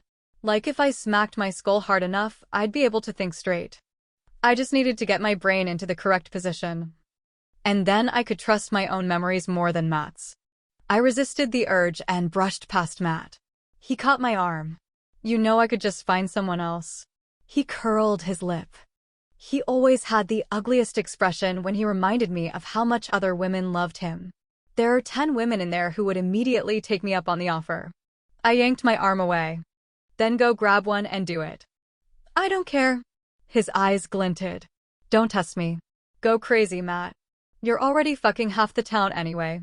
He blinked, clearly startled that I was aware of his incredibly indiscreet cheating. "And there are way more than 10 guys in there who would love to fuck me." I laughed as I gestured at the doors to the reception. "Maybe I'll give it a go too." His face twisted in rage. I would have been in real trouble if we were at home. But the door opened, bringing music and laughter with it, and he was forced to hide his anger. He ducked his head and walked past me, roughly bumping my shoulder as he went. "Hey, Lucy, you okay?" I turned at the sound of the familiar voice. Chapter 45. Lucy. Matt's lying. I go back to my parents' house after leaving Matt's and barely sleep. Savvy is screaming in my head, and I have no idea whether it's a memory or a figment of my imagination. "She tried to." "What? Kill me?" "She bashed me over the head, and so I returned the favor and accidentally killed her." I wake with only that thought swirling around in my head. I grab the trash can from under the desk and puke in it. Ben texts asking whether I want to visit the woods near the Bird Estate again. I book a flight home to LA. Savvy stands in the corner of my room in her bloody pink dress, arms crossed over her chest, judging me. I deserve it. I'm giving up. I don't want to know anymore. Even though I told Ben that I didn't think Matt did it, I have to admit that a tiny part of me was holding on to the tiniest hope that he did. Now that I can so clearly see in my memory the shock on his face, the absolute horror as he looked at me, I can't hold on to that hope. Matt didn't kill her. I was the one holding a bloody tree branch, mumbling about murder. I was probably talking about Matt, about him deserving it, but that doesn't change anything. Maybe I snapped. Maybe I told Savvy that I didn't want to kill Matt, and she went after him anyway. Maybe I stopped her. The thought makes me feel sick. I can't imagine a world where I decided to kill Savvy instead of letting her kill Matt, but it could have been an accident. And I don't want to know. I'd rather live with the uncertainty forever than the knowledge that I murdered her. I decide I can't completely ignore Ben, because he's already decided I'm guilty, and shutting him out will just make things worse. I drag myself out of bed by noon, throw away my puke-filled trash can, and shower. I enjoyed killing that guy. Why weren't you scared of me? Why is it so hard to believe I'd snap? It happened before. I close my eyes as the water drips down my face. Savi's voice is too loud. It's not her. It's me, projecting my fears onto her. Panic swells in my chest, and I turn the water off. I will kill you. Savi screams. This is why I stopped trying to remember. I couldn't tell what was real. I close my eyes and desperately try to shut out everything. Leaving? Ben repeats. I'm standing near the door of his hotel room, hoping to make a quick escape. He takes a step back. Into the kitchen, like he hopes I'll follow him. I don't. Day after tomorrow. I try to keep my expression neutral. I've forgotten how to have a face. Why? He's wearing his gray t-shirt. The one with the tiny hole at the collar. I've pulled that collar to the side so I could kiss his neck. I look past him. I've been here 2 weeks. It's hot. I have to get back to LA. And move my stuff out of my boyfriend's apartment. He blinks. You have a boyfriend? Ex-boyfriend. He doesn't want to date a murderer. Oh! Sorry. He doesn't look sorry. Can I call you for some follow-up interviews in LA? Ben, I have spent hours talking to you. Just tell the world I'm guilty and let's move on. He leans against the kitchen counter, staring at me. What happened? Nothing happened. What did you remember? I remembered that I hate true crime podcasts. Lucy. I reach for the doorknob. Say whatever you want about me. I don't care. I pull open the door and walk out. Chapter 46. Lucy. Dad. He jumps a mile high, dropping the knife he was using to cut an onion. It clatters across the kitchen floor and stops near my feet. It's a big knife, a chef's knife, and I stare at it. I can't actually bring myself to imagine killing him. At the moment. I can only kill Savi. Over and over on a loop in my head. A tree branch straight to her skull. Lucy. Dad puts a hand on his chest. You scared me. I know. I pick up the knife and put it on the counter. Are you all packed? He doesn't hide his cheerfulness at my leaving. I don't leave until day after tomorrow. And I'm having dinner with Grandma tonight. Oh good, she'll appreciate that. He reaches for the knife, turning on the water to rinse it off. Did Matt tell you I killed her? He turns off the water. When he looks up at me, it's not in surprise. Matt clearly already told him this conversation was coming. Yes. When? He wipes off the knife with a towel. For longer than necessary. An excuse not to look at me. He came over that night. I take in a breath as it clicks into place. That's where he went. After he came home. I frown. Does Nina know as well? Why was she at my house that night? No. Apparently she was drunk and had planned to cause a scene so you'd know they were together. Just bad timing. He sent her away. And then he came over to the house and told you both I killed Savi. Just me. I told your mom a couple days later. He trails off. Putting the knife aside and then bracing both hands against the counter. She wanted to come clean right away. Said that even if it wasn't self-defense, you'd get a light sentence. But Matt and I disagreed. You genuinely didn't seem to remember anything, and we both thought we should just wait. I figured your memory would come back in a few days.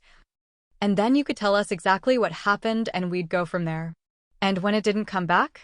He looks away, uncomfortable. I figured you either just wanted to move on, or you really had blocked it out. The trauma of that, he sighs. I can't blame you, I guess. You guess. I would have preferred to face it head-on. I regret not going to the police. Matt said that your memory started to come back when Ben pushed you to remember. I chastised your mother for pushing you. I thought you needed space to do the right thing. She was right, of course. You believed him then? Matt. Dad looks up, startled. Should I not have? I didn't know then that. Well, I didn't have the full story. But I didn't have any reason not to believe him. He was drunk. He didn't actually see me do it. There could have been someone else there. It could have been, my voice has gone too high, hysterical, and I stop abruptly. I know how it sounds. He didn't mention anyone else being there, Dad says gently. He said, well. He explained what he saw and what you said to him. He could have killed her. Do you think he did? He's humoring me. I see Matt's hysterical face in front of me. I've already tried to convince myself 100 times that he could have been panicking because he just killed Savvy, but it seems unlikely. I know him too well. I know what he's like when he's just gone too far, caused more pain than he intended. He goes calm. Fix the problem. Be nice. Convince her that it's partially her fault. He wouldn't have been hysterical about killing Savvy, even drunk. He wouldn't have had that look on his face. No, I say. But you weren't there. You just had Matt telling you that I killed someone. You thought I was capable of that? I didn't want to. But sometimes you have to do the best with the information you have. That's the information I had. And Matt wanted to protect you.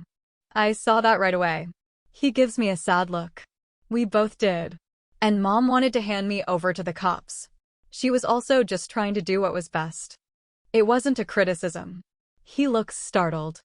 I might have done the same thing if I were in Mom's place. Just get the truth out there and let the chips fall where they may. Or maybe I wouldn't have done the same thing. I didn't immediately run to Ben or the cops when the memory of Matt resurfaced. I booked a flight home to Los Angeles. I eat a quiet, awkward dinner with Grandma. I can't tell her the truth, the only family member who believed in me. She believed in me so strongly she turned over all our secrets to a smug podcaster. Ben says something happened, she says, once she's deep into her second gin and tonic. The television is on, muted. But I keep getting distracted by a woman on the screen with very long red fingernails. She taps them against her chin, over and over. She could take someone's eye out with those fingernails. I gather up the remains of my burger and walk to the trash can. Nothing happened. I told him that. I don't think he believes you. I laugh hollowly. Did something happen? She asks. Well, I had sex with him, I say, because I want to change the subject. Oh, hon. She smiles, a bit sympathetically. I know. It was obvious that night you two came over for dinner after going to the crime scene. We hadn't actually had sex yet at that point. Obvious that there was tension, I mean. I don't blame you. I would have done the same thing. He does look like an Avenger, after all. I laugh despite the crushing weight on my chest. Thanks, Grandma. My phone dings. And I glance down at it as I slump into the couch next to her. It's an email from my agent, informing me that I shouldn't worry about my books being sold out everywhere, because the publisher is already in the process of printing an additional 50,000 copies of each of them. So exciting! I guess it is, but I can't really feel anything but numb right now. Turns out people actually did want to buy romance novels from a suspected murderer, I say as I lower my phone. Of course they do, Grandma says. Like I told you. Better to be interesting than likable. She flips the TV off. Ben told me you're convinced that he thinks you did it. I frown. That's basically what he said. He wrote out a whole ending about how I did it. He says that was just one rough draft and you weren't supposed to see it. Just him working through some thoughts. He sounded really frustrated.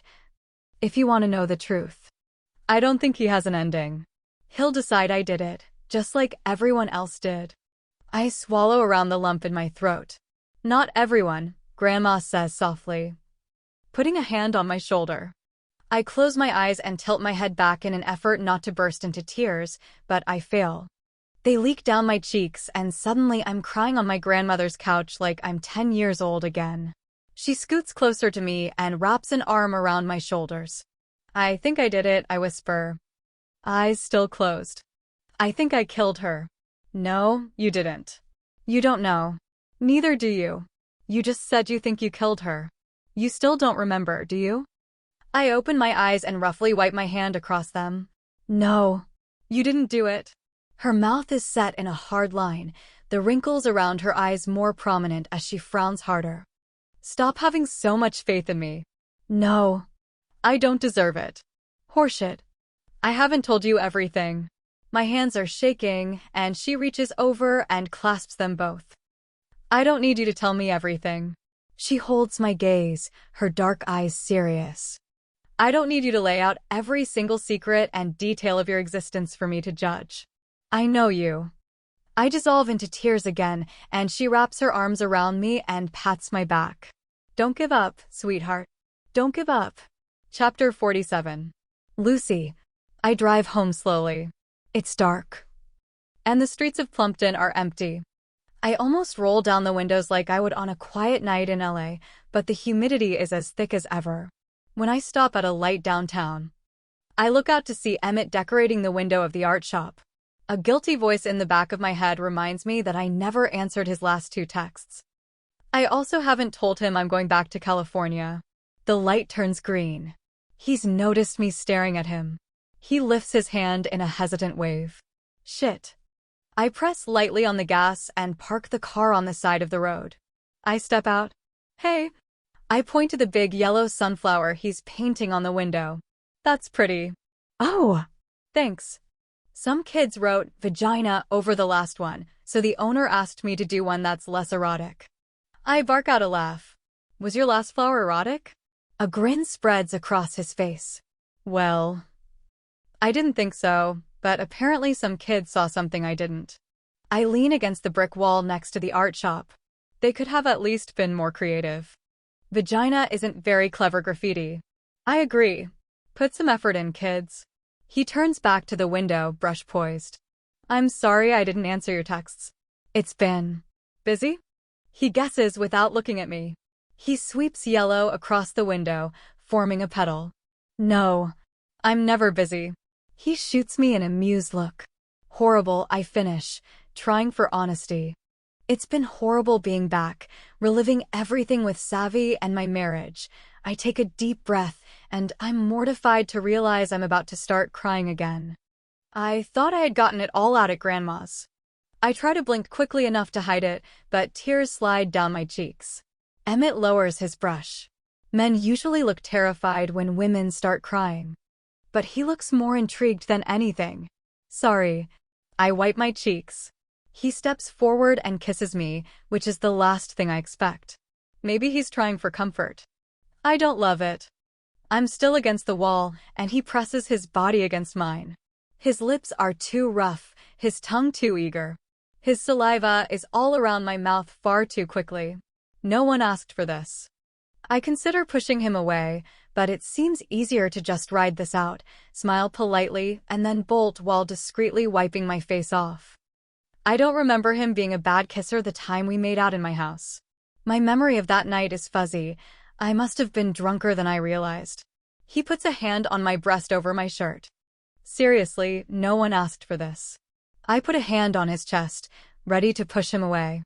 His other hand is on my cheek. I smell paint on his fingers. Lucy. His hand is the one on my breast 5 years ago, I realize. The sounds of laughter and music drifting over from the wedding. He'd slipped one of my straps down, and his thumb was tracing circles over my nipple. He had green paint underneath his fingernails. I've wanted to do this for so long, he'd said to me, his lips against my neck. He reached for his zipper, and I realized he intended to fuck me right there, with the smells of rotting food drifting over from the nearby dumpster. What the hell, I'd thought. I'd been drunk. Not too drunk, but enough to think that fucking Emmett was a great way to get back at Matt, who probably had a woman bent over the bathroom counter right at that moment. Lucy. Savvy's voice was sharp, almost angry. I'd turned to see her standing a few feet away, hands on her hips. Let's go. Her voice, her look of disapproval, had snapped me back to reality. I'd quickly put my boob back in my dress and hurried after her. No, Lucy, wait. Emmett had caught my hand, not gently. I'd yelped as he pulled me back to him. I'm sorry. I'd apologized to the man who had just hurt me in a baffling choice. I shouldn't have done that. I'd run after Savvy then, and that's where the memory fades. In the present, I'm still kissing Emmett. Actually, it would be more accurate to say that he's kissing me.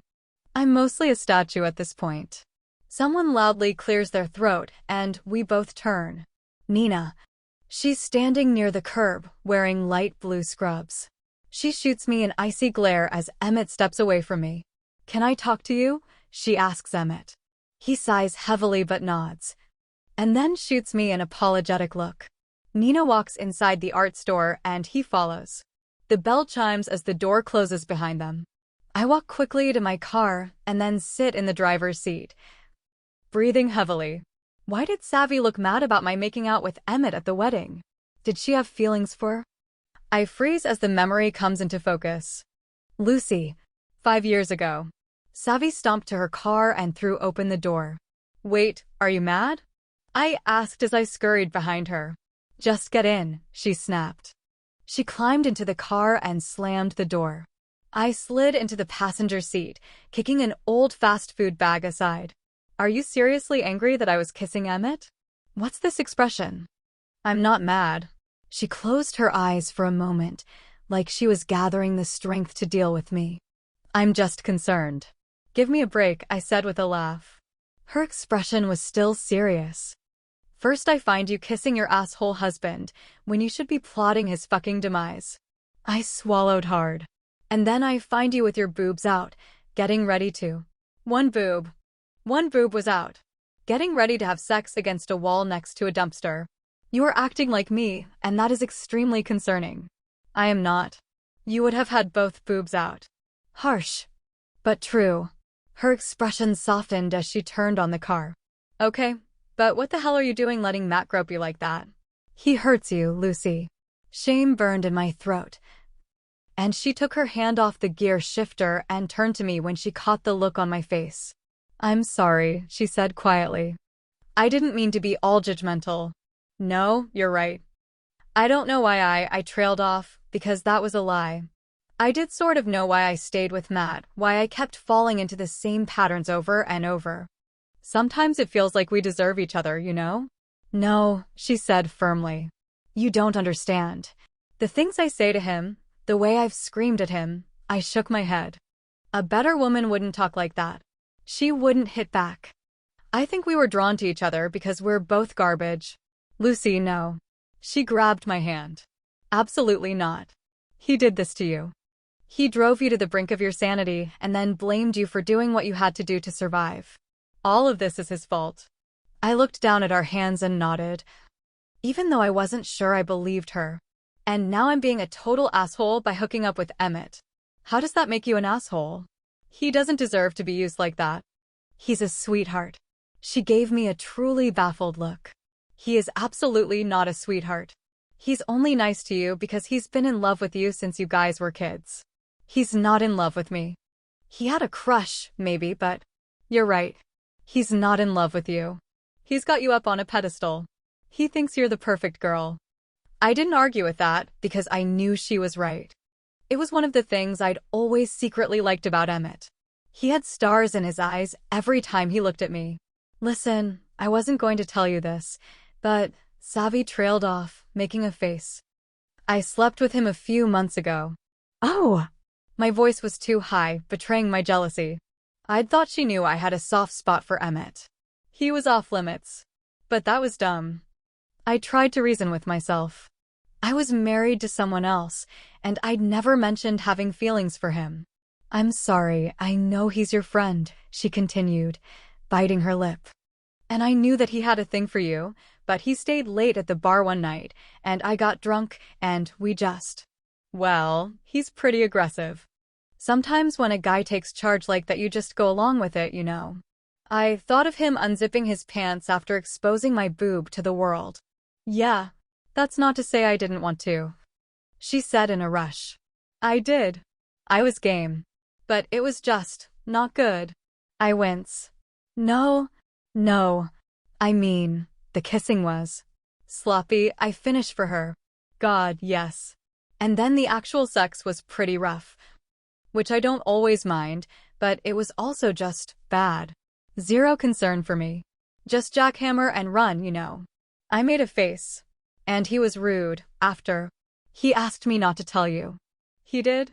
Yeah. I felt sort of bad about it anyway, so I figured I could just not mention it. Her expression was sheepish. But then he was also pretty mean to me. He came by the next week and got really handsy and rough, and when I told him I didn't want to, he got all mad and said, I thought you were always down to fuck. I reeled back. Wow. Rude. So, he's an asshole, and I really suggest you find someone else because you can do so much better. How about that new bartender? You should probably have some good sex before we murder Matt. It'll look tacky if you're flashing your boobs all over town too soon after. Headlights flashed across my face, and I looked over to see Emmett turning his truck onto the road. Our eyes met. I quickly looked away. I have really bad taste in men, don't I? I said. I wasn't going to say anything because I really have no room to judge. I laughed and then sat back with a long sigh. I have to leave him. Matt. Yes. And Plumpton. I can't stay here after. She put the car in drive. You don't want to kill him on the way out? I'm not sure I ever really wanted to do that. Savvy. My desire for revenge was fading and slowly being replaced by a desire for a new life. My life so far had been a series of supposedly good choices. I met a guy in college, married him. Moved back to my hometown and into a dream house. And it all turned to shit. I didn't want revenge so much as I wanted to find out what would happen if I made different choices. I needed to start over. I didn't want to be the girl trapped in a marriage because I was too scared to leave, too scared of what other people would think of me if I didn't have a shiny, enviable life. And I didn't want my fresh start to involve a possible prison sentence. Did you actually want to kill Matt? I asked Savvy. Absolutely. She flashed me a grin that made it impossible to tell whether she was serious. No, I said softly, looking out the dark window. I can't. She turned onto the dirt road. Where would we go? If we left town? I don't know. Anywhere. I've been thinking I should pack my bags one night while Matt is sleeping and disappear. But I don't think I'm brave enough to go by myself. She smiled at me. You know where I've always wanted to go? Where? California. Los Angeles. It's so expensive, I said wistfully. It's expensive because it's great. She pounded the steering wheel with one hand. Let's do it. Seriously? Yep. Like, as soon as possible. Fuck the Texas summers. I don't want to do one more. Let's go tomorrow night. My heart thumped. I'd just been dreaming, but she was going to take me up on it. Yes, I said before I could change my mind. She let out a little squeal of delight. Okay. But if Matt comes to find you, we're fucking murdering him. Deal. Her smile faded as she squinted at something in the darkness. What the hell? Chapter 48. Lucy. I squeezed my eyes shut, trying to make the rest of the memory come into focus. But it's fading. Savvy's laugh, her smile, start to drift away. And all I have left is an ache in my chest. We were going to leave Plumpton together. I can see Savvy in LA. She would have loved the beach and hated the traffic. We probably would have shared an apartment. I can't breathe, thinking about what could have been. What the hell? What the hell? What the hell? Savvy's words go round and round in my head. She's in front of me, smiling as blood drips down her face. I'm trying too hard. Through the storefront window, I can see Nina standing in front of Emmett, arms crossed over her chest. His face is red, angry. He's yelling at her. He left the wedding. I blink as I remember. I clearly saw his face as he turned his truck onto the road to leave. I grab my phone from my purse. Ben picks up on the first ring. Hey, Lucy. Didn't Emmett say he stayed at the wedding until it ended? What? Yeah. Wait. Can I record this? Fine, whatever. Just. Hold on. Okay. Ask that again. Emmett said he stayed until the wedding ended? Yeah. Wedding went until 3 a.m. People saw him there. He helped organize rides for people to get home. No one remembers him leaving and coming back? No. He said he was there the whole time. I remember him leaving. Right before Savvy and I left. There's a long pause. Are you sure? Yes. I got in the car with Savvy, and I clearly saw him driving past us, down that dirt road that leads to the highway. He saw me too. Our eyes met. Lucy, do you remember what happened? It's coming back in bits and pieces. I remember parts of the wedding, and I remember getting in the car with her. We were talking about leaving. Going to Los Angeles together. Were you fighting or? No, we weren't. We were happy. My breath catches in my throat. Let's go back there.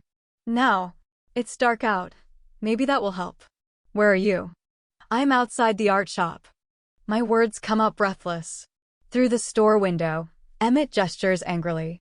I see Nina flinch. She draws her arms into her body, turns her face away, and squeezes her eyes shut. I've done that. I know that pose. It's what you do when you're bracing to be hit. Lucy? Ben says. Emmett doesn't hit her. He grabs both her wrists. Why are you at the art shop? Because Emmett. I trail off. I can tell that Emmett is holding Nina's wrists too tightly. Tears are streaming down her face, and she's trying to pull free of his grasp. He's hurting her, I say quietly. I should move. I should help. Emmett? Who's he hurting? Nina breaks free. She bolts from the shop and practically dives into her car. I watch in the rearview mirror as it disappears around the corner. A knock on the window makes me jump. It's Emmett. And now I remember. Lucy. 5 years ago. What the hell? Savvy asked, squinting in the darkness. I leaned forward. A truck was parked in the middle of the road. A tall figure stood in front of it. Savvy's headlights caught his face. Emmett. She slowed to a stop, rolling down her window.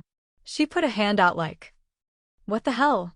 Emmett walked over to my side of the car. I rolled down my window. Can I talk to you?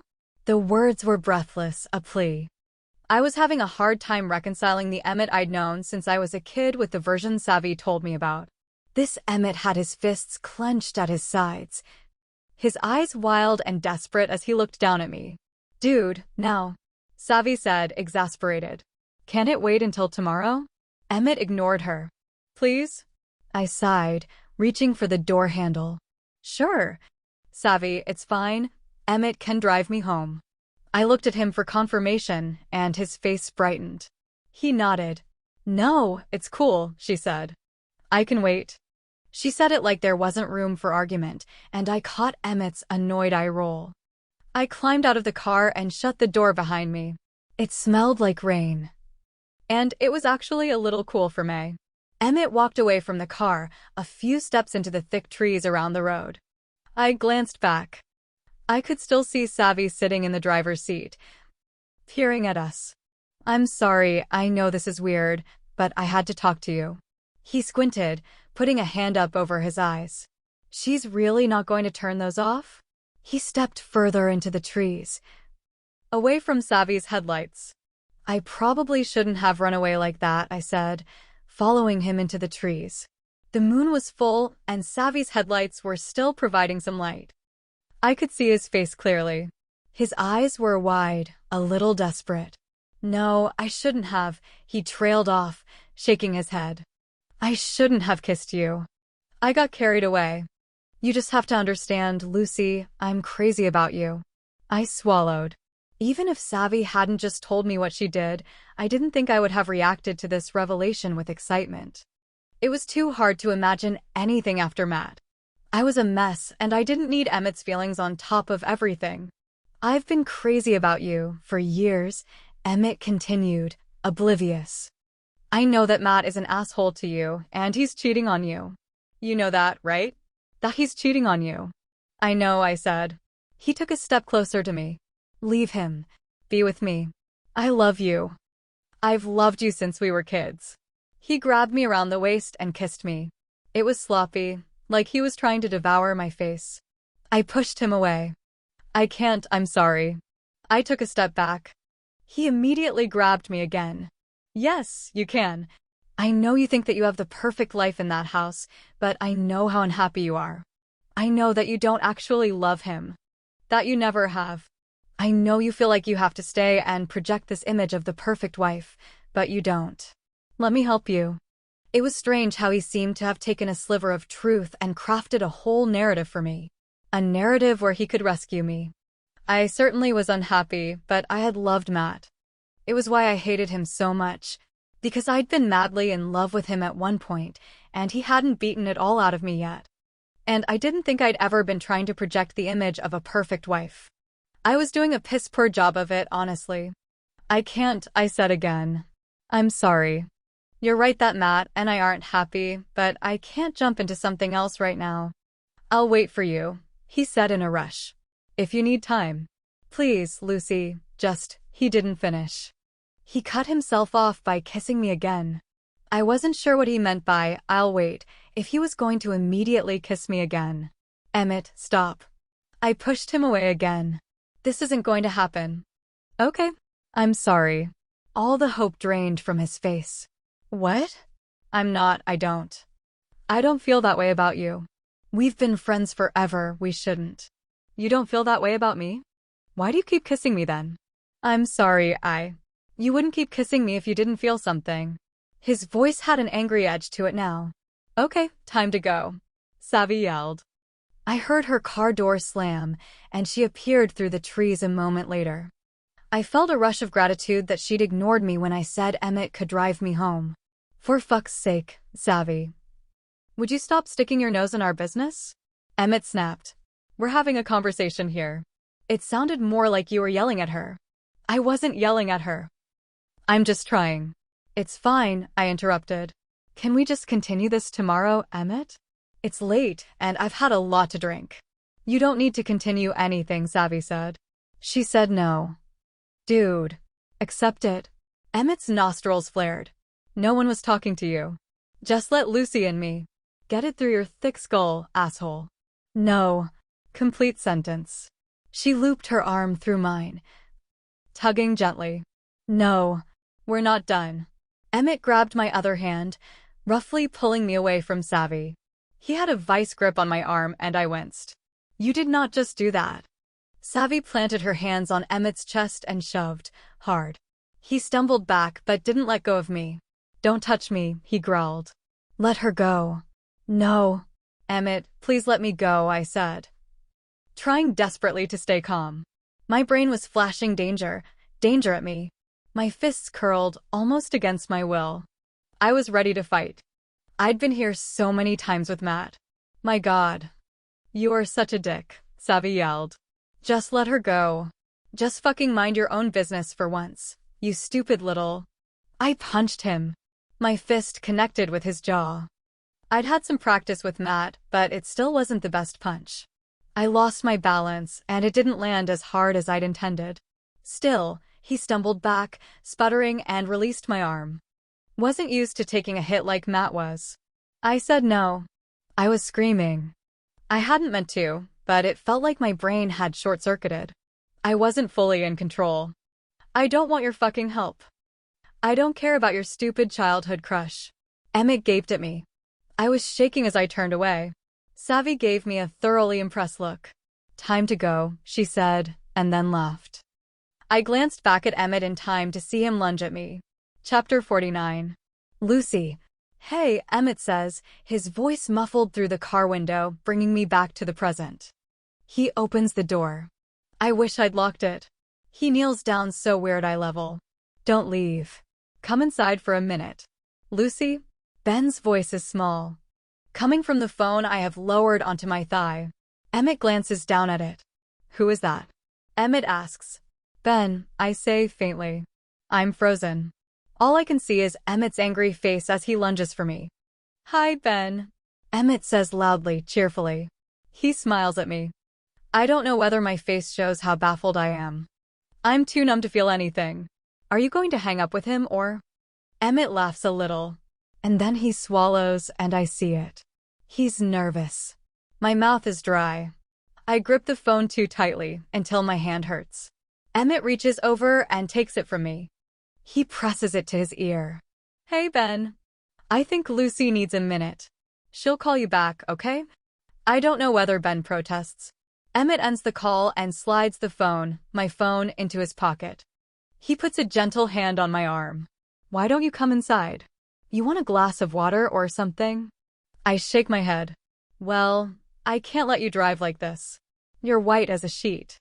He reaches over and takes my keys from where I dropped them on the passenger seat. I realize suddenly that I'm sweating. I've been sitting in this hot car for several minutes. Run, Lucy. Savvy screams in my head. Run. Come inside, Emmett says again. He puts a hand on my cheek. Let me take care of you. Emmett unbuckles my seatbelt. I didn't know I had it on. Come on. Emmett puts both hands on my arms. Let's just get out of this car, okay, Lucy? His voice is gentle. It's confusing because in my head he's screaming. Lucy. 5 years ago. Emmett lunged, knocking me into Savvy. We both tumbled to the ground. Oh God. Savvy was on her feet first, reaching for me. I gripped her arm. Emmett punched her. My fingernails scraped her skin as she stumbled away from me. You fucking bitch. I've spent my whole life waiting for you, being the nice guy, being the friend, and this is how you repay me? He grabbed me by the shirt, hauling me to my feet. Savvy flew at Emmett, locking her arms around his neck. He twisted and squirmed, letting go of my shirt. He yanked one of Savvy's hands free, and she tumbled off his back. Emmett whirled around, desperately grabbing for me. I darted around him, reaching for Savvy's hand. She grabbed my hand again and took off, pulling me with her. We ran, ducking through the trees. I dared a glance over my shoulder. I didn't see Emmett. Oh shit, Savvy gasped suddenly. I went the wrong way. I stopped, looking over my shoulder. It was dark and quiet. We'd run away from the road, and Emmett was nowhere to be seen. My breath was coming in short gasps. I tried to reach for my purse. My phone. It was in the car. Do you have your phone? I asked. Yes. She slid her hands into the pockets of her dress and took it out. Her face fell as she looked at the screen. Shit. It's dead. Tears streamed down my face, and I wiped them away with a shaky hand. I'm sorry. I shouldn't have gotten out of the car. I didn't know that I sniffled. She shook her head. It's not your fault. But later, after we call the cops, I want you to remember that I probably saved you from being raped and murdered. I expect eternal gratitude. I laughed through my tears. Eternal gratitude. Got it. Savvy took my hand. Let's go back to the venue, she said, pointing to the dark trees. Emmett's probably waiting for us by the car. It's like a mile, isn't it? Yeah. But I think it's the safest option. She reached down to pull her heels off. I did the same. Are you even sure that's the right way? I looked up at the sky, like I might magically gain the ability to tell direction by the stars. I could barely tell north from south when the sun was up. She looked left, and then right. That's a good point. We came from that way, right? I pointed. Yes? I can't see my headlights anymore. She pressed both hands to her forehead. Oh my God. How did people live before phones? Wait. We weren't that far from the main road, I said. Let's listen and see if we can hear the cars. We can go that way instead. A fat drop of rain landed right in my eye, and I blinked, startled. Great, Savvy said, holding her hand out to catch a drop. Rain is just what we need right now. The sound of leaves crunching made me turn. Emmett ran out from the darkness, something poised over his head. It looked sort of like a hammer, though not the kind used for construction. It was just a metal block at the end of a stick. Run, Savvy whispered. We took off together, bashing through the trees. We were faster without our heels on.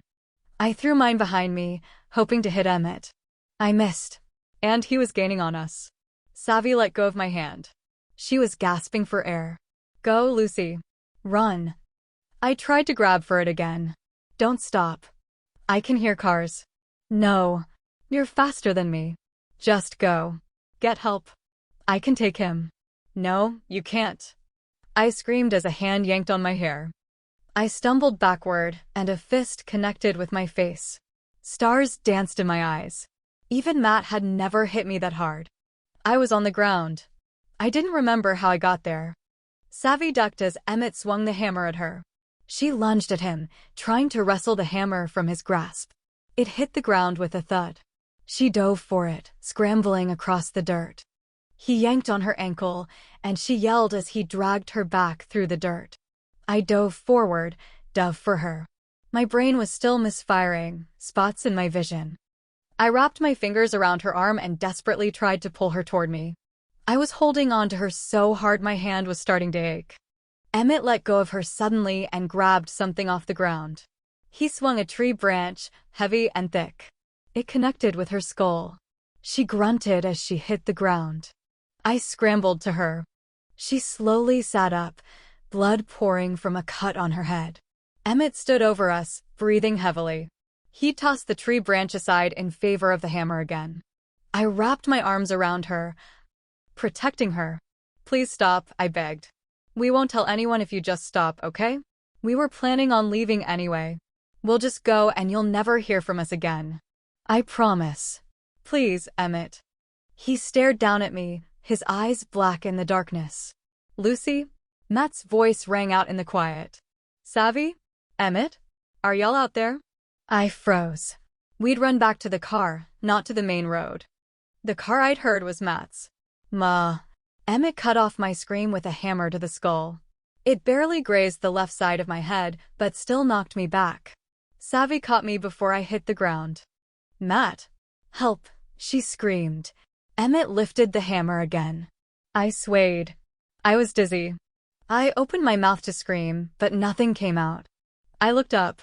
Emmett had his arm drawn back, eyes locked on mine. You made me do this, he growled. The hammer was coming straight at my head. Savvy shoved me out of the way. He smacked the hammer into her head so hard that the crack reverberated through the trees. She collapsed across my lap. Blood pooled on my dress. My hands were covered in blood. There was a buzzing in my brain. Savvy? Matt's voice was still distant. Emmett looked over his shoulder, cursed, and then swung the hammer again. Everything went black. Chapter 50. Lucy, you've been trying too hard to remember things, Emmett says. I'm out of the car. I don't remember getting out, but now I'm standing next to it. And Emmett is looking at me worriedly. His fingers are wrapped around my wrists. It's not good for you, he continues. Remember what happened last time you tried too hard? You started creating things in your head. The crack of the hammer against Savvy's skull is replaying on a loop in my brain. Too real to be something I created. Matt told you I was there that night. Didn't he? Emmett asks. I blink. What? Emmett's expression goes dark. He told you I was there. He promised he wouldn't, but I should have known that asshole wouldn't be able to keep a secret. He puts both hands on my cheeks. I would never hurt you, you know that. Matt told me you were there, I repeat, even though it's a lie. Matt didn't tell me shit. Emmett was there? And Matt knew? I left the wedding for like 20 minutes because I had to go home to let my dog out, Emmett says. I saw you. Well, you don't want to know. Yes, I do, I whisper. We fooled around. At the wedding, Emmett says. We were. Well, we kept doing that. You remember, the times before that. You and I are always making our way to each other. That was one way to describe my getting drunk and kissing him twice, I guess. Savvy saw us and she got really mad. I don't know if she ever told you, but she and I had a brief fling. It was nothing, just a couple of times, but she acted really cold to me after. I think maybe she thought it was more than it was. That was one way to describe Savvy avoiding him after bad sex. You two left together. I decided to run home to let my dog out, and I came across Savvy's car on the side of the road on the way out. I thought it was weird, because most of the guests took the main road out. It was supposed to rain that night, and the people at the venue had told us not to take that road, that it flooded easily. I guess she forgot. I forgot, until later that night. You came across her car, already parked, I repeat. Right. I got out, and you two were off in the trees, yelling at each other. About what? I don't know. It was too hard to follow. But you seemed really upset. She slapped you, and you scratched her. I started to intervene then. But you grabbed the tree branch and just. I don't think you meant to hit her that hard. You panicked and started screaming, and you ran. You forgot about my head injury, I say to Emmett. He drops his hands from my cheeks. What? My head injury. You forgot that I got bashed in the head too. Oh! Something like panic flits across his expression and then disappears. I don't know how that happened, but you were running like a bat out of hell. You must have hit your head on something. I actually tried to chase you, but you took off. And you just left Savvy there to die? I ask. She was already gone, he says quietly. There was nothing anyone could do. And you didn't go to the police because Because I love you. His gaze is steady on mine. I don't care if you made a mistake once. Technically, she hit you first. And you didn't mean to do it. I know that. What did you say to him? I ask. The buzzing in my brain is back. It's hard to think. To Matt. I told him the truth. That I saw you kill Savvy. Why did I squeezed my eyes shut. Why did I run? I think you were scared to face what you'd done. And Matt didn't call the police either? We wanted to take care of it ourselves. We were going to find you. But the road washed out and we couldn't get back to find you. And then that guy found you before we could, and it seemed better to say nothing. You didn't remember anyway. I look up and meet his eyes. That must have been a real relief for you. His eyebrows draw together. For me? I was relieved for you. I never want you to remember that trauma. I was disappointed that you didn't remember our moment at the wedding because we were finally about to fuck next to a dumpster? I finished for him. We were finally acknowledging our feelings for each other. I guess we were. Like when I said I didn't care about your childhood crush and I just wanted you to fucking leave me alone. He freezes. You never said that. Why did Matt believe you when you said that you saw me do it? I hit you. You didn't have any evidence of it on your face? You never hit me, he says. I think Savvy hit you too, but she wasn't very good at it. She was so short and small. She was better with knives. Emmett looks startled by this. I should have punched you harder. I've had practice. A knife to the gut would have been better. Savvy was right. Lucy. He speaks like he's talking to a child. Let's take a step back. You're getting hysterical. I punch him in the face. Chapter 51. Lucy. Emmett stumbles into the road, sputtering. He gives me a thoroughly baffled look, which quickly turns to rage. I should run. I wait for Savvy's voice to pop into my head, telling me to run. Instead, I see her next to Emmett in her pink dress, blood dripping down her face. I have an idea, she says with a grin. Let's kill Emmett. I smile. That's a great idea. I stride into the road, hands balled into fists. My right hand already hurts from hitting him once. I don't care. He grabs me by the collar, drawing back to hit me. I duck and slam my fist into his gut. He gasps and doubles over. Lucy, stop, he wheezes. I aim my fist at his face, but he twists away from me. I catch a flash of the rage in his eyes before he punches me in the face. The world goes white for a moment. I'm on the ground, gravel digging into my palms. Something wet drips down my face and into my mouth. I taste blood. He grabs me underneath my arms and begins pulling me off the road. I'm dizzy. And he has me halfway to the art store before I begin kicking and squirming. God damn it, Lucy, he yells. I break free and spring to my feet. I lunge at him. We topple to the ground together, rolling twice before I manage to pin him down. I put my hands around his throat and squeeze as hard as I can. He kicks his feet. His face turns red. Let's kill, let's kill, let's kill. He bucks, throwing me off him. He scrambles to his feet and runs into the store. I follow as he crashes through the store, knocking over a display and sending paintbrushes onto the floor. I leap over them. He grabs a hammer from the shelf, the same sort that he used to kill Savvy, and I realize suddenly that he must have had it in his truck that night. He went back to his truck to grab something to kill me with. This asshole. I grab him by the back of his shirt, but it rips as he frees himself. He darts out the back door. I sprint through after him, back into the thick, humid air. He's waiting for me on the other side, hammer poised. He swings it at my head, and I lean back just in time. The edge of it barely grazes my forehead. I stumble back. He swings again, misses again, and I reach up to grab his hand, trying to yank the hammer free. He shoves me and swings again. The hammer catches me on the chin this time, and the pain sends me scrambling back. A moment of clarity flashes through my rage. I should run. I glance behind me, to where my car is just visible around the corner of the store. He took my keys. I suddenly remember. My keys and my phone. I can run, but it would be with nothing. A viciously satisfied expression crosses Emmett's face as I stand there, blinking from the hit. It's a familiar feeling, the panic of being trapped, the frustration of his having all the power. I scream. It's guttural, a sound I've never heard myself make before. I charge at him. And the shocked expression on his face as I do it might be the most satisfying thing I've ever seen. We crash hard into the ground, a mess of limbs and grunts. I claw at his arms, trying to grab the hammer. My knee connects with his chest, and his grip on the handle loosens as he gasps. I snatch it from him and spring to my feet. He scrambles up as well, lip curled, his chest rising and falling too quickly. I swing the hammer into his stomach. He buckles over with a gasp and heaves.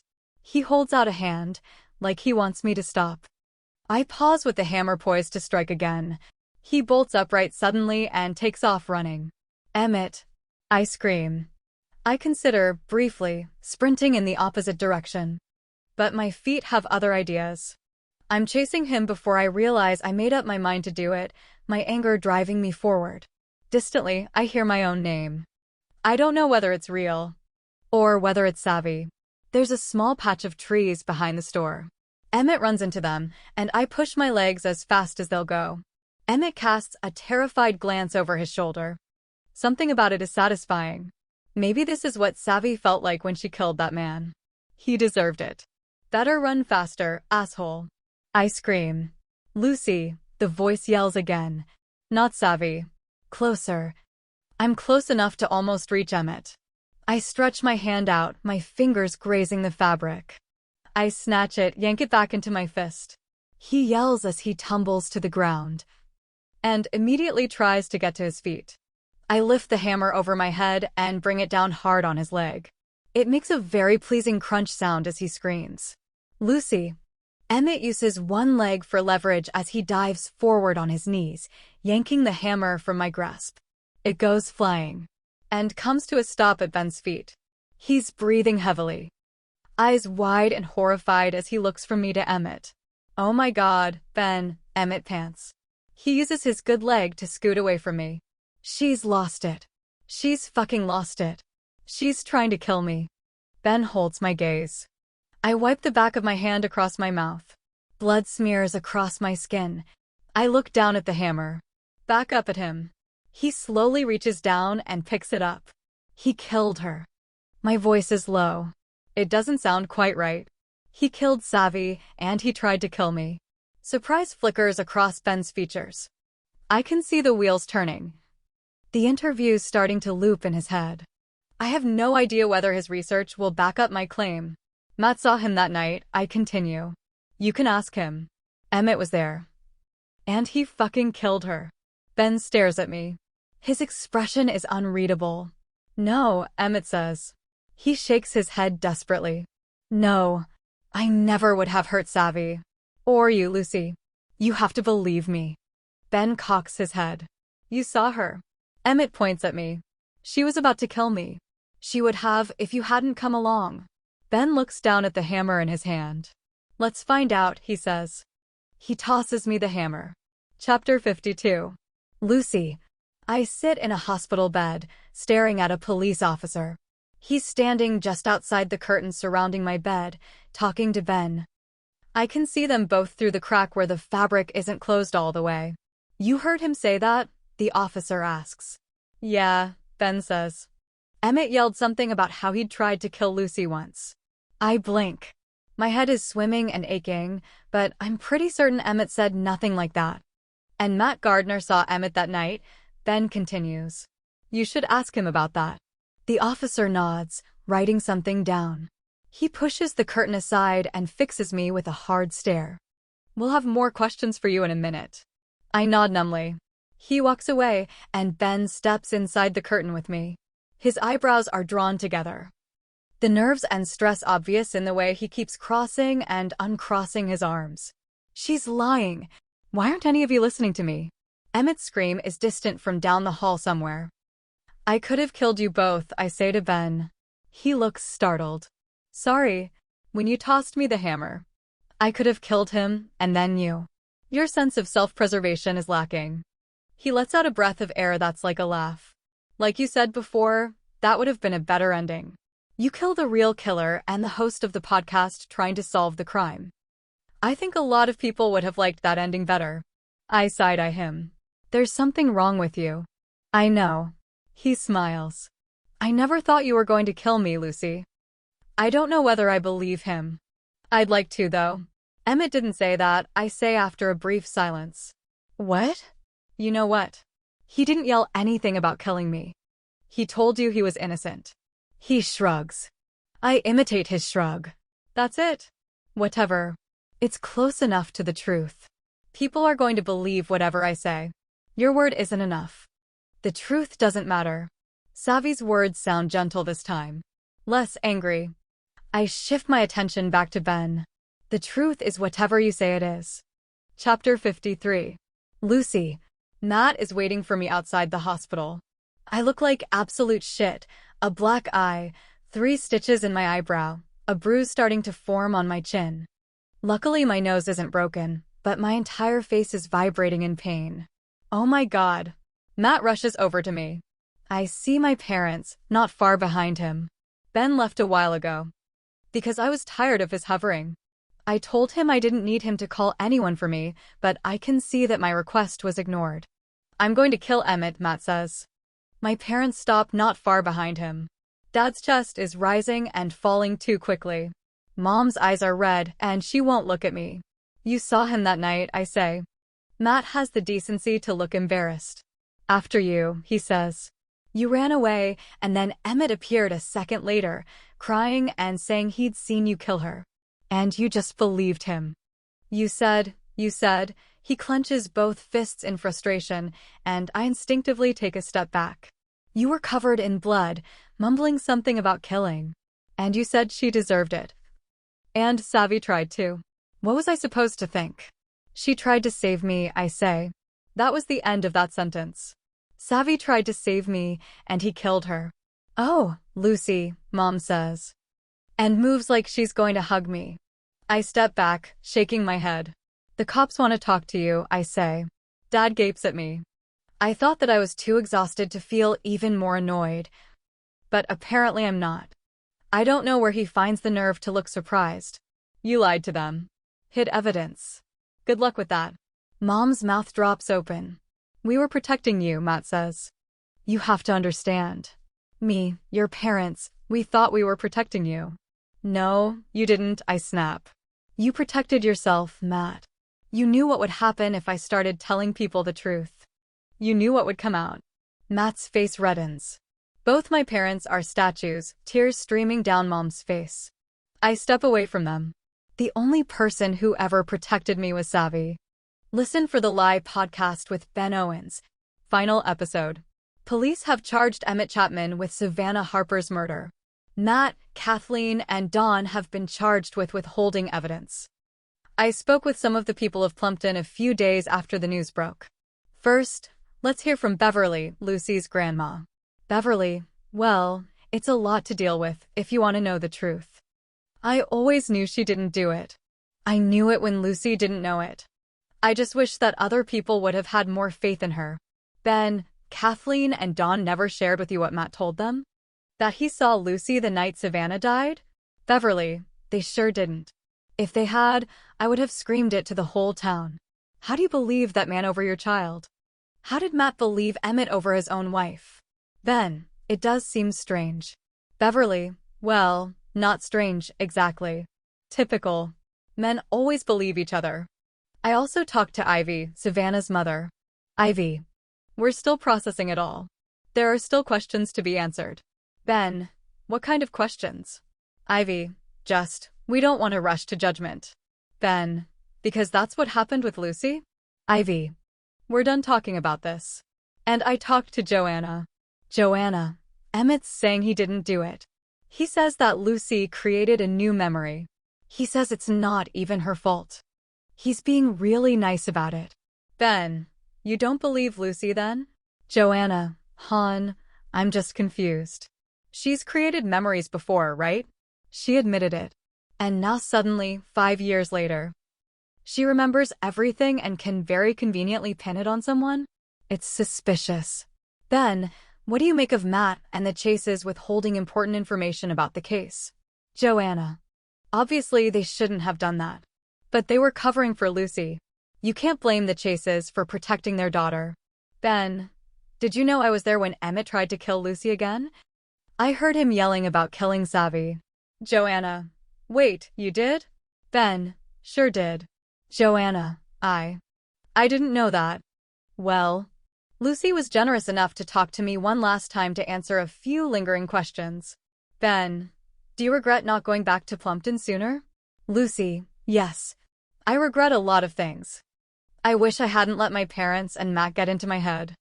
I think that if they hadn't immediately acted like I did it, I would have been better equipped to deal with everything. I could have pieced it all together sooner. Ben. Speaking of piecing it all together, I do have a few lingering questions. First of all, did you ever get your memory back of the time after Savannah's death? The hours you were wandering? Lucy. No. The head injury erased most of that for good, I think. Ben. You don't know why you left her body? Or why you had that bloody tree branch when Matt saw you?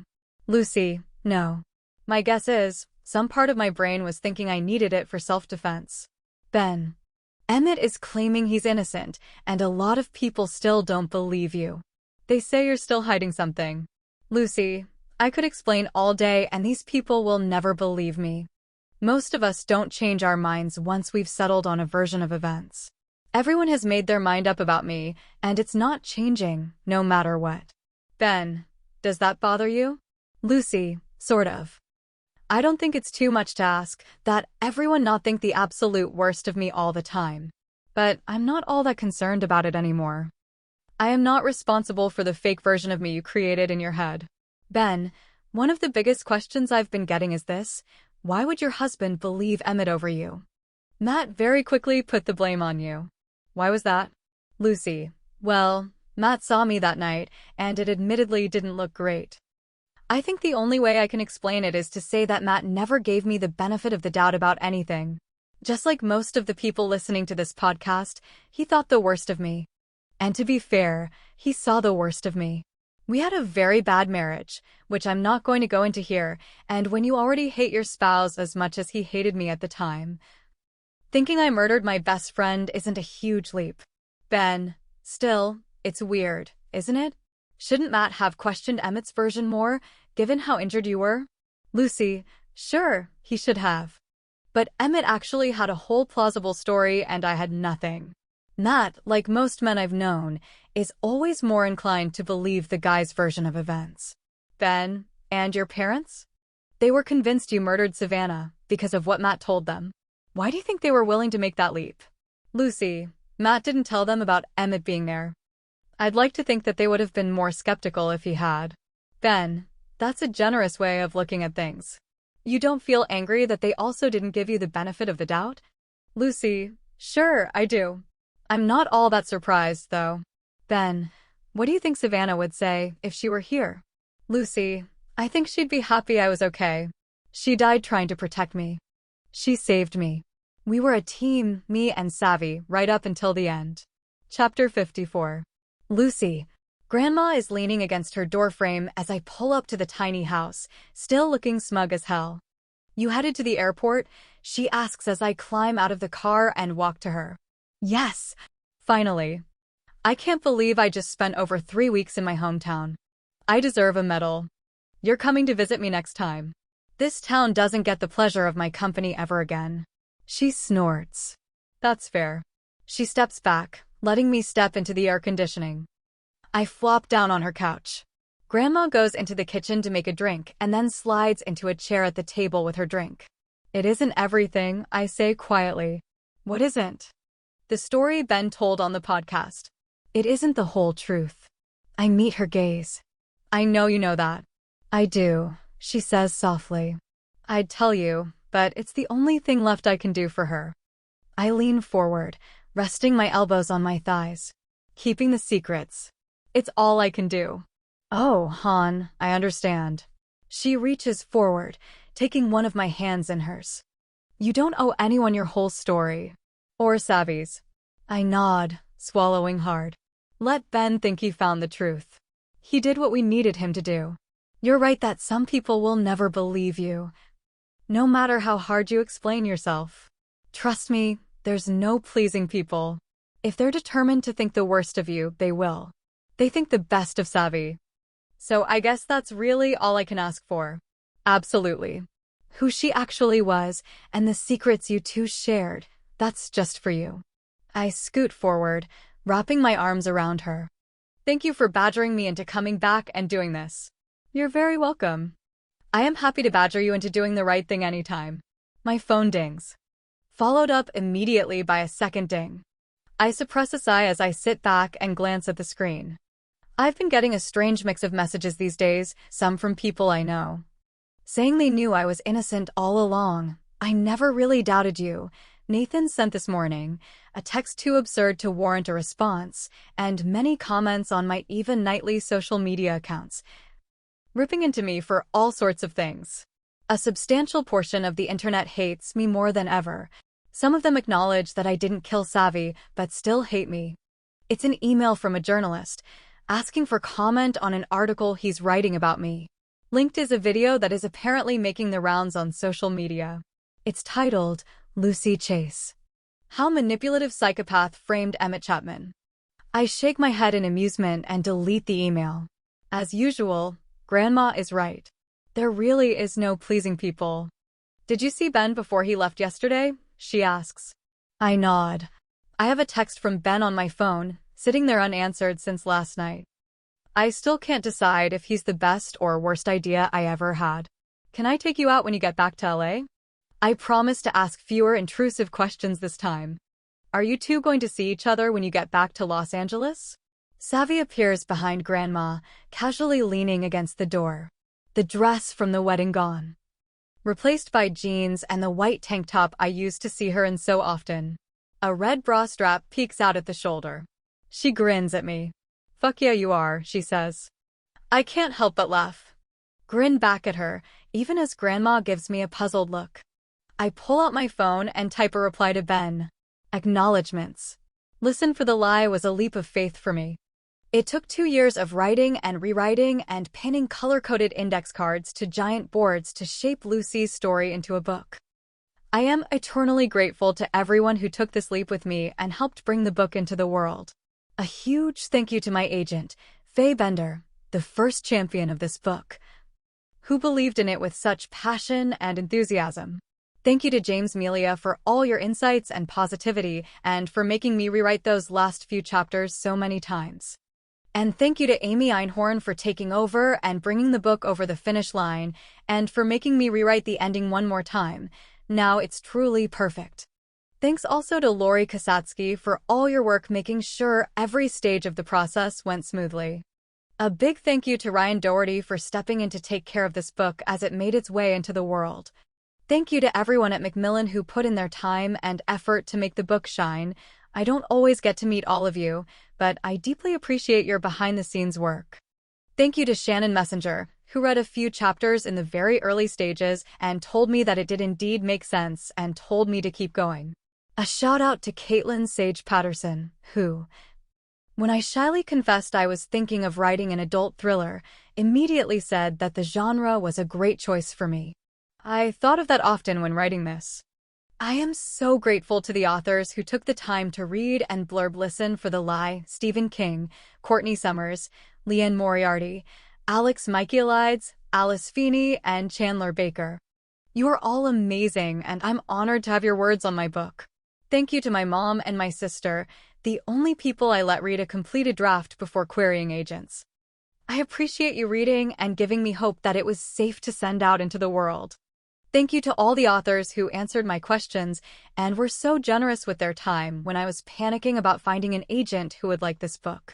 Thanks especially to Maureen Gu for helping me find such a great fit. And thank you to Laura, again, Emma, and Daniel, with my apologies. This is what happens when you let a writer live with you for 6 months.